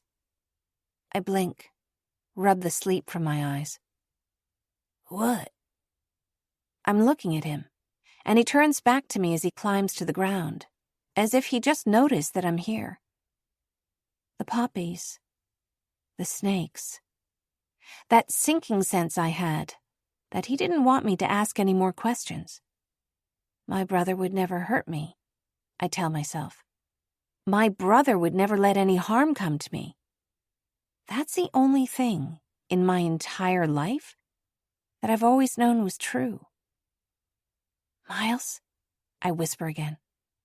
His mouth hardens into a thin line, as if he's reading my thoughts. Maybe he is. I'm reminded of how unafraid he is of fire and of wild animals. He points at me, and I cower back into the seat. "Stay," he says. "Stay put right where you are." And I do. "Hey, Dora," he shouts a few moments later. "Put it in neutral." I slide the gear shift as he and Iris begin to push the truck out of the ditch. "Now hit the gas," he says. "Easy, though." I do, just a bit, and it's free. For a moment, I wonder what would happen if I stomped on it, left them both here in the road. But before I know it, they're back in the cab, sitting on either side of me. "Isn't it heavy?"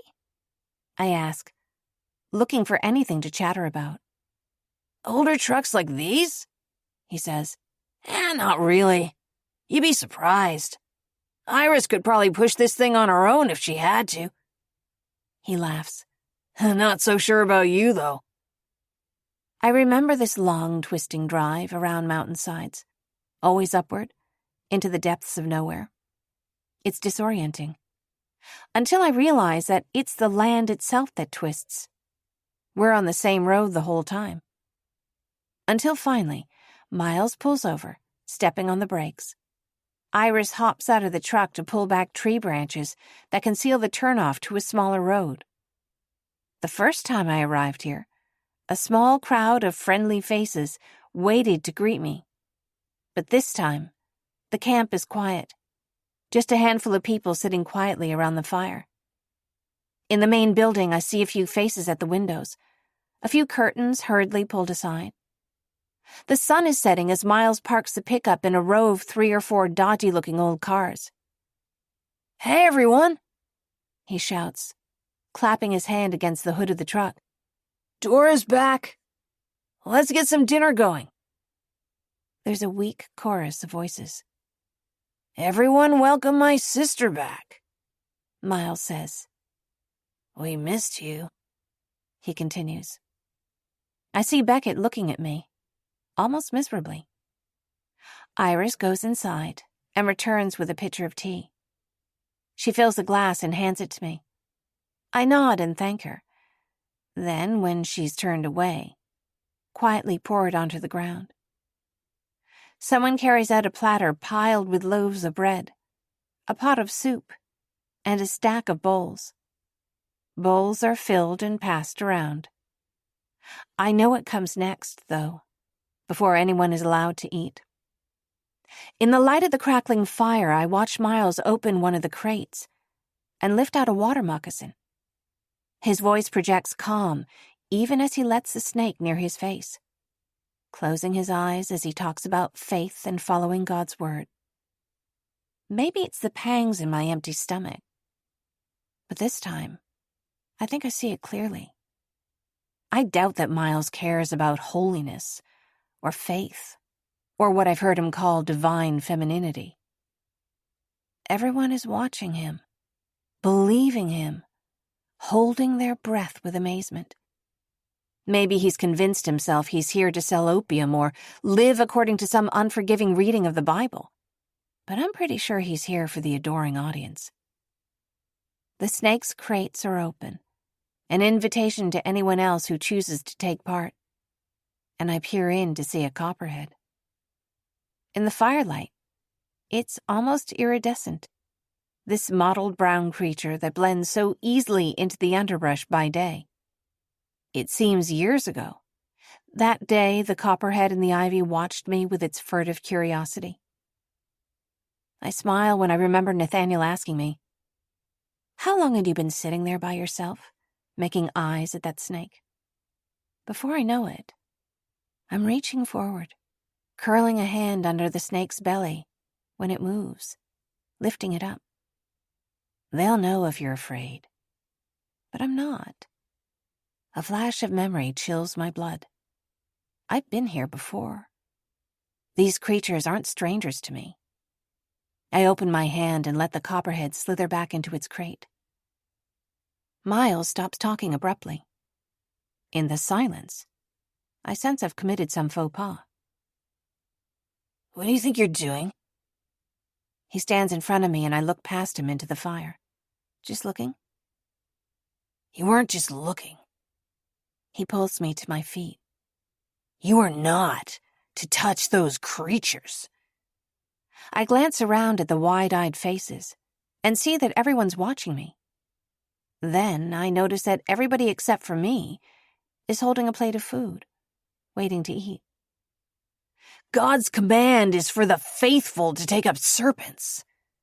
Not you. You're nobody. Do you have anything to say for yourself? That isn't what you said before, I think. But this isn't the time to argue, so I nod my head and stare at my feet. I'm hungry, I answer. Someone barely manages to conceal their laughter. Dora, Miles sighs, squeezing an exasperated sigh in his throat. You know I'm glad to have you home, but you're not acting like yourself. You've been through a lot. Something clicks. His voice is soft, but his eyes are cold. This is the charm. You need to rest. You're exhausted. Charm, and then the storm. I falter. My mind is blurry. Someone grabs my elbows and drags me away before I can stand up. I don't have to wonder who it is. I know it's Sawyer. I know the scar that runs through his eyebrow, the cold silence behind his eyes. As he pulls me toward the house, I don't resist, but his grip is like a vice all the same. Inside in the open room beyond the kitchen, he wordlessly holds my arms behind my back. Miles follows soon after, composed as ever, but his eyes still cold as ice. Sawyer squeezes my elbows and I wince, remembering with a jolt of fear that the last time I saw him, I stomped on his foot. I didn't want to talk about this tonight, Miles says, but it looks like it would make more sense to get everything out in the open. Don't you think? I don't answer. About what happened before? I never thought you would let me down again. I never saw it coming. He takes a seat on a sofa, lights a cigarette. I half think that if my arms were free, I'd take one. You first, he says. Tell me everything you remember, and I'll know if you're lying. Chapter 45. My mind spins, like a wheel loose on its axle. What I remember chills my blood. There's no point in glancing around the room looking for a window or a door, but I do it anyway, out of plain habit. Talk, Dora. Miles's voice is sharper now. Even when I couldn't remember my name, there were things I knew about myself. That I faced things instead of putting them off. That I'm not a liar. Dread tightens my throat, just as Sawyer is pinning my elbows behind me. I wonder if I can pretend those things aren't true. If I can convince my brother just like he's convinced all these people around him. Okay, I say finally. I'll tell you everything I can remember. I've missed you so much, I add, looking up at him hopefully. Go on. I remember coming here for the first time, and meeting Iris. I remember the meal we had that first night. I tried to stay on track, even though I'm starving. Thick-crusted bread with butter, roasted vegetables with coarse salt and pepper. I tell myself I'll get something to eat soon enough. Miles, please don't be angry. Is this about you growing poppies? Because I remember that. I try to deliver this as though it's shocking. I remember the flowers. When the sun's rising on that hill, it looks like they go on forever. Miles is silent, and after a moment I continue. I won't tell anyone, I answer. Try to remember what he told me the first time I was there. It's a victimless crime. You're basically just farmers. It's not that bad. You're still my brother. Let her sit down. Miles waves at Sawyer and he releases me. I stretch my arms out, stand with hesitation in front of him. I draw in a loud, shaky breath. Make my eyes large, trying to look sincere. What happened to me? I told you to tell me everything you remember. His tone's dangerous. I'm dizzy, I whine. Miles has always thought I was a stupid little girl. What's in the tea?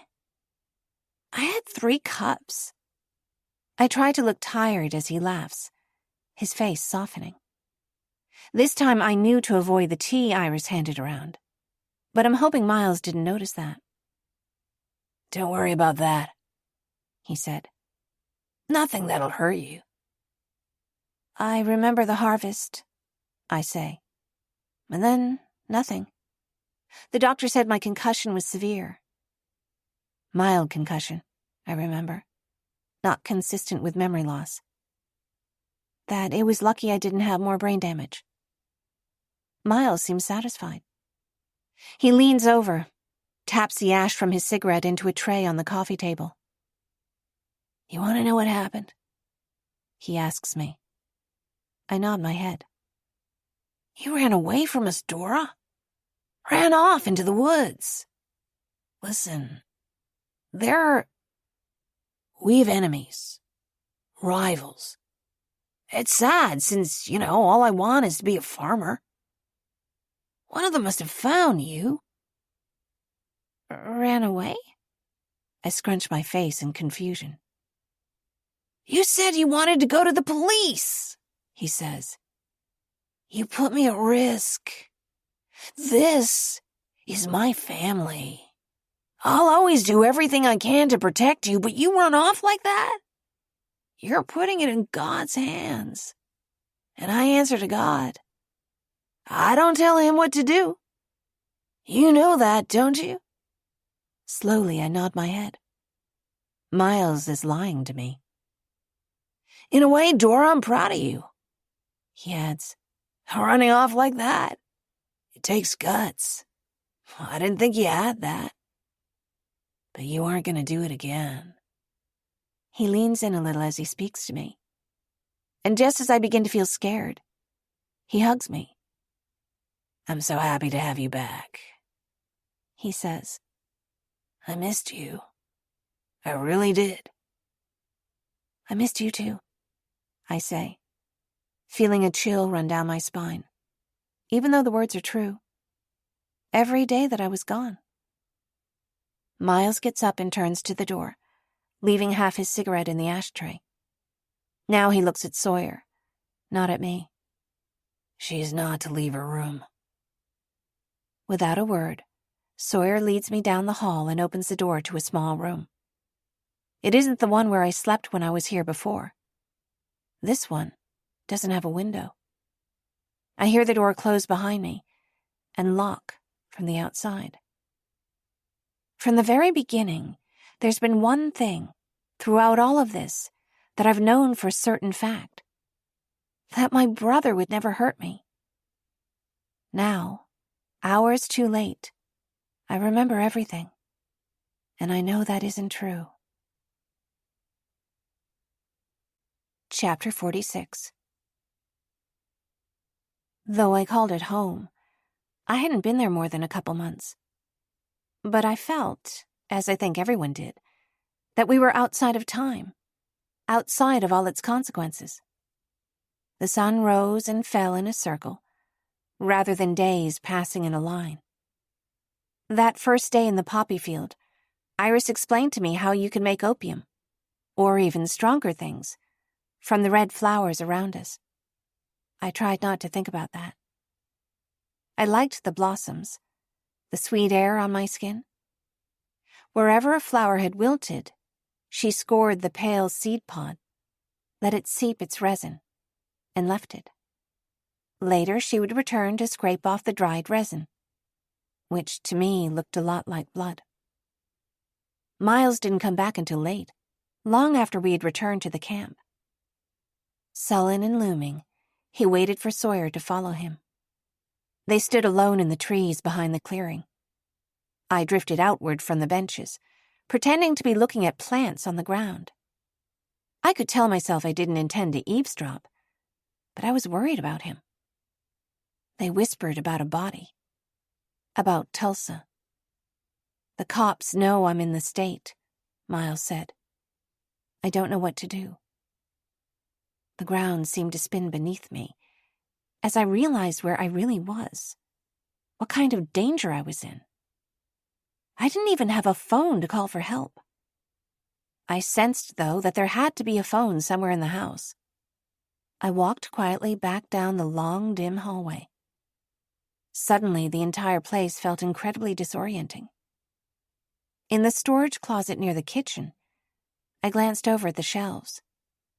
There were a few sets of car keys and some jars of poppy seeds, but no phone. Up at the top shelf, the pistol was resting. Just to the side, I saw the edge of a phone. Wishing I were taller, I hopped on the tips of my toes to reach it and closed my hand around it. As I grabbed the phone, my fingertips knocked the gun aside, just an inch. I realized that I could disappear out here. Anybody could. I walked back down the hall, pushed the door to go back outside, but it was locked. I felt a hand on my elbow and turned to find my brother. I remembered him as a child. I remembered him taking care of me when nobody else did. I could still see him in there. I believed that he wasn't lost. What are you doing in here, Dora? I threw my arms around him and squeezed. Can we talk? Miles gave me a look and pulled me outside. What's up? Miles?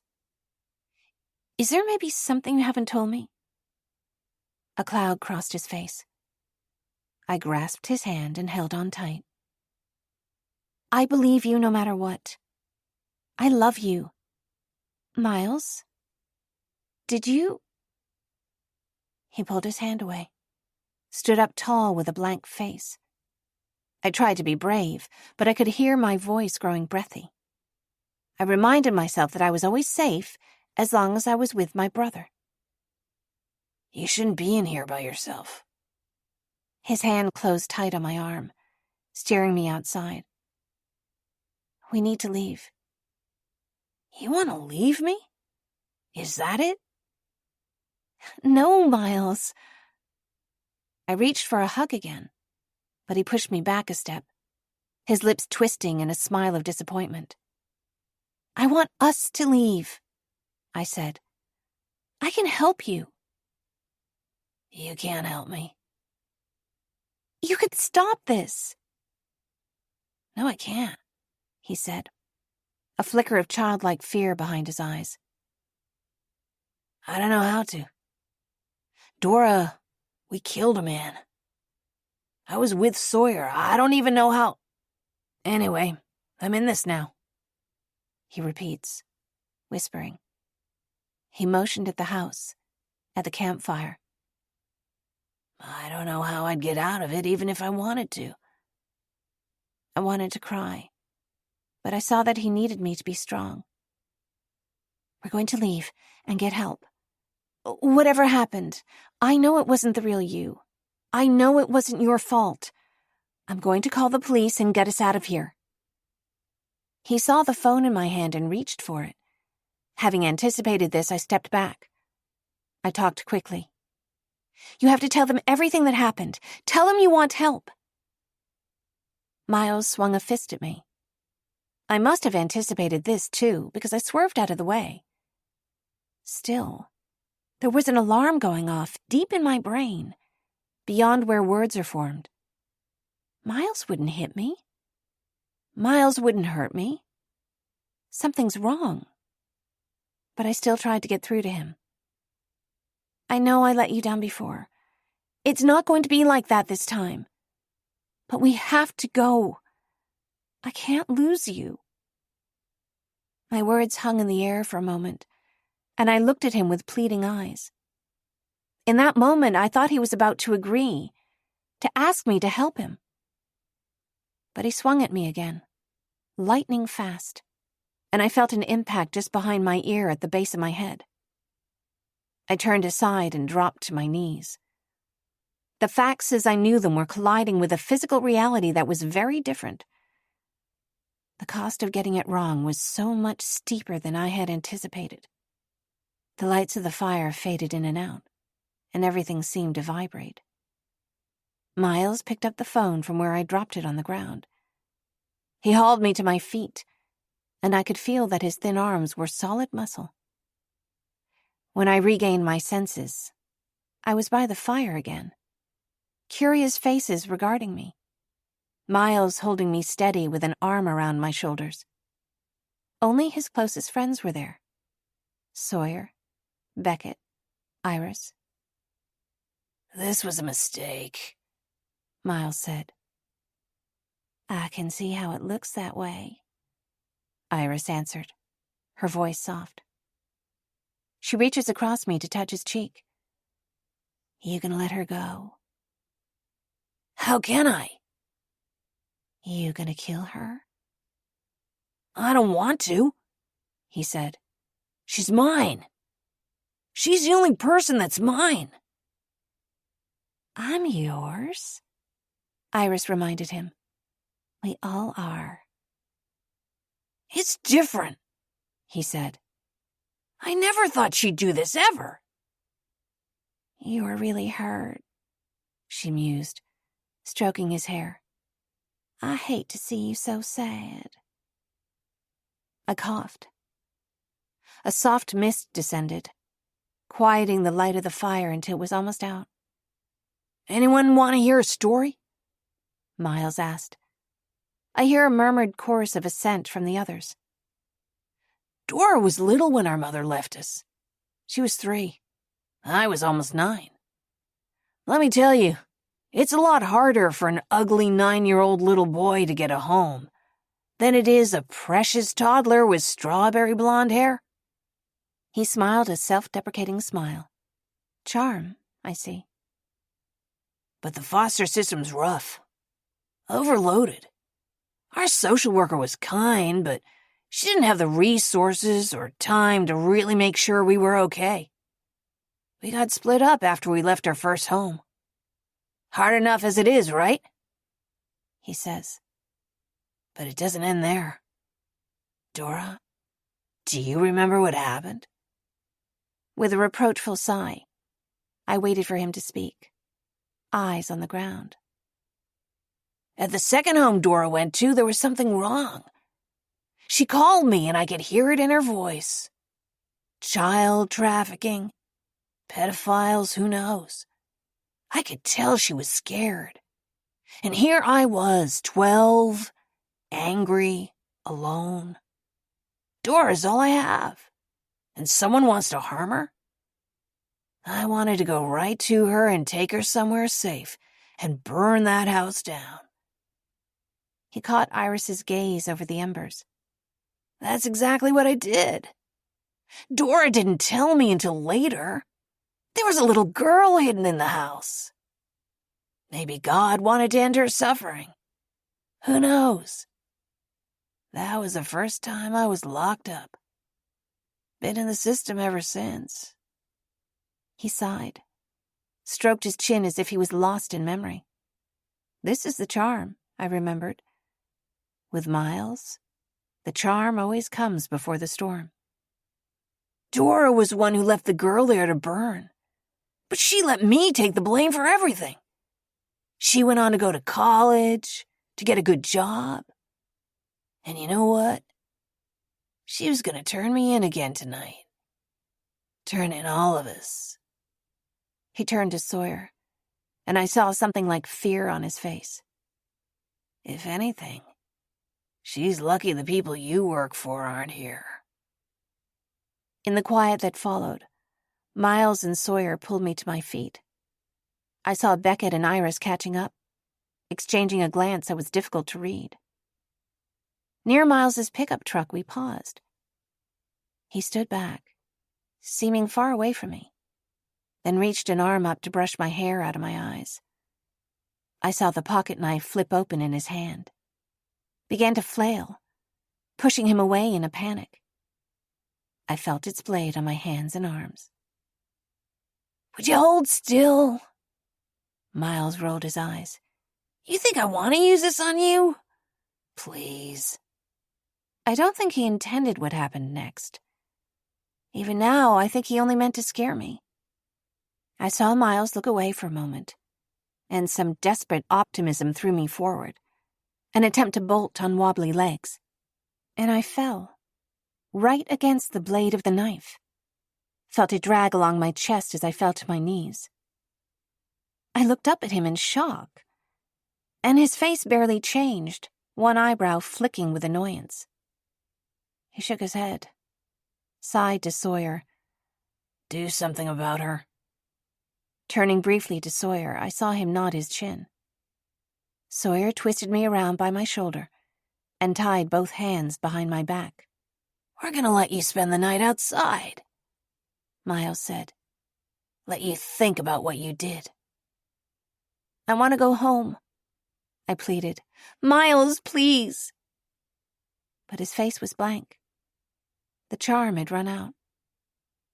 I spent a moment staring into his eyes, looking for the brother I knew, before he pulled me close and delivered another explosive punch to the side of my face.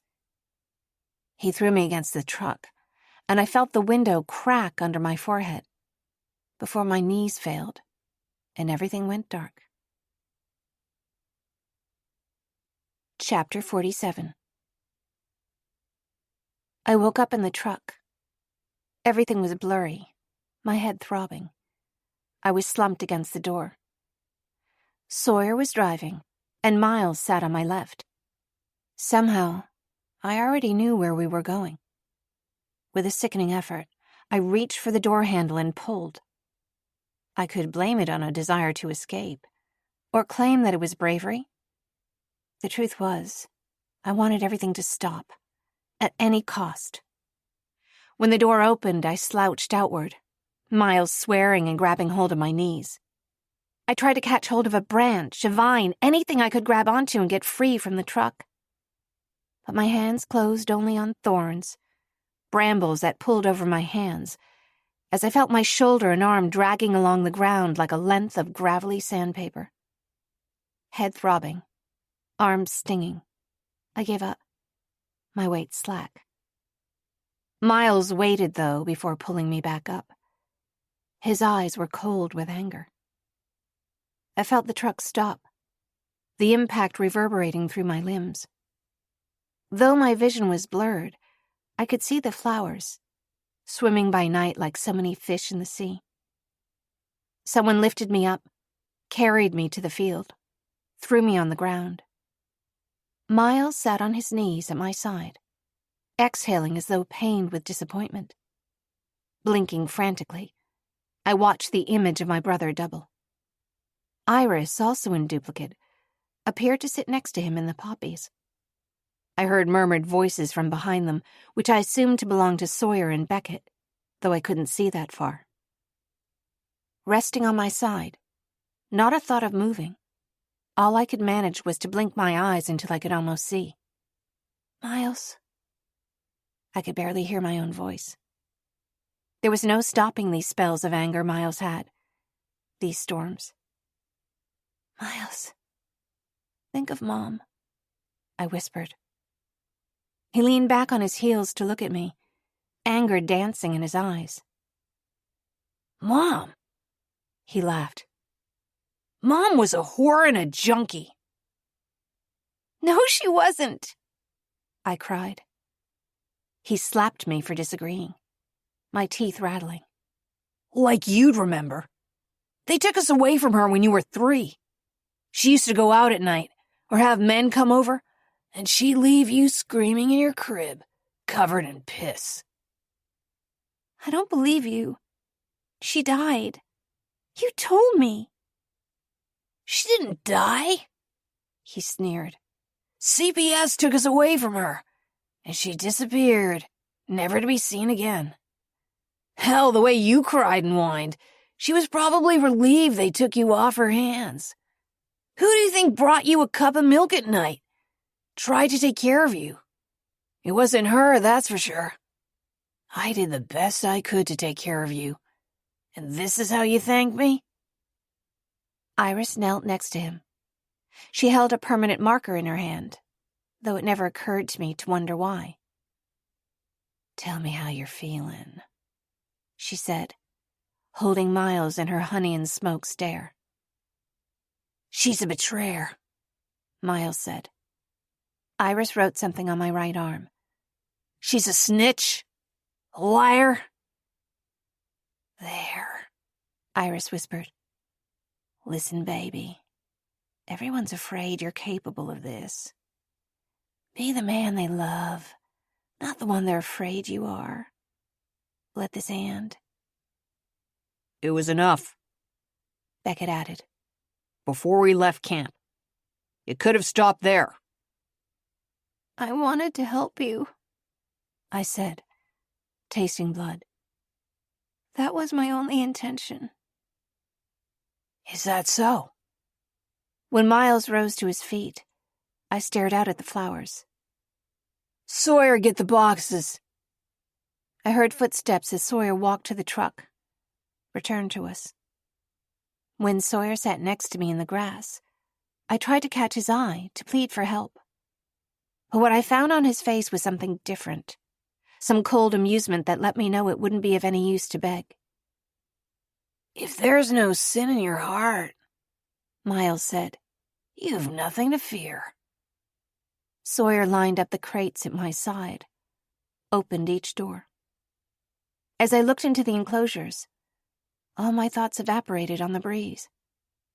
I studied the glinting eyes, the fascination of the slithering bodies, the gentle rattles as the diamondbacks crept out of their cage. Miles didn't realize it, but in a way this was a gift. It forced me to be still, to realize the truth. He meant for me to die.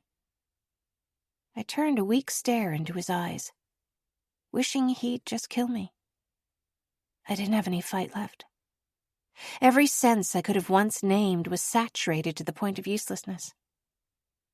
What happened next left everybody speechless, even Miles. Despite how Sawyer rustled their cages, despite me being right in their way, every last snake slithered over or around or past me. When they disappeared into the poppies, I felt myself breathe and realized that I wasn't dead. At least, not yet. Iris stole close and tucked flowers behind my ears, into my hair, and I could hear her crying. Finally, I heard Miles's voice. That settles it then. Everyone, let's go. Footsteps approached me. Then I heard my brother speak again. Leave her. I said she stays a night. Beckett, you stay and watch. Do what you want with her. See if I care. As soon as the truck was out of earshot, Beckett sank to the ground beside me and untied my wrists with shaking hands. Shit, Dora, he whispered. Shit. He's never been that bad. You need a doctor. Help, I murmured. Though I knew he was there, I couldn't track him, my eyes flipping wildly from one side to the other. I can't, he said. I don't have a car. No way to get one. Besides, I couldn't lie to Miles. I know I couldn't. He'd kill me. But you've got to get out of here, he said, speaking so quickly I could barely understand him. You have to try. He pulled me to a sit, and I struggled to stay upright. If you go straight that way, follow the path until you pass the laurels. Go into the thicket and downhill. There's a road. Someone will find you. I reached to touch the burning pain in my shoulder, and he stopped my hand. Get out of here, he said. They'll be back at dawn. I stumbled into the woods, only a few steps, then fell. Then I got up again. When I made it to the laurel hill, I ducked in and collapsed. What I didn't expect was that even here it was painful to sit still with my own thoughts. A number of possible truths, explanations came into my mind. One, that Miles wasn't the brother I thought he was. This was impossible. Second, that I should give up here. Hope I could die quickly. That, I found, I didn't know how to do. A third option, though, came to the surface, and I reached for it. I let Dora go and left her there in the laurels. It might have been hours later, or days. I woke to strange sounds. Doves singing, and something else. Something loud that set my head pulsing with pain. Sirens. Chapter 48. I sit up straight, leaning against the wall, and slowly rest my head in my hands. All the work I put into healing, into finding myself, all the optimism, was all for this. So I could leave the only good thing I'd found and run right back here. I press my temples and exhale. I could try to survive here as a prisoner, but one misstep, and I'm dead. That much is plain. And would I even want to stay here? To earn back his favor? There was a point in time, perhaps not that long ago, when if I'd been offered a chance to give up my independent life in order to live close to Miles, to be forgiven and finally be his family, I might have answered yes. Though there's no clock, I sense the hours passing, night creeping by. The house around me goes silent. I wonder how long it will take until the police find Miles and his crew. And then, if I'm still alive, will I be counted as innocent? I hear my voice saying, I'm no one, from nowhere. And a voice that answers, you're somebody all right. Nathaniel was the one who was certain of me. That I had something worth remembering. That I could figure things out, as he would always say, one foot in front of the other. In the morning, I can hear Miles's voice as he comes in and says good morning to everyone. There are footsteps on the stairs, coming closer. Then a hard knock on the door. Wake up. It's Sawyer's voice. But I haven't slept. The door opens and Miles is there. Sawyer behind him. How are you feeling this morning? Miles asks. I'm okay. I'm afraid he'll read my eyes, so I don't look directly at him. You're gonna stay in here for a while, he says. For a few days. But once you're done, as long as you don't try to leave us, you'll be free as you want. He speaks as though his words have some logic. I gauge his temperament. I'm hungry. Can I have some food? Having something to refuse will make him feel bigger, I think. No, he says. not yet. He closes the door and turns the lock. As hours tick by, I replay it all in my mind, over and over. I force myself to recount every detail of what happened, until it doesn't shock me anymore.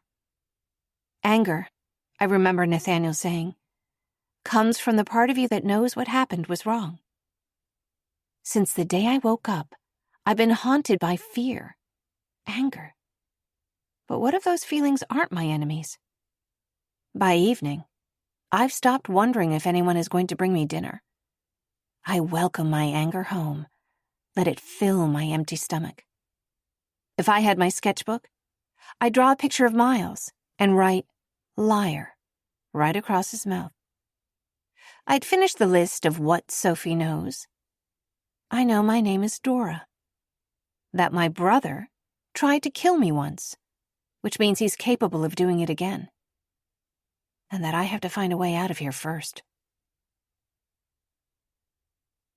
Chapter 49. Every night someone stays outside my door. It's usually Sawyer, but Iris comes every few hours to walk me to the bathroom. I keep a close track of sunrise and sunset, but despite my best efforts, I lose count of the days. Either 8, I think, or 9. One day in the morning, Iris walks me to the bathroom so I can take a shower. She hands me a clean dress. Light gray cotton with buttons and a pin-tucked blouse, a drawstring waist, slightly puffed short sleeves. I look like Wednesday Addams, or a farm wife at a funeral, or a girl in a cult up in the mountains, I think, braiding my wet hair. I've only had water to drink, the occasional piece of fruit. My eyes look too big, and I can see shadows under my collarbones. We're the same size, she observes. Thought so. I try to laugh, but it sounds more like a cough. Yeah, I guess we are, I answer. Are you hungry all the time, too? Or do you get used to it? Poor girl, she answers. Don't poor girl me, I answer, glaring at her reflection.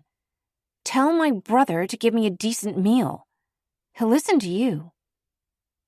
I'll try, Iris answers. I don't want you to go hungry, but you really hurt his feelings. Arguing with her would be useless, but she cares about me in her way. I hope that I can turn that to my advantage. She walks me back to my room, where Sawyer is still outside the door. He locks it behind me. By now I know the sound of his footsteps, the unfriendliness in his silence. I sit against the wall opposite the door, half tired with hunger. At some point during the afternoon, I hear footsteps down the hall and startle awake. Hey, someone says. heard you needed a switch. My back's killing me. The door creaks as Sawyer stands up. Been sitting here for over a week now. Honestly, I'm bored. I hear him laugh softly. Not like she's going anywhere. How long has he had her locked in here? I recognize Beckett's voice. I don't know. Sawyer answers. What's the date? It's like time doesn't even pass up here. It's July 30th. 9 days? He answers. She's safer in here than out. Sawyer's voice drops. I inch closer to the door. Let me tell you something about Miles. He likes having people around him. None better than his own sister. Unless she's a problem. If he feels like she's a problem, he won't hesitate. But he knows everybody's stirred up now. He doesn't want to make a show of it. Right. He'll probably wait a few days, offer quietly, tell everyone she ran away. Okay, man. That much is clear. I hear footsteps, then silence. I wait a few minutes until I'm sure nobody else is around. Then I creep up near the door, tap against it with a fingertip. Beckett? Hi, Dora. Thank you. For what? You know what? I whisper. I don't know what you're talking about. He insists. You know you have to let me out, I say. I remember how his hands shook as he untied my wrists. I know there's fear in him. I will my voice to find it, to find something soft. You know what's going to happen to me if you don't. It's just a question of when. Silence. I know I'm taking a risk, but every minute is valuable to me. You can tell him I hit you, or that I broke down the door. How do you think it looked when I lost you before? He'd kill me if it happened again. Does he even know you're here? It sounds like you're filling in for someone else. Silence. Again. I feel quiet adrenaline stealing my veins. Just unlock the door and walk away. I whisper. Just go outside. Quiet, he hisses. I'm thinking. I draw back, hold my breath. But I hear the fear in his voice, and I know I've convinced him. You can't get away now anyway. It's broad daylight. I'm not going to, I answer. Just give me 10 minutes. A moment later, I hear the key turn in the lock. The door relaxes on its hinges. I hear footsteps moving away. I listen long enough to make sure I'm the only one here. There's nobody in the sitting room or in the kitchen. I drop low to the ground, below the windows, and make my way to the closet. The gun's not here. Neither is the phone. I grab a keyring with several car keys on it, wrap my fist around it, letting the metallic edges press into my palm. The hallway's still empty, so I turn, more than a little lightheaded, toward the kitchen. By the time I'm standing in front of a cabinet, I forget where I am, why I'm here. That's right, food. Anything I can pocket quickly, eat quietly. A large pitcher of iced tea cools on the counter, and I waver, nearly knocking it over. I grip the edge of the counter, forgetting at first the car keys in my hand, then sinking to the ground to pick them up. As I lean over my knees, I listen for any noise. It's easier to sit here, and rather than standing up, I open the cabinet at my eye level. To my recollection, Iris doesn't store anything down here that's ready to eat. I reach into the cabinet and brush my hands over bags of flour, rice, then a glass jar. My hand closes on it. I remember Iris boiling the poppy seeds from the field, pouring the concentrated liquid into iced tea, winking at me, as she claimed it was the passion flower leaves that gave the tea its calming effect. Footsteps outside startle me. Outside, I think. On the steps, I think. But still too close. With shaking hands, I open the lid of the jar and empty it into the pitcher of iced tea on the counter, then hide the jar behind a sack of flour. All the standing and kneeling almost knocks me out. As I'm hurrying back toward the hallway, I spot a basket of fruit on the counter, but I'm too nervous to try my luck by going back.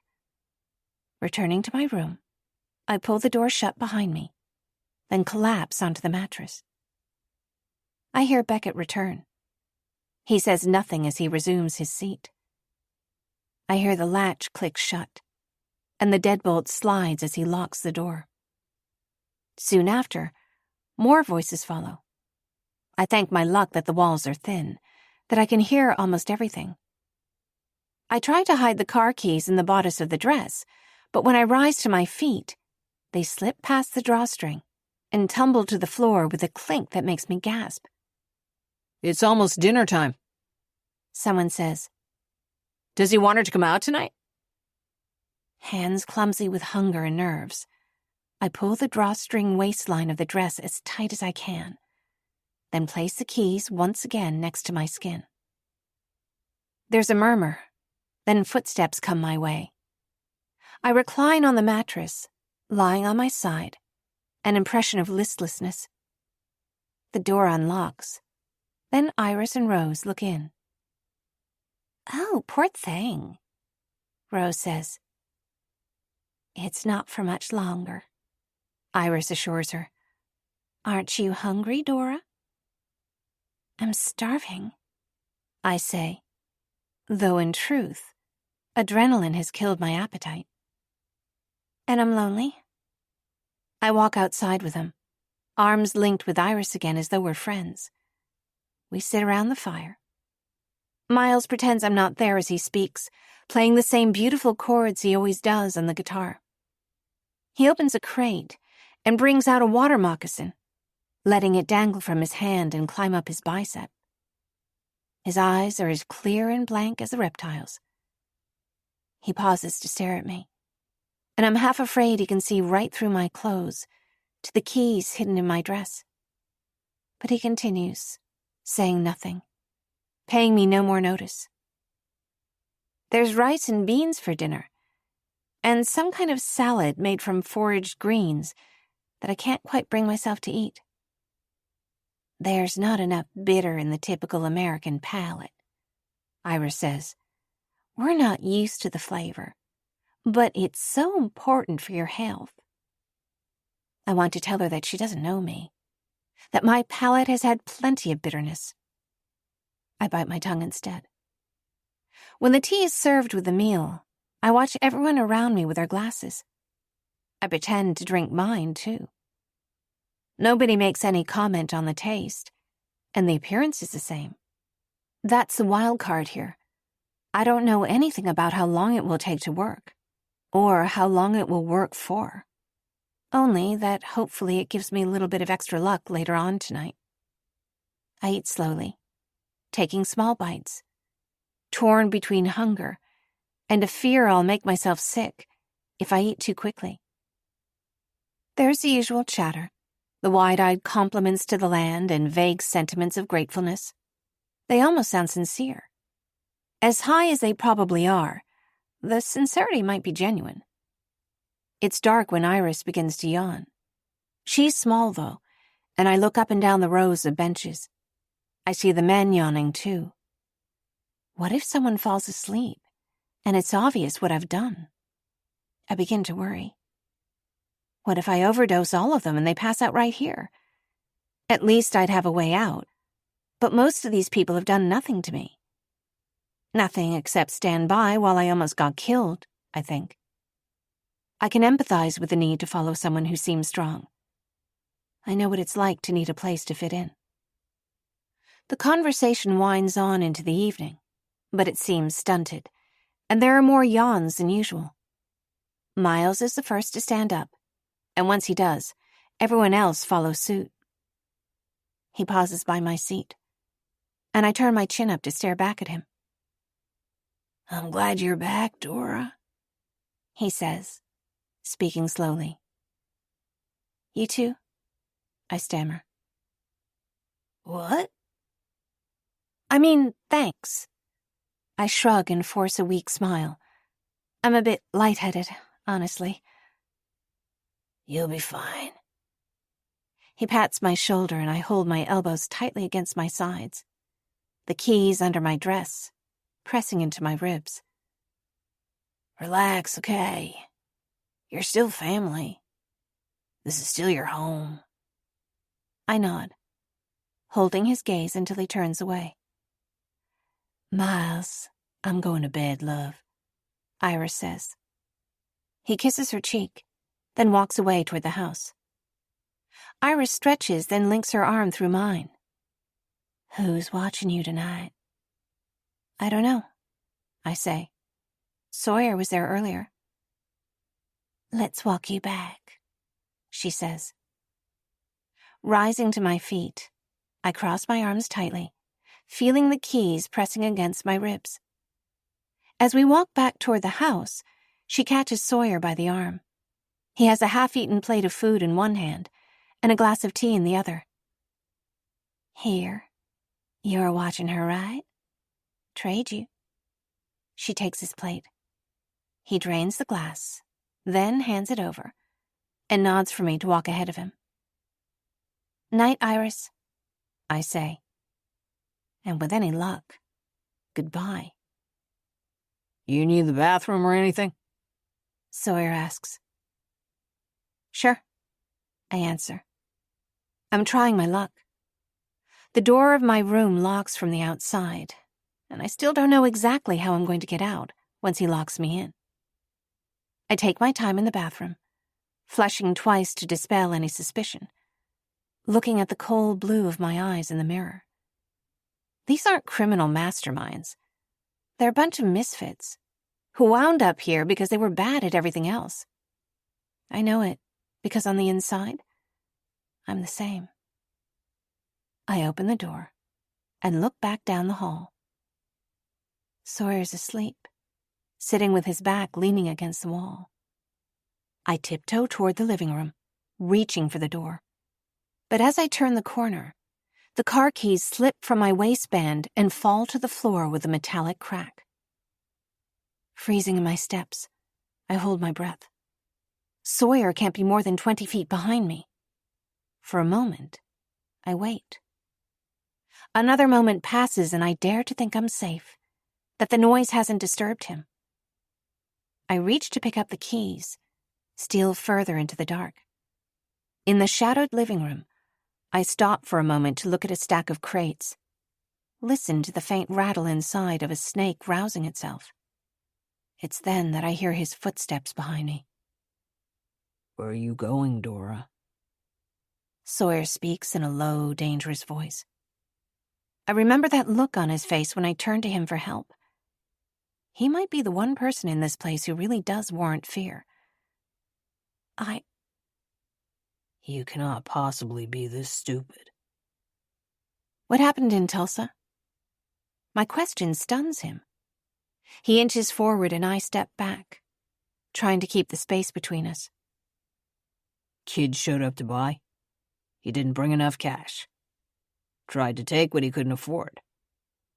Sawyer shrugs his shoulders, annoyed that I've asked. Why? My brother's not a killer. Inching away still, I hold his blank gaze in the dark, see him grin with amusement. Something frightful sparks through my limbs. The memory of fear can paralyze you, but in this moment, it gives me daring. Sure. And you're not a stupid little girl like he says you are. Get over here. When he grabs for me, I stumble sideways, knocking against one of the crates as I try to keep my balance. Fist closed tight around the car keys. I catch myself on my closed fist, push up, and scramble to my feet, knuckles smarting. I dodge him as I stand and reach out to grab the handle of the rattler's crate. He pauses momentarily and glances down at it, and I sense a difference in his dance. Fear. I jostle the rattler's crate in my hands at him and watch him startle. "You're a fool, Dora," he says, shaking his head. Holding the crate by the handle, I turn and run back toward my room. Sawyer's following me, and he's fast. But I'm smaller, which is, for once, an advantage. At the doorway, I step around him, and his momentum carries him into the windowless bedroom. Before he gets up, I smack him over the head with a crate, hard enough to knock him to the ground. I hear the rattler inside the crate hiss at the disturbance, and without stopping to think, slide the door open and throw it at Sawyer. He flattens against the floor, trying to hold still. "Bitch," he hisses. "If there's no sin in your heart." I only took one Bible study class, I whisper, but I remember there being a line about not putting your God to the test. The rattler slips out of its container and strikes at his shoulder. He wheezes in pain. I know their venom works fast, but I don't know how fast. Make a single noise, I say, and I'll go get the rest of them. He swears at me, but he doesn't move, panting on the ground. I close the door and twist the lock, then run outside as quietly as I can. As I sneak across the yard, a porch light flickers. I stand behind a dress hanging from a clothesline, hold my breath for as long as I can, then release it in a slow, still exhale. I make my way across to the row of battered old cars, crouched and listening, like an animal. The sky is black with clouds, every star concealed, a warm, foreboding wind weaving around the trees. It lulls everyone to sleep, bundling up and spiriting away any noise I make before it can rouse someone. It feels as though the mountain is telling me to go now, that it has my back. I glance over the row of vehicles. I realize I only have one set of keys. What if those keys aren't even for one of these cars? What if it's for one of the cars that's blocked in? How much noise will it take to maneuver out? Each car is at least 20 years old. One, a van, has a flat tire. The key doesn't unlock the door.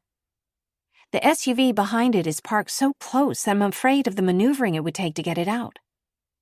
The door is locked, but I reach in the open window and try the ignition. Nothing. I look at the next car, hopefully, a little 4-door sedan, one that looks reliable, easy to drive. But the key won't open the door. With a hateful sigh, I look at Miles's truck. It has a starburst crack on one of the rear windows, courtesy of my head. The key unlocks the door. This truck just seems like a bad omen. And besides that, it's loud. But if it's my only option, it's better than none at all. I climb into the seat and slide the key into the ignition. Then, I think better of it. I step to the ground, then reach over the seat, shift the gear to neutral, and push. First against the doorframe, then, stepping back, against the fender. The tires creak, twigs snapping beneath them, and it starts to move. The drive is on a slight incline, and for a few steps I run alongside the truck, and then, finally, grab hold of the seat and pull myself up. I steer it down the drive in the dark as best I can. I know it's a few miles until the little drive crosses the road. If I can only make it to Dovemorn, I can ask Nathaniel to let me use the phone. It's half the distance it would be into town. My eyes adjust to the dark, a little at a time. After a minute or two downhill, I start the engine. When the reflectors of the main road finally come into view, I step on the gas, and daring to let myself hope, turn on the headlights. Chapter 50. Though it's a long way, I drive as fast as I can. This time, I know which way I need to go. I drive erratically, too fast, minding only the areas where the road hugs the mountainside, bounded by toothpick-like rows of guardrail. The truth is that I'm hoping against hope I'll get pulled over, which would be the fastest way to get some help. Luck isn't on my side for that, though. These roads are all but deserted. I see a sign for Hazel Bluff, and know that I must be close to Dovemorn. I pass the overlook, which, it seems to me, was only minutes past the house. The truck coughs. Then the engine growls and slows. I swear at it, shouting at the top of my lungs with all the fury latent in my mind. The gas pedal gives under my foot. It grumbles to a halt. For the first time, I notice that the gas meter is on empty. I throw the truck back in neutral, half sobbing with frustration, and do my best to push it off the road, though it lodges in a thicket. Sticking to the narrow row of grass that separates road and thicket, I take off running. My body moves fast. I feel strong. Except for the fact that I'm running in the dark and that I keep slipping. Stopping to catch my breath, with my hands braced on my knees, I startle a herd of deer, their ghostly eyes looking at me from deeper within the forest. I say a quiet thanks that it wasn't something more dangerous, and keep moving. As I turn back to face the road, I slip on the dew-damp grass, fall on top of my knee. As I land, my knee twists under me, and exhausted, I collapse on it. I realize that I'm scared. I'm tired. I could lie down right here, let myself sleep. Why do these woods call to me the way they do? Maybe this is why I've been so frightened of them, why I've always locked the door every chance I get. Because part of me has always wanted to disappear. In this half-conscious state, I hear a voice that's familiar. The music of doves and riddles, ringing from somewhere in between my ears. Get yourself up.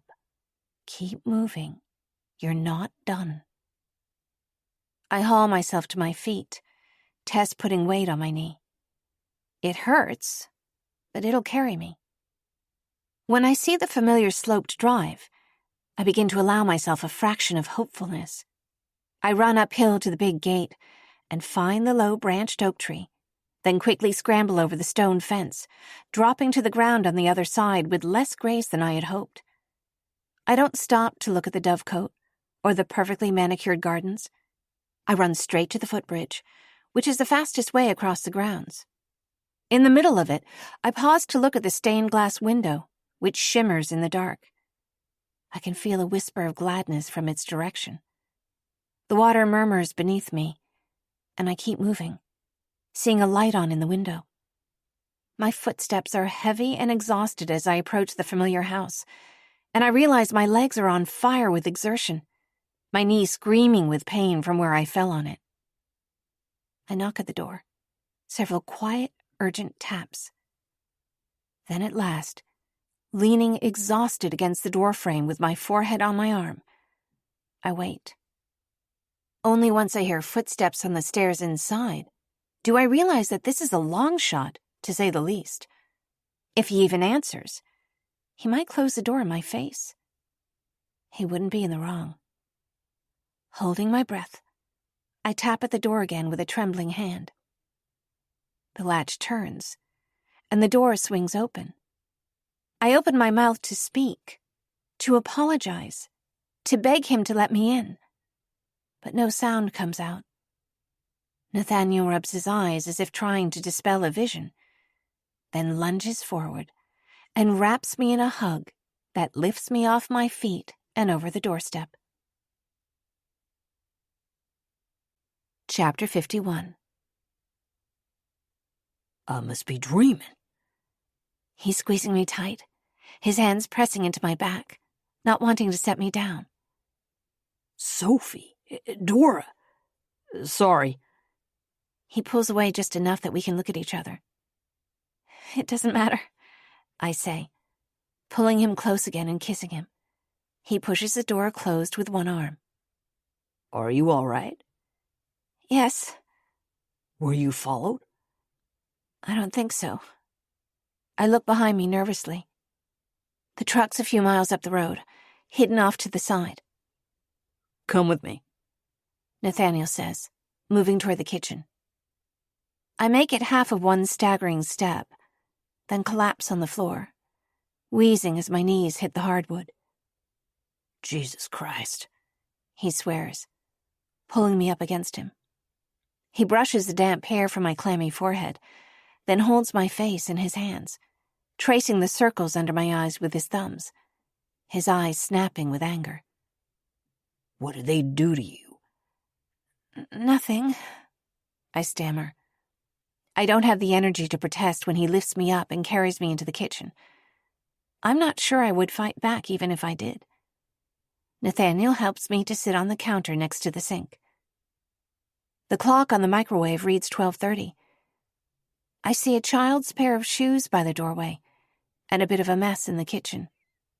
He wraps both of my hands in his, and when he sees the scrapes on my knuckles, he lifts his eyes to mine. You're not hurt? Are you sure? Yes. My eyes start to water, my voice catching when I speak. Tell me. He traces under my eyes with his fingers and runs a thumb down my cheek. It's not a command, but an invitation. Everything that I've locked away begins to spill out, and I can't hold myself together anymore. My mom didn't want me, I say. Nathaniel pulls me against his chest. She left me to cry. When I went into foster care, she disappeared. Miles took care of me, I whisper. I could say Miles before I could say Mom. Tell me, he repeats, a hand on my hair. I'm listening to you. But my brother's sick, I tell him, covering my face with shame. He's dangerous. I couldn't see it until it was too late. All I saw were the good parts.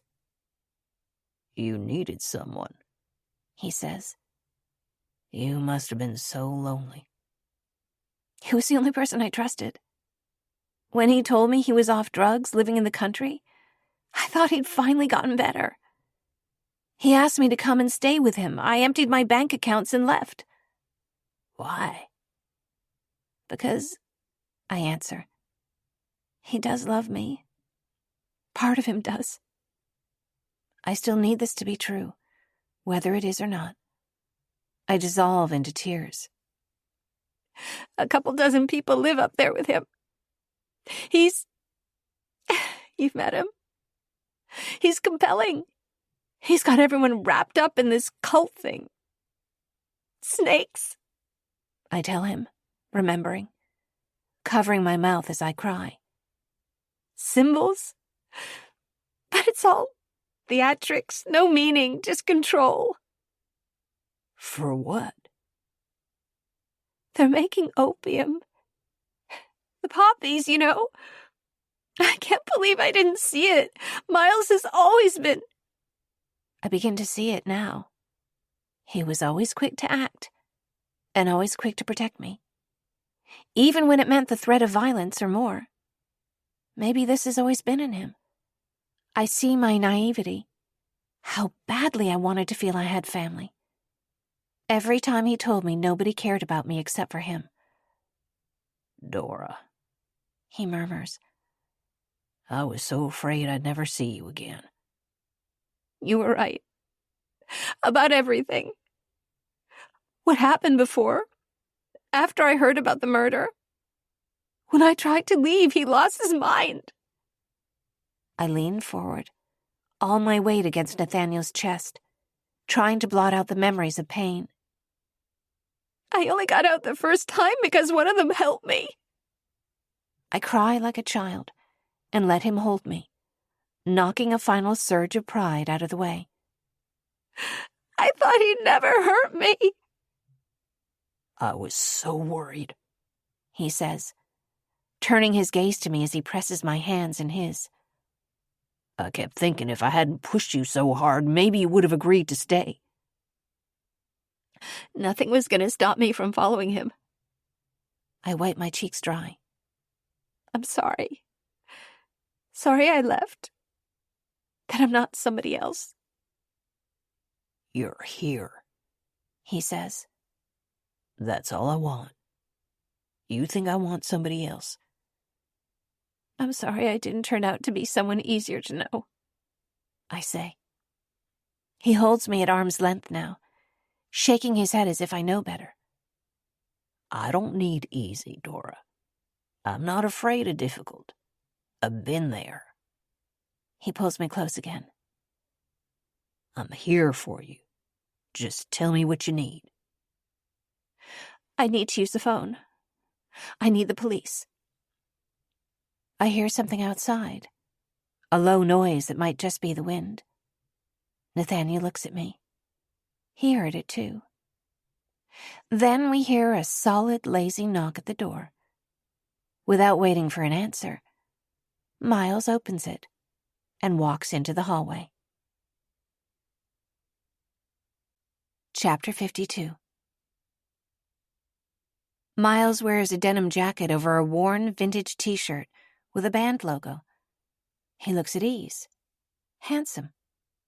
He's smiling, standing there in the hallway as if he's walked in on something amusing. Good to see you, Nathaniel, he says. Then, Dora. Hey, Miles. I can practically feel the tension radiating in Nathaniel's chest, just behind my shoulder. He's dangerous, he says in a low, almost inaudible whisper. Whatever happens, do not leave with him. You understand me? No matter what, he says.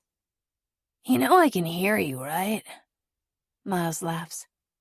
Nathaniel's arm tightens around me, as if by holding me close enough he could prevent whatever is about to happen. Part of me, looking at Miles, still says, this is my brother. That there is a line he won't cross, that we're not in real danger. But I feel my heart pounding, and I know I have to listen to it. Nathaniel and I both exhale, waiting for Miles to speak. He notices this, I think, and it pleases him. He looks to the side of the hallway, into the living room. We follow him in, and I'm limping a bit because of my knee, one hand on Nathaniel's shoulder. I start to sit by Nathaniel, but Miles waves me to sit at his side. You want some water or anything? Nathaniel asks, an arm gesturing toward the kitchen door as if he's reaching for it. Nice. Miles laughs softly. Nice try. His voice lowers. Sit down. There's a second or two of silence. Miles stretches, leaning back on the cushions next to me. I wonder if I should speak, and then decide against it. Miles looks at my face. What? You wanted to say something? I stammer and he jumps in again. Huh? Speak up. I feel like you have something to say to me. His voice is drawling, rhythmic. I'm sorry I took your car. Shoot, I don't care about that. He laughs. Whatever belongs to me belongs to you. I've always given you whatever I could. He seems so calm, so earnest. This is the charm, I think. The charm and then the storm. So, really? That was it? He looks at me as if we share an inside joke. A brightness so contagious, I have to stop myself from smiling, though I don't even know what he's getting at.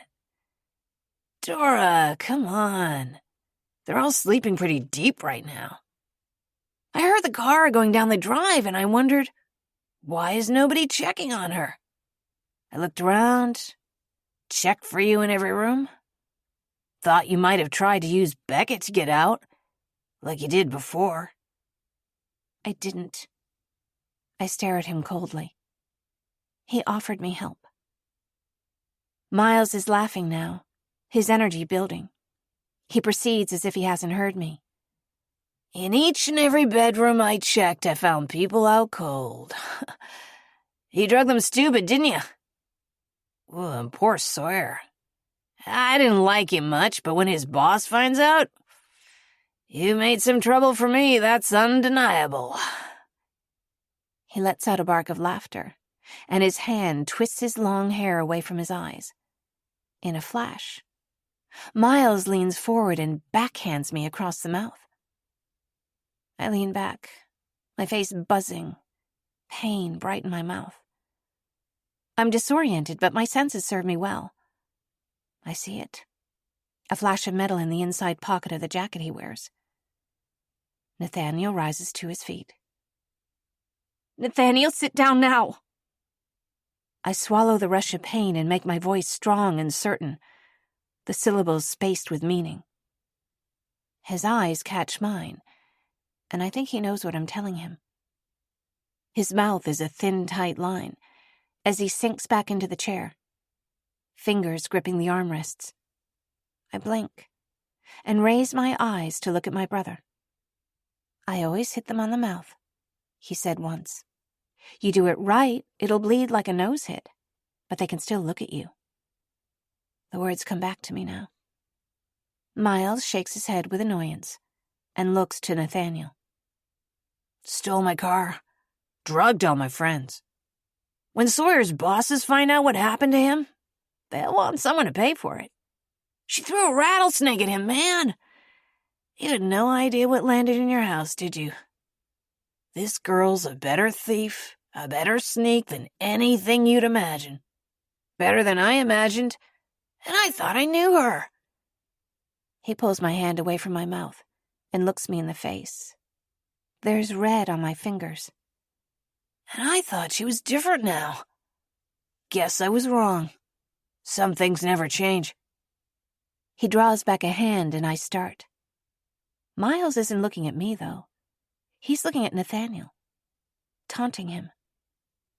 Don't hurt him, I'm thinking, naming every deity I know and some I don't. Names from books, echoed lines of prayers, all sound like strangers. I think only of the lady in the window and offer her a silent plea. Please don't hurt him.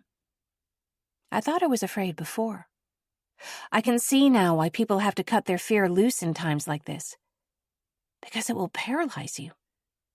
Miles is still talking. She'll turn on you when you least expect it. You'll realize she was never there for you at all. Just wanted what you could offer her.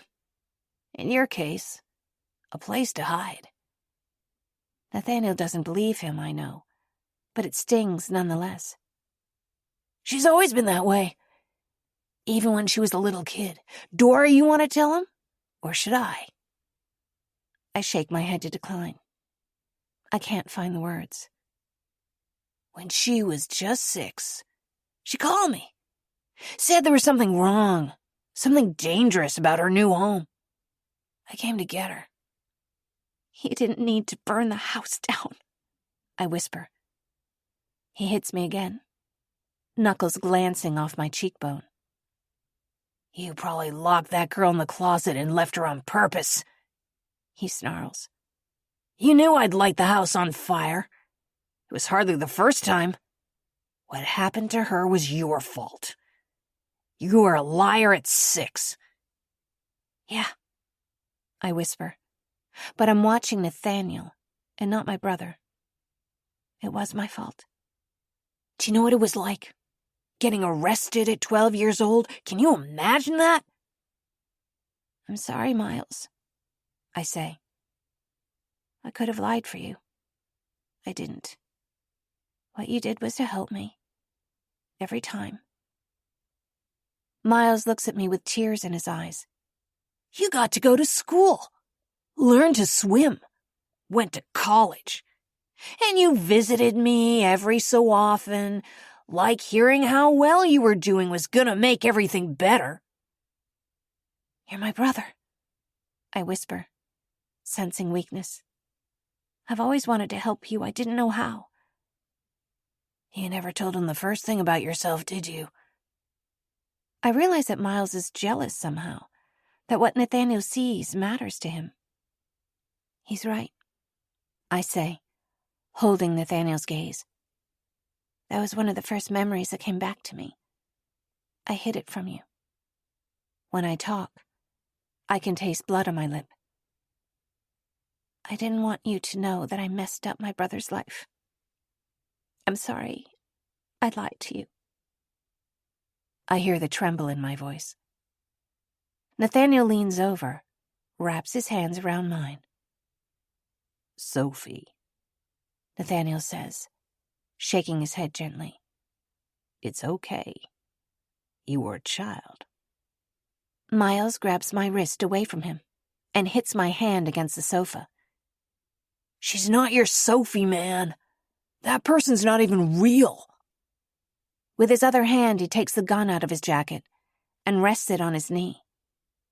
Nathaniel watches with a mechanical expression. Suddenly, there's a flicker in his eye, and I see his expression take on a look of dread like I've never seen before. Dad? I can't sleep. Stay in bed, okay, buddy? Nathaniel's eyes go wide and blank. I hear footsteps on the stairs. Dove Girl, you came back! Lincoln's dressed in pajamas, his shaggy brown hair in his eyes. I cover my bleeding lip with one hand as Lincoln looks around the corner of the landing from the bottom stair. Dad? What's going on? Chapter 53. Hey, kid. Nathaniel says. I have some small idea of the amount of control this takes to make his voice sound as if everything is okay. Go on up. I'll be there to tuck you in real soon. No, Miles says. Come sit down. Hi? Lincoln says, his voice drawing out into a question. Who are you? I'm Miles, he says with a grin, then turns to Nathaniel. You gotta let them sit up late every once in a while. Let them live a little. Maybe not as much as I did at his age. He laughs. I'm trying not to move, but my head is shaking with denial. My brother is gone. This isn't him. Lincoln looks at me and rubs his eyes with one small hand. Dad? He says, stepping into the room, halfway between Miles and Nathaniel. I couldn't sleep. I tried to call Mom, but she didn't answer. You can always come to me when you can't sleep, kiddo. Yeah, but you told me just now to stay upstairs. Lincoln frowns. Nathaniel bites on his lip, hard. I can see the strain in his eyebrows. I was scared. Look. He reaches into the pocket of his flannel pajama pants. I got your phone. Mom called back, but I missed it here. He holds his hand out, trying to give the phone to his father. I see his little hand hovering over the green dial button. Hey, little man. Give me that. Miles snaps his fingers quickly to get Lincoln's attention. Lincoln turns to face Miles, who has a gun still resting on his knee. Lincoln shakes his head, then reaches to give the phone to his dad. Do not press that button, kid. Miles hisses. He fumbles for the gun, and I see his finger on the trigger. I throw myself across Miles's chest, wrapping both my arms around him in an embrace. My body covers his arms and the gun, and I hug him tight against me, bracing for an impact that doesn't come. I'm so sorry, Miles. I'm sorry. Thank you for finding me. I feel the anger in his shoulders ease somehow. I'm sorry I didn't think it through. Thank you so much for coming after me. His hand rests on my back. I know I can't make it up to you, but you're my big brother, please. I lean my forehead against Miles's chest, tuck my chin down. From the corner of my eye, I can see Nathaniel pull Lincoln into his arms, then behind him. You called Mom, buddy? He whispers. Yeah, she didn't answer. Maybe she'll call back. His eyes land on mine. I exhale slowly. This is the only way. I think he knows it. Miles, Please, I whisper again. Please just get me out of here. You don't deserve to come back with me. I know. My voice is thick with tears, but not for my brother. Miles sighs and finally returns my hug. He holds me at arm's length, with his strong hands on my shoulders. He looks at my eyes and then nods his head. Let's go. Holding the gun, he waves it at me in a gesture that means, stand up. I get to my feet, carefully staying in between him and Nathaniel, so close to Miles that the barrel is almost against my face. Miles reaches an open hand out, and I see Nathaniel place the phone in his palm. Miles puts it in the pocket inside his jacket. You want to say anything to these two? Say it now. I start to turn, to face him, and Miles shakes his head, a hand on my chin. Staring past him into the wall, I begin to speak in a low voice. Lincoln, stay cool, okay? Say hi to Roxy for me. I pause and draw a breath. I will him to hear me, to remember. Nathaniel? The things I want to say to him, the time I want to share with him, could go on forever. It hits me suddenly that I'm not going to see him again. Make it quick, my brother says. You have to forgive yourself for the past. You're a good man. Anyone would be lucky to know you. I know I was. Miles takes me by the elbow, and we walk outside. Chapter 54. Miles walks me across the gardens, and he offers his arm when he sees I'm stumbling. I don't take it, doing the best I can to manage on my own. I know better than to try to get away. But as we walk across a footbridge, there's part of me that imagines jumping in. Miles drops Nathaniel's phone into the water. Following my brother across the grounds, I pray Nathaniel knows better than to try to follow us. Miles is looking for any excuse now to start firing. But Nathaniel knows that, I think. If my brother, my own flesh and blood, would do this, there's nothing else he can take away from me. I look over my shoulder, hoping to take a last glance at Zenaida Atwood, that she'll offer me some parting words. I grit my teeth and make a promise to myself that I may be leaving, but I'll haunt this place forever. Maybe I'll finally get to ask her what that letter meant. But in the dark, it's nearly impossible to see the figure in the glass. Instead of the voice I've come to know, only my own thoughts echo in my mind. My own flesh and blood. Nothing else to take away. Another riddle, when I was hoping for solace. The gate is locked, and I see Miles must have climbed over the same tree I once did to get in. Go on, he says. My knee. Go, he repeats. I make a show of doing the best I can to scramble up the wall, reaching an arm toward the branch, but fall down twice, before he finally lifts me in his arms so I can reach the tree branch. Once we're both outside the wall, he turns his back to me as he opens the door of the car.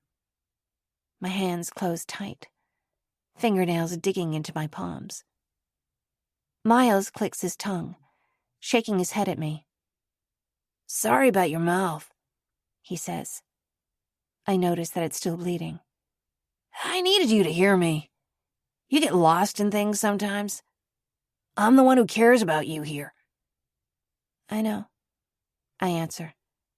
It's okay. Come on. He indicates the passenger seat and I sit down. Miles closes the door behind me, then goes to the driver's side and sits down. You know I can't let you go again. I know, I repeat. Miles and I exchange a look. He's searching my eyes for something. Resistance, I guess, which he doesn't find. I'm looking through him. The person I know, the person I thought I knew, is no longer there. All I have to do is get him away from here. Nothing else to take away. Maybe it wasn't an empty riddle. I realize that I have nothing else to lose. He starts the car and peels out onto the road.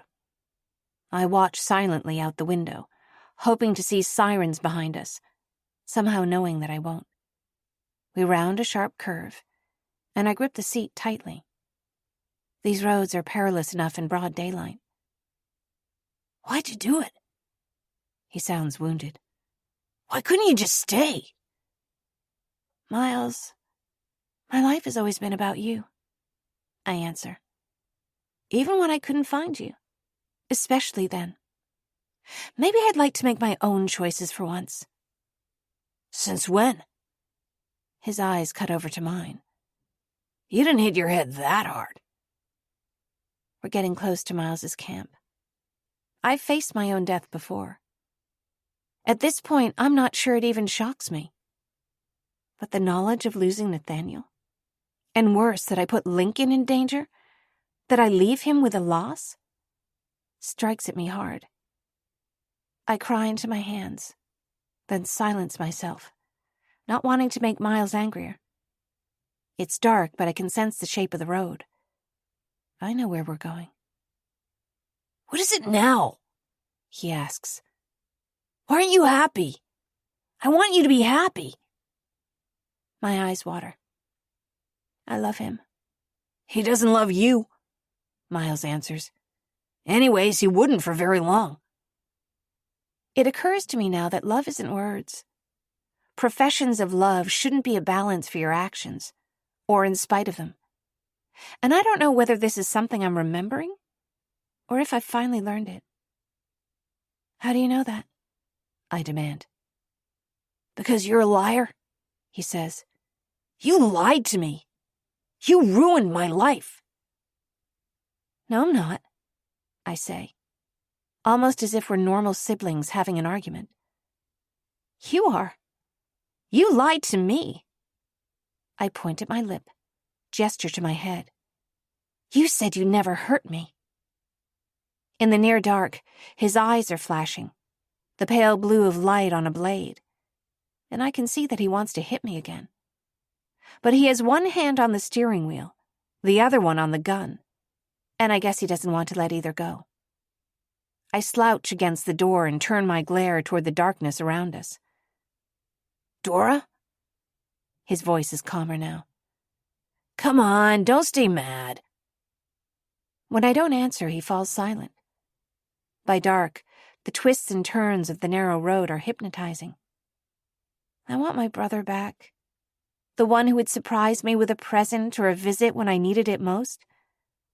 I remember the pink coat he gave me when I was 12. Back then, I clung to every word he spoke.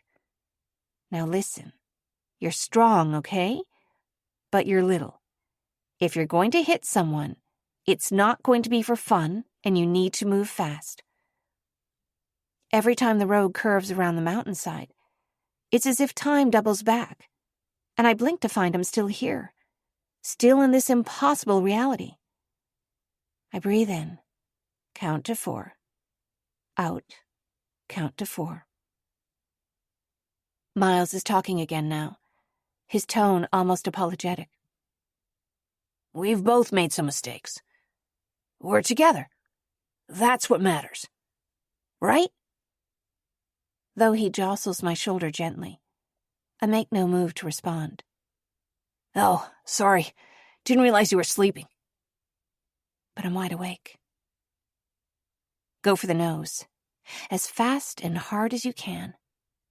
Even if you don't break it, he'll see stars, and it'll hurt like hell. Gives you a second to take the next move. Go. To my left, Miles relaxes into a yawn. I pull back my arm, curl my hand into a fist, and hit his nose as hard as I can. In the second that follows, the tires screeching around a curve, I hold tight to the handle by the window and pull the emergency brake. Chapter 55. The brakes lock, and the rear tires swing wildly, sending us into a skid.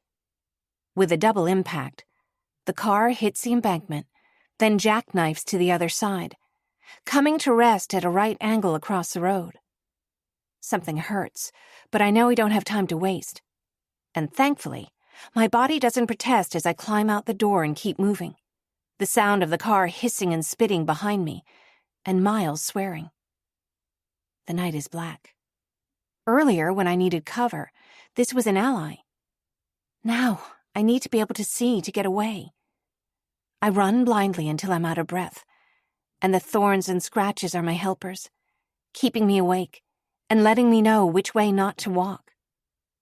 The forest is dense, beautiful, but up ahead I see a darker denseness and remember what they called the laurel hells, those wide tangles of rhododendron, thickets you could get lost in for days. There's no walking through it upright. No walking through it at all in the dark. I scramble up the embankment and into its dark branches. I can hear the crashing of dried leaves and brush around me, but bank on the hope that for now, Miles is distracted enough by the noise of the wrecked car. When I hear quiet from the direction of the road, I sink to my hands and knees, crawling as quietly as I can. My hands reach out in front of me, using branches to pull over or under, trying to find my way. My forehead hits a branch, and everything spins with pain. When I open my eyes, the dark seems diluted. My eyes have adjusted to the night. There must be a moon somewhere, underneath these clouds. Then I hear him. "Dora?" A voice not distant, but not close. "Dora, where are you?" I don't move. "You know I'm gonna find you," he yells, his voice tinged with an almost friendly brotherly annoyance. "Don't make this hard." The sound draws closer, and I see that he has a lighter, keeps snapping it in front of his face, giving him an advantage. I duck, but my hair tangles in the leaves, and I hear the bush above me rustle. Shit! I hold my breath and sit as still as I can, trying to find balance. I hear the brush rustling nearby and hope it's an animal. I slip forward, reach out to catch myself with my arms, and find both my wrists in a vise-like grip. I pull on my arms, but there's no space behind me, nowhere to pull to. I wrench my elbows weakly, slip one arm loose. "Stop it already, Dora! You stop it!" I slap at him with my free hand, then shove my weight to my feet and try to turn. Miles grasps my hand again. At the same time I stand up and crash full force into a branch with my shoulder. I can almost feel the bones straining in the socket, and I sink back down. My brother laces an arm around my shoulders and sits down, holding me tight so that I'm leaning against him. "Now would you finally shut up?" he says. "I've got a headache. Can we just relax?" I hold my breath and lurch forward, then feel the barrel of the gun against the back of my neck. "You do not give up, do you? I didn't know that about you." I begin to feel the impact of the car stopping.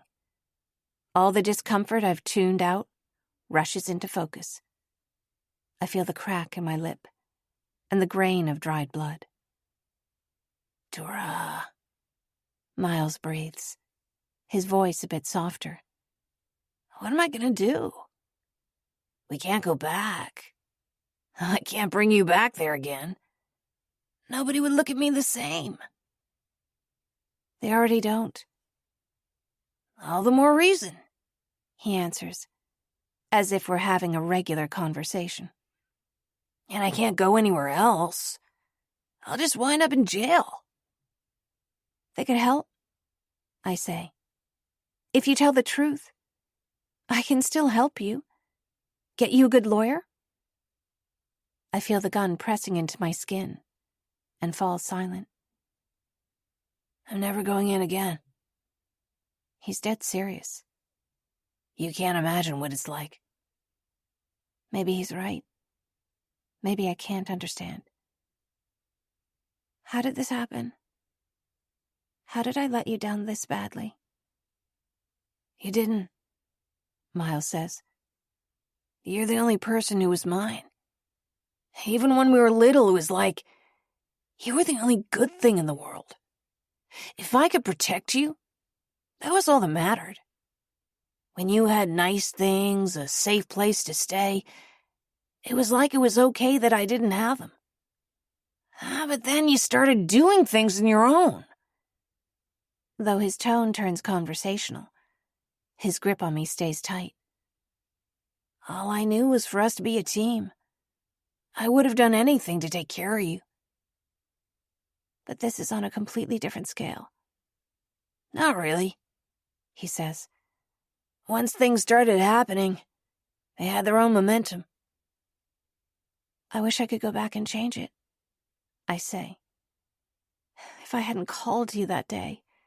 No, he says, shaking his head. No venom or muscle in his tone. You did the right thing, Dora. But you said... You were 6 years old, he says. Then repeats. 6? Of course it was not your fault. Can't you see that's goddamn crazy? Look at me, okay? Though we're sitting in the dark, I try to comply, turning around a little so I can face him, though he doesn't let me move much. It wasn't your fault that girl died. Say it. I start, then find myself crying again. After a couple tries, I manage it. It wasn't my fault. The whole thing, Miles says. I want to know you believe it before. It wasn't my fault the little girl died. I'm leaning against his shoulder now, trying to understand why it has to be like this. Why does Miles have to love me too? How am I supposed to understand this? Before what? I ask, suddenly combing over his last sentence. Why now? Why tell me that now? Oh. My breath catches. He doesn't answer. I can't bring you back there with me, he says. I can't have you running around again. It was only my good luck you didn't remember anything this last time. Dora, there's too much on the line for... You don't want to lose the people you have around you. I know. You're like me, a little. I tell him. You don't want to be alone. Miles, I can help you. No, you can't, he says. Stop saying that. Well then... I'm stammering, grasping for anything I can think to say. I'll go away. Just let me go. I'll walk as far as I can, hitchhike, go to a different town. Now you're lying. Miles laughs. If I leave you here, you're walking back to the road and going to him. 10 out of 10 chance. You're going to the police, coming up here and ruining everything for me because you think you can help somehow. You don't know that, I plead, though I know he's right. I do, he says, because you don't give up on people. If you did, we wouldn't be here. Well, then, just wait, I say, beginning to cry, feeling cold all over. You don't have to right now. We can sit here for a while, can't we? You'll have to be still, he says, so I can make sure it doesn't hurt. Doesn't hurt? Miles. He sighs, hard. Don't make me say it. This is the only thing I can do. It's not too late. Yes, it is, Dora. Stop, I cry. Having nothing to lose, my hands fumble in the dark, pushing at anything I can find, closing my hand around his on the gun. I twist over, trying to get distance between us, and he grabs me again, his arm across my midsection. I hear the shot. Then silence, ringing. Chapter 56. It's so loud. Just the echo of the noise makes me feel we're underwater. I close my eyes and imagine myself swimming toward the surface. I think of Nathaniel and feel an inkling of gratefulness. That I met him. That I knew him. That I got miles away from him and his little boy. Is it true that I'll get to see my entire life before I die? In my mind, I'm craning, trying to look into the dark, just hoping I can see him there. But there's nothing. No voice. Nothing flashes before my eyes. I'm still here. And when I look up, I see the clouds are clearing. A distant half-moon scattering paltry gray light through the dense leaf cover. My ribs are on fire, and there's blood soaking this stupid dress Iris put on me. I twist my neck to look down, wondering why I can still see. I guess I always wondered what it would be like to be shot. I thought it would feel cold. Not like this. Not searing, spreading pain, like the mother of all scraped knees, but right on my side. Scraped knees. I can't see, so whimpering with pain, I reach down and feel with my fingertips.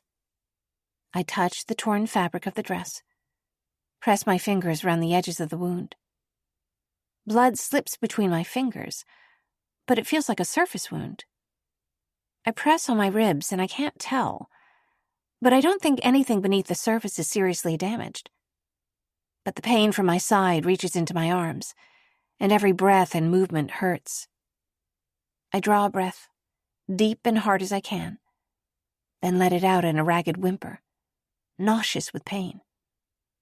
It takes everything I have to stay awake. My nerves are ringing, my pulse rushing. Some time passes. I don't know how much. I wait to pass out, for some more serious injury to become apparent. I can't remember what I was supposed to do, where I was trying to go. Still, I know there was something. I didn't want to stay here. I draw a painful breath and try to move, but fall backward again. Something soft catches my weight. Miles. I feel more blood, warm on my back. Lots of it.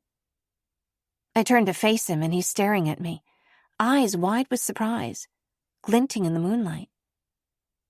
Miles? What happened? My voice is ragged, a hoarse whisper.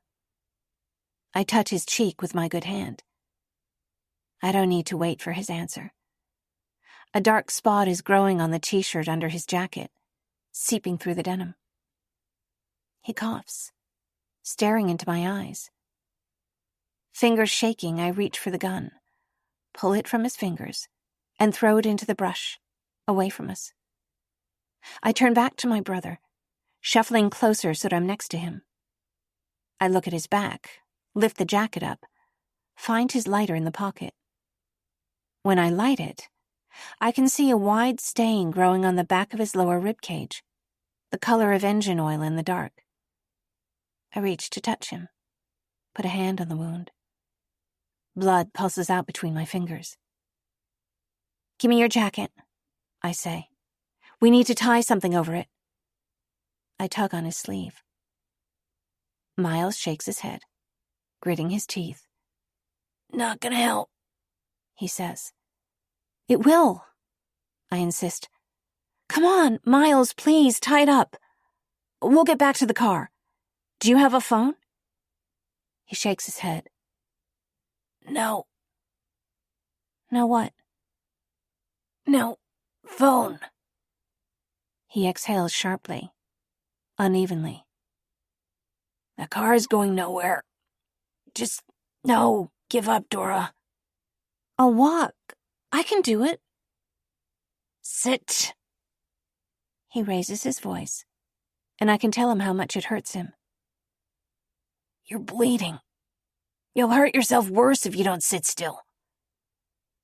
But I know if I can get him to a hospital, and quickly, if he makes it, he'll have to get help. I can visit him every day. I'll take care of him. Be the dependable, focused sister he should have had. We can do it, I announce, realizing as if from far away how naive I sound. I'll help you get to the road. I try to stand up in the dark, feeling my way around branches, swearing with pain and exhaustion at every step, until not 2 yards off, I fall. You had to throw Nathaniel's phone away. I can't mention his name without weeping again. That's the one thing that could have helped us. I don't want help, Dora. What about me? What if I don't want to watch you die out here? I yell. I realize he'd already considered that. My vote didn't count, at least not enough. I'm crying as I speak, watching the bloodstains spread on his clothes. Miles has always been a hero to me, and I think it's in this moment I realize for the first time that he's also human. I sink down next to Miles and snuggle under his arm. He's groaning a little bit with each breath, and within a few minutes, when I snap the lighter, I see blood around his mouth when he coughs. It's okay, he says. No. No what? He leans his head against mine. It's not okay, I say. None of it's okay. This is the best way it could have happened, he says. Wish I'd thought of it myself. I'd have done it cleaner. Don't. He swears, his voice thick with pain. Don't you see? I can't come back from this. I don't want to go back into the mess I've made. I don't want to live having hurt you. I would have. He coughs again. But I'm glad I won't. The only good part of me would have been gone. I would have, he said. He can't stop himself, I realize. He really can't. To him, this is like breathing. I didn't mean to make it worse for you, I whisper. I can feel blood in different stages of drying, on my side, on my back. You didn't, he said. You were the only person who always loved me.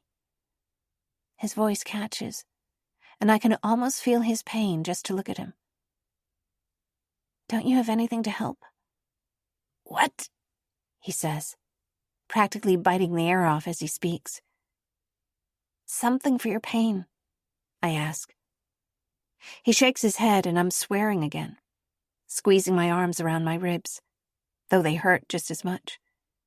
You of all people don't have anything for your pain. Damn it, Miles! If he dies now, nobody will ever know the good Miles, the kind, funny brother, the one that I know. The scattered moonlight seems only to make the night feel colder. I'd almost prefer that I couldn't see at all. My legs go numb from sitting still. Miles's breath sounds wet in his lungs, and I reach up to hold a hand against his clammy cheek. My hands and arms shake, and then I realize I'm trembling all over, and it must be making him hurt worse. You're shaking. No, my teeth chatter. It's warm. It's summer. Shock, he says. Take my jacket. No, I repeat, harder, my eyes burning. Dora, it's not going to do me any good. You've got to keep yourself together until dawn. This road isn't so deserted that they won't find you. It happened once before, right? Miles tries to remove his jacket, but gasps with pain. Stop, I whisper. Fine, you win. I'll put it on. Just be still. I pull the jacket from his arms and slip it over my shoulders. This seems to wear him out, and he doesn't talk for a few minutes. I'm afraid he's gone. I feel myself slipping into numbness too. I want to go with him. Miles whispers, coughs, then forces a couple words out. Are you there, Dora? I barely recognize his voice. The layers in his tone of knowing, of teasing, of making you wonder what he really meant, all are gone. He sounds young. Yes, I'm here. I'm scared. I know. I reach in the dark and find his hands. He draws a dreadful shaking breath. You're loved, I whisper. You are so loved. I'd say it even if it weren't true. It is true, though. I'm not sure what that says about me.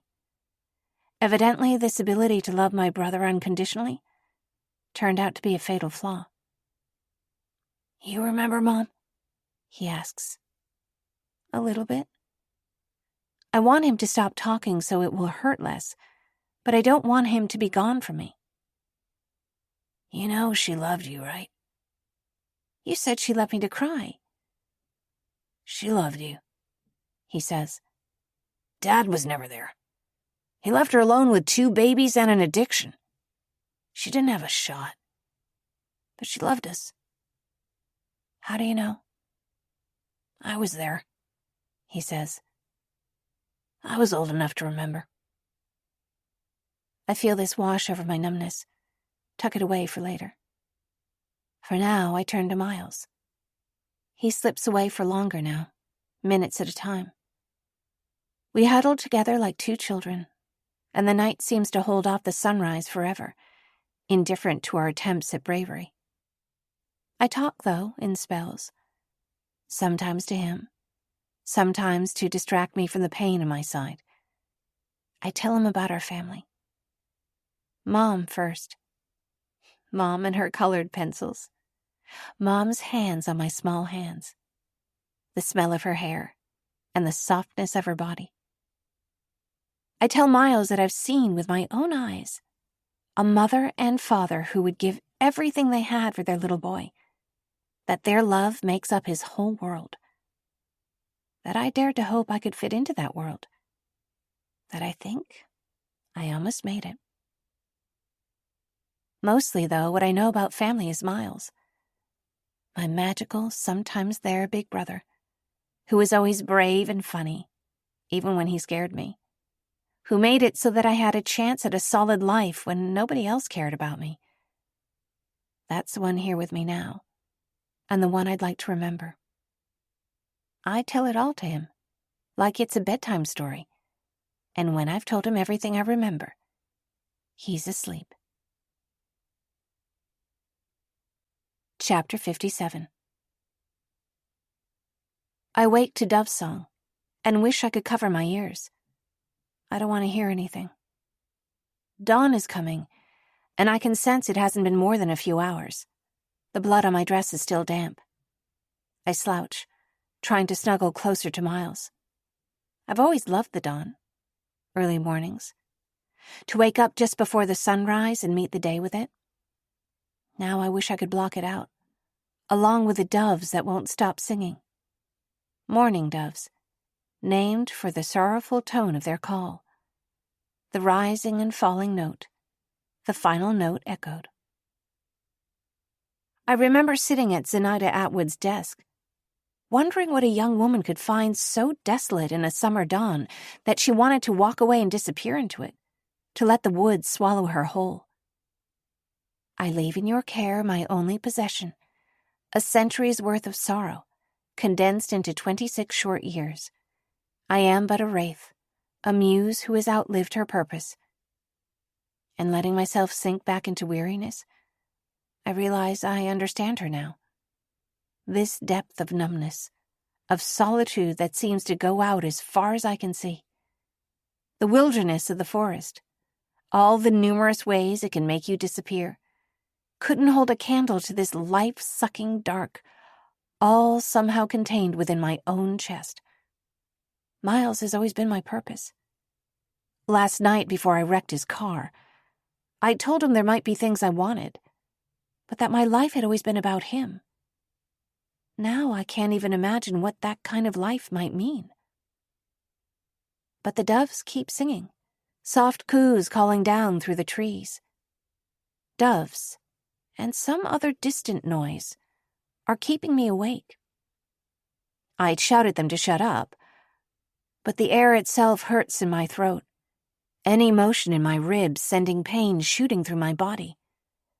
It's still dark here in the laurels, but through the waxy leaves I can see flashing blue lights, pulsating, almost nauseating.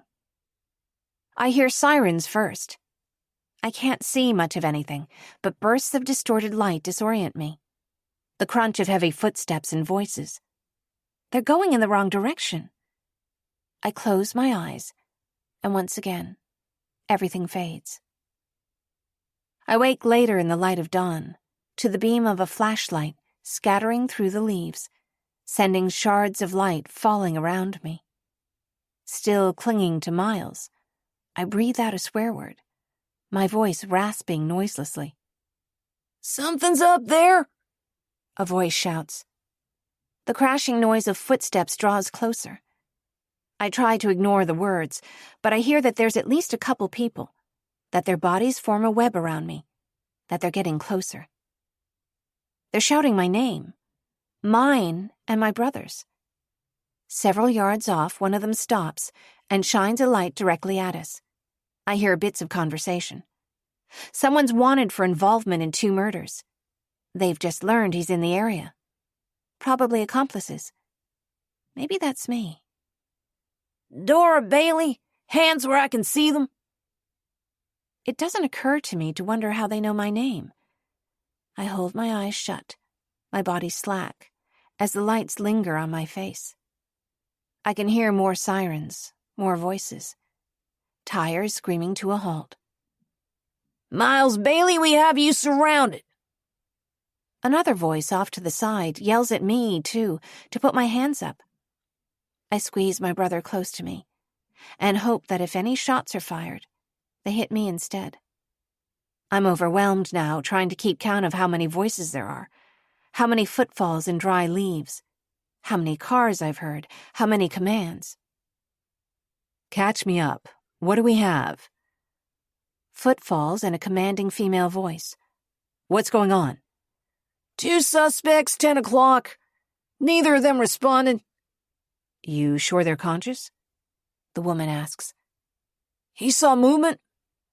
First of all, the woman's not a suspect. Weapons down. There's an exasperated sigh. Coffee?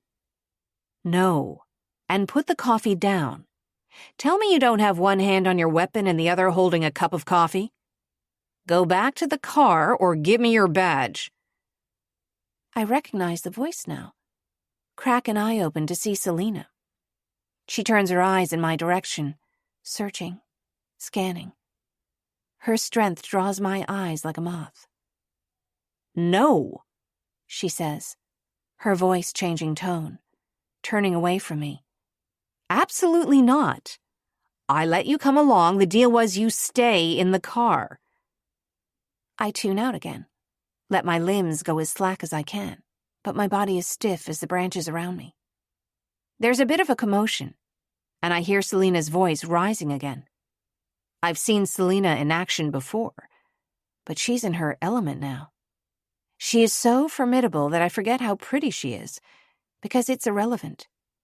She seems cut from marble that moves without losing any of its solidity, aware of every branch that moves, every breath drawn around her. Back in the car, she clips. You said he was armed. Sit. Selena, let me go. Nathaniel's calm voice belies the laser focus I recognize in his tone. There are footsteps again, and I hear Selena yell at the other policemen to lower their guns. Nathaniel walks with ease through the brambles and vines, up to the edge of the thicket.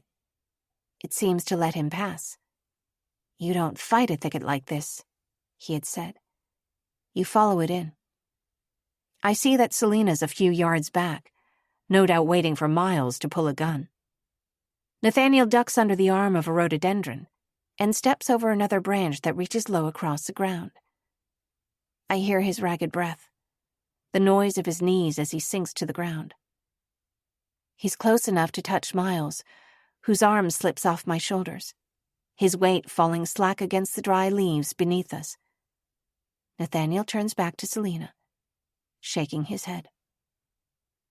I remember suddenly, when we stood in the waves on the beach, the light creeping toward evening, how the water felt warm, welcoming, the air above it breezy and cold. We had walked out together, arms clasped, nothing but question marks between us. Somehow, though, between the two of us, we had enough. In that moment, I felt brave.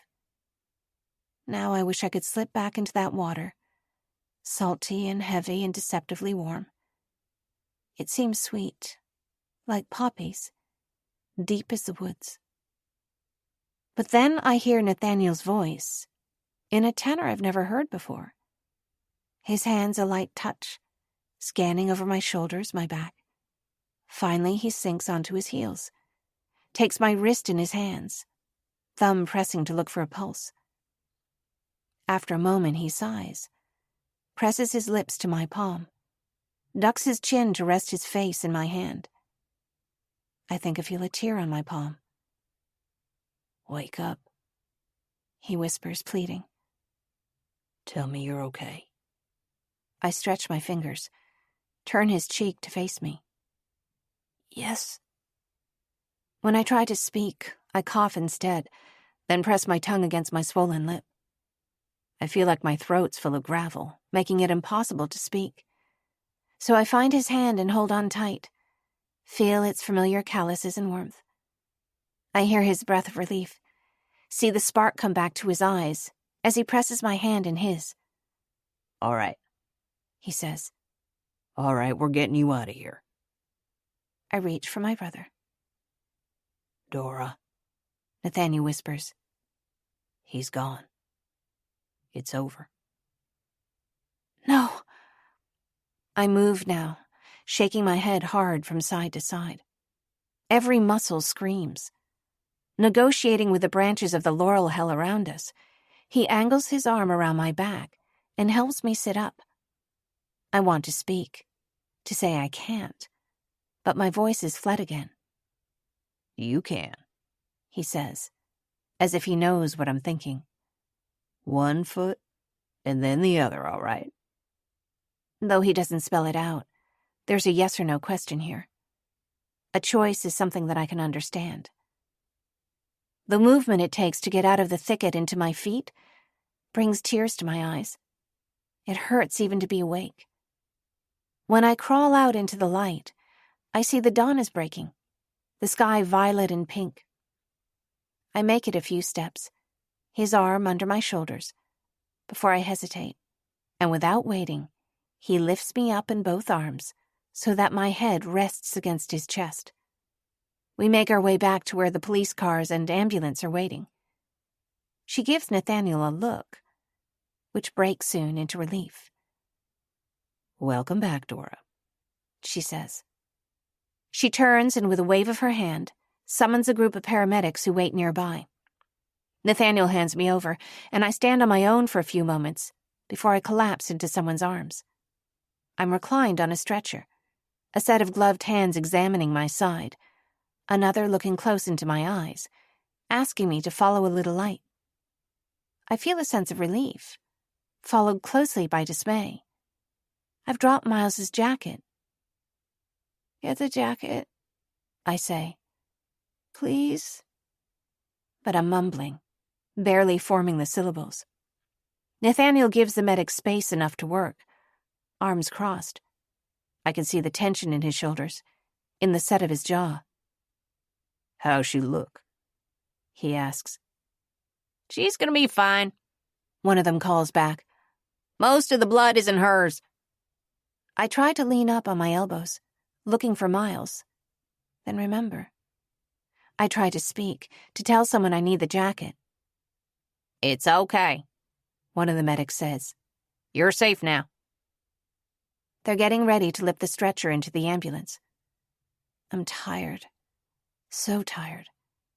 But I'm afraid to close my eyes.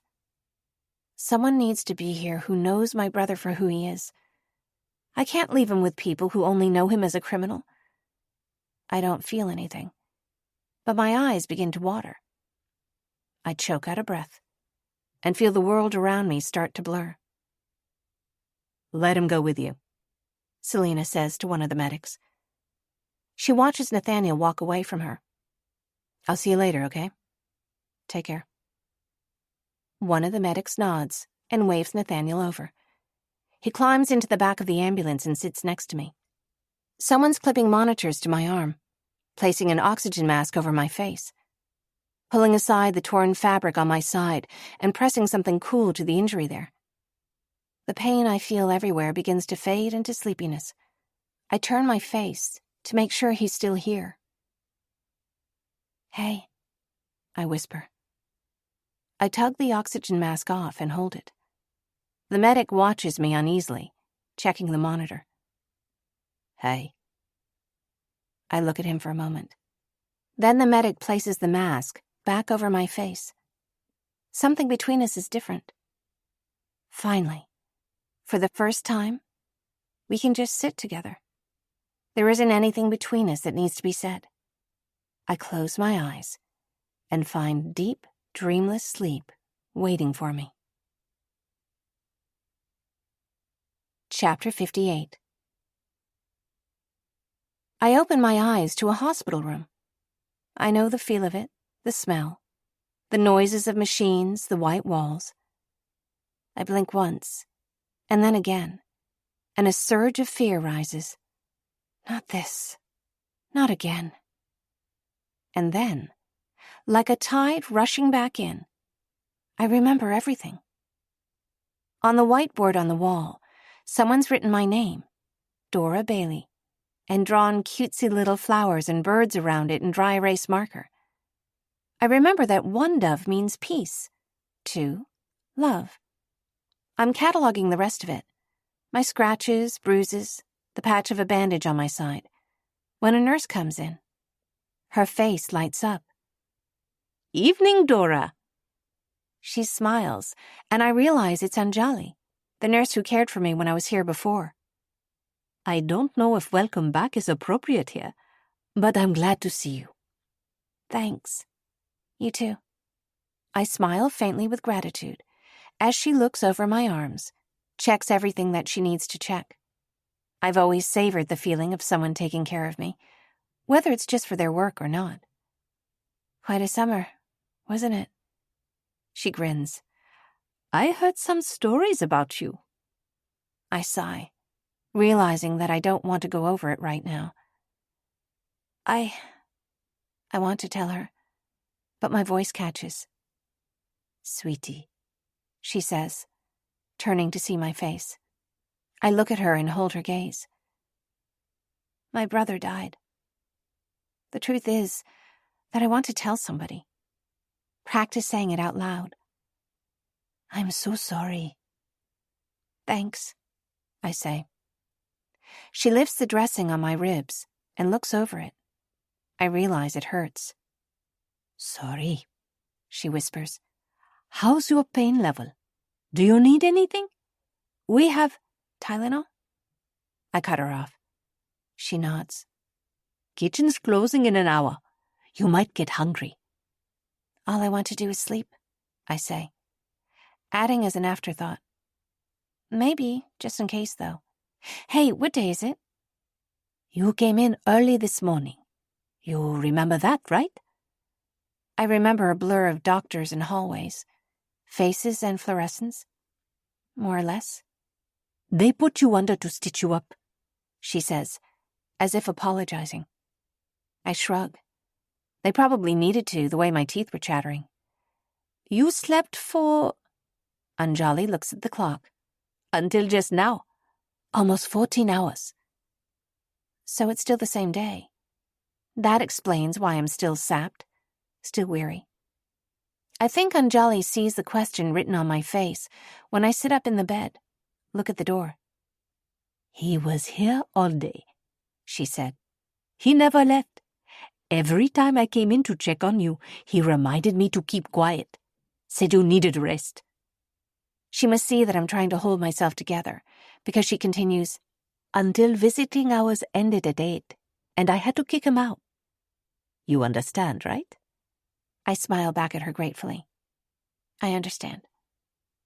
There's a part of me that's glad to be alone, that there's nobody to stay awake for.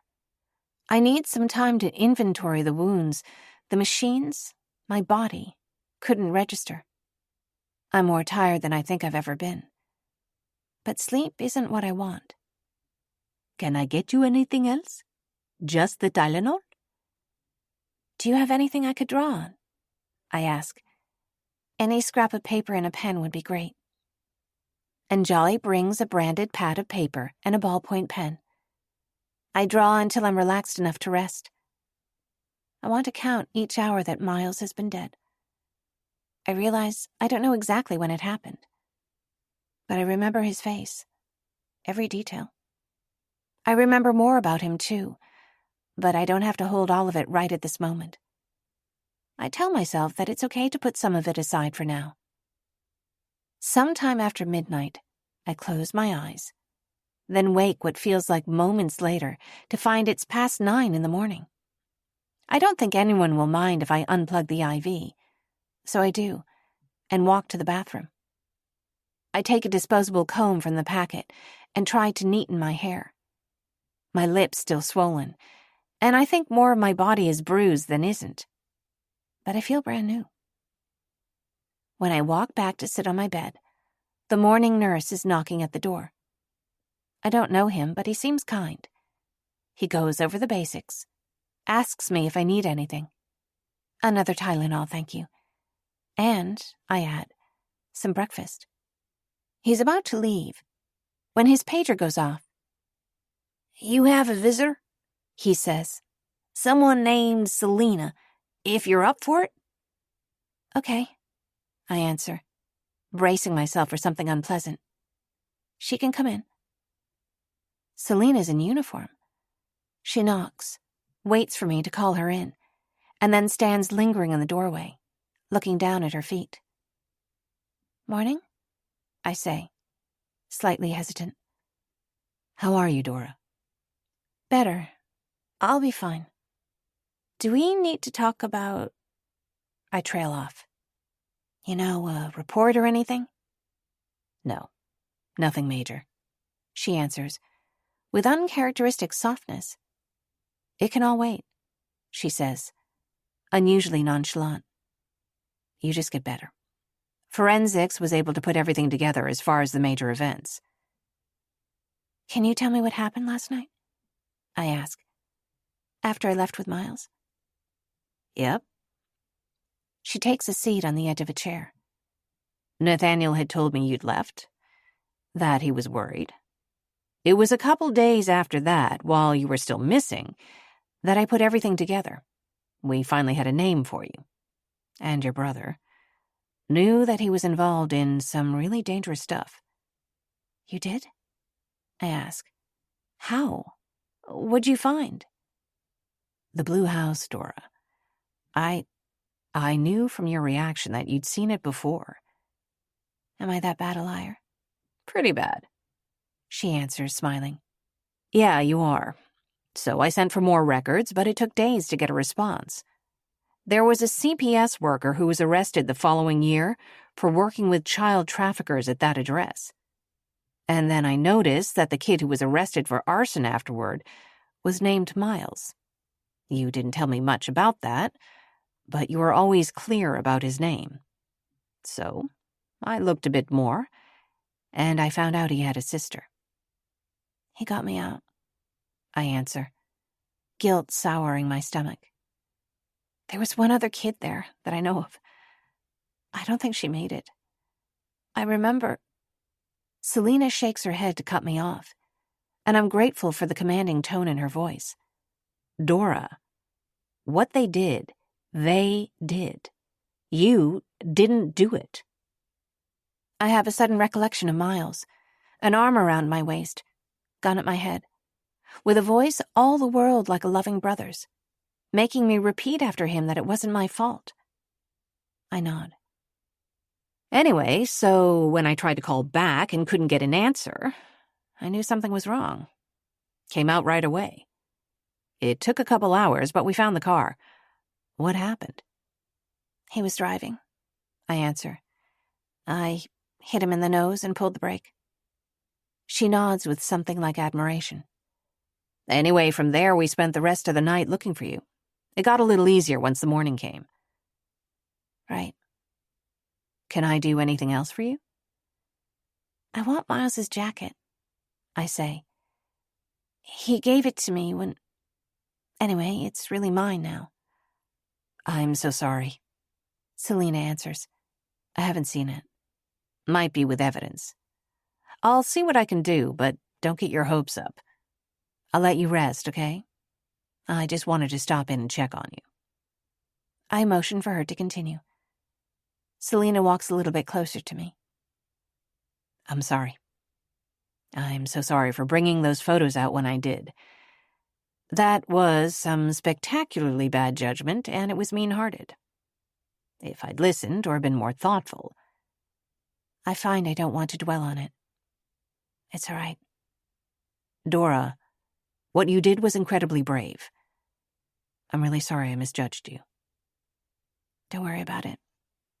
Anyway, take care, she says, turning quickly out the door. I'll be seeing you.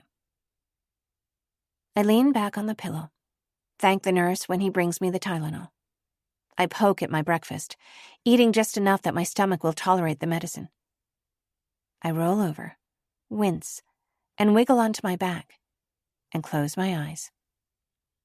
My thoughts return to Zenaida's missive on an abandoned desk, and the place where she etched her initials. A century's worth of sadness was how she put it. Sadness like that is enough to make you chase anything, even if you know it's capable of killing you.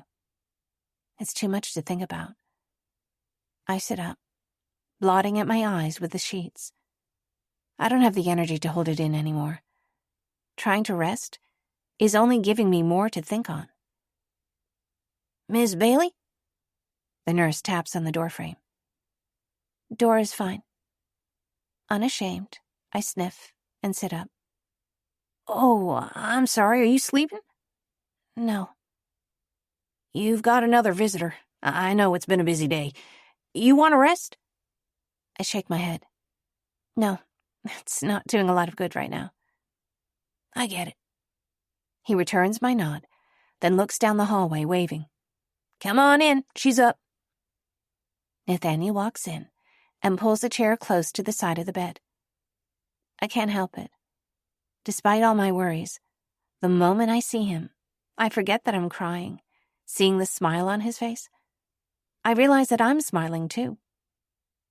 I sit up and lean forward, wanting with everything I am to be closer to him. He squeezes my hands. A moment or two passes that way. Then we both begin to speak at once. How are you? I ask. How are you? I'm okay. I realize that I'm doing it again, pasting a billboard over how I really feel. I'm okay, I repeat, sounding a bit different this time. Sorry I wasn't here when you woke up, he says. I hoped you get to sleep in. Figured you'd have visitors in the morning, then maybe rest some after. It was something like that. So I brought you lunch. He indicates a lunchbox on the chair by the door. Mac and cheese. My mother's. I can't cook like she does. Thank you. The idea of something homemade jogs my appetite a little. I ask him again. How are you? He runs a hand through his hair and looks at me almost shyly. Yeah, he says, his voice low and soft. Not too bad. But I see the shadows under his eyes, the self-reproach. When I first saw you yesterday morning, I was certain you were dead. He squeezes my hand in his and holds it to his lips. Again, as I did that morning, I flutter my fingers, trace his brow, turn his cheek to face me. I think again what might have happened if I hadn't led Miles to his house. the horrible situation I put him in. I'm sorry for... Don't. He touches my hair, traces my cheek, then the cut on my lip. Leans forward, kisses me softly. We're good. I breathe out slowly, look at him, and see that he means it. As if remembering suddenly, he goes to the bench by the door, returns with something in his hands. I brought your book. Thanks. He places it in my hands, the tattered sketchbook. I squeeze his arms, not just his muscles, the warmth of his skin, but the realness of him, of something certain. You're cold, he says, arms around my back. Hospitals are always cold, I answer. Oh, that reminds me. I also have your brother's jacket. Thank you. I put the book down and hold his hand in both of mine, pressing my thumbs against his palm, pulling close for another kiss. He rests his forehead against my hair and sighs. Dora, what are we going to do here? I don't answer him right away. The silence that follows fills me with foreboding. I don't want to let go of his hand. I squeeze it tighter. I hear a voice telling me, "It will heal better if you let it breathe." My eyes fill with tears. Can I go back to that house, where I lived so long in fear? Can I stand to leave it? And how do I make a decision of any scale, without miles to reference? I'm forgetting her command. Let it breathe. I remember now where I heard that first. Take a breath, he says. Don't worry about that now.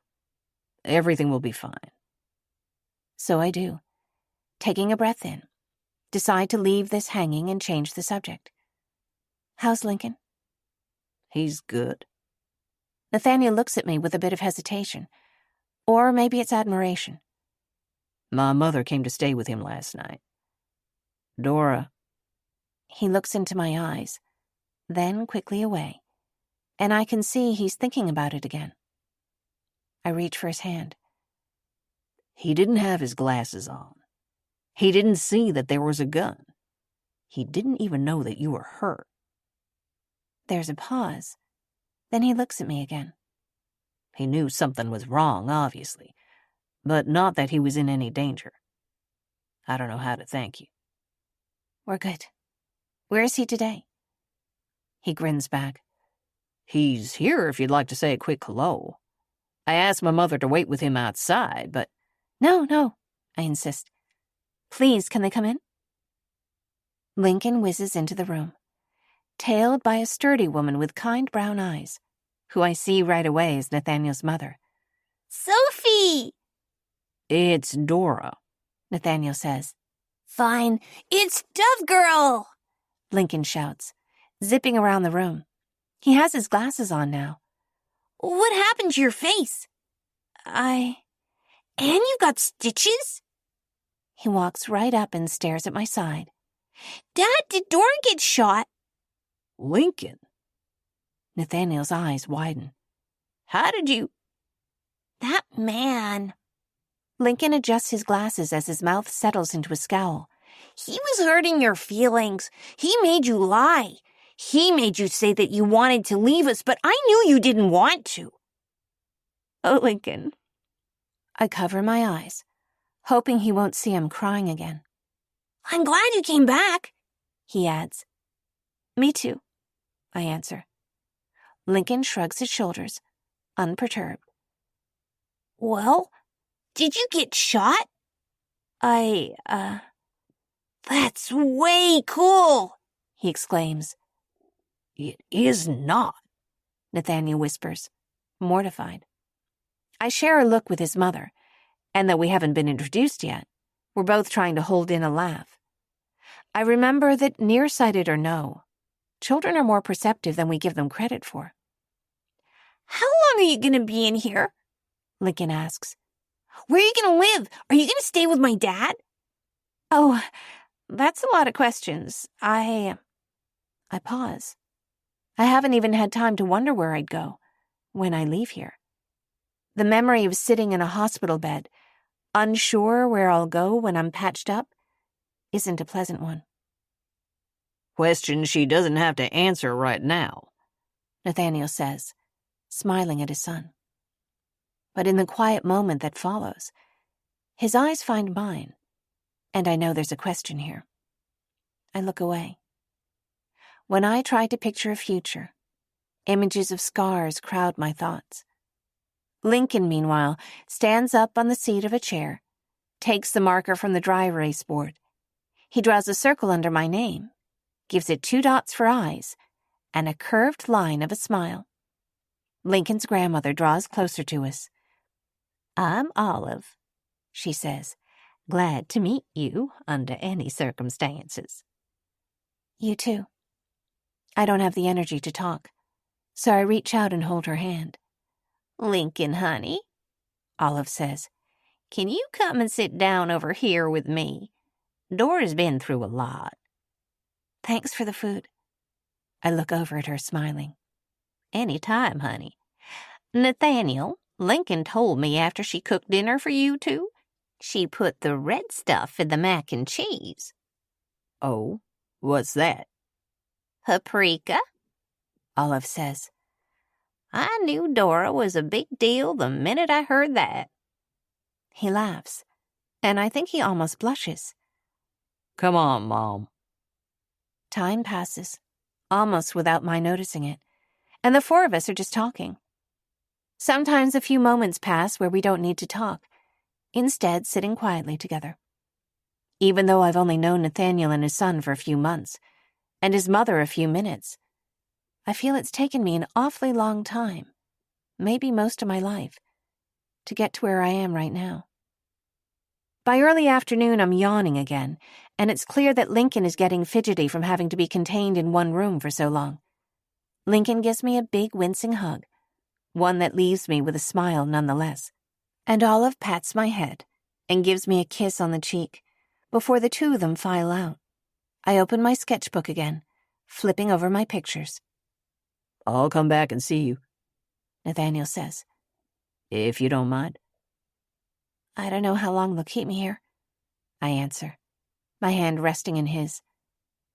But look at this. I nod at the phone on the wall. You can call me now. I'm moving up in the world, see? He kisses my hand, then walks to the door.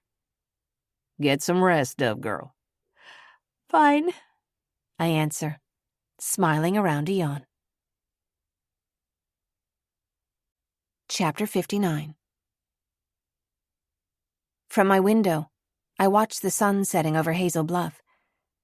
It's a strange feeling to remember that I have a name, probably a credit score, a college degree, and most of all, nobody following me. That I could go anywhere I'd like to. Beauty aside, this place has been the site of a nightmare for me. Part of me would love to walk away and never come back. When night has fallen, I watch the stoplights changing. Feeling any better? Anjali asks. Yes, I answer. Thanks. She unclips my IV line and types a bit on a computer. Doc says you don't need this anymore. Plenty of bruises, but you're healthy. Those sprains will heal pretty fast, she says. In the morning, we'll put a sling on your arm. Shoulder should be fine within a week. Your knee probably before then. Thanks. When do you think they'll let me get out of here? I think it'll be in the next couple of days. She adjusts a few more things, then makes ready to leave my room. Will you let me know if there's anything else I can do for you? I mean it. I'm going home for the night soon, but I'll be back in the morning. I will, I answer. Thanks. She marks a couple of updates on the dry erase board, then leaves the room. I study the board, and it occurs to me to wonder who drew the doves on either side of my name. Doves. Zenaida Makrura. I breathe a parting sigh for that sad woman, lost in the forest, and recite the riddle once again. Whether it should follow me down what remains of my path, or rest here, allowing me to walk away freed of it, I now go to find out. That century's worth of sadness, I realize now, she must have left behind. That has to be why the pull to walk away into the forest and never come out is so strong. Still looking at the doves on my dry erase board, my eyes fall on the date. My head spins. Was it only 2 days ago that I was in that room up in the mountains, listening to Sawyer's voice through the door, saying July 30th? A century's worth of sadness. August 1st, 1910. And today, August 1st, 2010. I lean back against my pillows, heart full of longing. If I do leave, I'll miss this place. My mind roves, seeking out any number of possible plans, looking as usual for the one where I don't get hurt, where there are as few variables as possible. But I took every safe choice before I came here, sacrificed connection for safety at every turn, and it almost got me killed regardless. It doesn't matter where you run to, if the mind field's your own heart. Bodies heal, skin renews itself around scars, a strange miracle to witness. But I don't know how to tend the wounds I can't see. I listen, search my thoughts, looking for the voice I've come to think of as Zenaida's, hoping she'll tell me one thing or another. The familiar, maddening sing-song. It will heal better if it can breathe. But she doesn't speak to me. Instead, the voice I hear sounds a lot like my own. Where, it asks, could you breathe better than here? I wonder if it's been my own voice all along. I press the call button, and within a few minutes, Anjali is back at my door. There might be something you could help me with, I tell her. What is it? When I'm cleared to leave, can you help me get a ride home? Of course, Dora, she answers. Whatever you need. Get some sleep, okay? I will. Thank you. Chapter 60. So, a few days later, for the second time, I find myself lingering outside the iron gate. The gate is ajar this time, though, and I walk in as if I belong here. It's good luck, too, considering my left arm is in a sling, and my twisted knee is still a little tender, bound snugly in a brace that lets me walk. Just as before, the moment I'm on this side of the wall, I sigh with relief. I walk the grounds slowly, not only because my knee is still sore. Everything looks new. At first sight, this place answered my prayers, so isolated and shadowed, behind that wall of stone. But now, I'm seeing how it opens itself to the sunlight, how it draws my eye to the landscape beyond, reminding me that I'm still in the world of the living. I find Nathaniel just where I knew I would, on the bench in the garden that looks up the stained glass window. I sneak up behind him, cover his eyes with my free hand. It's me, I whisper into his ear. I don't believe it, he says. I can't tell whether he's teasing me or not. Let me see you. You know, I kind of like the look of this place. What would you say if I asked you to let me stay? I move my hand from his eyes, and he lifts his face to look at me, his smile giving way to an earnest stare. My pattering heartbeat calms, and I rest my hand on his shoulder. I've watched you leave twice, thinking it was the last time I'd see you. Nathaniel scoots over and I sit next to him. I don't want to do that again. I don't either. Not ever again. I know this in the way one always knows the truth. More than mere fact, solid as the ground under my feet. Nathaniel pulls me close, and I can feel his heartbeat under my cheek. You shouldn't be walking on that leg, Dora, he murmurs, as if he's just thought of it. How'd you get in, anyway? I could have sworn the gate was locked. Please tell me you didn't climb that tree in a sling. You must have left it open by accident, I answer. So I let myself in. I hope you don't mind. Not a bit. Sometimes you don't know a turning point for what it is until later. Then again, sometimes it's clear as day. Nathaniel seems lost in thought, and I follow his gaze to the woman in the window, where before, the figure in the glass appeared to glimmer with untold secrets. Her expression now is tranquil, casting an air of peace over the gardens. The jewel-green shadows welcome me, just the same as the sunlit flower beds, like so many open doorways, all promises of days to come. Thanks for listening to The Silent Girl by Kelly Hurd, read by Laurence Bouvard, produced by PRL Studio for Saga Egmont.